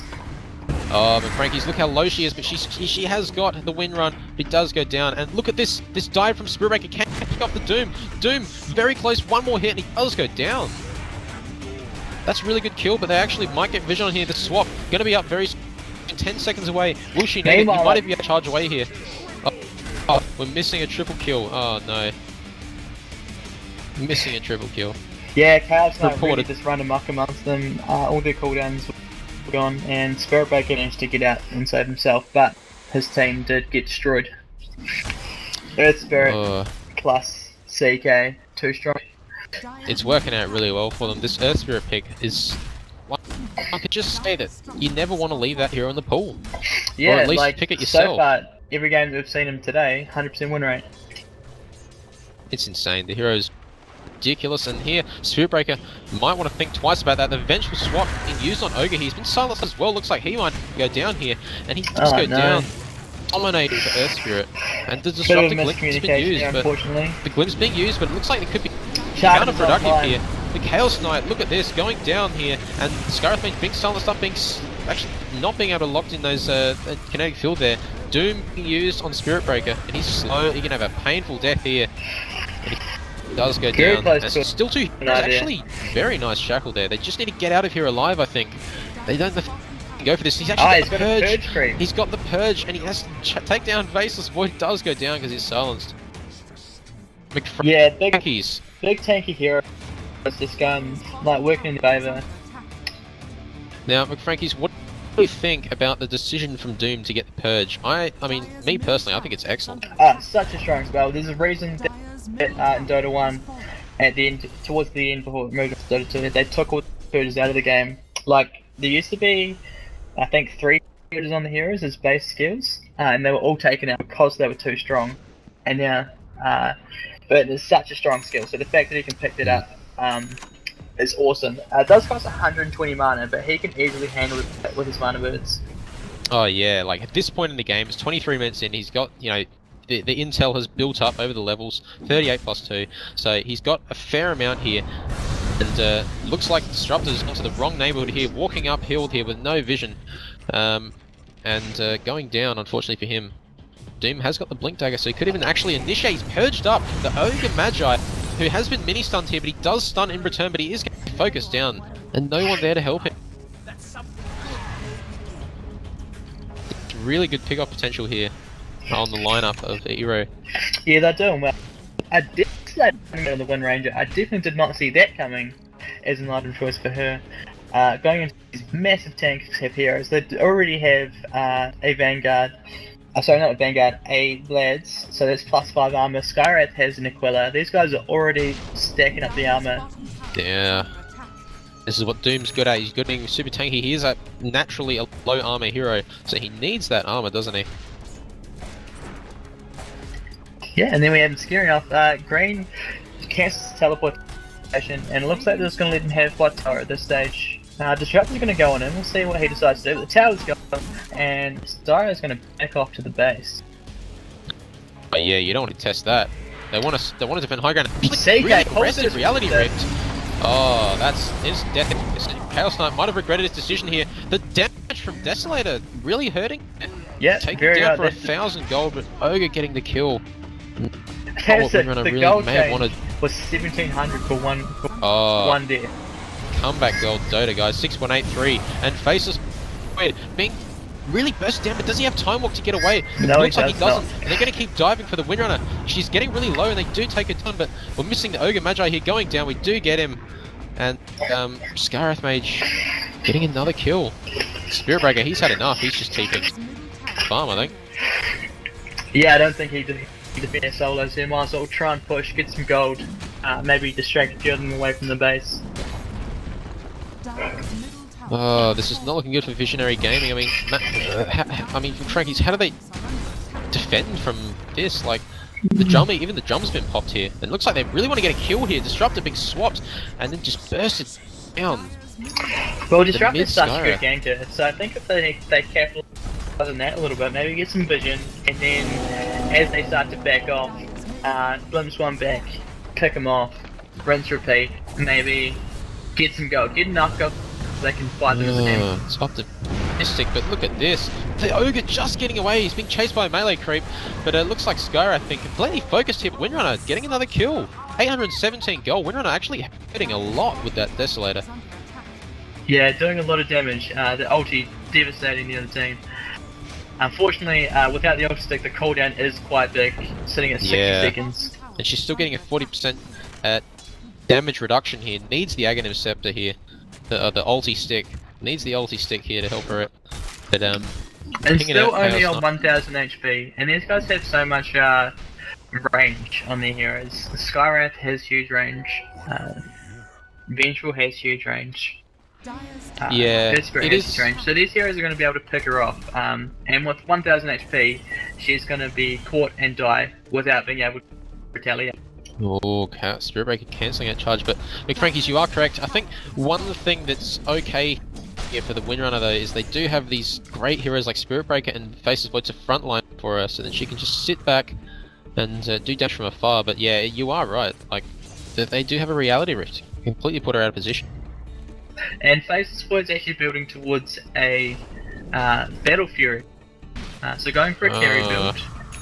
Which is different to what we've been saying. Usually we've been saying the Faceless run in like a 3 or 4 position. But today he is going full deeps, so that'll be interesting to see how that turns out for them. Well, McFrank, what do you think of this role that the Faceless Void's been playing, and what do you think of the Mask of Madness Battle Fury build? Well, I haven't seen it for a long time, but like I certainly won't discount it. Because Fair like, enough. if he does get the items together and the game goes to like another 40 minutes or something, like goes to 40 minutes, then him plus the Wind Ranger could definitely take on a team if they get a good Chronosphere. So then, on top here, Skywrath Spirit getting caught Breaker out. and Skywrath going. I mean, actually, the Chronosphere cancelling Spirit Breaker's ult, and actually probably misplayed from the Doom. He should have probably actually used the Doom on the And then Spirit Wind Breaker Ranger so he can comes get his in. ult off, but they're going to purchase Both here as well. Doombringer getting really low here. He's actually going to go down to Windrunner, who's got another kill here, and Faceless Void getting away. Earth Spirit using the boulder to come in, but he's not by himself either. He's having a rotation from Vengeful Spirit here, just so we can see 2 kills at once. We're zooming out here just to see what's happening. Ogre Magi getting a nice stun off an Earth Spirit, but Chaos Knight using the damage now. She's only got 1,000 HP. Remember, guys, she's going to go down very quickly, and Ogre Magi could be next on the menu. He goes down too. Yeah, it was a good pick off there at top for Dire, but then they got caught up trying to leave. Bit too slow on the leaving, maybe carrying more teleports, but yeah, it was a very good gank for them until the rest of the team shut up. Well, I mean, Very close McFrankie's to getting away. the gold change went a huge advantage there to Visionary, with 2,200 gold going away and only 600 going away of Ero. But this could be speaking a little bit too soon here. Faceless getting completely shut down there. Just blowing up. He did finish his Battle Fury though, so it'll be interesting to see if he can finish another item. Now they have gone for the Vengeful Spirit here, who is way out of position. She did finish up the Lotus Orb just in time there, and did use it on herself. Interesting to see she did that when there was several heroes alive.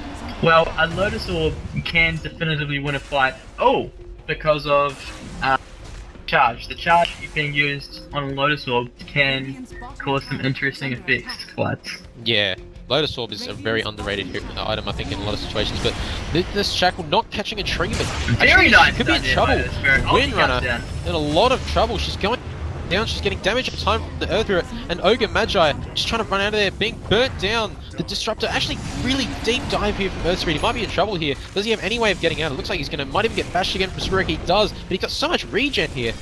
And he's not worried about it at all anymore. Doom getting lots of damage. Actually, Doom the Faceless Void. That's a really good Doom. That was an excellent Doom. But hang on, McFrankies. Before we slow down, it looks like even more is happening. Ogre Magi dying here. Tell me what went wrong. After the heroes are turning around, gonna take down their tower, and then hit the Rex. Ogre bites back, but I don't think it'll be enough for them. What went wrong though? And actually, Doom just not worried about it at all. He's going to purge himself actually. And Skyrath just maybe standing still there for a second. It looks like they're in an unstoppable push right now. I don't know how you're going to slow this down. No Faceless Void Chrono at this point. And he does have it though when he respawns. They might look to use it. He's just going to wait for Faceless Void to come up here. That's the play. But try and slow them down. So they do have Fortify. They do not have Fortify. Bottom. Oh, so much damage. That's the range. Oh, Vengeful Spirit being caught out here. No, actually the Spirit Breaker could be the one getting caught out. And Disruptor getting his ult off just before he does get very low. The Lotus Orb being used on the Doom, and Mega Creeps have actually been spawned here. So they're not looking good for Visionary. They are taken down, and Faceless Void trying his best to run away. He might get silenced here. Very nice stone placement from Earth Spirit. And it's like Windrunner's very low. Shackled him up though. And Ogre Magi forced starting away. But he is looking like he will go down here as well. And they're going to dive the Fountain on the Disruptor. Take him down as well. Well played from everyone. Good game, well played. That was a good game though, for Trankies. It's much better than what we've seen recently, I think. Yeah, it was well played by Vision. Everyone played very well. But yeah, sorry about the audio problems we had, but we sorted them out. Yeah, eventually. Round. Yeah, but anyway, guys, that game in there is over. If you want to follow us on Twitch, you can head over to Clutch NZ if you're in game here. So we'll see you at the. I think there's a post-game analysis. There should be.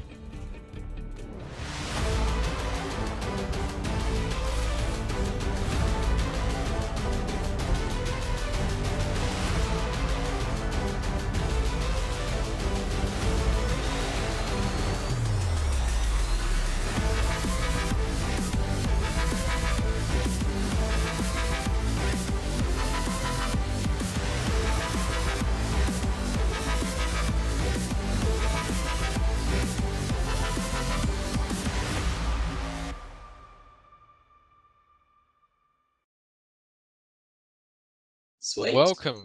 Yeah, welcome back, guys. That was definitely a game that we were hoping would be good, and it was pretty good actually. It was a long game. I think it was it? How long did it go for? Let me just quickly check. It was fairly went for 31 minutes. So 31 minutes. So definitely not one of those 15-minute games we've seen today, which is definitely a good sign. But McFrankies, what went wrong for Visionary Gaming? I think they needed more rotations. Like they were constantly feeling the pressure, and they did TP into fights and stuff. It was good to see, but maybe fast reactions and more often to turn fights. Like if one hero is not enough to turn the fight, send another one. And so it's recognizing those situations and making those calls. Yeah, I definitely agree with you there, and I think, I mean, we can again talk about the draft, but I think the draft of Visionary Game wasn't that bad, to be honest. It was just, I think, the safe lane Spirit Breaker just farming away like he was. They just didn't have a real decent, like a good carry. They had the Windrunner who ended up doing fairly well later as the game went on, getting a few kills, but it was just very slow farming, and unfortunately, the Spirit Breaker just not really delivering in the end, I think. He definitely should have been played in that sort of that roaming role. Farming away is just, I think it's a little bit of, I mean, would you agree, McFrankies, that running him as a safe lane farmer just underutilizes his skill set? Yeah, he should be ganking all the time, especially when you're running a Skyrath in the middle. Spirit Breaker destroys Skyrath early on. which is probably why he brought that Ring of Aquila so early. Like, first item is so that he can maybe stand up to the Spirit Breaker ganks, which didn't come. Yeah. Yeah, it's really unfortunate, and I think, yeah, like, if they just sort of modified maybe the draft a bit, it might have been a little bit better, but it wasn't like a completely one-sided game for a lot of that. They did get a lot of, the comeback gold was definitely going the way of Visionary Gaming a lot there, and they were coming back. I didn't see the net worth draft to the end there, but I think, I mean, I don't know about what you think, but definitely, McFrankie's, that Doom, he played very well in his lane. I think I'd have to say that Doom was... I'd have to say that probably in terms of MVP and overall performance, I think Doom maybe even takes the cake for that one. He did very well in lane. Yeah, he was going up against the Spirit Breaker, and Doom is pretty good in that lane, just because of his third skill. But yeah, he did play very well for himself, especially like changing creeps, picking up that purge, doing work with it, and then I saw him like jungling with the Cyclone creep at one point. So he utilized his devour quite well. He did, and he had some really good Dooms. A couple of them maybe a little bit misplaced, but I think he definitely made a big difference. And going for the Arcane Boots build, which is something I really appreciate. I'm a big fan of that. And again, they got much more objectives on the side of Ero. So overall, I think I don't know. Who was your MVP, Frankie? So for me, it was Doom. For me, who do you reckon? Like I have two. I have Earth Spirit. Yeah. Because he, like, not only like he is like a bit imbalanced right now, but the Earth Spirit player did quite well. Like, he was hitting like 3 and 4 man stuns quite consistently, and he was hitting his initiations, which was good to see. So he did play quite well, and we see like he showed us why the hero should be bans. Oh yeah. So, yeah. But like, I want to do like a shout out to Visionary Gaming. They played a long day of Dota, and they've actually improved from what I've seen today. So good on them. They have coming along, and they played very well in that game there. Definitely. Yeah, they put down some good fights, and they did rotate, get smoke ganks on, and yeah, good to see. Yeah, it all comes down to the early game, and whoever wins the early game, pretty much, that's what the meta is. When you win the early game, your chances of winning the late game are so much higher. So it's definitely the way it goes. And yes, this will be an 8-hour VOD, and it looks like we're heading into the next lobby. All right. Sweet. So we'll jump in the lobby and see you guys soon. See you there.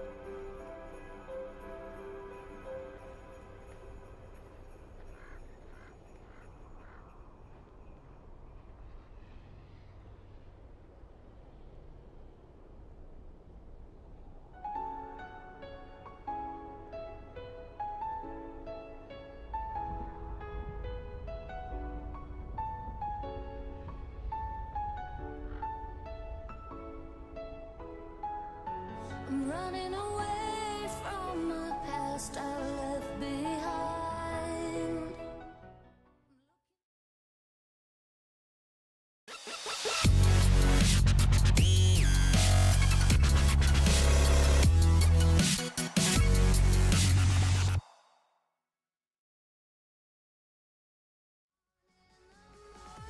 Out of sight and out of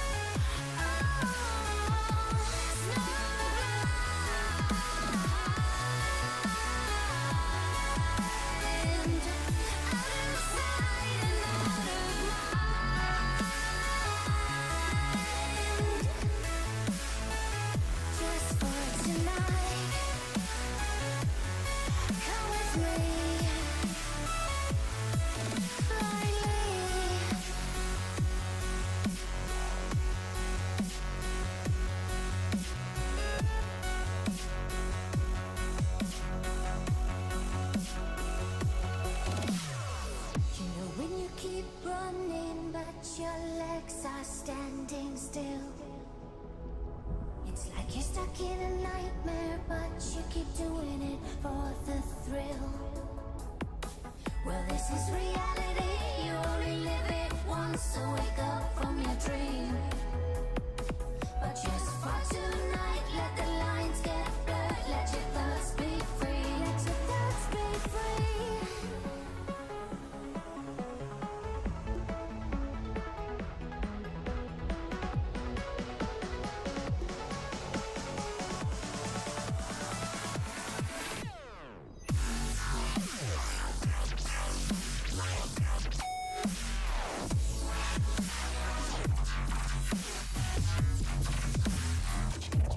Guys, we just connected in time.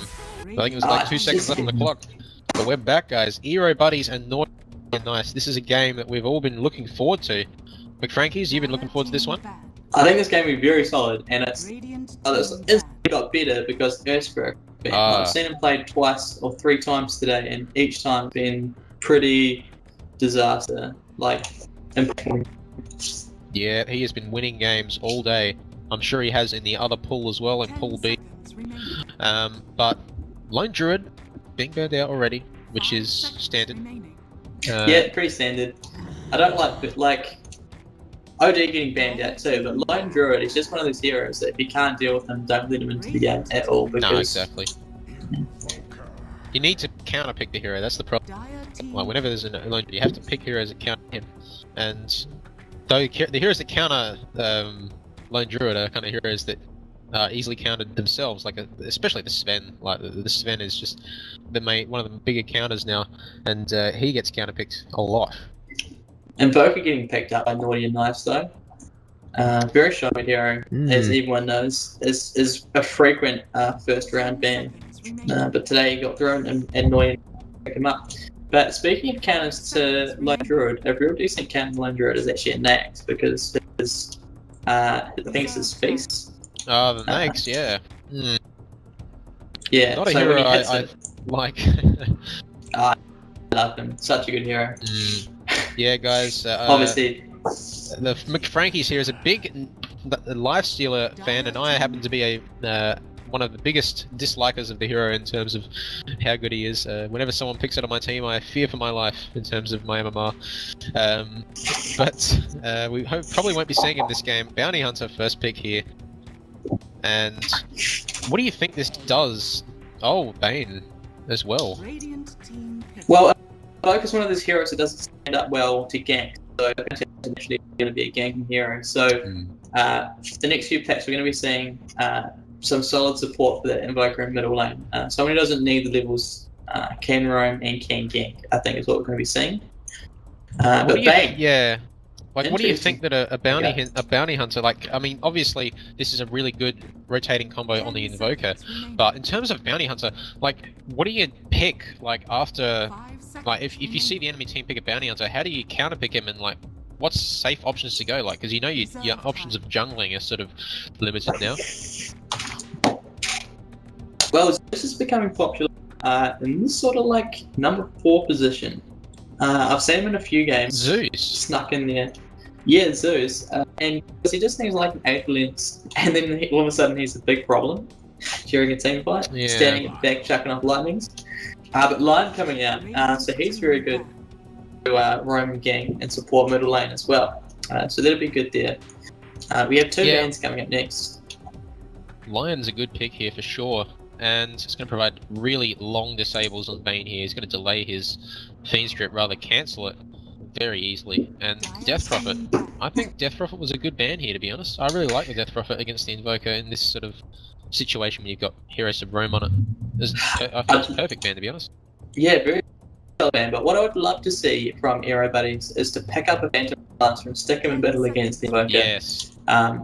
And because he's actually like a very good counter, because he can dodge all of his spells like EMP, Tornado, and he can dispel Cold Snap. So yeah, and you can just spam Spirit Lancers. So you're actually a huge problem for Invoker. Yeah, I agree. I think the PL mid is definitely catching on in terms of the Invoker counter, and like you said, he can dodge everything, and it's excellent for him. And I'm happy the Void was banned out again. I'm actually getting very tired of seeing that hero. He has been completely annihilating this tournament so far. Yeah, Void stomping it. Very good to see. Yeah. Well, who are they going to ban here? Like they've already secured 2 supports here, so they want to start thinking about the mid heroes and the carries. The Queen of Pain, there's a mid hero banned out. Yeah, obviously take this because they have accepted that the ban is going to be putting pressure on the mid lane, and they don't want to give any more advantages in the lane. Oh, exactly. And in terms of Ero Buddies, they've got a fair amount of options here in bans. They don't have to ban any mid heroes anymore, but they could even ban some carries, like whoever they hate. They could even ban the Beastmaster here as well. He's still in the pool, and it's pretty good against Bounty Hunter with the Necro 3s. Yeah, but what do you think about this Bane pick? How do you think they're going to run him? The Bane pick? Yeah.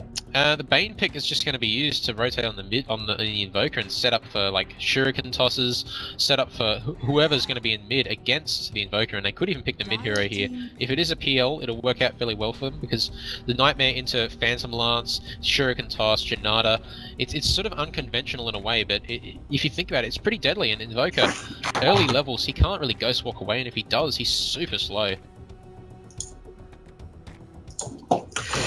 So yeah, he's in a bit of trouble. Jed can't really afford to have that level, invoked at the time. So he's either going to have it invoke off cooldown, or it's going to be going down even then, like, you'll be carrying dust and stuff. And once Ben's hits level 6, like, track gold is going to be a very big deal. Oh, Next coming out. They're going for a very heavy gank lineup here. It's good to see. I like that pick, to be honest, against the Invoker.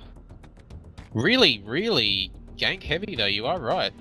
And it's really easy for Naughty and Nice now to ban against this in the last stage, I guess, because there's not many heroes left that are going to work here.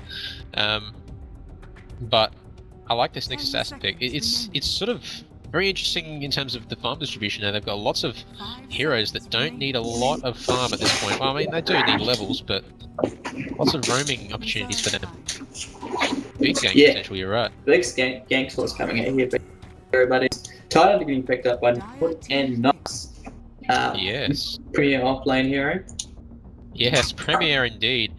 He's gonna do fairly well with the next assassin, kind of struggling to burst him down. He's gonna be very tanky. But in terms of the laning stage, he's probably going to be okay here.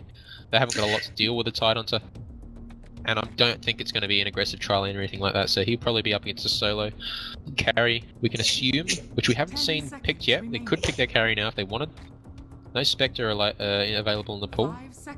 Yeah, and Tidehunter actually very up against Spain. You can knock him down with your Fiend's Grip. Yes. No, you're correct about that. And one advantage here against the Bane is obviously just so much stable they've got on Naughty and Nice, which is going to be really difficult. They've got the EMP as well, which is going to be like, I mean, situationally, it could cause all manner of problems for Bane. So Bane, if he has his positioning correct this game, I think that's where he's going to come out on top. Yeah, but I actually wouldn't be surprised to see Naughty Nice actually pick up that Lifestealer. Like, I wouldn't be surprised if they did. I'm not saying they will, but it is definitely an option. I would be very surprised if they did. But you never know, honestly. We've been seeing a few Lifestealers today. Anti-Mage. Ooh. That's someone I haven't seen in a while. I like this. What about that pick? Yeah. I think Anti-Mage... I think Lion does fairly well against Anti-Mage, especially once he gets Ada Lens, but Anti-Mage, I mean, normally you would... Like, a common counterpick to that is obviously the Bane, and they've got the Bane themselves, and there's no Faceless Void Chronos. There's, you know... I think Anti-Mage does fairly well in this lineup, and he is against an Invoker as well, who can't really deal with the Anti-Mage that well. Well, I guess he sort of can, but it sort of comes down to, you know, the timing of the game. If Anti-Mage hasn't got his items, then yeah. And Nyx plus Anti-Mage going on that Invoker. Invoker is a huge mana pool, so they'll be able to drop out a huge mana pool. Yeah. Yeah, exactly, and I think this is looking good for Ero Buddies here, but this next pick here is probably going to be a carry, or it could even be at their position 4 here, but I'm assuming they're going to pick the carry, or their position 5, sorry, rather. Lion is commonly a position 4 as well. Yeah, Lion definitely needs that lane taker. Yeah. But yeah, it'll be interesting. The safe lane. Pick up as a carry. No Spectre available and no OD, so in terms of the safe lane, against an Anti-Mage, what do you think does well here, McFrankies? Well, it's difficult to say. I think a ranged hero, Mirana actually does quite well against Anti-Mage. Mirana not the safest hero to play. Yeah, it's a really key pick. You've just got to come online faster than Anti-Mage, and lots of heroes do that. Like Juggernaut comes online pretty quick, rather than, you know, before the Anti-Mage, and he can push very well, and it seems like Naughty and Nice has gone for the Luna. Yeah, another interesting to pick up such a squid hero going into a Nyx Assassin, Bane and Bounty Hunter. Like, obviously very undependent, but can definitely the carry that they need. I like it in a way because it means, you know, Tidehunter can set up for the Luna ult, but it's sort of, it's interesting. I'm not sure if I'm the biggest fan of it. Ero Buddies banning a jungler was very strong for them. Like even with the Bounty Hunter, a solid jungler can definitely swing the game. Yeah, I wasn't expecting to pick a jungler. Ero Buddies, probably just still, even with a Bounty Hunter, probably just don't want to deal with a Chen. The push is very strong. But Naughty and Nice still have to pick another support here, and they got a ban though. Like, what are Ero Buddies missing? Another mid hero, I'd say. missing a mid. Unless it's like a mid Nyx, but no, not expecting that. They've got their options. Bane will be heading up the middle. Bane? They'll do one day. Dota 1 days, yeah. If Bane goes mid, I may start preferring the lineup of Naughty and Nice, I think. The Bane mid is not something I don't rate it. Fast level 6. Necrobrook's coming out. Look at me. Oh man. It's a very quick game. Yeah. But they do need a mid hero here. We're calling it now. If this is a mid Bane, I will change my preference to the lineup of Naughty and Nice. Reserve time. But they are going into reserve time here. Got 30 seconds left, so they got a bit of time, but they need to think about it. I think like a Tusk would make Naughty and Nice team quite well rounded. Some sort of solid ganger, a Spirit Breaker even. But an LC. More LC. Oh man. Not like this. I really dislike the Legion. It's been heavily unsuccessful today in terms of the win rate. I think the win rate is actually 0% with like 3 games I think we've seen. And it's probably yeah. I think I'm not even sure what's going on here. Undying pick, I probably prefer Naughty and Nice. Just being able to team fight than Ero Buddies, but Ero Buddies definitely can gang so hard. So it'll be interesting to see how this shapes up. Yeah, I can tell you now, I am actually preferring Naughty and Nice lineup as well. I much prefer it in terms of the mid game, and I think the early game is very strong on Ero, but I don't know how it's going to go for them because the lanes are kind of weak with the Legion Commander pick. Unless this is like a mid Legion, I think they're going to have all sorts of problems here because it means that Bane is going to have to commit to a lane more because of the heroes they picked. I think in terms of the lanes, they're going to be weak despite having a really good early game lineup. I really am favouring even the early game here for Nice and Nasty. Nice and Nasty, is that their name? Nice and Nasty, am I forget? Oh god. It's Naughty and Nice. Naughty and Nice, Nice and Nasty, oh god. Naughty and Nice, sorry to anybody who's affiliated with the team. You may have called me for abuse. 9 hours. It has been a very long day. Many hours, early start in the morning. What time did we get up this morning? I mean, I got up here in Australian time, 7:45 in the morning. It was a very early start. Wow, that's rough for you. Yeah, lots of testing and stuff. But just while we're paused up here, I'd like to do a shout out to our producer, at home, sorting this all out for us. It's been champ, solid 9 hours. Oh, he has done very well. Amateur Lull is his other alias he is commonly known as, and you may see him in the chat posting. He has definitely been working very hard today, and he's done very well. Despite leaving the overlay on several times, he has done very well. So we'll have to commend him for that. Maybe clear his nickname, but we'll no, just wait we won't be going that far. Oh yeah.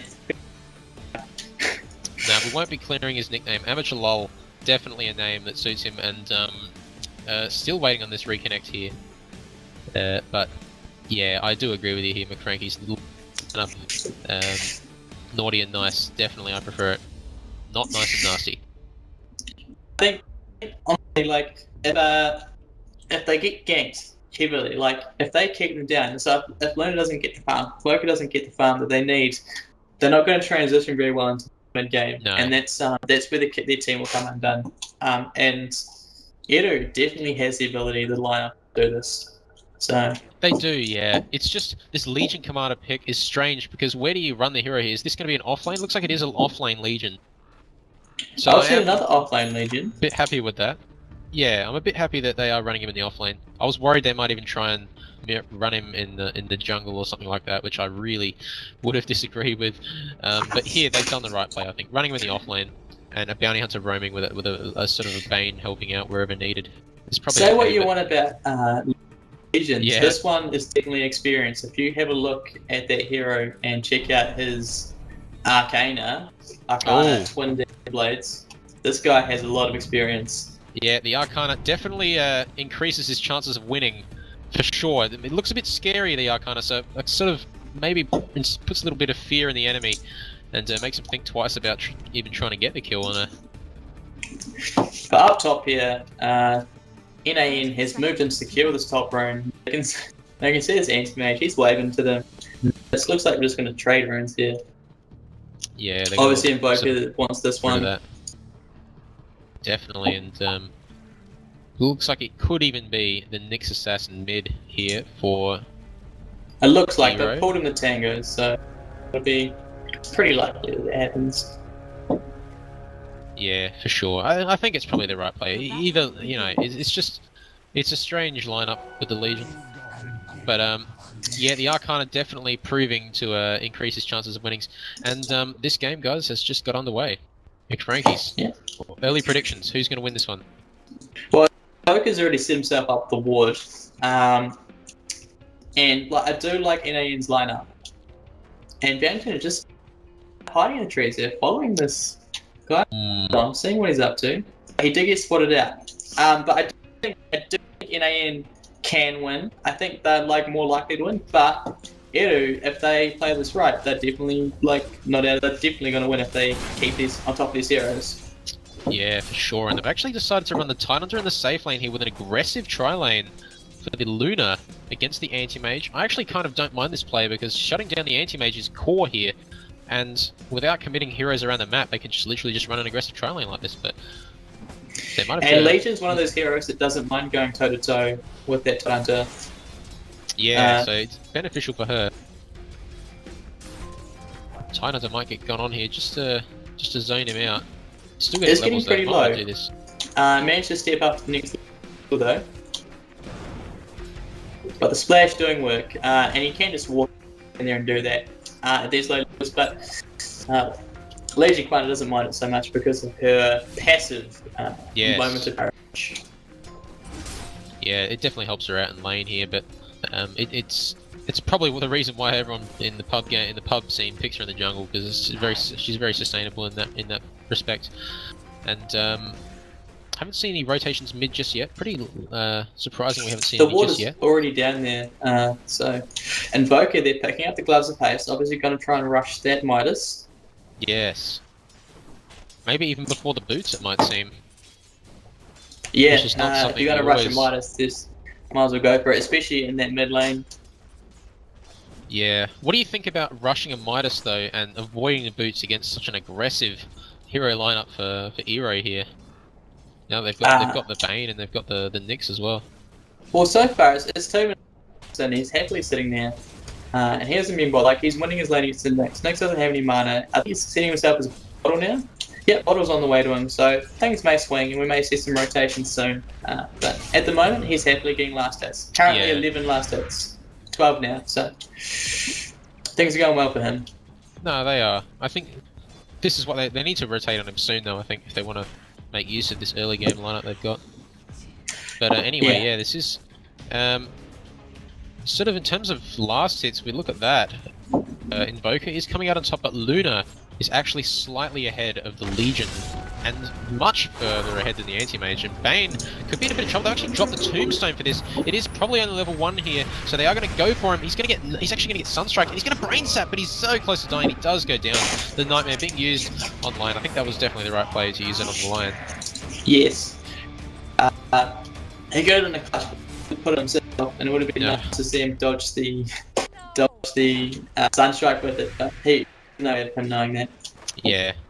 Oh yeah, it's very hard to tell, but they do know now that he's going for that Exort build, and he's actually got 3 points in Exort here, so they know what he's doing. Band, do we have smoke cloaked up here? Moving on in, he's got his Shinada, and we have Undying moving into the jungle. This could be bad for him. Oh, they've actually Nightmare up the Lion here. They position themselves correctly. They couldn't even get the kill, but he's actually slowly just going to get out of there. He's going to Earth Smite everyone.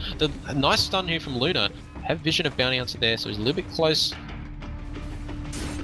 But Fortune's had the damage required to bring them down just here. It actually, Frankie's, it actually looks like this offlane is convincingly being won by Legion. She's actually been able to keep up completely, and she's actually winning in CS by about 8. And you've got 5 denies and there's 0. Because of the things going up top, Luna's actually pulling up. And interestingly enough, well played by him. In middle, Nyx, 21 last hits, Invoker 23. So Nyx is right up there. Nyx, look at his last hits. That's surprisingly high. Invoker was not, in fact, going for the Midas. He just finished his power treads. So. Yes. I like so you that. called it, yeah. Ooh. And here, this could be in trouble here. He used the haste rune. This is a nice rune for him to have. He's actually going to... They're really positioning themselves really nice here. He does actually use the blade mail there. Not the blade mail, but the blade mail. The spiked carapace. He uses the spiked carapace. Just ensuring there's no way he's going to get away. Invoker has used his time wisely. He's picked up 5 CS since we last looked at him. 6 now. Good for him. He's happily farming away. He doesn't want to plan on leaving his lane in Thompson. Yeah, it's possible Invoker might not actually go for the Midas scam in the end, and that's completely fine. He is doing fairly well in lane anyway, and yeah, I think if they want to be fighting, really, which is looking to be the case, Midas may not be able to pick up. But Anti-Mage is definitely falling off here. He's got 9 creep kills, and he's struggling to find space. So really, it's falling onto this Legion commander to take him to the mid game. Yeah, that was the thing about this laning, is sort of what I thought the lanes might be weak for Ero here. It sort of looks like that. I mean, just in terms of anti-mage, he's definitely having a hard time, isn't he? It is an aggressive tri lane, but yeah. Yeah, they're really destroying it. Maybe just leave the AM by himself and send the Spain roaming, because Spain is a good ganker, especially with 2 levels of brains. He's doing 160 damage pure. And Anti-Mage, I don't think they can bring him down. If he plays smart and shields at the back, I mean, he's not getting last anyway, so experience is the way to go. He can always catch up, and I think, like, you're right there, Frankie. What they should do probably is rotate their heroes to force the tri lane up top to be broken down. So they have to rotate as well, and then it gives AM the space, doesn't it? And I think they're doing it right here in the mid lane. 4 people coming into top. Tombstone's off cooldown, so this could be AM going down. Orange is coming in with level 6, so Tide has Ravage, and he's walking on up here. Bounty Hunter in the middle, just took down Invoker. Yeah, he did that right. That was really well played by the Bounty there. Just ran in and made that kill happen, and actually forced the rotation. Well, actually, no, he didn't force the rotation, but he's definitely put a bit of concern into the lineup of Naughty and Nice. Man, the Anti-Mage is playing so safe. Very well played by him. Not being tempted on out. And now there's a 4-man push going on top. Hungry for this tower. Tynan's got level 6. It's going to be very difficult to fight into this. He's actually got a Ravage here. They could use it, potentially. They could easily kill the Bane here if they go on this.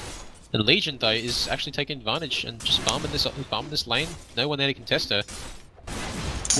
Downtown is going to go on down to bottom, ready for those teleports to come in. They've taken top tower, and they're probably going to come down now. Yeah, they can't keep pushing, I don't think, at this point. Fortify comes on out. And there's no teleports. Line has a TP.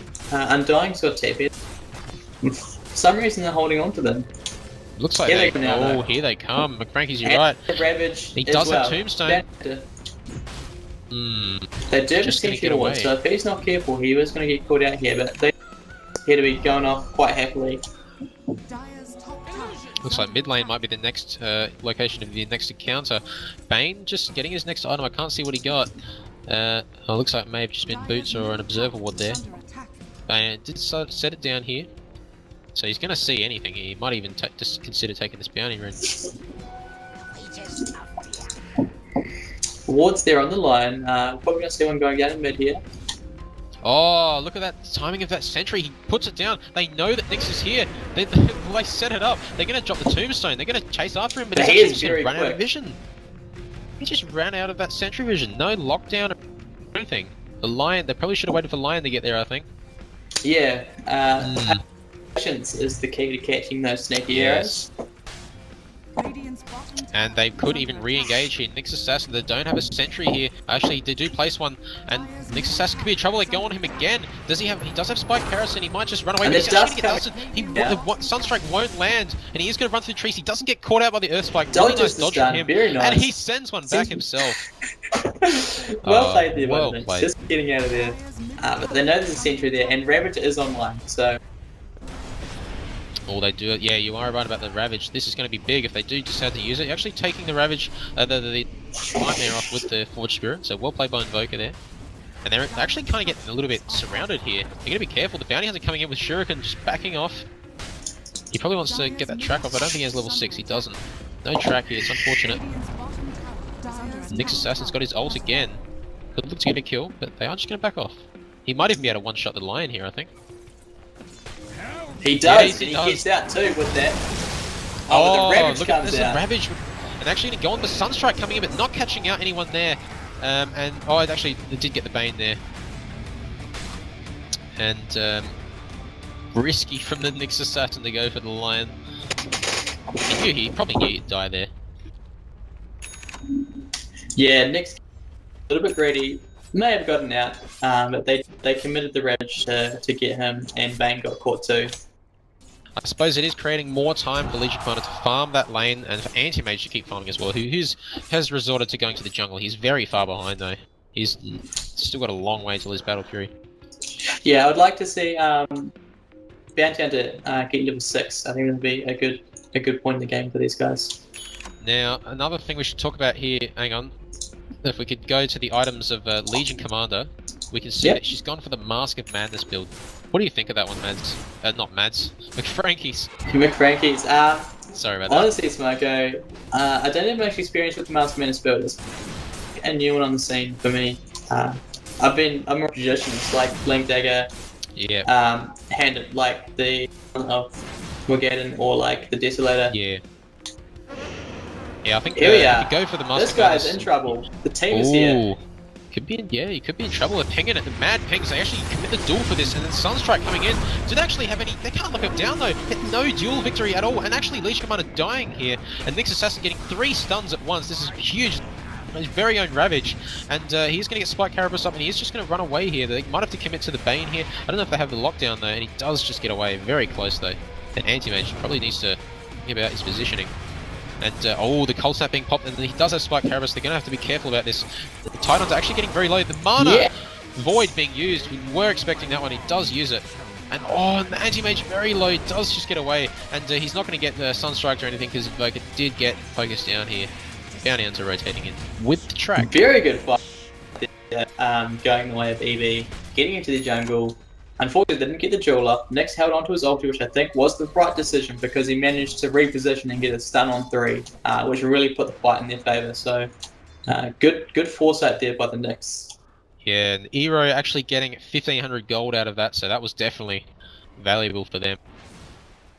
Invoker still leading them with. He does have that Midas and Power Treads now, so he's going for the monies. Quite far ahead actually against the Nyx Assassin here, who did trade his life for that Lion earlier. It may have been a slight mistake, but it looks like they could even be grouping up for a smoke here, possibly.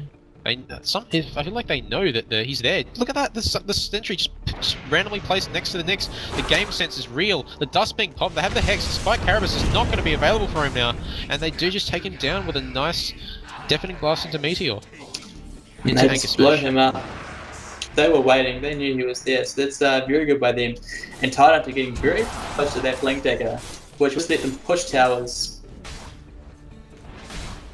Yeah, I think with this Mask of Madness build on Legion, you kind of might think it's a bit strange at first, and it kind of is a bit strange, but if you get Blade Mail, which she is, it kind of makes it acceptable to get, I think, because you don't take that extra damage, really, do you? When you got Blade Mail. It kind of helps you out so much. Yeah. And if you do take the extra damage, people are getting it in return. Exactly. So. But nice track. Yeah, Odd's doing big work for her on defending this tower.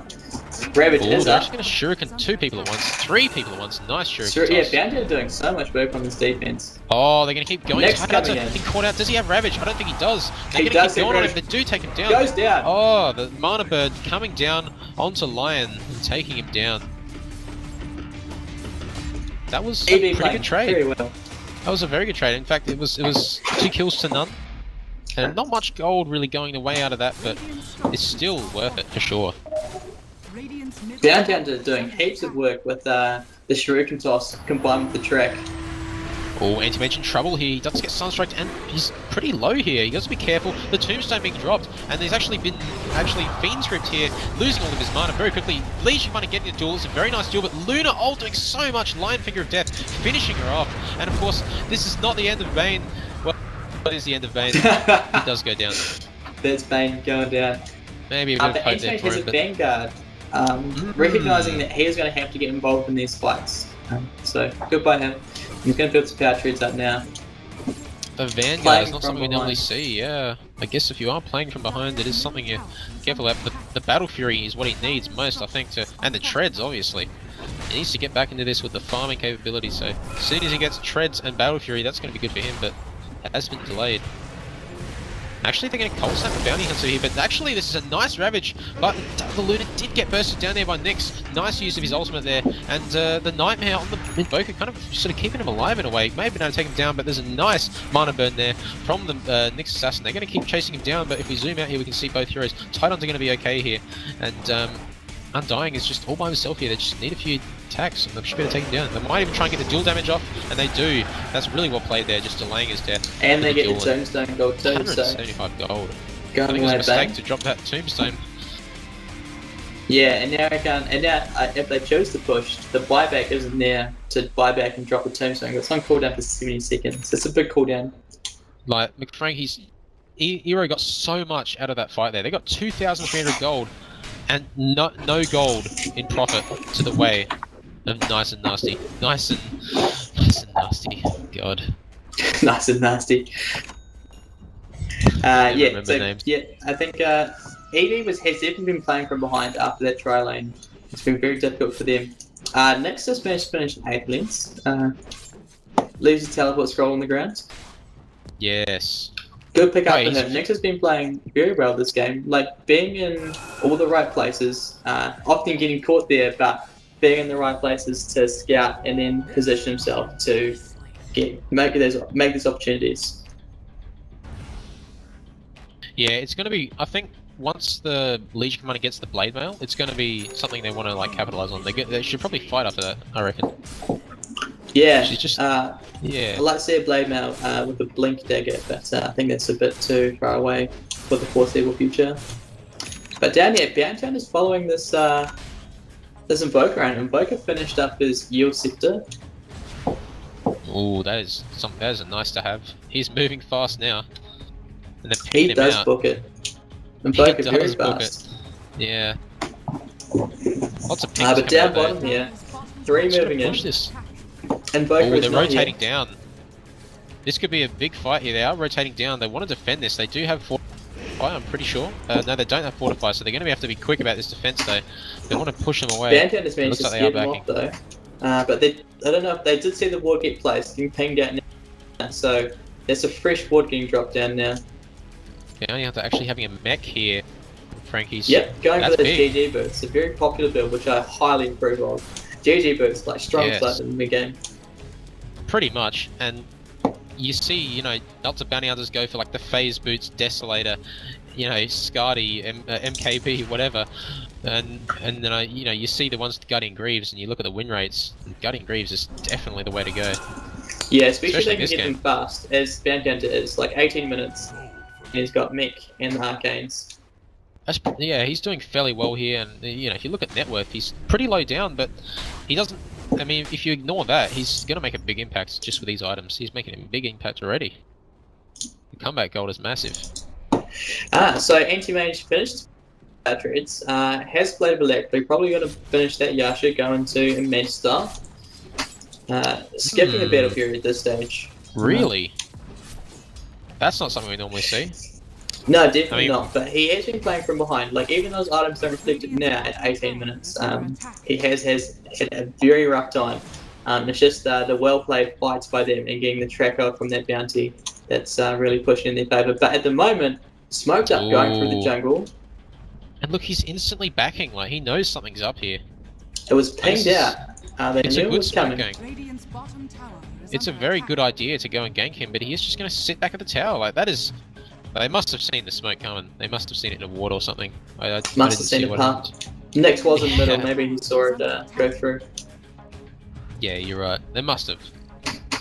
But And now they're going to try and Anzac bait here okay. with the Luna. I think it's going to TP up, see what's going on. Dust there on the Undying, but now they see them. They see the Invoker, and they're pushing his tier 2. Oh, Bounty Hunter, gotta be careful here.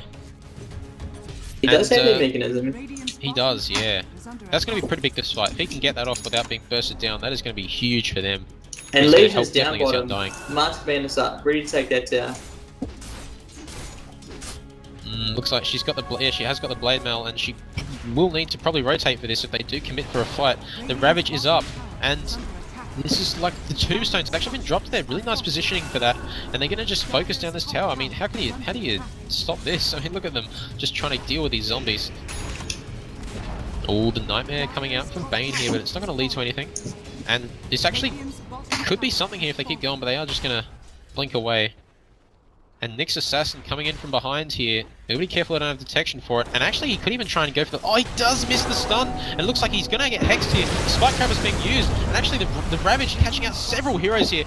Finger of Death finishing off Anti-Mage. Just massive burst damage. Legion Commander using the duel. And he could actually get the kill here on the Tide Hunter. It does take him down. And he does tear down in the end. Lion getting a kill there. Double kill.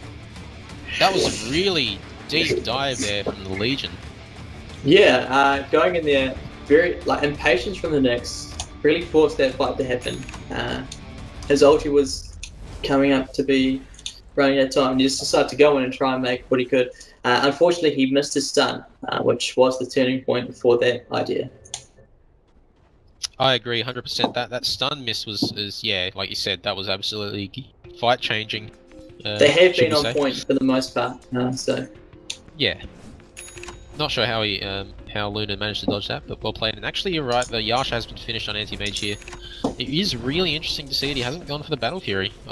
Normally I would not be happy about that, but and then Bane's trying to do ward up here, and this ward here has just missed it, and this ward here has also just missed it. Yeah. So unfortunate placement there. Yeah, it is very unfortunate for him, and they are just going to put down lots of sensors around the place, just generally. But it looks like he'll be okay here. Down bottom, Nick's in a bit of a tough spot. Oh, Sunstrike coming out. Just 3 heroes. Oh, but they do use the dust. His ult has been popped, but definitely Glass getting the last hit there. And the tombstone even being dropped. Well, that's unfortunate for Nick's Assassin there. 595 gold there. Invoker's still leading the net worth up there, approaching 10k. Has a Blink Dagger now. He is keen to fight. He is very scary. The Handamitis proving to be the item of choice this game. We weren't really sure if he was going to go for it, but he did in the end. And it has certainly accelerated his items here. Tide Hunter actually doing all the GG boots as well. Not going for that Blink Dagger. He does have 1700, so he might step into that Blink Dagger now. Yeah, I think at this point you'd probably want to go for the Blink then the Greaves, wouldn't you? Like, you want to get Blink. Yeah, so important. So is Greaves, but yeah. And Anti-Mage still farming away. They're actually doing fairly well in terms of stalling, and they did just lose a tower, but you'd think that but that's okay. Ero wanted to delay this a little bit. If they can push us out another 10 minutes before they have to defend their base in earnest, I think they're going to be alright, because Blink Dagger here on the Legion, combined with the Master Madness and the Blade Mail, and Anti-Mage is starting to get items together. Anti-Mage really comes online when he gets that match style, because once he gets that match style, he can 1v1 anyone on their team. The Battle Fury certainly helps, because it gives him the damage, and you can see that he's only hitting for 98, and you don't really think about Battle Fury in terms of giving damage, but it does. I think, yeah, you want to get some damage here.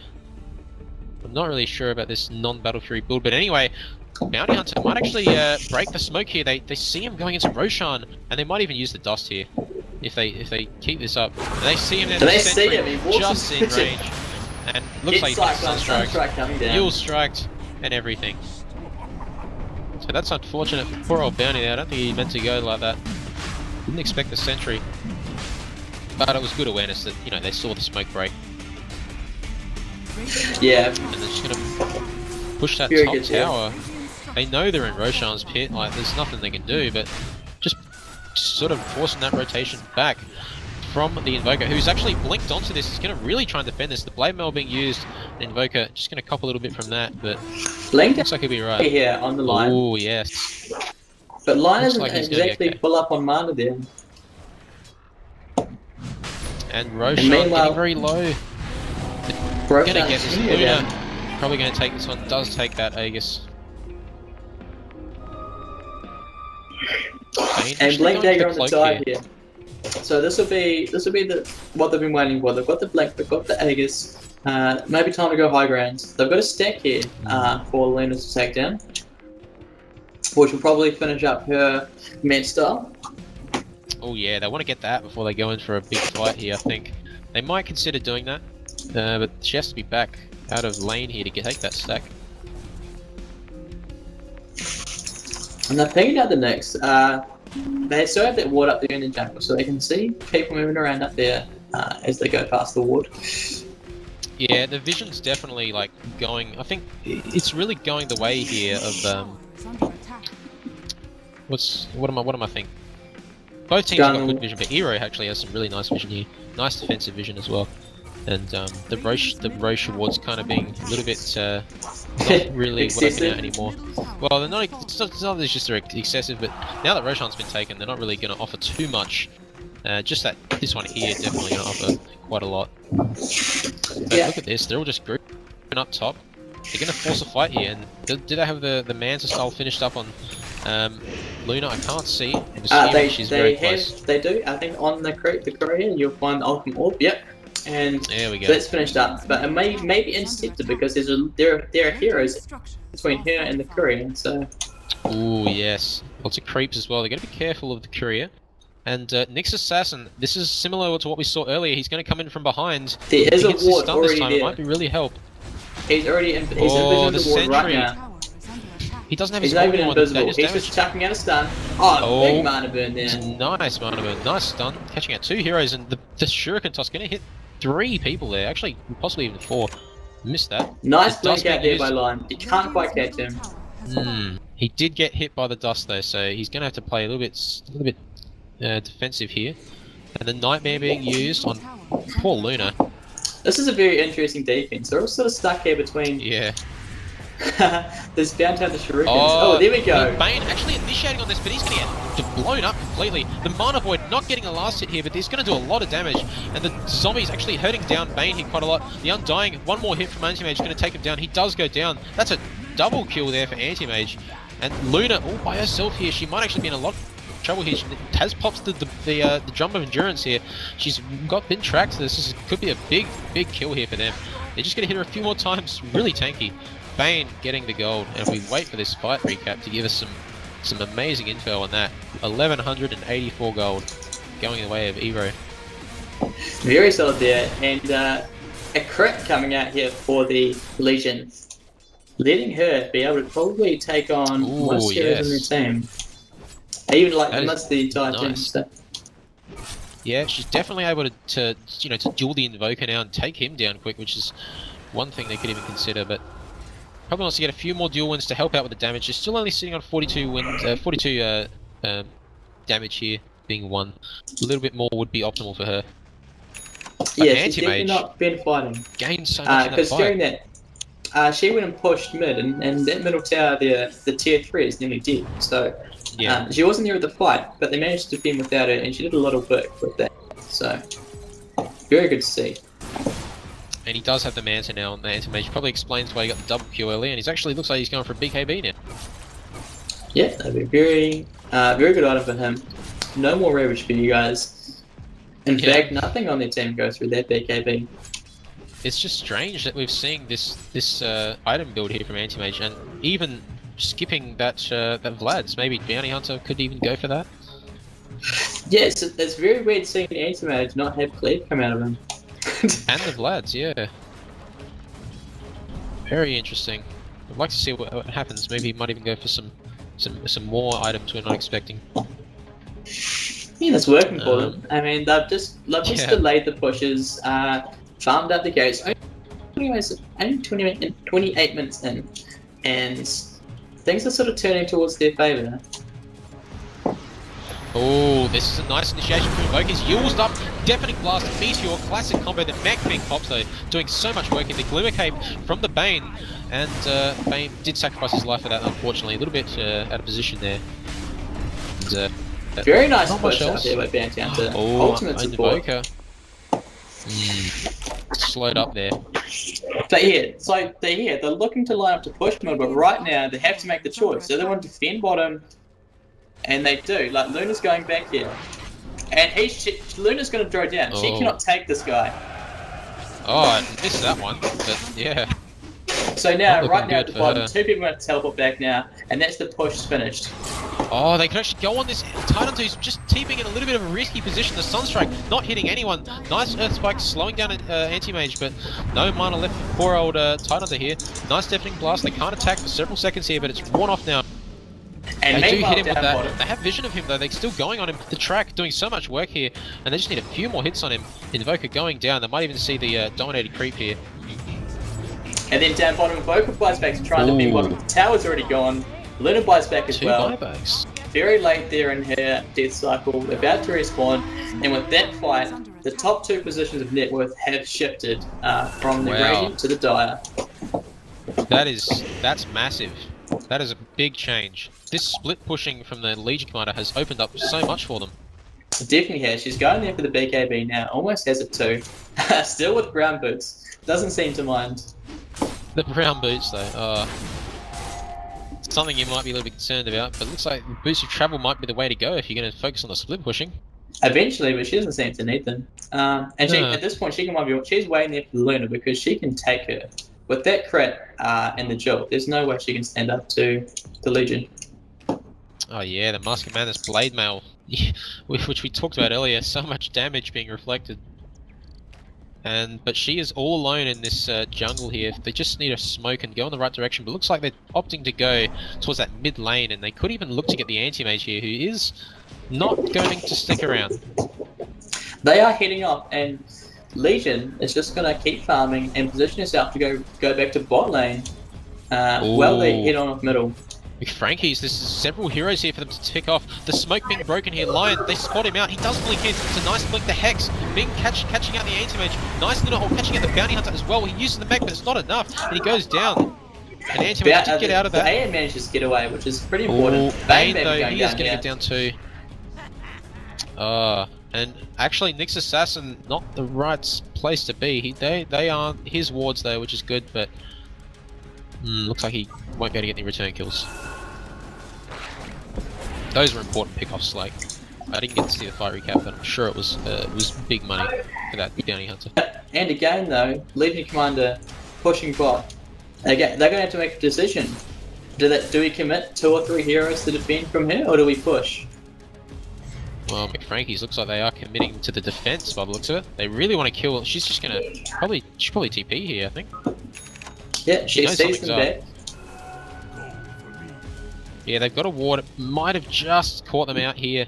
Maybe just seen them come up here. She's gonna want to get out of here. But looks like they're coming straight down here. And she's waiting for the pickup. See if she can pick someone, but depends if she wants to make the play. There she goes. Oh, she goes in. There's several heroes around though. Will she be able to get a kill? She does get it still. She is hexed, but she is actually trying to run away here. But that was no way we getting out of that one alive. Nyx Assassin coming down to try and finish the job. Lion, you are right. 600 gold there for that kill. It was a good kill on Legion.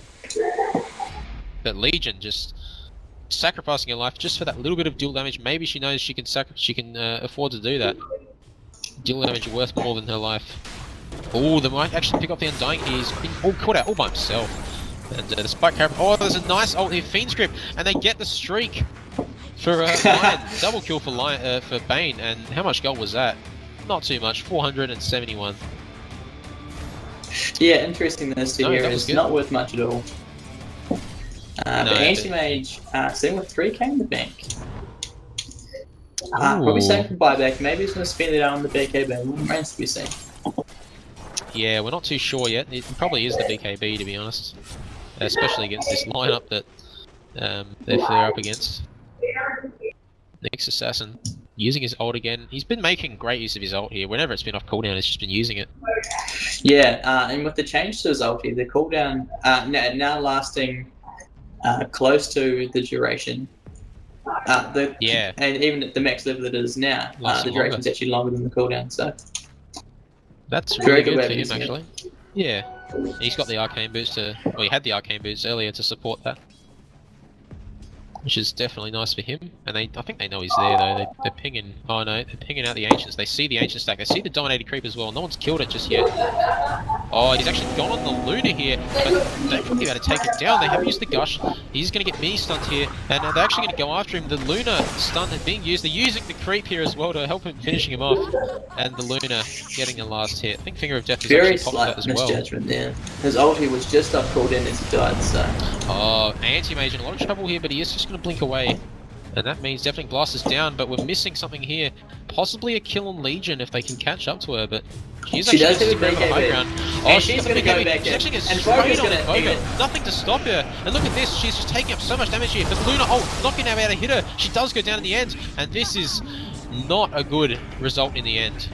They both have the buybacks. They're not too concerned right now. But another dust comes out. Bounty on to push darts away. Would be enough. He's going to he does use the mech though, and he is going to be Glimmer Capes. Not going to take much magic damage here, but he is slowly dying here. Just get a few more hits. Anchor Smash doing so much there.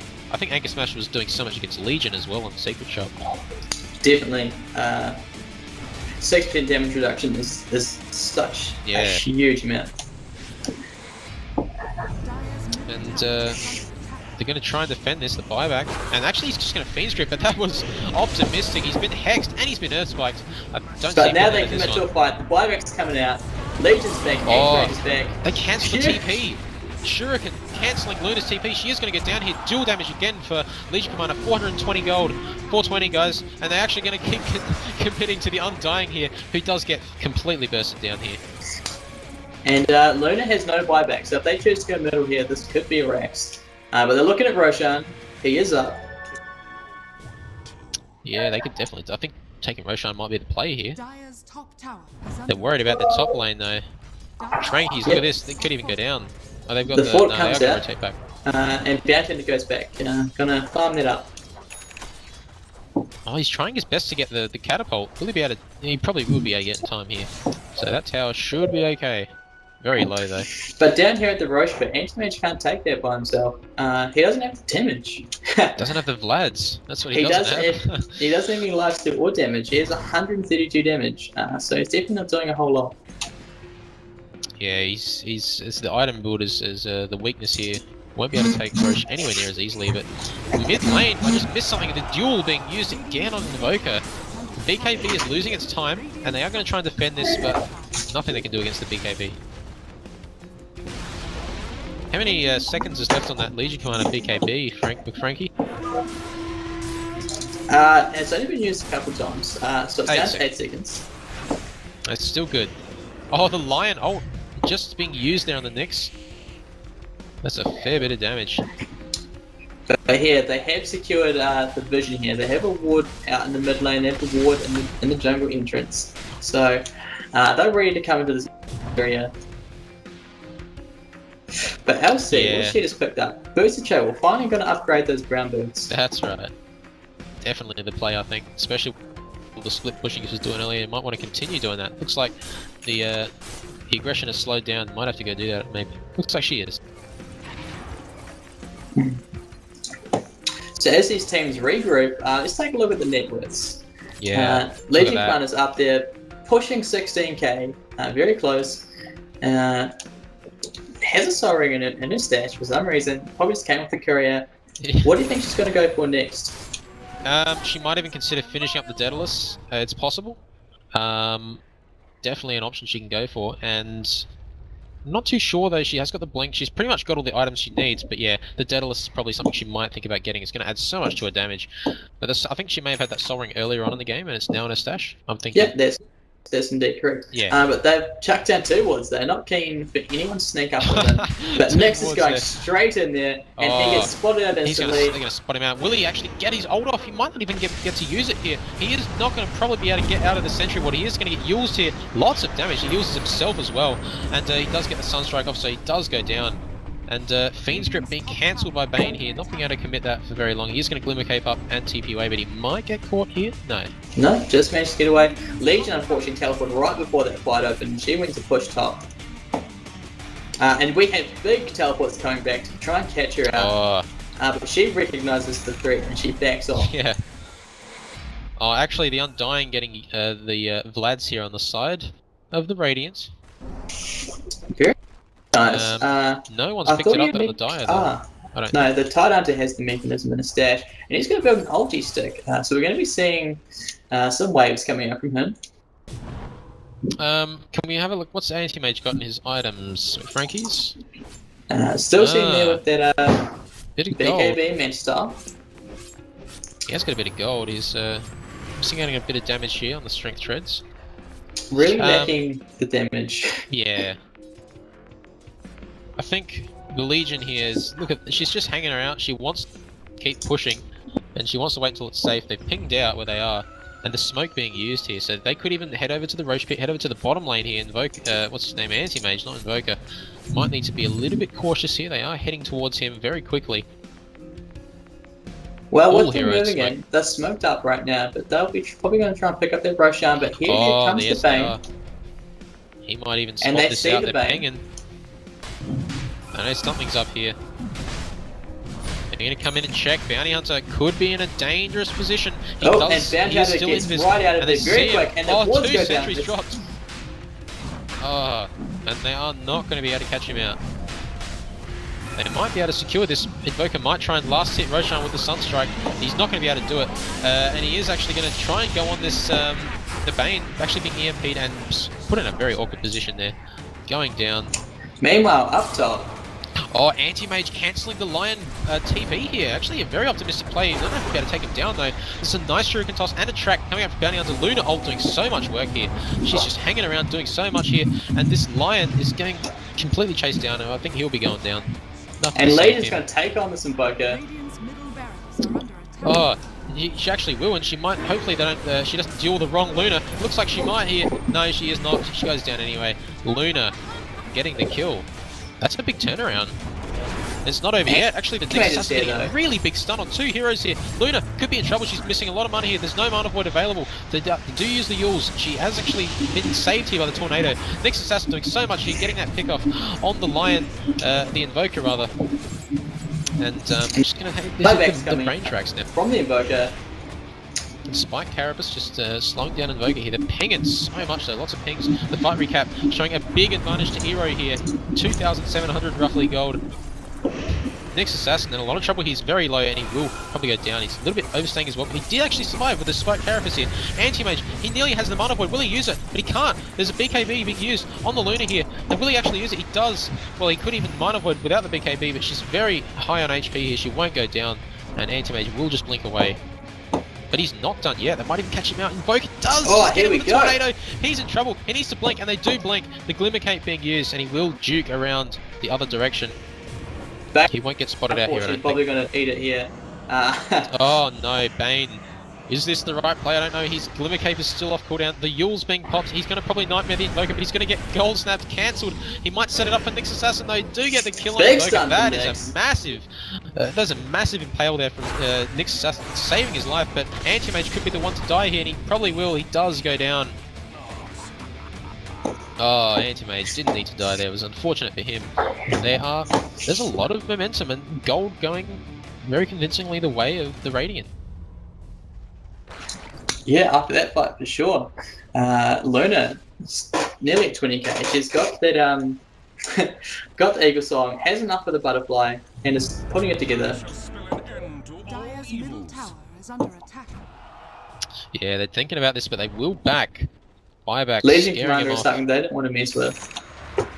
Yeah, and she's alive. Look at this. She's running very fast up here. She's even popped the BKB without even getting the duel off, but she does get it off in the end. Does use it, gets the kill on Undying. That's a big kill, and they're not done yet. The Lion actually committing so much to that kill, but he is going to get Nightmared up. Not going to be able to get that kill. And Tidehunter could be in a lot of trouble, but at the same time, Luna could be in a lot of trouble. She takes a lot of damage from that Mana Void, which is AoE from the Tidehunter. Really well placed by him, and Luna could be in a lot of trouble there. She is by herself here with no mana. She has no way of escaping, and I think she probably might still even get down here. They get away play here. She's very tanky, but maybe not, because Legion Commander has blinked in with the Mask of Madness and the Blade Mail being popped as well. She's by herself here. She's going to lose her mana very quickly here. She needs to find a way out, but it looks like she's going to get stunned down. And here we have it. This is this may be the Rex of the game. 44 minutes in. Nan is 4 dead. Luna buys back. Invoker's up in 1 second. Lion has a buyback. Do they go in? Well, Legion is good to go. This is big. The net worth has been shifting a lot this game, and Legion Commander just being losing all her mana. That's a pretty good EMP, really.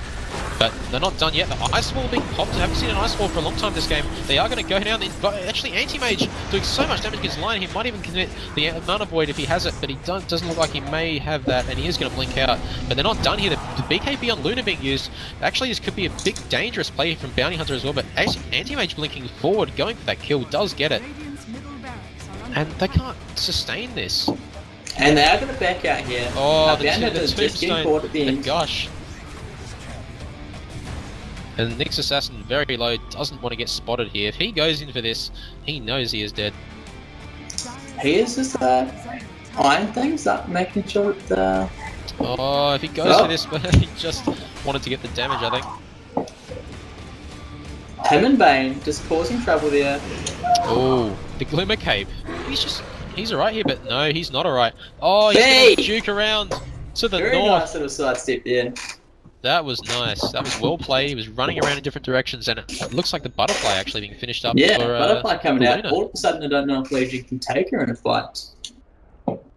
Has Legion got the money to commit to an MKB? Looks like she's just going to finish up the Daedalus. She's just finished a crit. So that's a lot of damage, but it doesn't help her get through that evasion. Yeah, it looks like the Anti-Mage. What does he have? Frankie's, what items has he got? Anti-Mage going towards that evasion as well. Unfortunately, not as close as the Legion. The Luna. As the Luna. Legion, rather. Yeah. But I think if the Legion Commander gets the duel off on Luna, the Butterfly might not matter too much, especially with the Blade Mail and the BKB on. Yeah, the Blade Mail will be very important on that. And Legion, maybe the first person here to crack 20k net worth. Oh yes, very close. Probably does just get it there. Very nice there. We just stop for a second and have a look at these net worth graphs. It has been all over the shops at this game. It has been all over the shop. Look at that. It's going the way, definitely, of Ero here, but it's over 12,000. Probably nearly 14. It's nearly 14,000, but lots of pink. Nyx is in the middle of their team. What is he doing in there? Yeah, look at that. He is asking to die. Maybe he created space here because Anti-Mage is just initiated with his BKB. The Fiend Script locking down Lion. Really nice Fiend Script. Doesn't actually get cancelled at all. And Bane does go down though, and this is not looking good here for Ero in the end. It actually looks really good for them, but now Anti-Mage needs to be very careful, and he does get with the Aghanim Scepter on the Tide. That's a really good blink there from Tide, catching him out into position. Really nice awareness from him, and it looks like Anti-Mage is going to get a little bit spotted out here. They're still slowing him up with the Ghost Walk. And, yeah, but Pink is there. Pink is alive. These guys have to be careful. They're going around to find him. And Legion still sitting back in base. I don't think she wants to come into this. Anti-Mage getting out of there. Very hard to kill him. Unfortunately, the Tombstone in that last fight kept Legion from blinking in and getting amongst it all, which really worked in their favour. Yeah, it's probably pretty effective. Yeah, very effective against Blink usage. Now they're going for this Rax. They've actually blinked in the BKB and the Battlefly. Will it be enough? And actually, Legion might even go down here. She needs a bit more damage done to her. She doesn't lifesteal in time, and she does go down. And it looks like Anti-Mage frontlining here again. Does he have mana? 10 seconds for multi. I can't see if he does or not, but he is going for it. He is being disarmed here by the Invoker. Nice. Deafening Blast here, and is there enough to keep going? The Anti-Mage chasing after Tidehunt down in the left here, does get the Mana Void off, and it looks like they need a bit of detection here for Invoker, and he is just going to run this way. He's very fast. He's nearly maxed out Wex here. Ultra Stack coming out here on the next. Yeah, he's got the Aghanim Scepter here, so... Man, this fight has been back and forth. Very good game here. Legion, though, more pushing in top lane. They know that Luna's down. I don't know if she has buyback or not. She does not have buyback. Titan does have that one though. But I don't think Legion can go into the Invoker with the Lion blinking with the Hex. But TH does buyback. Yes. I think she takes a tower and runs. Oh, she's got to not be careful. fast enough. The medallion. They have got the medallion here. This might make the difference here. The lion hold being popped, and she does go down. 841 gold. That's a big kill. And no buyback, and she's down for 120 seconds. Oh. This is huge. This might be where they. I mean, I don't know if they can really still push though. Maybe they can now. Nyx Assassin down for 80 seconds. Probably has got buyback. I'm not sure. I can't see. Seems to me that EV has overextended those heroes, very important heroes, the cause. So, especially Legion. Legion was the big fear of the team. She can blow up anyone. Not sure why she traded her. Did she get the? She didn't get the racks though. Traded her life for, I think, just the tower. I think she was going to be she did. sneaky, just grab it and get out, but unfortunately she got caught right at the end there as she turns. The buybacks. Bounty opting to get a Desolator rather than the Greaves. Is this the play, McFrankies? Is this the play? The correct play, you think? Well, I think it's not bad. It's not bad because... Oh. Disconnection? No, she doesn't have buyback anyway. So well, the Leech eggs is Commander. fallen, so I don't know. Let's just take a moment to appreciate that. Yeah, boy. surfs up. He still hasn't turned his Ring of Basilius on this entire game. He's forgotten about it, I think. And look at this. No buyback on Legion. Nyx Assassin's still dead. Ravage, not the Ravage, but the Gush rather. It's easy to get me confused now. An anti-mage blinking it all by himself here. I don't know if he'll be able to get any kills here. The Ravage catching him out. He's gonna take so much damage here. He goes down. He does have a buyback. He should use that. He doesn't take buyback. Yes, that's good. He needs to do that, and it looks like they need to try and defend this. They're going to go straight for throne here. This is pretty serious. They need to be careful here. Anti-mage, does he have enough? He doesn't have a battle fury or anything like that to cleave on these creeps. He's going to take his time there. They can't go on to this. There's 2 tier 4s down. The throne is vulnerable. It's going down. I mean, the Luna ult's even been popped here. There's no... I don't know if they're going to be able to go on this. Spike Para's being used here. Anti-mage blinking straight in. Down the lion very quickly. They just need to finish off the ancient here. Invoker, BKB, and he's focused it down. What a stellar match. GG. Stellar is probably the word I would use as well. Naughty and nice, taking on Ero. Naughty and nice. I can never. Naughty and nice, that's it, yes. Very solid game. So we'll catch you guys back over on Twitch for a post-game analysis. That's right, Clutch NZ, guys.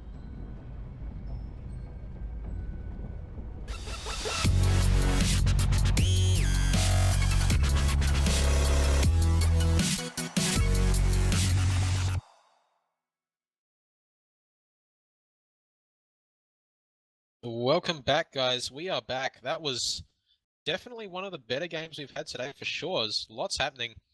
And McFrankies, as I said last game, what went wrong? I mean, that game definitely wasn't really one-sided at all, was it? No, it was a very close game. Lots of back and forth there between the two teams. Naughty and Nice taking on Ero Buddies for a very close game. Whoa. So Naughty and Nice actually edged it out there in the end after Legion went a little bit too deep and couldn't buy back. So in the end, went right up the middle, took down the tier 4s, and took out the Ancient. Oh, look, it was really, what made the game changing, I reckon, was just that aggressive push from the Legion, trading a life for only a tower and no buyback. It was really dangerous and made the difference. She was right in the act of turning when the Gush hit her. There was too little too late, and she did go down. Unfortunately, getting a little bit cocky. She had been blowing up people all game, so she wanted a little bit more of that, but couldn't quite get it, and they paid the price. Oh yeah, it was just insane to see that Legion Commander die, but really, like, once that Legion, the Luna got the butterfly rather, it was a big item and it made a big difference. And I think one thing that was really sort of questionable in that game was the anti-mage item build. Like, do you think it would have been better if he went for the Battle Fury, like normal build? I think he should have gone for the Battle Fury after the Vanguard. I think the Vanguard was the right call because they were quite far behind. He was especially because he'd been shut down completely. He had nothing. But once he got the Vanguard, he could come and join in the fights and get some gold that way from the track. And after that, I think he should have gone for the Battle Fury. But hindsight is pretty strong. That's, you know, yeah, that was Definitely, yeah. Really unfortunate there. Who have we got playing up next? Do you know, McFrankies? I'm not sure, but it's Naughty and Same Nice teams. taking on Ero Brothers again. So best of two. Alright. So we're going back to that. Just quickly, did you have an MVP for that game? Now, if I just have a look at the lineup here, the MVP. Now, it is a difficult decision, but I'm not going to say Nyx Assassin. Nyx Assassin did fairly well in a lot of situations, really nice impales. But I think possibly maybe even the Legion Commander. Not normally would I praise the Legion Commander, but I think the fact that Legion Commander had the awareness to just go and split push when she had nothing else to do, she actually started to do that and really forced a lot of rotation. It was kind of like, I think they were on the back foot for a lot there and actually started to come back a bit. Ero was sort of playing defensively, and so Legion Commander went and split pushed, and it opened up a lot of time and space for Anti-Mage to catch up, and it really helped their chances of winning. But I think Anti-Mage should have definitely gone for the Battle Fury, and he probably would have farmed the same amount of items at that time anyway. He definitely would have. And the Legion Commander split push certainly kept them in the game, forcing them to keep coming back and dealing with her. And if they sent one hero, she killed the hero, so they had to commit at least 2 or 3. But for me, my MVP was Bounty Hunter because he played extremely well on defense in that game. They were on the back foot, and he was putting out the traps, and he was just constantly throwing shurikens, bouncing it between the heroes, hitting 3 heroes at a time, and then really just forcing them to reevaluate if they could take a fight. And often they could not. And that really pushed the game back slightly in their favour and brought them back in from the loss they were facing at the early stages.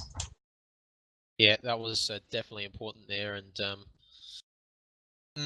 not much they could have done in that late game except for be very careful with the buyback penalty. And they, unfortunately, Legion did lose that one out. So going the way there of Naughty and Nice, I did get the name right this time. So that's good for them. Well played. They have had a tough day as well. Well, actually, they've done fairly well today, in considering what's been going on. Done fairly well today. Yeah. So well played to them. Both teams have done quite well today. Been a good round of Dota. I'm sure the same can be said across all the brackets today. But yeah, coming into the last game of the day. Last game game. 2.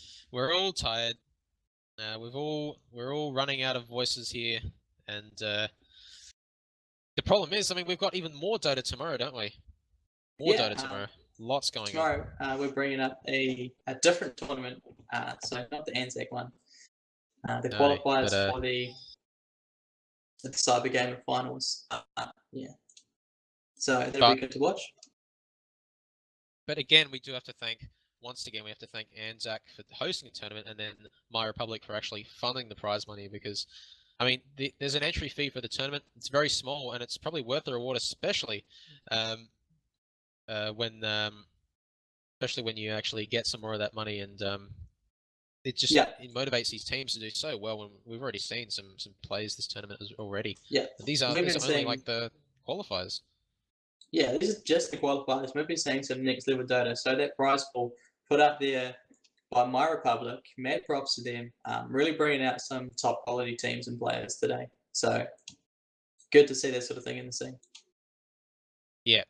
And also special thanks to Dota2 girls. You can check them out on Facebook. They've been a good supporter of Clutch Studio for a good while now. So check them out if you like.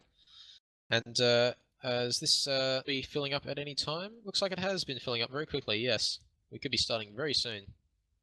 You casters are legit. Thank you, Nero, for that one. Clutch Gaming are awesome as. Yeah, Clutch Gaming. Unfortunately, you can't shout out yourself. It's just you can't shout out yourself. But at the same time, we don't want to forget that Clutch Gaming has been renamed to Clutch Studio now, and Clutch Gaming, an ex Dota 2 pro team, with the top a player in the top 50 in the world for Spectre. Just remember to grab camera, by the way. Yes, of course. Yeah, we should be starting very soon. More games tonight? Yes, Psychologist, we have one game now, and that's starting very soon. And that'll be the same teams as we just had. So it'll be which another is close game. Fingers crossed. Naughty and Nice and an Ero here, so get ready for that. It's going to be pretty good. As we sort out the last things, teams are full. They've sorted out who's starting, so we're just waiting for the lobby to kick off, and then we'll bring you some more top quality Dota from Australia and New Zealand. Looks like the lobby is about to start. Dexter here saying go. Do you think we're going to We're see any waiting for, bans based on the last heroes that were played? I don't know. I don't expect them to go out of their way to ban like a Legion or an anti-mage. I think that's still like I don't think I'd be very scared of that. I don't think they'll ban like the Luna or anything. A lot of the heroes that made a big difference that game were like the Nyx Assassin and the Bounty. We could see the Bounty ban. I wouldn't be surprised about that, and the Invoker ban maybe. The Legion did have this big presence on the map, which was interesting. Yeah. But here I we think are. that- We're yeah, loading into the here we game. So we'll catch you guys back over in the Dota side. See you there.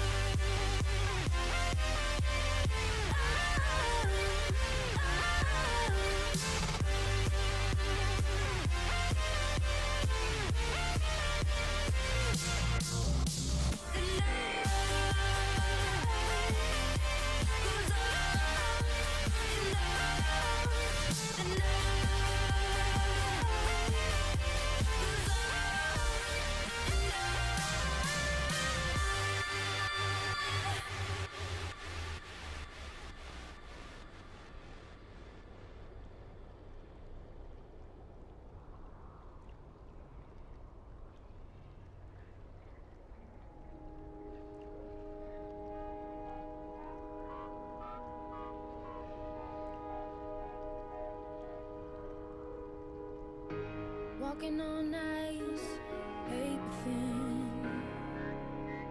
skating on the surface of what might have been. Do you wanna be set free? Voices in the sound of the cracks all singing to me. Do you wanna be set free?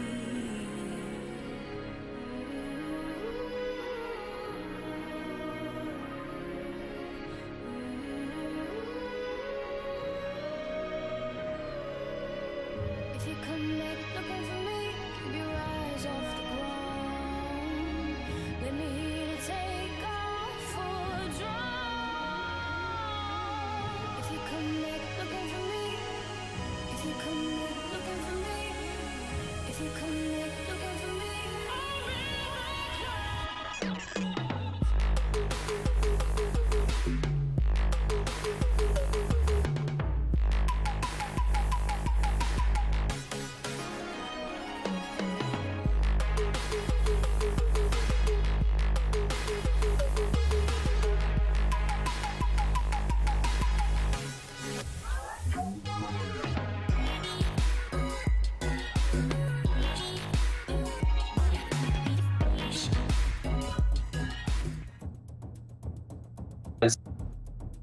Radiant team ban. Dire team ban. Good evening. It's getting late, guys. It's late in the day. My voice probably sounds very different, but we're not done. This is the last game. Ero Buddies and Naughty and Nice. I've got the names correct this time. Naughty and Nice is their name, and very, very stock bands.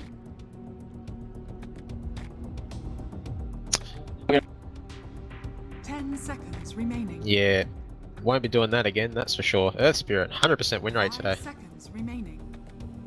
Yeah, definitely. And like you said, the win rate today is 100% for Earth Spirit. In this pool, we don't know what happened in Pool B, but the teams we've seen today, Earth Spirit has not lost a game. And Invoker, first pick again. Actually, this time on the side of Ero. Yeah. Well, they'll be happy about that.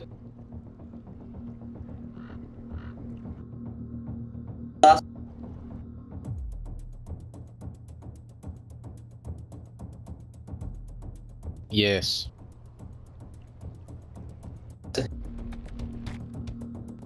Surprised we haven't seen the PL counter to the Invoker. Yeah, I think we've seen it once this game.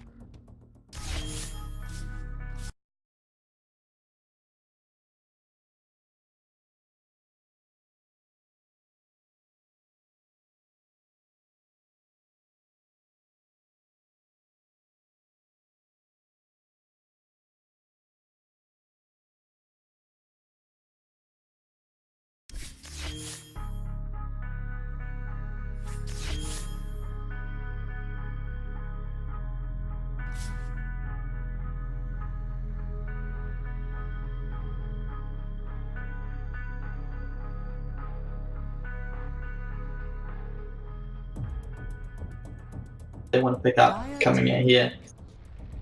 He's a good overall hero. I think Yeah, there are pretty heroes that solid. offer a bit more in the same sort of role, but Witch Doctor is normally picked as a counter to lots of other things. But I guess picking the Witch Doctor sort of limits what the enemy team can go for, like the Enchantress, which we haven't seen much of, surprisingly.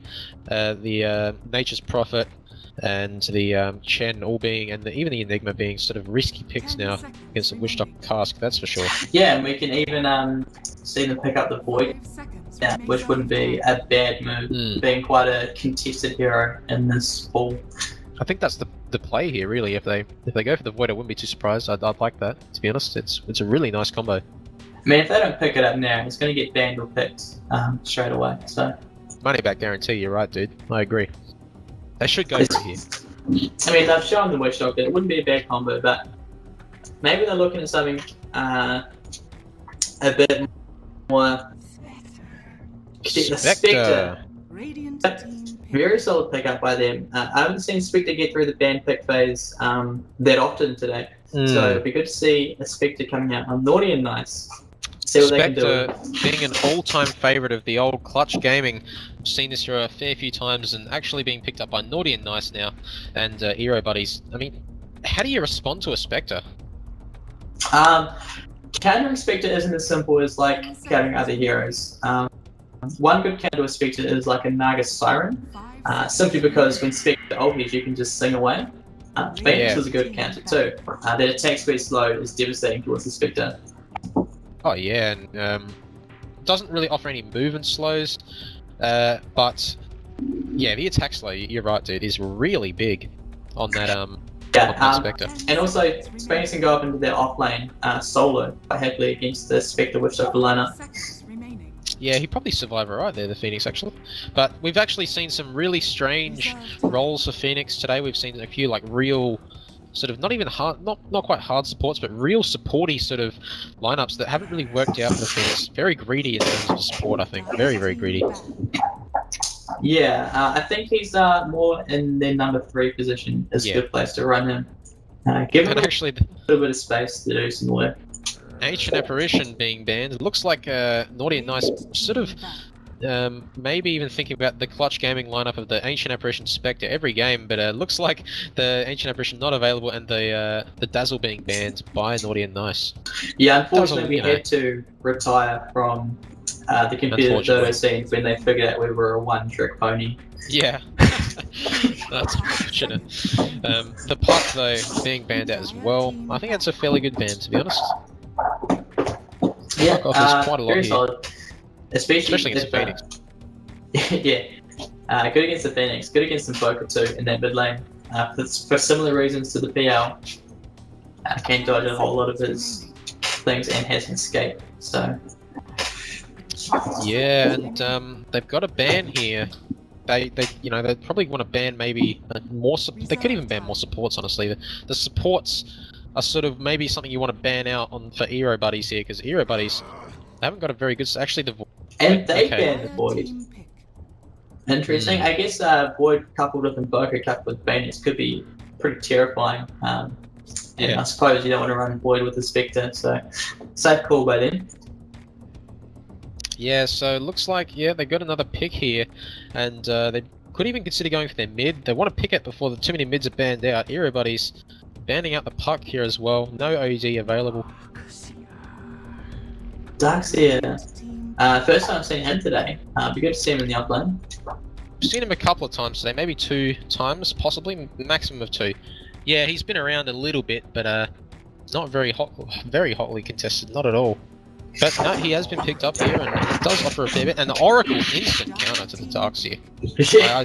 I think the Oracle was like one of the best counters to Darkseer. You could just purge away the Ion Shell with no effort, really, not at all. I think it's probably my favourite counter to Darkseer. Yeah, Oracle, super strong right now. Certainly loving the hero. Very good against Darkseer, like you said. So it'll be interesting to see how they decide to deal with this specs. Yeah, I think just from the stats I was reading the other day, Oracle actually has a really low win rate in the professional scene, and that's I guess that may be one reason why he's sort of not being picked up that much. Very situational, definitely a good pick against Darkseer. His win rate's actually in the 30% range, very low 40s maybe, like 39% win rate in the pro game, in the pro scene. But not sure why it's so low, but I certainly think it's got a good chance against this Darkseer. They just got to run him in the same lane as Darkseer. That's what they have to do. Crystal Maiden. Wow. The Crankies. I haven't seen one of them for a while. Oh my god, I love this hero. Any game with the Seam is a good game. Actually, needs to see more competitive play so that she'll be buffed a little bit by Ice Rob. Because at the moment, she has her place, but it's very niche. The Crystal Maiden is, very early game oriented. But that's it, you know? She falls off, like, very, very hard once the game goes past, like, 20 minutes. Like, that's the problem with her. I think she's very good early game. The Arcane does lots in the early game, and so does the Frostbite, but I think she just falls off completely. It's one of the reasons why she's not really available. This raises the question of how they're going to lane this. Ember Spirit getting picked up too. I suppose if you have the Oracle on your team, you can't really count the Ember Spirit. Yeah. So. Definitely. I don't think Naughty and Nice would have. They definitely wouldn't have picked the Ember themselves. They do still need to pick a mid here. My guess is, McFrankie, that they're going to run a defensive tri lane here with the Witch Doctor, Crystal Maiden, and Spectre. Crystal Maiden obviously doing the stacking and pulling here and getting spending some time in the jungle. Yeah. But Ero Buddies. Definitely, the Ember Spirit, not something we've seen too much today. I think it's the first time I've seen today. I've seen it banned out a couple of times, so not picked. But everybody's shaping up to have a very fiery lineup there. Phoenix, Invoker, Ember Spirit, and it's then going to deal some damage. I mean, you pick the Ember, and Ember happens to be one of the strongest counters against PL. Not that I'm thinking Naughty and Nice would pick the PL, even though they do need a mid laner. If they actually picked the PL, it would be so greedy with the Spectre, I think. But I think that they've gone for the Windrunner. Yeah, very solid pick there. Someone who can take the Ember Spirit down in a pinch. But Ember Spirit actually a good counter against Spectre because the Spectre loves her illusion. So yes. What I would like to see is a Spectre who just went straight for the Diffusal, because then she can take on the Ember Spirit quite happily, 1v1, or come across and purge that shield off him as well. Yeah, I mean, the Spectre probably won't use the shield on the Ember Spirit if it's just her and him going 1v1. But obviously, there's no magic damage that's going to really affect that. But if the Crystal Maiden rotates in, or the Darkseer, or maybe even the Witch Doctor, probably not though, because he's still physical. But I guess the Diffuser Blade is still good here, just at getting rid of that shield in general. Yeah. Especially with the Crystal Maiden. I mean, and I think in this game, I think Spectre's not going to find a whole lot of space, but we could be wrong. Yeah, it'll have to be an aggressive lane, a try lane here for the Spectre to help secure that farm. Definitely, I think the Phoenix would do a lot of work against Spectre if it was just a 1v1. But this Ember, probably going to be going in that safe lane, and they do need another pick here. Most likely another support, I would guess, depending on the role of the Phoenix, who is most commonly a position 3. So Yes, probably another support here, just from judging. Either going to be a support or an offlane. And Oh. Doom. So it looks The like roaming Doom, maybe? oh, they could dual lane it. Phoenix and Doom would be an interesting lane to see. I here we really, yeah, I'm a big fan of the roaming Doom at the moment. Puppy has been doing quite a lot of it in the pro scene right now. He has been making a lot of success with it. Getting a casual buckler, getting that, maxing the second and third abilities, and just that 1 point devour. It's the new meta, you know. It's the new meta. Yeah, but just coming into this game during the typical pre-game pauses, just have a shout out to do. Some very kind person has made a donation to the stream. Oh. We just want to do that and say that thank you so much. We appreciate it and we love what we do. So we'll be here tomorrow as well. Yeah, we'll be here tomorrow, guys, with absolutely no voices. So it'll be a silent cast because we're gonna have no voice by the end of this. Hope that's okay. But anyway, yes, thank you very much for the donation. I don't have the pop-up at the moment, so I couldn't hear it. Glad McFrankie does.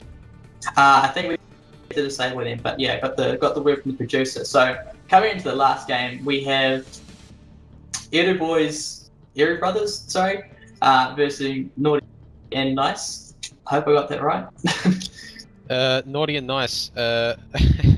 You've confused me. Not Nice and Naughty. It's Naughty and Nice.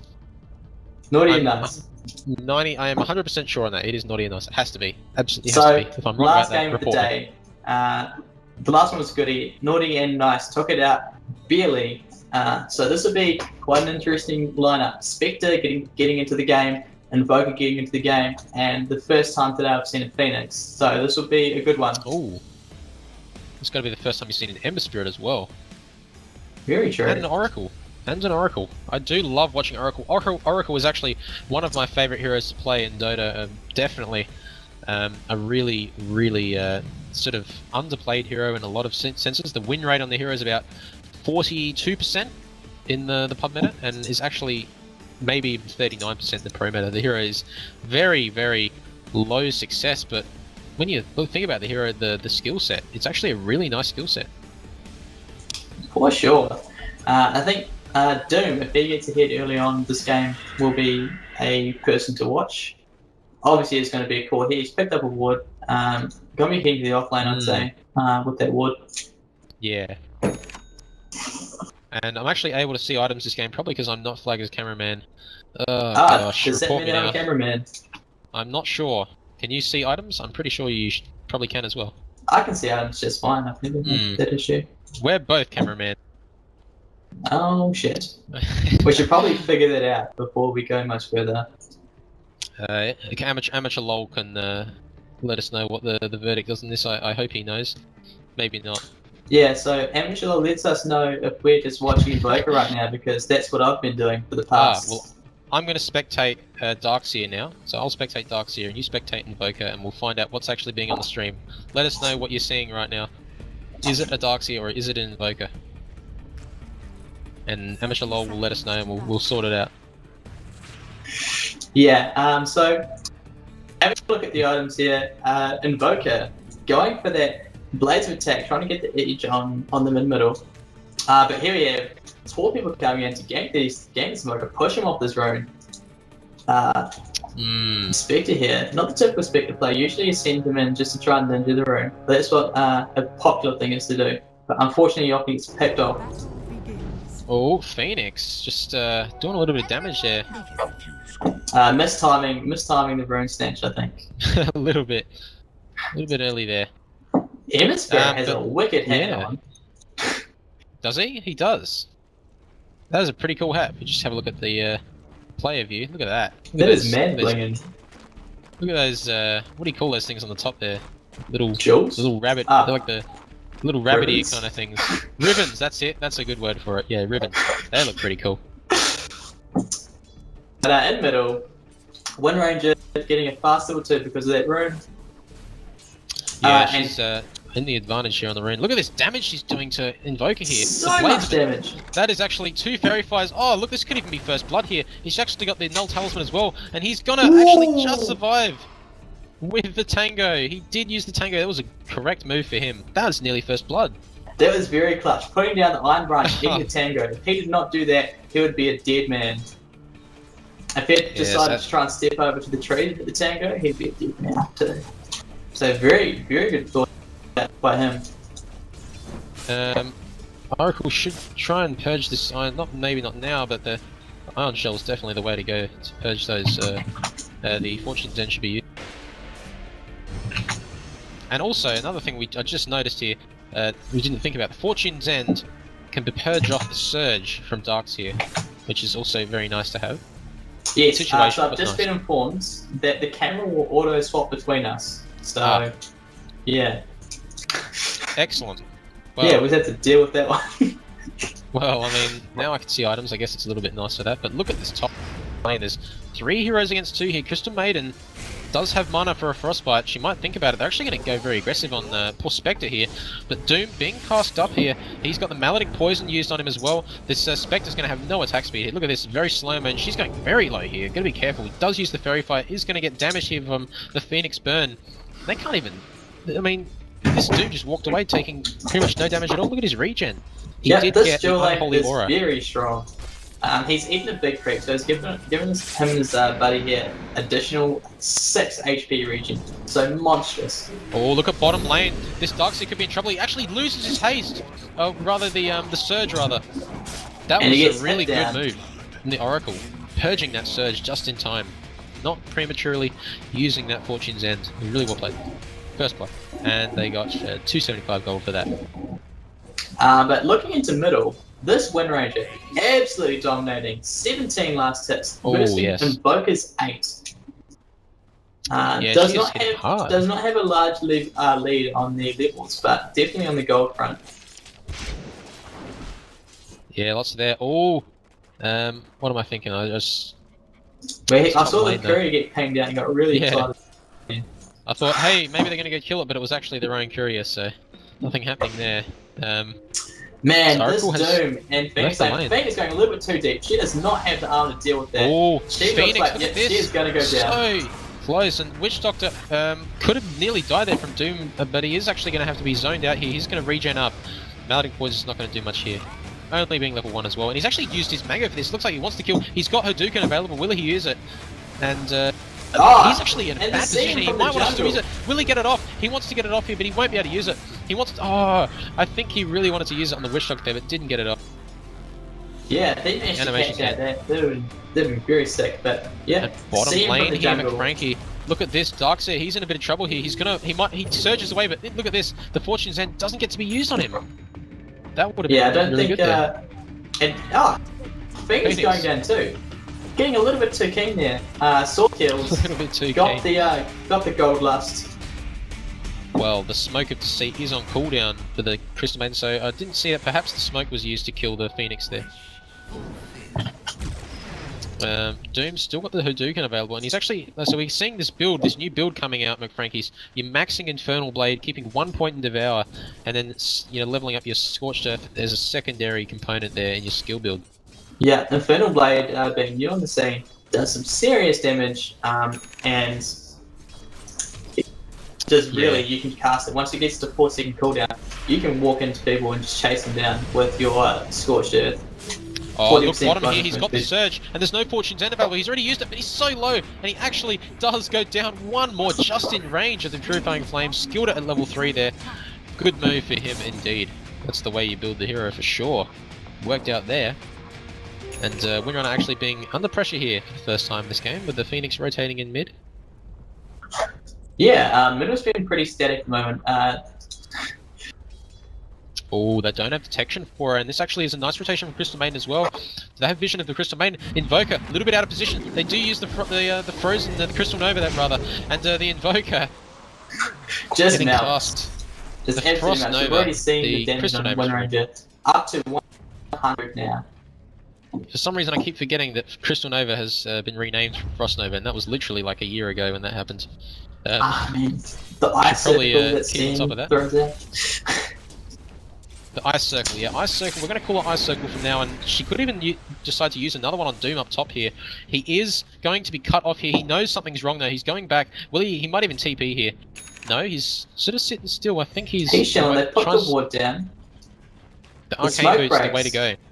But Invoker is teleporting in top. This could be Could be a good turnaround very here. unfortunate. Crystal Maiden going for 2 points in Arcane Aurora. Definitely like that. And are they thinking about going in here? Invoker doesn't want to spend too long here though. He is missing out on farm. With Windrunner is just not Windrunner, but Windrunner has secured the rune. Yeah, but we have they've been pinged out. So Oracle's been seen. I don't know if Invoker got seen, but even with Oracle and Doom, you don't want to be messing around here. But they did put down a ward, which gives excellent vision behind the tower here. That's a good ward for sure. Oracle though, going for the interesting. I normally don't go for this build, and normally he's actually got 2 points in Fortune's End rather than that point in Fate's Edict, which we normally see on the Oracle. Perhaps he's just sort of. There's not really any magic spells to be worried about. I guess that's a good play from the Oracle. Not really any. I mean, you use the Fate's Edict for the disarmament for the healing, but he might definitely pick up a point of that very soon. I think. So Wind Ranger has reconnected just now, so it should be kicking up again shortly. Go, thank you, she says. Witch Doctor actually level 5 now. He's on his way to the famed Death Ward, which could be useful in this top lane, but he won't get it by the time something happens. And another pause. Invoker pausing rather this time.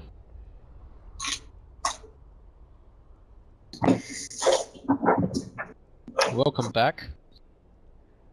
And looks like they want to go now. Actually, Dark's here, just moving to the jungle now. He's got that 3 points in Ion Shell, but top lane, is anything going to happen? I don't think anything will.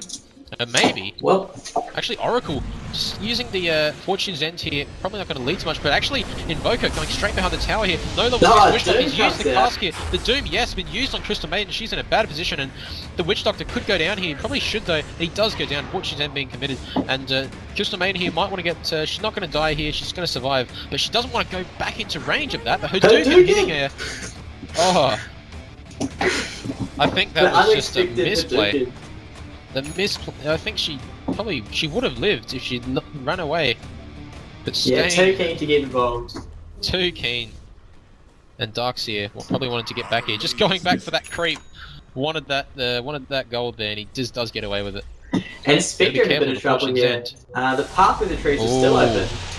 Tornado just missing, but does catch Witch Doctor. He's got no mana left. I mean, he's just TP'd back from dying before. He doesn't want to die again.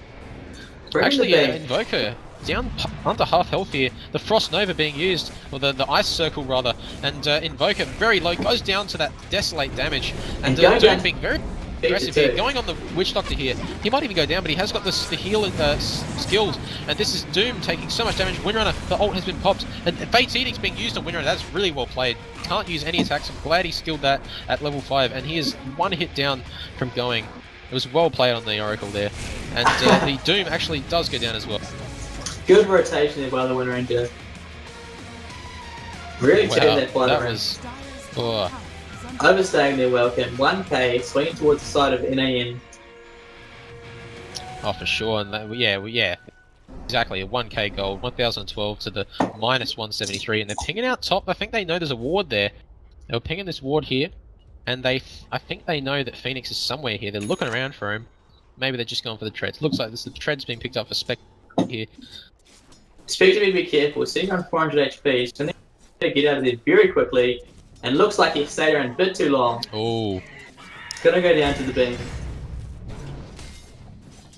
And one thing we haven't talked about this entire game is this bot lane. Look at this Ember. He's just been farming away. He's got 48 CS here.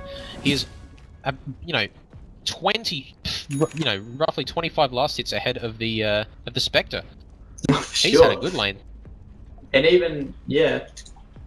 But he's got to be careful because I think he knows there's a few rotations down here. It looks like Windrunner actually rushing that Blink Dagger due to her gold. bank balance here, it seems. And I think that'd Could be be the the right Blink Dagger. call. I think Blink Dagger followed by some damage items is usually the best option. But here's He's in a bad spot. He doesn't get shackled to anything. He actually gets away from that. he's away, The but Remnant, he took the wrong path. Spectre ult. The Spectre ult being popped for that, and top lane, we're missing it here. The Frost never being used. The egg, can they stop it? I don't think they can. And they're actually getting that's a lot of damage. The pure damage from Phoenix doing so much here, healing up Doom at the same time. And the Doom being used on Spectre. She's probably going to survive this. She doesn't get attacked. The Frost never being used, but she's only one here. Crystal Maiden going down. Spectre getting away, but the creep giving lots of vision there. No, Tornado's not going to hit, and she's going to get away, but they do probably get a tower out of this. There is a fort. The GG branch Blue Ranger has from picked up Doom here. the Blink Dagger now, so it'll be interesting. She tries to rotate down and bottom. Looks like she is planning on doing that. Whether or not she can get the shackle this time will remain to be seen, but Ember Spirit is very cautious. He's hanging back. Yeah. It's going to work out for him if he's very careful. This will be a wasted time for Windrunner, who looks like she's giving up and leaving. Yeah. There's lots of time spent there. Just power shotting for farm here. Oh, Saber playing the Wind Ranger has been playing very well this game. Currently winning the last hits, and destroyed the Invoker in middle, and put some very cool rotations in. But Phoenix, Yeah, she is definitely winning that last. Oh, look at this, the egg! No, not the egg, if rather we the, get two-man shackle shot, the this would be dive. huge. And he's Blink really Dagger is low, the online. Doxy does get away, and look at this, yes, the shackle shot, and the ult from the Windrunner just taking him down, the surge being used. But there's more and incoming. She needs to the get, Oracle she is needs to get nearby. going. She's going to lose this, and the Oracle just slowing her down there. She does use the wind run, and there's not enough mana here for the Ember. He does have his Perseverance, though. It will regen, but it's going to take some time. So we have 4 people rotating into bottom. Doom has his ultimate. Doom does not have his ultimate. Sorry, Oh, 20 that's a good seconds. shackle. Look, Frankie, that shackle, really nice. No follow-up, though. That could have been big. Very solid No though. Unfortunately, Doom has lost the region from the creep, so Oh, yes. no +6 region. But yeah, I think there's good use there by the Wind Ranger. Just going to chuck that out there and then back off. Like, makes them think about what they're going to do next. And stalls the game out a little bit. Oh, yeah. Spectre Creates ulti a bit is of time online. for him. But it looks like they're committing to a push down bot here. Ember Spirit still very high in the CS here. You know, And over Wind 20 Ranger's last gone hits middle. ahead of Spectre. Off to pick up an Ember's room. She might be going to push middle. Yeah, she Which I think, might, I don't know if they can. I don't think they can fight that 5-man. yeah, they've used the fort here, which is the right play, obviously, and they're looking to be very aggressive on this. The Frostbite being used here, Spectre ult being used as well. Whether he goes in here, I don't know. He's got 1 second to go. He does actually commit to that. The smoke being popped by someone there. I'm not sure who used the smoke there. Someone did. Wind Ranger in a lot of trouble up there. Phoenix using a smoke. Denied. And yeah, look at this. So, Very that's nice actually denied. denied. The Doom, the only person here, will go down here. And Crystal Maiden taking a bit of damage, but will they actually rotate on this Phoenix? Thinking about it, Oracle. He's thinking about it. He's got the Fortune's End. Will he purge the surge here? But doesn't need to, obviously. And Successful tower defense with that Doom out of the way. All the lineup is a lot less scary, even though they still have the Egg and the Invoker and the Oracle. The Doom is really the scary part of that lineup at this stage. The big tank out in front they can't deal with.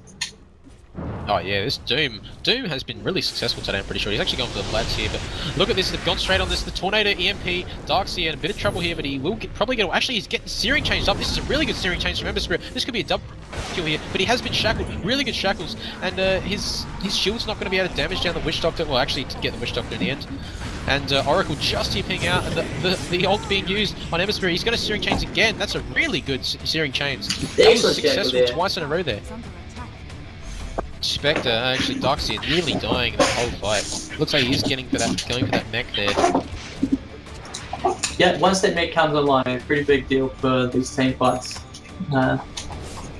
This is definitely a Greaves game, for sure. And I think Spectre, this is the game where you go for the Manta. Pretty sure this is a Manta game. He's going to Especially build that instead drum first, which is going to be good because they're fighting a lot. These guys are keen to take towers. They've been 4-manning, 5-manning this whole game. Oh, I agree. Yeah, the drums is the way to go. Radiance can come later if she does choose to go for it. Right, there's so many items you should go for, like the drum, the Manta, the Diffusal Blade, the Radiance, the Heart. Pretty standard items, but the Diffusal Blade, not always picked up, but I think it's definitely decent this game. Yeah, like as soon as she gets that diffusal blade, her ultimate becomes very scary. But Wind Ranger going up top, sees the Invoker, blinks up, Shackle Shot lands. Oh, No, ultimate yeah. comes out, Spectre comes in, very low. The Ghost Walk! But they have This- the vision. They they have have the vision. The power power shot is shot. 3 seconds. 1 second. Will she use it? Oh!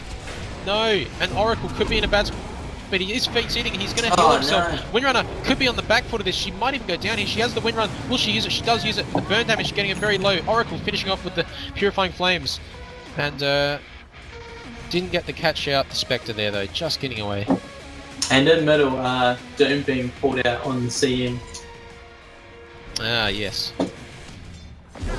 And the cask being dropped here just to try and get rid of this Doom. He's so tanky there. Look at this. He's got the headdress and the Basilius. Yep. He only has 7 armor still though, so West Side ulti is still a threat to him. For sure, dude. He's going And to as build that up I over the say game. that, he's got back up to 9 armor. Blad's getting built on him. So, yeah. Excellent item.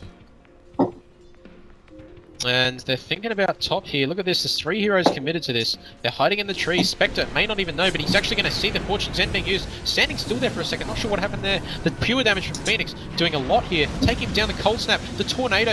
Does he have anything else to finish him off? Spectre does go down. There's so really big kill there. The Doom actually being saved here by Oracle, but he might even go down here. Hopefully he'll be okay though, for his sake. And he's going after the Crystal Maiden here, very low though. He's going to be careful. Frostbite being used, the Frost Nova taking his health down even more, but he's going to survive.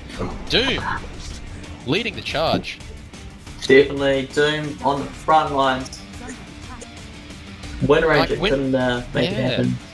Windrunner's had this blink, but hasn't been able to pick up any other items ever since she got it. Maybe you'd think she might even have a point booster by now, but it's just kind of been slowed up a bit here. If we look at net worth, she's probably still sitting fairly high though. She is second highest. We're looking to get Yeah, the the farm very really soon. isn't coming away after. Ooh, that's a nice power shot, but oh, she's actually going to get caught out here for the Tornado. The Shackle's actually taking the Searing Chains rather, getting the Windrunner, but they are going to chase after him. I don't think they can get him though. Oracle being caught out a little bit here. If they can take him down, that's pretty good. It's a good return kill. Wind Ranger connects. Very nice, yeah.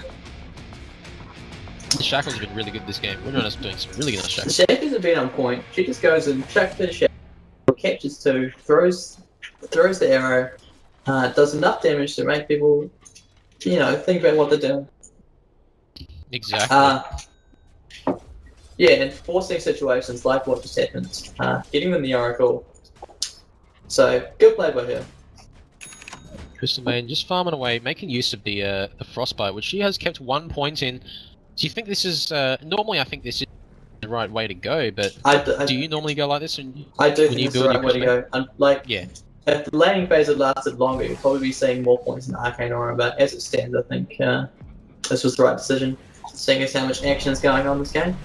Yeah, But it's a good way Spectre to think about it. just picked up the drum recipe, has 400 in the bank, really needs to start getting some items together.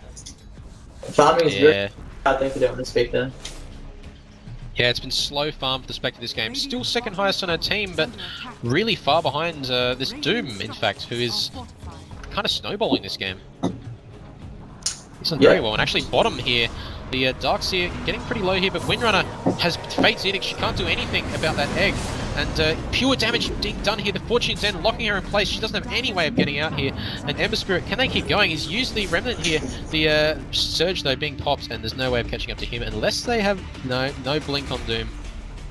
And Invoker, just looking up to see if he can see anything, but he's alright.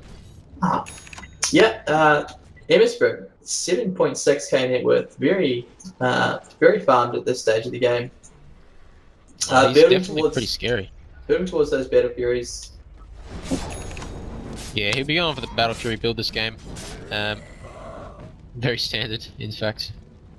But he's just going to be farming away here, and I don't know, like, the Ember Spirit's just going to... Once he gets Battle Fury, he's just going to farm so fast here. And Spectre really needs to get the items online if she's able to compete with this. Because this is where Spectre's weakness is.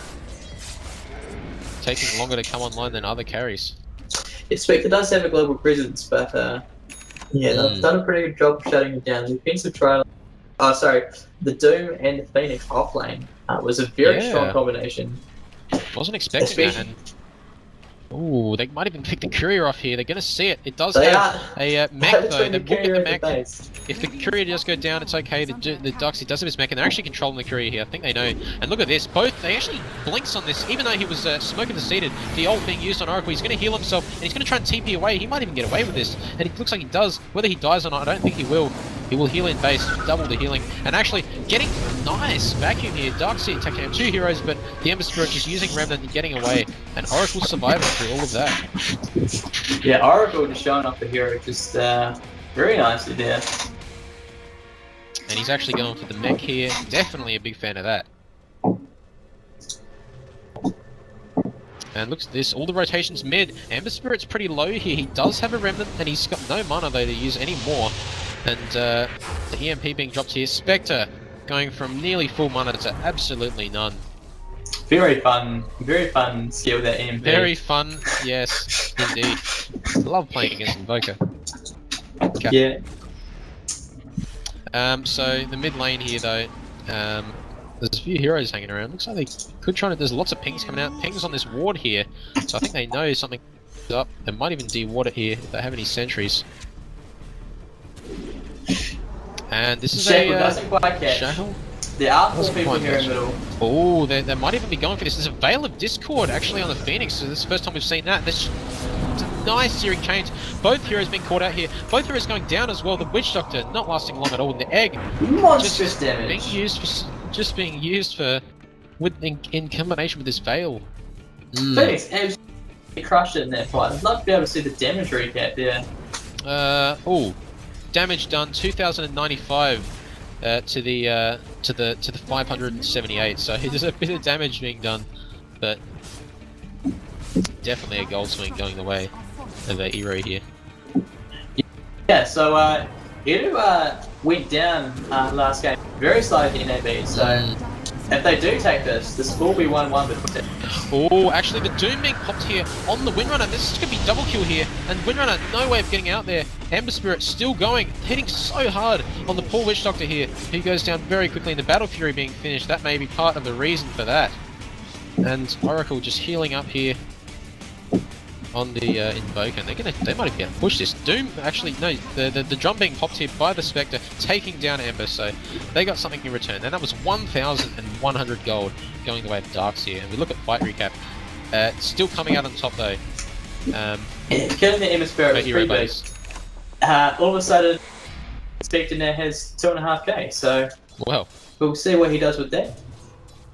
And this will be... oh, chuck the rock for the little stun there, but they won't be able to go on this, I don't think. TP's I coming think- in. Nice vacuum on Doom, actually. Really nice. Frost Nova being used by Crystal Maiden. The Oracle ultimate being used on Doom as well. He should be okay, though. And they've popped the drum, though. They're looking up. They're looking for this. The blink from Windrunner should come in here. Could even go for this Oracle, who is slowed up by the Spectral Dagger here. A little bit risky play by him, and he's actually going to try and TP away from here. No way of stopping him. The shackles maybe, hopefully, would have landed on both heroes there for the Windrunner, but not being the correct angle. Maybe in the old patch that would have worked. But here it's just the Doom. There we for go. now. Doom That's canceling right. that TP. So Spectre, how he's been to 2,700 gold that he has will dictate whether or not these guys win the game. If he picks the wrong item, I don't think it's gonna be some other cannons inventory anytime soon. Well, Frankie's like, do you think the Spectre goes for the Radiance here, or do you think this is where you start building, like, to counter the Ember? Like, would you go for the Manta here? Like, what would you go for? The Radiance hang is a on. big pickup. Where am I going here? I'm getting all over the place. There's a standard Yeah, kill so- there, Tornado EMP. on What the, you may have seen is Invoker just blowing up the Witch Doctor. Just Invoker things. Camera going everywhere there. Spectre though does have this gold slot decided. Nothing in quickfire from what we can see, so missing a couple of Yeah, losses, but unfortunately. I think the fact that she's holding it, which maybe a mistake, she she could be might going down be here. careful here. She could lose this gold. This she's been searing changes here. She's been scorching Xandered everything. Does go down 334 gold. Going to be sort of set back there. Still does got 2,700. But wants to make a decision soon, I think, and they could even. No, they're not going to push this. Dire's top tower is under attack. That was a bit of gold going the way for them. She was to the side though. I mean, yeah. I think the better option would be to get that get the defusal. Let her The fight. defusal. And then they can Defusal's actually not bad here. then they can start picking people off. Defusal into mental or mental into defusal. But yeah, they need something to get them back into the game. But the team fights are not going their way. Yeah, I mean, my play here would be to go for the Manta. But the defusal is probably the second choice, really. It is maybe not, I don't know if it was second, but it's definitely a choice you go for. And that's a nice Shackles onto Invoker. Can they capitalize on it? The cast being used, this could be a nice vacuum here from Darkseer as well. He does use it, catches 2 heroes there, and maybe even the Ember Spirit. No, he is going to be stuck outside of that. And the Doom, Maledict damage, taking him down very low, does actually proc the little tiny golems, little tiny Dooms here running in, and Phoenix being shackled here, nice shackle, and just going to casually take him down. That is going the way, very convincingly, of the Dire here with a big chain roll. That's what they needed to come back from that. Very huge there. Well played there by the Winter Ranger. Blinks and gets that cheeky shackle off that creep. Cheeky! No, it was very cheeky. And Ember Spirit actually having the boost of travel here, so he's ready to split push when they're pushing the mid tower. Radiant's middle tower. Inspector comes in. Inspector's seeing the courier of the secret shop, and here's 38 Hundy. He's gonna be cooking up that relic. 25 minutes in. And if he can, like, they're gonna take this tower. It's gonna put him up close enough that the radiance is gonna be finished in the next couple minutes. He's really thinking about this item. Like it's you can tell that he hasn't decided yet, and he's still he's thinking about it. And he went for the relic. Did go for the relic. Okay. Alright, I see. Yep. There it is.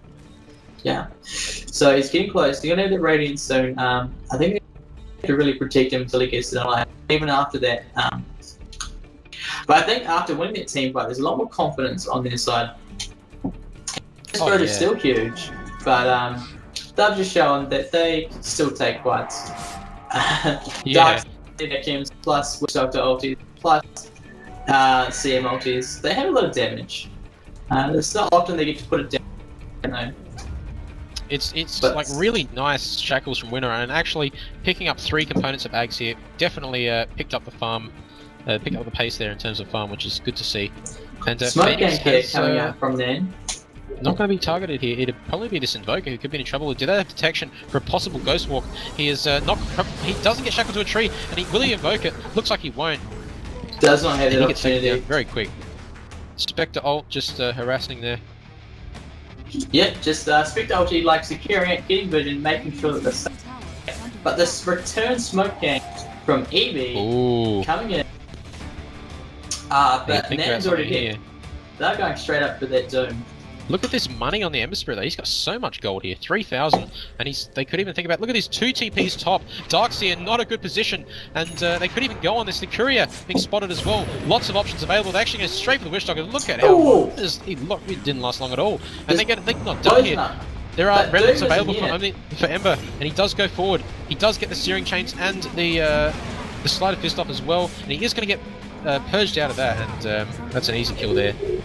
For the Ember Spirit. Oracle just using the False Promise to get him out of Frostbite, just casually. But during that little bit of a skirmish, Spectre did manage to finish that rating. So, 28-minute radiance. Is it going to be enough to pull them through? Well, it's a shame because there's no drum charge left for Spectre now, so it is all about pretty much the radiance here now. Drum's still helping her get around to camps faster and things like that, but in terms of next item, like, is this now where we see the Diffusal Blade / the Vanta, or is this straight heart? Like, what do you think the way to go? If you're playing from behind like this, McFrankie, what do you reckon? Because we have seen straight hearts in the past. We've seen like just a straight up heart of Tarrasque when you're playing from behind. We've seen that before a few weeks back. Well, it might pay like I don't know if going straight the heart would be the right call, but it may be a good idea to go for the Vanguard into what? Sorry. The Vanguard into the upgraded Vanguard. What the name is? The Crimson Guard. The Crimson Guard. That's the... Yeah, Crimson Guard's actually decent this game. I'm just thinking maybe the Darkseer could think about building it. For me personally, I want to see the Manta here on the Spectre, but it looks like lots of heroes committed to this Doom. They're going to find him, but is this the hero they're actually looking for? Doom being committed straight away on Runera. This is going to reduce the kill potential completely, frostbite it up, and Doom going down very quickly. The Ember Spirit is going to do a lot of damage here. You don't even realise this yet, but he actually gets bursted down. They're going to go straight for him. They keep chasing him. The Spectral Dagger, the frostbite available. He does Sleight of Fist. He does Searing Chains. Doesn't catch anyone though. He does go down. That's a big kill. But not only this, but Invoker has showed up with a definite Colossus Tornado. And the egg being popped here, but the Orchid being used on the Darkseer's silence for a long time here, but he will be able to surge away. But he actually might get this purged off. He does mistime it, and he will lose the surge. This could be the death. He will get bursted down from Oracle. The Shackle catching out 2 heroes, but she's all by herself. She needs to blink away, and I mean, she's very lucky she had the blink there, because she could have actually got cancelled at any time. Especially from the Phoenix, with a little fire going around. Spectre chose to actually teleport out of that fight. I think Spectre could have gone back in, but very, very squishy at the moment. Still only 1400 HP, so perhaps the right call. What did she go for exactly? No, she TP'd out instead of rejoining the fight. I think so. Naughty and Nice actually came out on top in about 200 gold out of that fight, despite losing more heroes, I think, overall in that fight. Yeah, Doom has been worth a lot of money for them to kill. I think when you kill the Doom, it's pretty good. Because he's such a hard hero to kill. Yeah, and his net worth has actually dropped down quite a lot here. He was second in the game earlier, but Spectre has completely overtaken, so is the Darkseer. So Doom's sitting very far back now in terms of net worth, but he looks like he could even be going for the Shivas now, or an AC. I think that's where that's going. The Shivas would be very strong, but Spectre, the longer this game seems to go, the more he's climbing the net worth, and Boker has been overtaken by him now too. And Windranger has just finished her eggs as well, so that's pretty big. They're in a pretty good place here. I think the Ember Spirit, like even having Battle Fury, and looks like he could be going for another Battle Fury here. I think overall the Spectre's going to farm faster with the Radiance. I think, to be honest, especially with kills during using the Haunt. So another fight could be happening top though, and Arcane Rune running out here for Doom. That's going to make a little bit of difference here. The Spectral Dagger being used straight away on Ember. He is just going to get out of there. But Oracle being caught out, actually shackled up. He won't be able to TP ult anymore, and he will probably die here. I'm not even going to watch it because I know he's going to die. And Ember Spirit just running away here. He is caught out by the Frostbite, but only temporary. Doom managed to teleport back. We're missing the something here. Has arrived and Focus here. The Shackles and the Invoker Tornado getting out with heroes, but they're massive. And this is actually Darkseer catching out 3 heroes with his vacuum. That made a lot of difference there. Doom being taken down. The Doom being used from Spectre, but not the right target, I don't think. Oh. Boy, what a fight!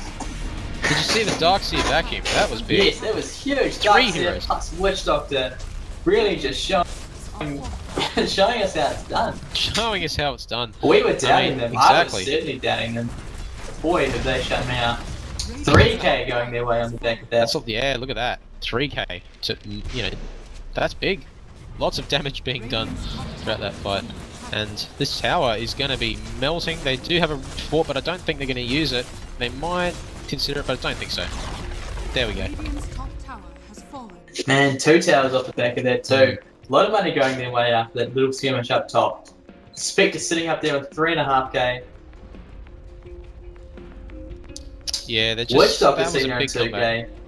Money everywhere on these guys. Witch Doctor looks like he's going for that Glimmer Cape. Possibly he's got the cloak. Might be a casual cloak, but I'm guessing it's a Glimmer Cape, and it looks like he could even be getting either the Ags, maybe even a BKB. I mean, normally you go for the point booster first, but just going for the Ogre Club. Darkseer picking up the Mystic Staff. Is he going to go for the Shivas, or is he going to go for a Hex?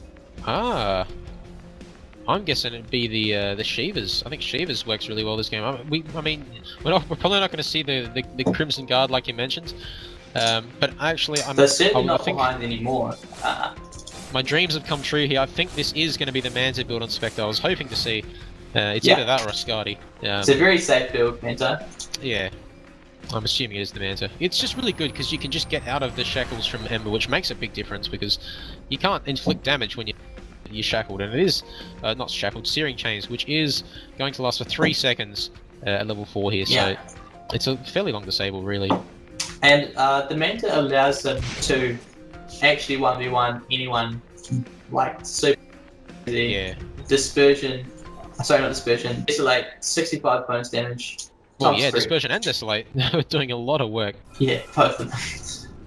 And they are going to secure the. They're actually going to ward up on both sides there with an observer as well. So they are probably looking to take the Roche here. Like but Radiant's in the area. They want to be careful. We're probably going to see another clash being used. But this Doom, look, his item progression's still been really static. I mean, he's still sitting on this plate mail. He did get the blink a while ago, and his net worth's just really slowing up here. In fact, Oracle's not too much further behind him. And if we look at, hang on, we'll look at net worth graphs. It's actually going slightly the way of the Dire. Yeah, it Naughty and Nice. It is one actually right ahead. Dire, really bringing this game back to them. Man, shaping up to be another very close game. Naughty and Nice, yeah, slightly ahead here, so could be another victory. Could hope for As another victory here. Oh, the Walker.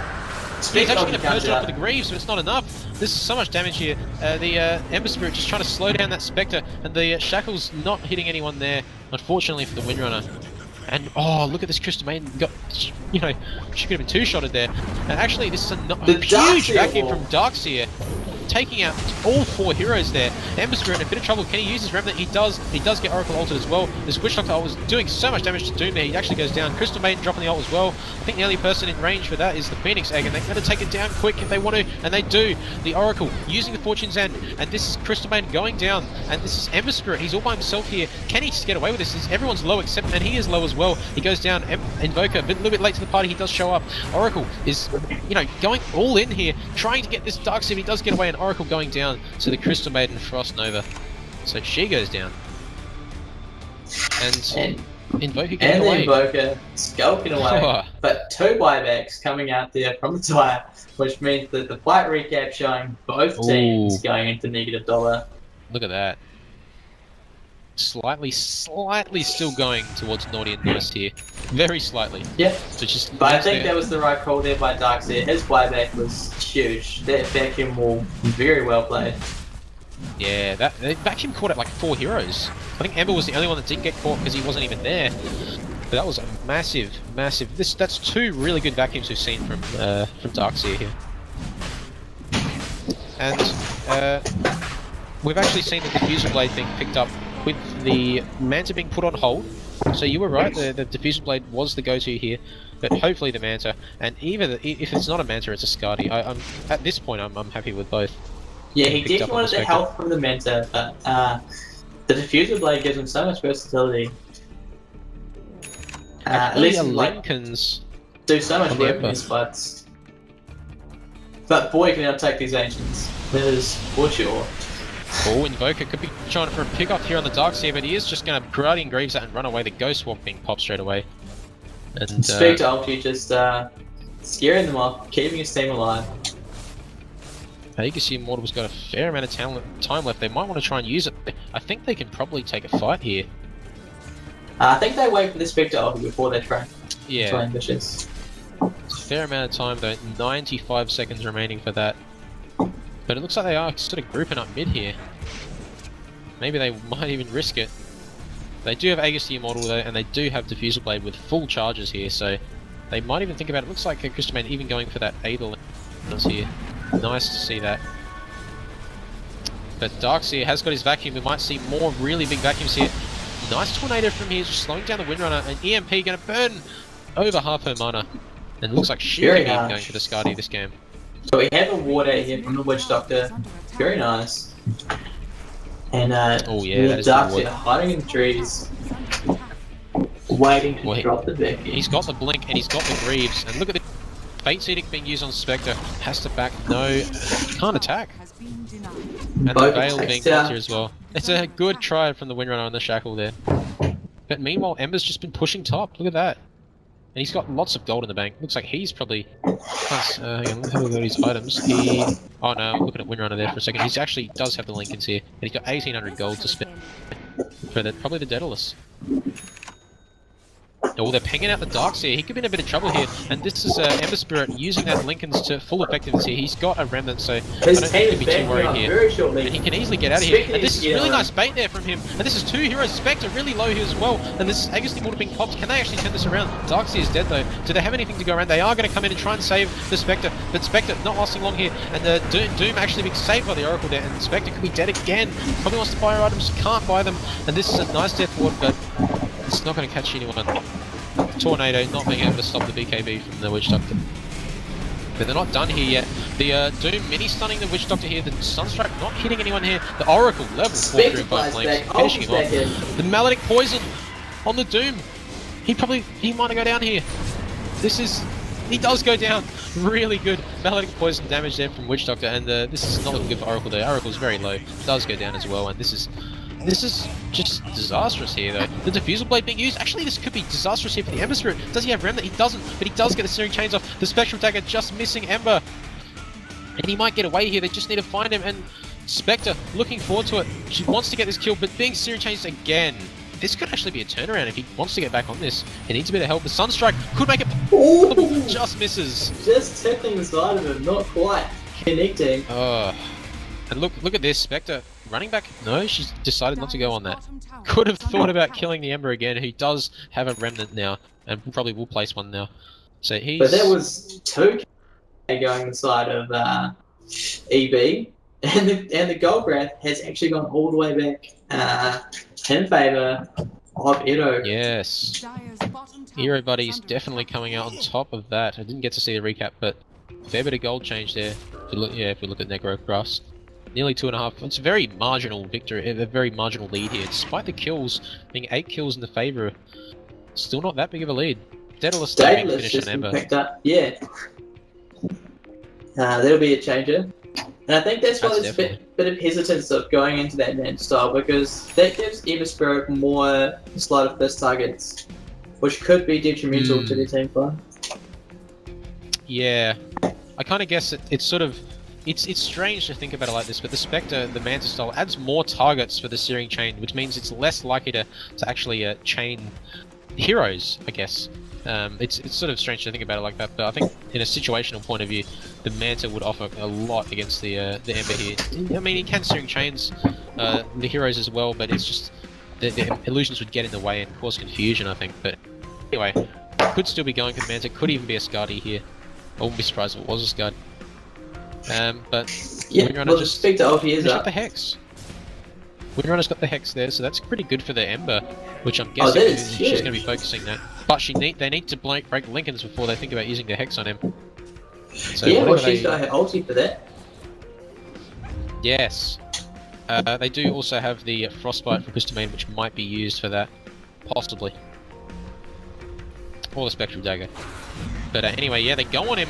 This is the Phoenix just being completely saved there by the Oracle. Not going to do anything. Being purged there completely, but being focused down. Could still go, but the egg being popped and Witch Doctor being focused down. Actually being saved by Greaves there from Darkseer. This is have to zoom out. There's so much going on all over the place. Doom going for the Crystal Maiden. Ember Spirit getting the kill there, just taking her down. And this is Lincoln Sphere doing work again. Doesn't get shackled. Windrunner could be in big trouble here. She gets the shackles. Do get Searing Chains, and she's being urn charged as well. Being completely silenced up here by the Invoker. All she can do is stand there and die.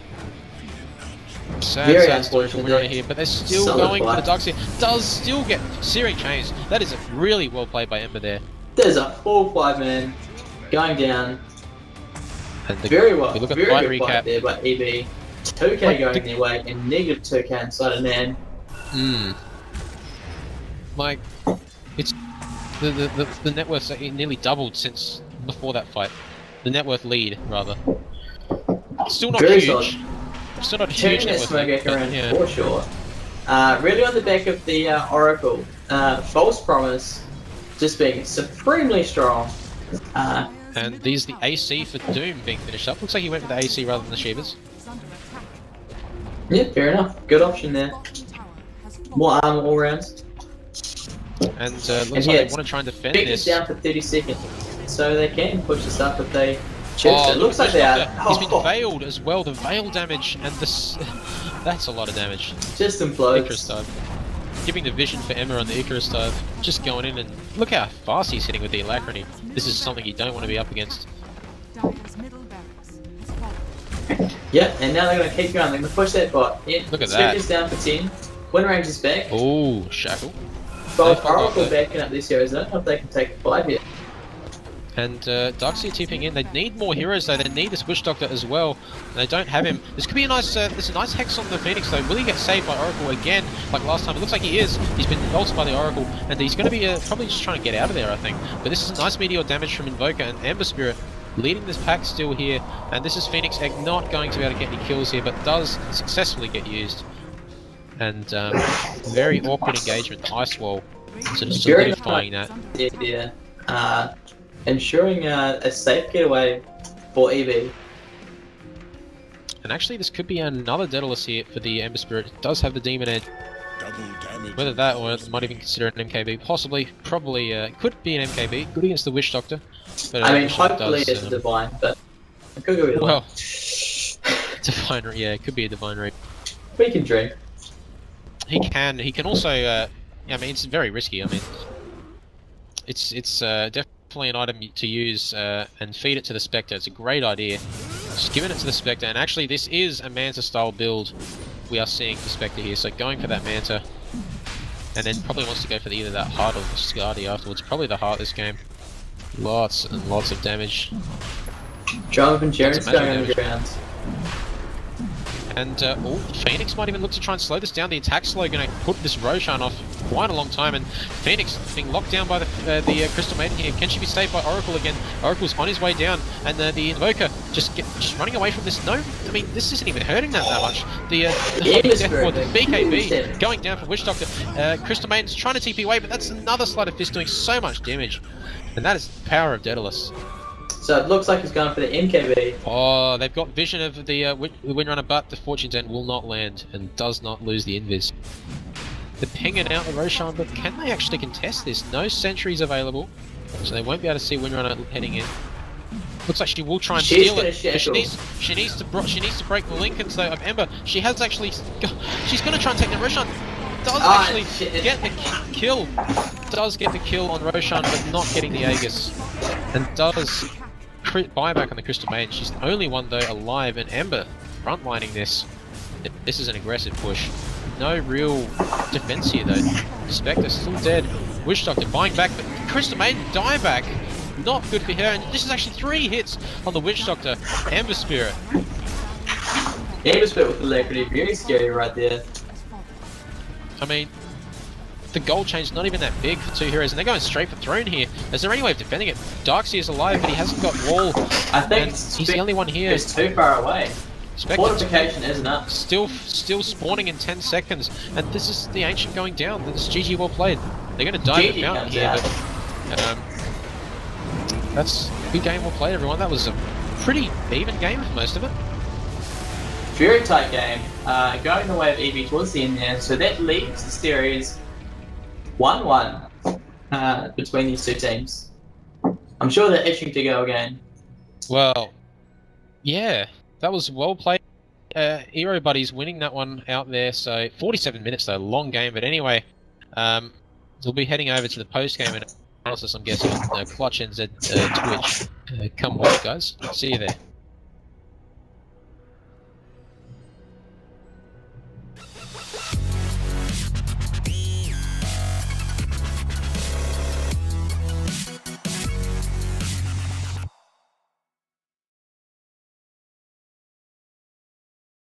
Welcome back, guys. That was a really, really close game. You could even say it was quite a clutch game, wouldn't you, Francis? You'd say that? Yeah, I'd say that, definitely. That was a very good game. That was... And I think this best of 2 was a great way to end the games for today. NAN taking on EB. Ero Buddies versus Nasty and Nice. Nasty and nice, yes. Not nice and nasty. Nasty and nice. Yeah. It was such a long game. It was 47 minutes. That was probably one of the longest games we've seen today. Yep, so definitely these two teams going up together right at the end there. Fantastic to watch. swings both games back and forth. Like, it was just that game was pretty much, I think, because the net worth was just swapping between the two teams quite a lot, pretty much like game one between these two just before. And these two teams, in terms of skill, obviously like very similar because game one and then game two going separate ways each time. And pretty much like you just look at this Spectre. I mean, the item builds were, you know, they were thinking about it all game, like couldn't decide because it had such a bad early start. That Doom and Phoenix offlane, like you said, was actually really successful. Yep, Doom and Phoenix destroying it, giving the Spectre a real hard time, and then unfortunately when the fights did happen and the kills did come to them, they weren't going to the Spectre, so it really kind of stumped her fun a little bit. But yeah, very solid plays there by the Darks there, really making the team fights for NAN. That Darkseer was just amazing, you know, vacuums that entire game, but I mean, I'm not biased towards Oracle. I think Oracle played really well, but it's just everyone in that game played really well. Really, like everyone played really well that game. Like Witch Doctor, like Windrunner, the Invoker, Ember Spirit. Like it was just everyone played really well. Like I mean, in terms of MVP, it's kind of really hard to say because everyone was MVP, I guess. Yeah, it's very hard to say who would be the MVP because like this was a very close game. All the players very evenly matched. But for me, I think personally would be the Oracle, putting out some of the best ultis I've seen in a game. So yeah, very well done there. Oracle just saving the life of many people. Actually, get the Ghost Scepter in the in there. He had the right items that game, the mech, and yeah, I think, you know, in terms of where it went wrong, it was just the laning stage, wasn't it, on the Spectre? Like, Spectre was just trying to catch up the whole game and just couldn't get there fast enough, I think. Yeah, and Darkseer was having a very hard time down bottom. Oracle being picked up, like you said, to counter him, and she did so extremely well. Who? So, yeah. Now, just before we go, guys, we have got more Dota tomorrow. The Cyber Gamer is going to be continued tomorrow, 1 p.m. New Zealand time, 11 a.m. Sydney time if you're in Sydney, or if you're where I am, it's 10:30 a.m. But we'll be casting for a few hours. I don't know how many hours. It's probably going to be all day, really. Hopefully, we'll still have our voices then. And yeah, and again, we have to thank ANZAC Dota for doing this tournament today. Really, we thank them for that. They do it every year, and it's always really good. And yes. And I was just going to say, and My Republic bringing us this tournament really as well.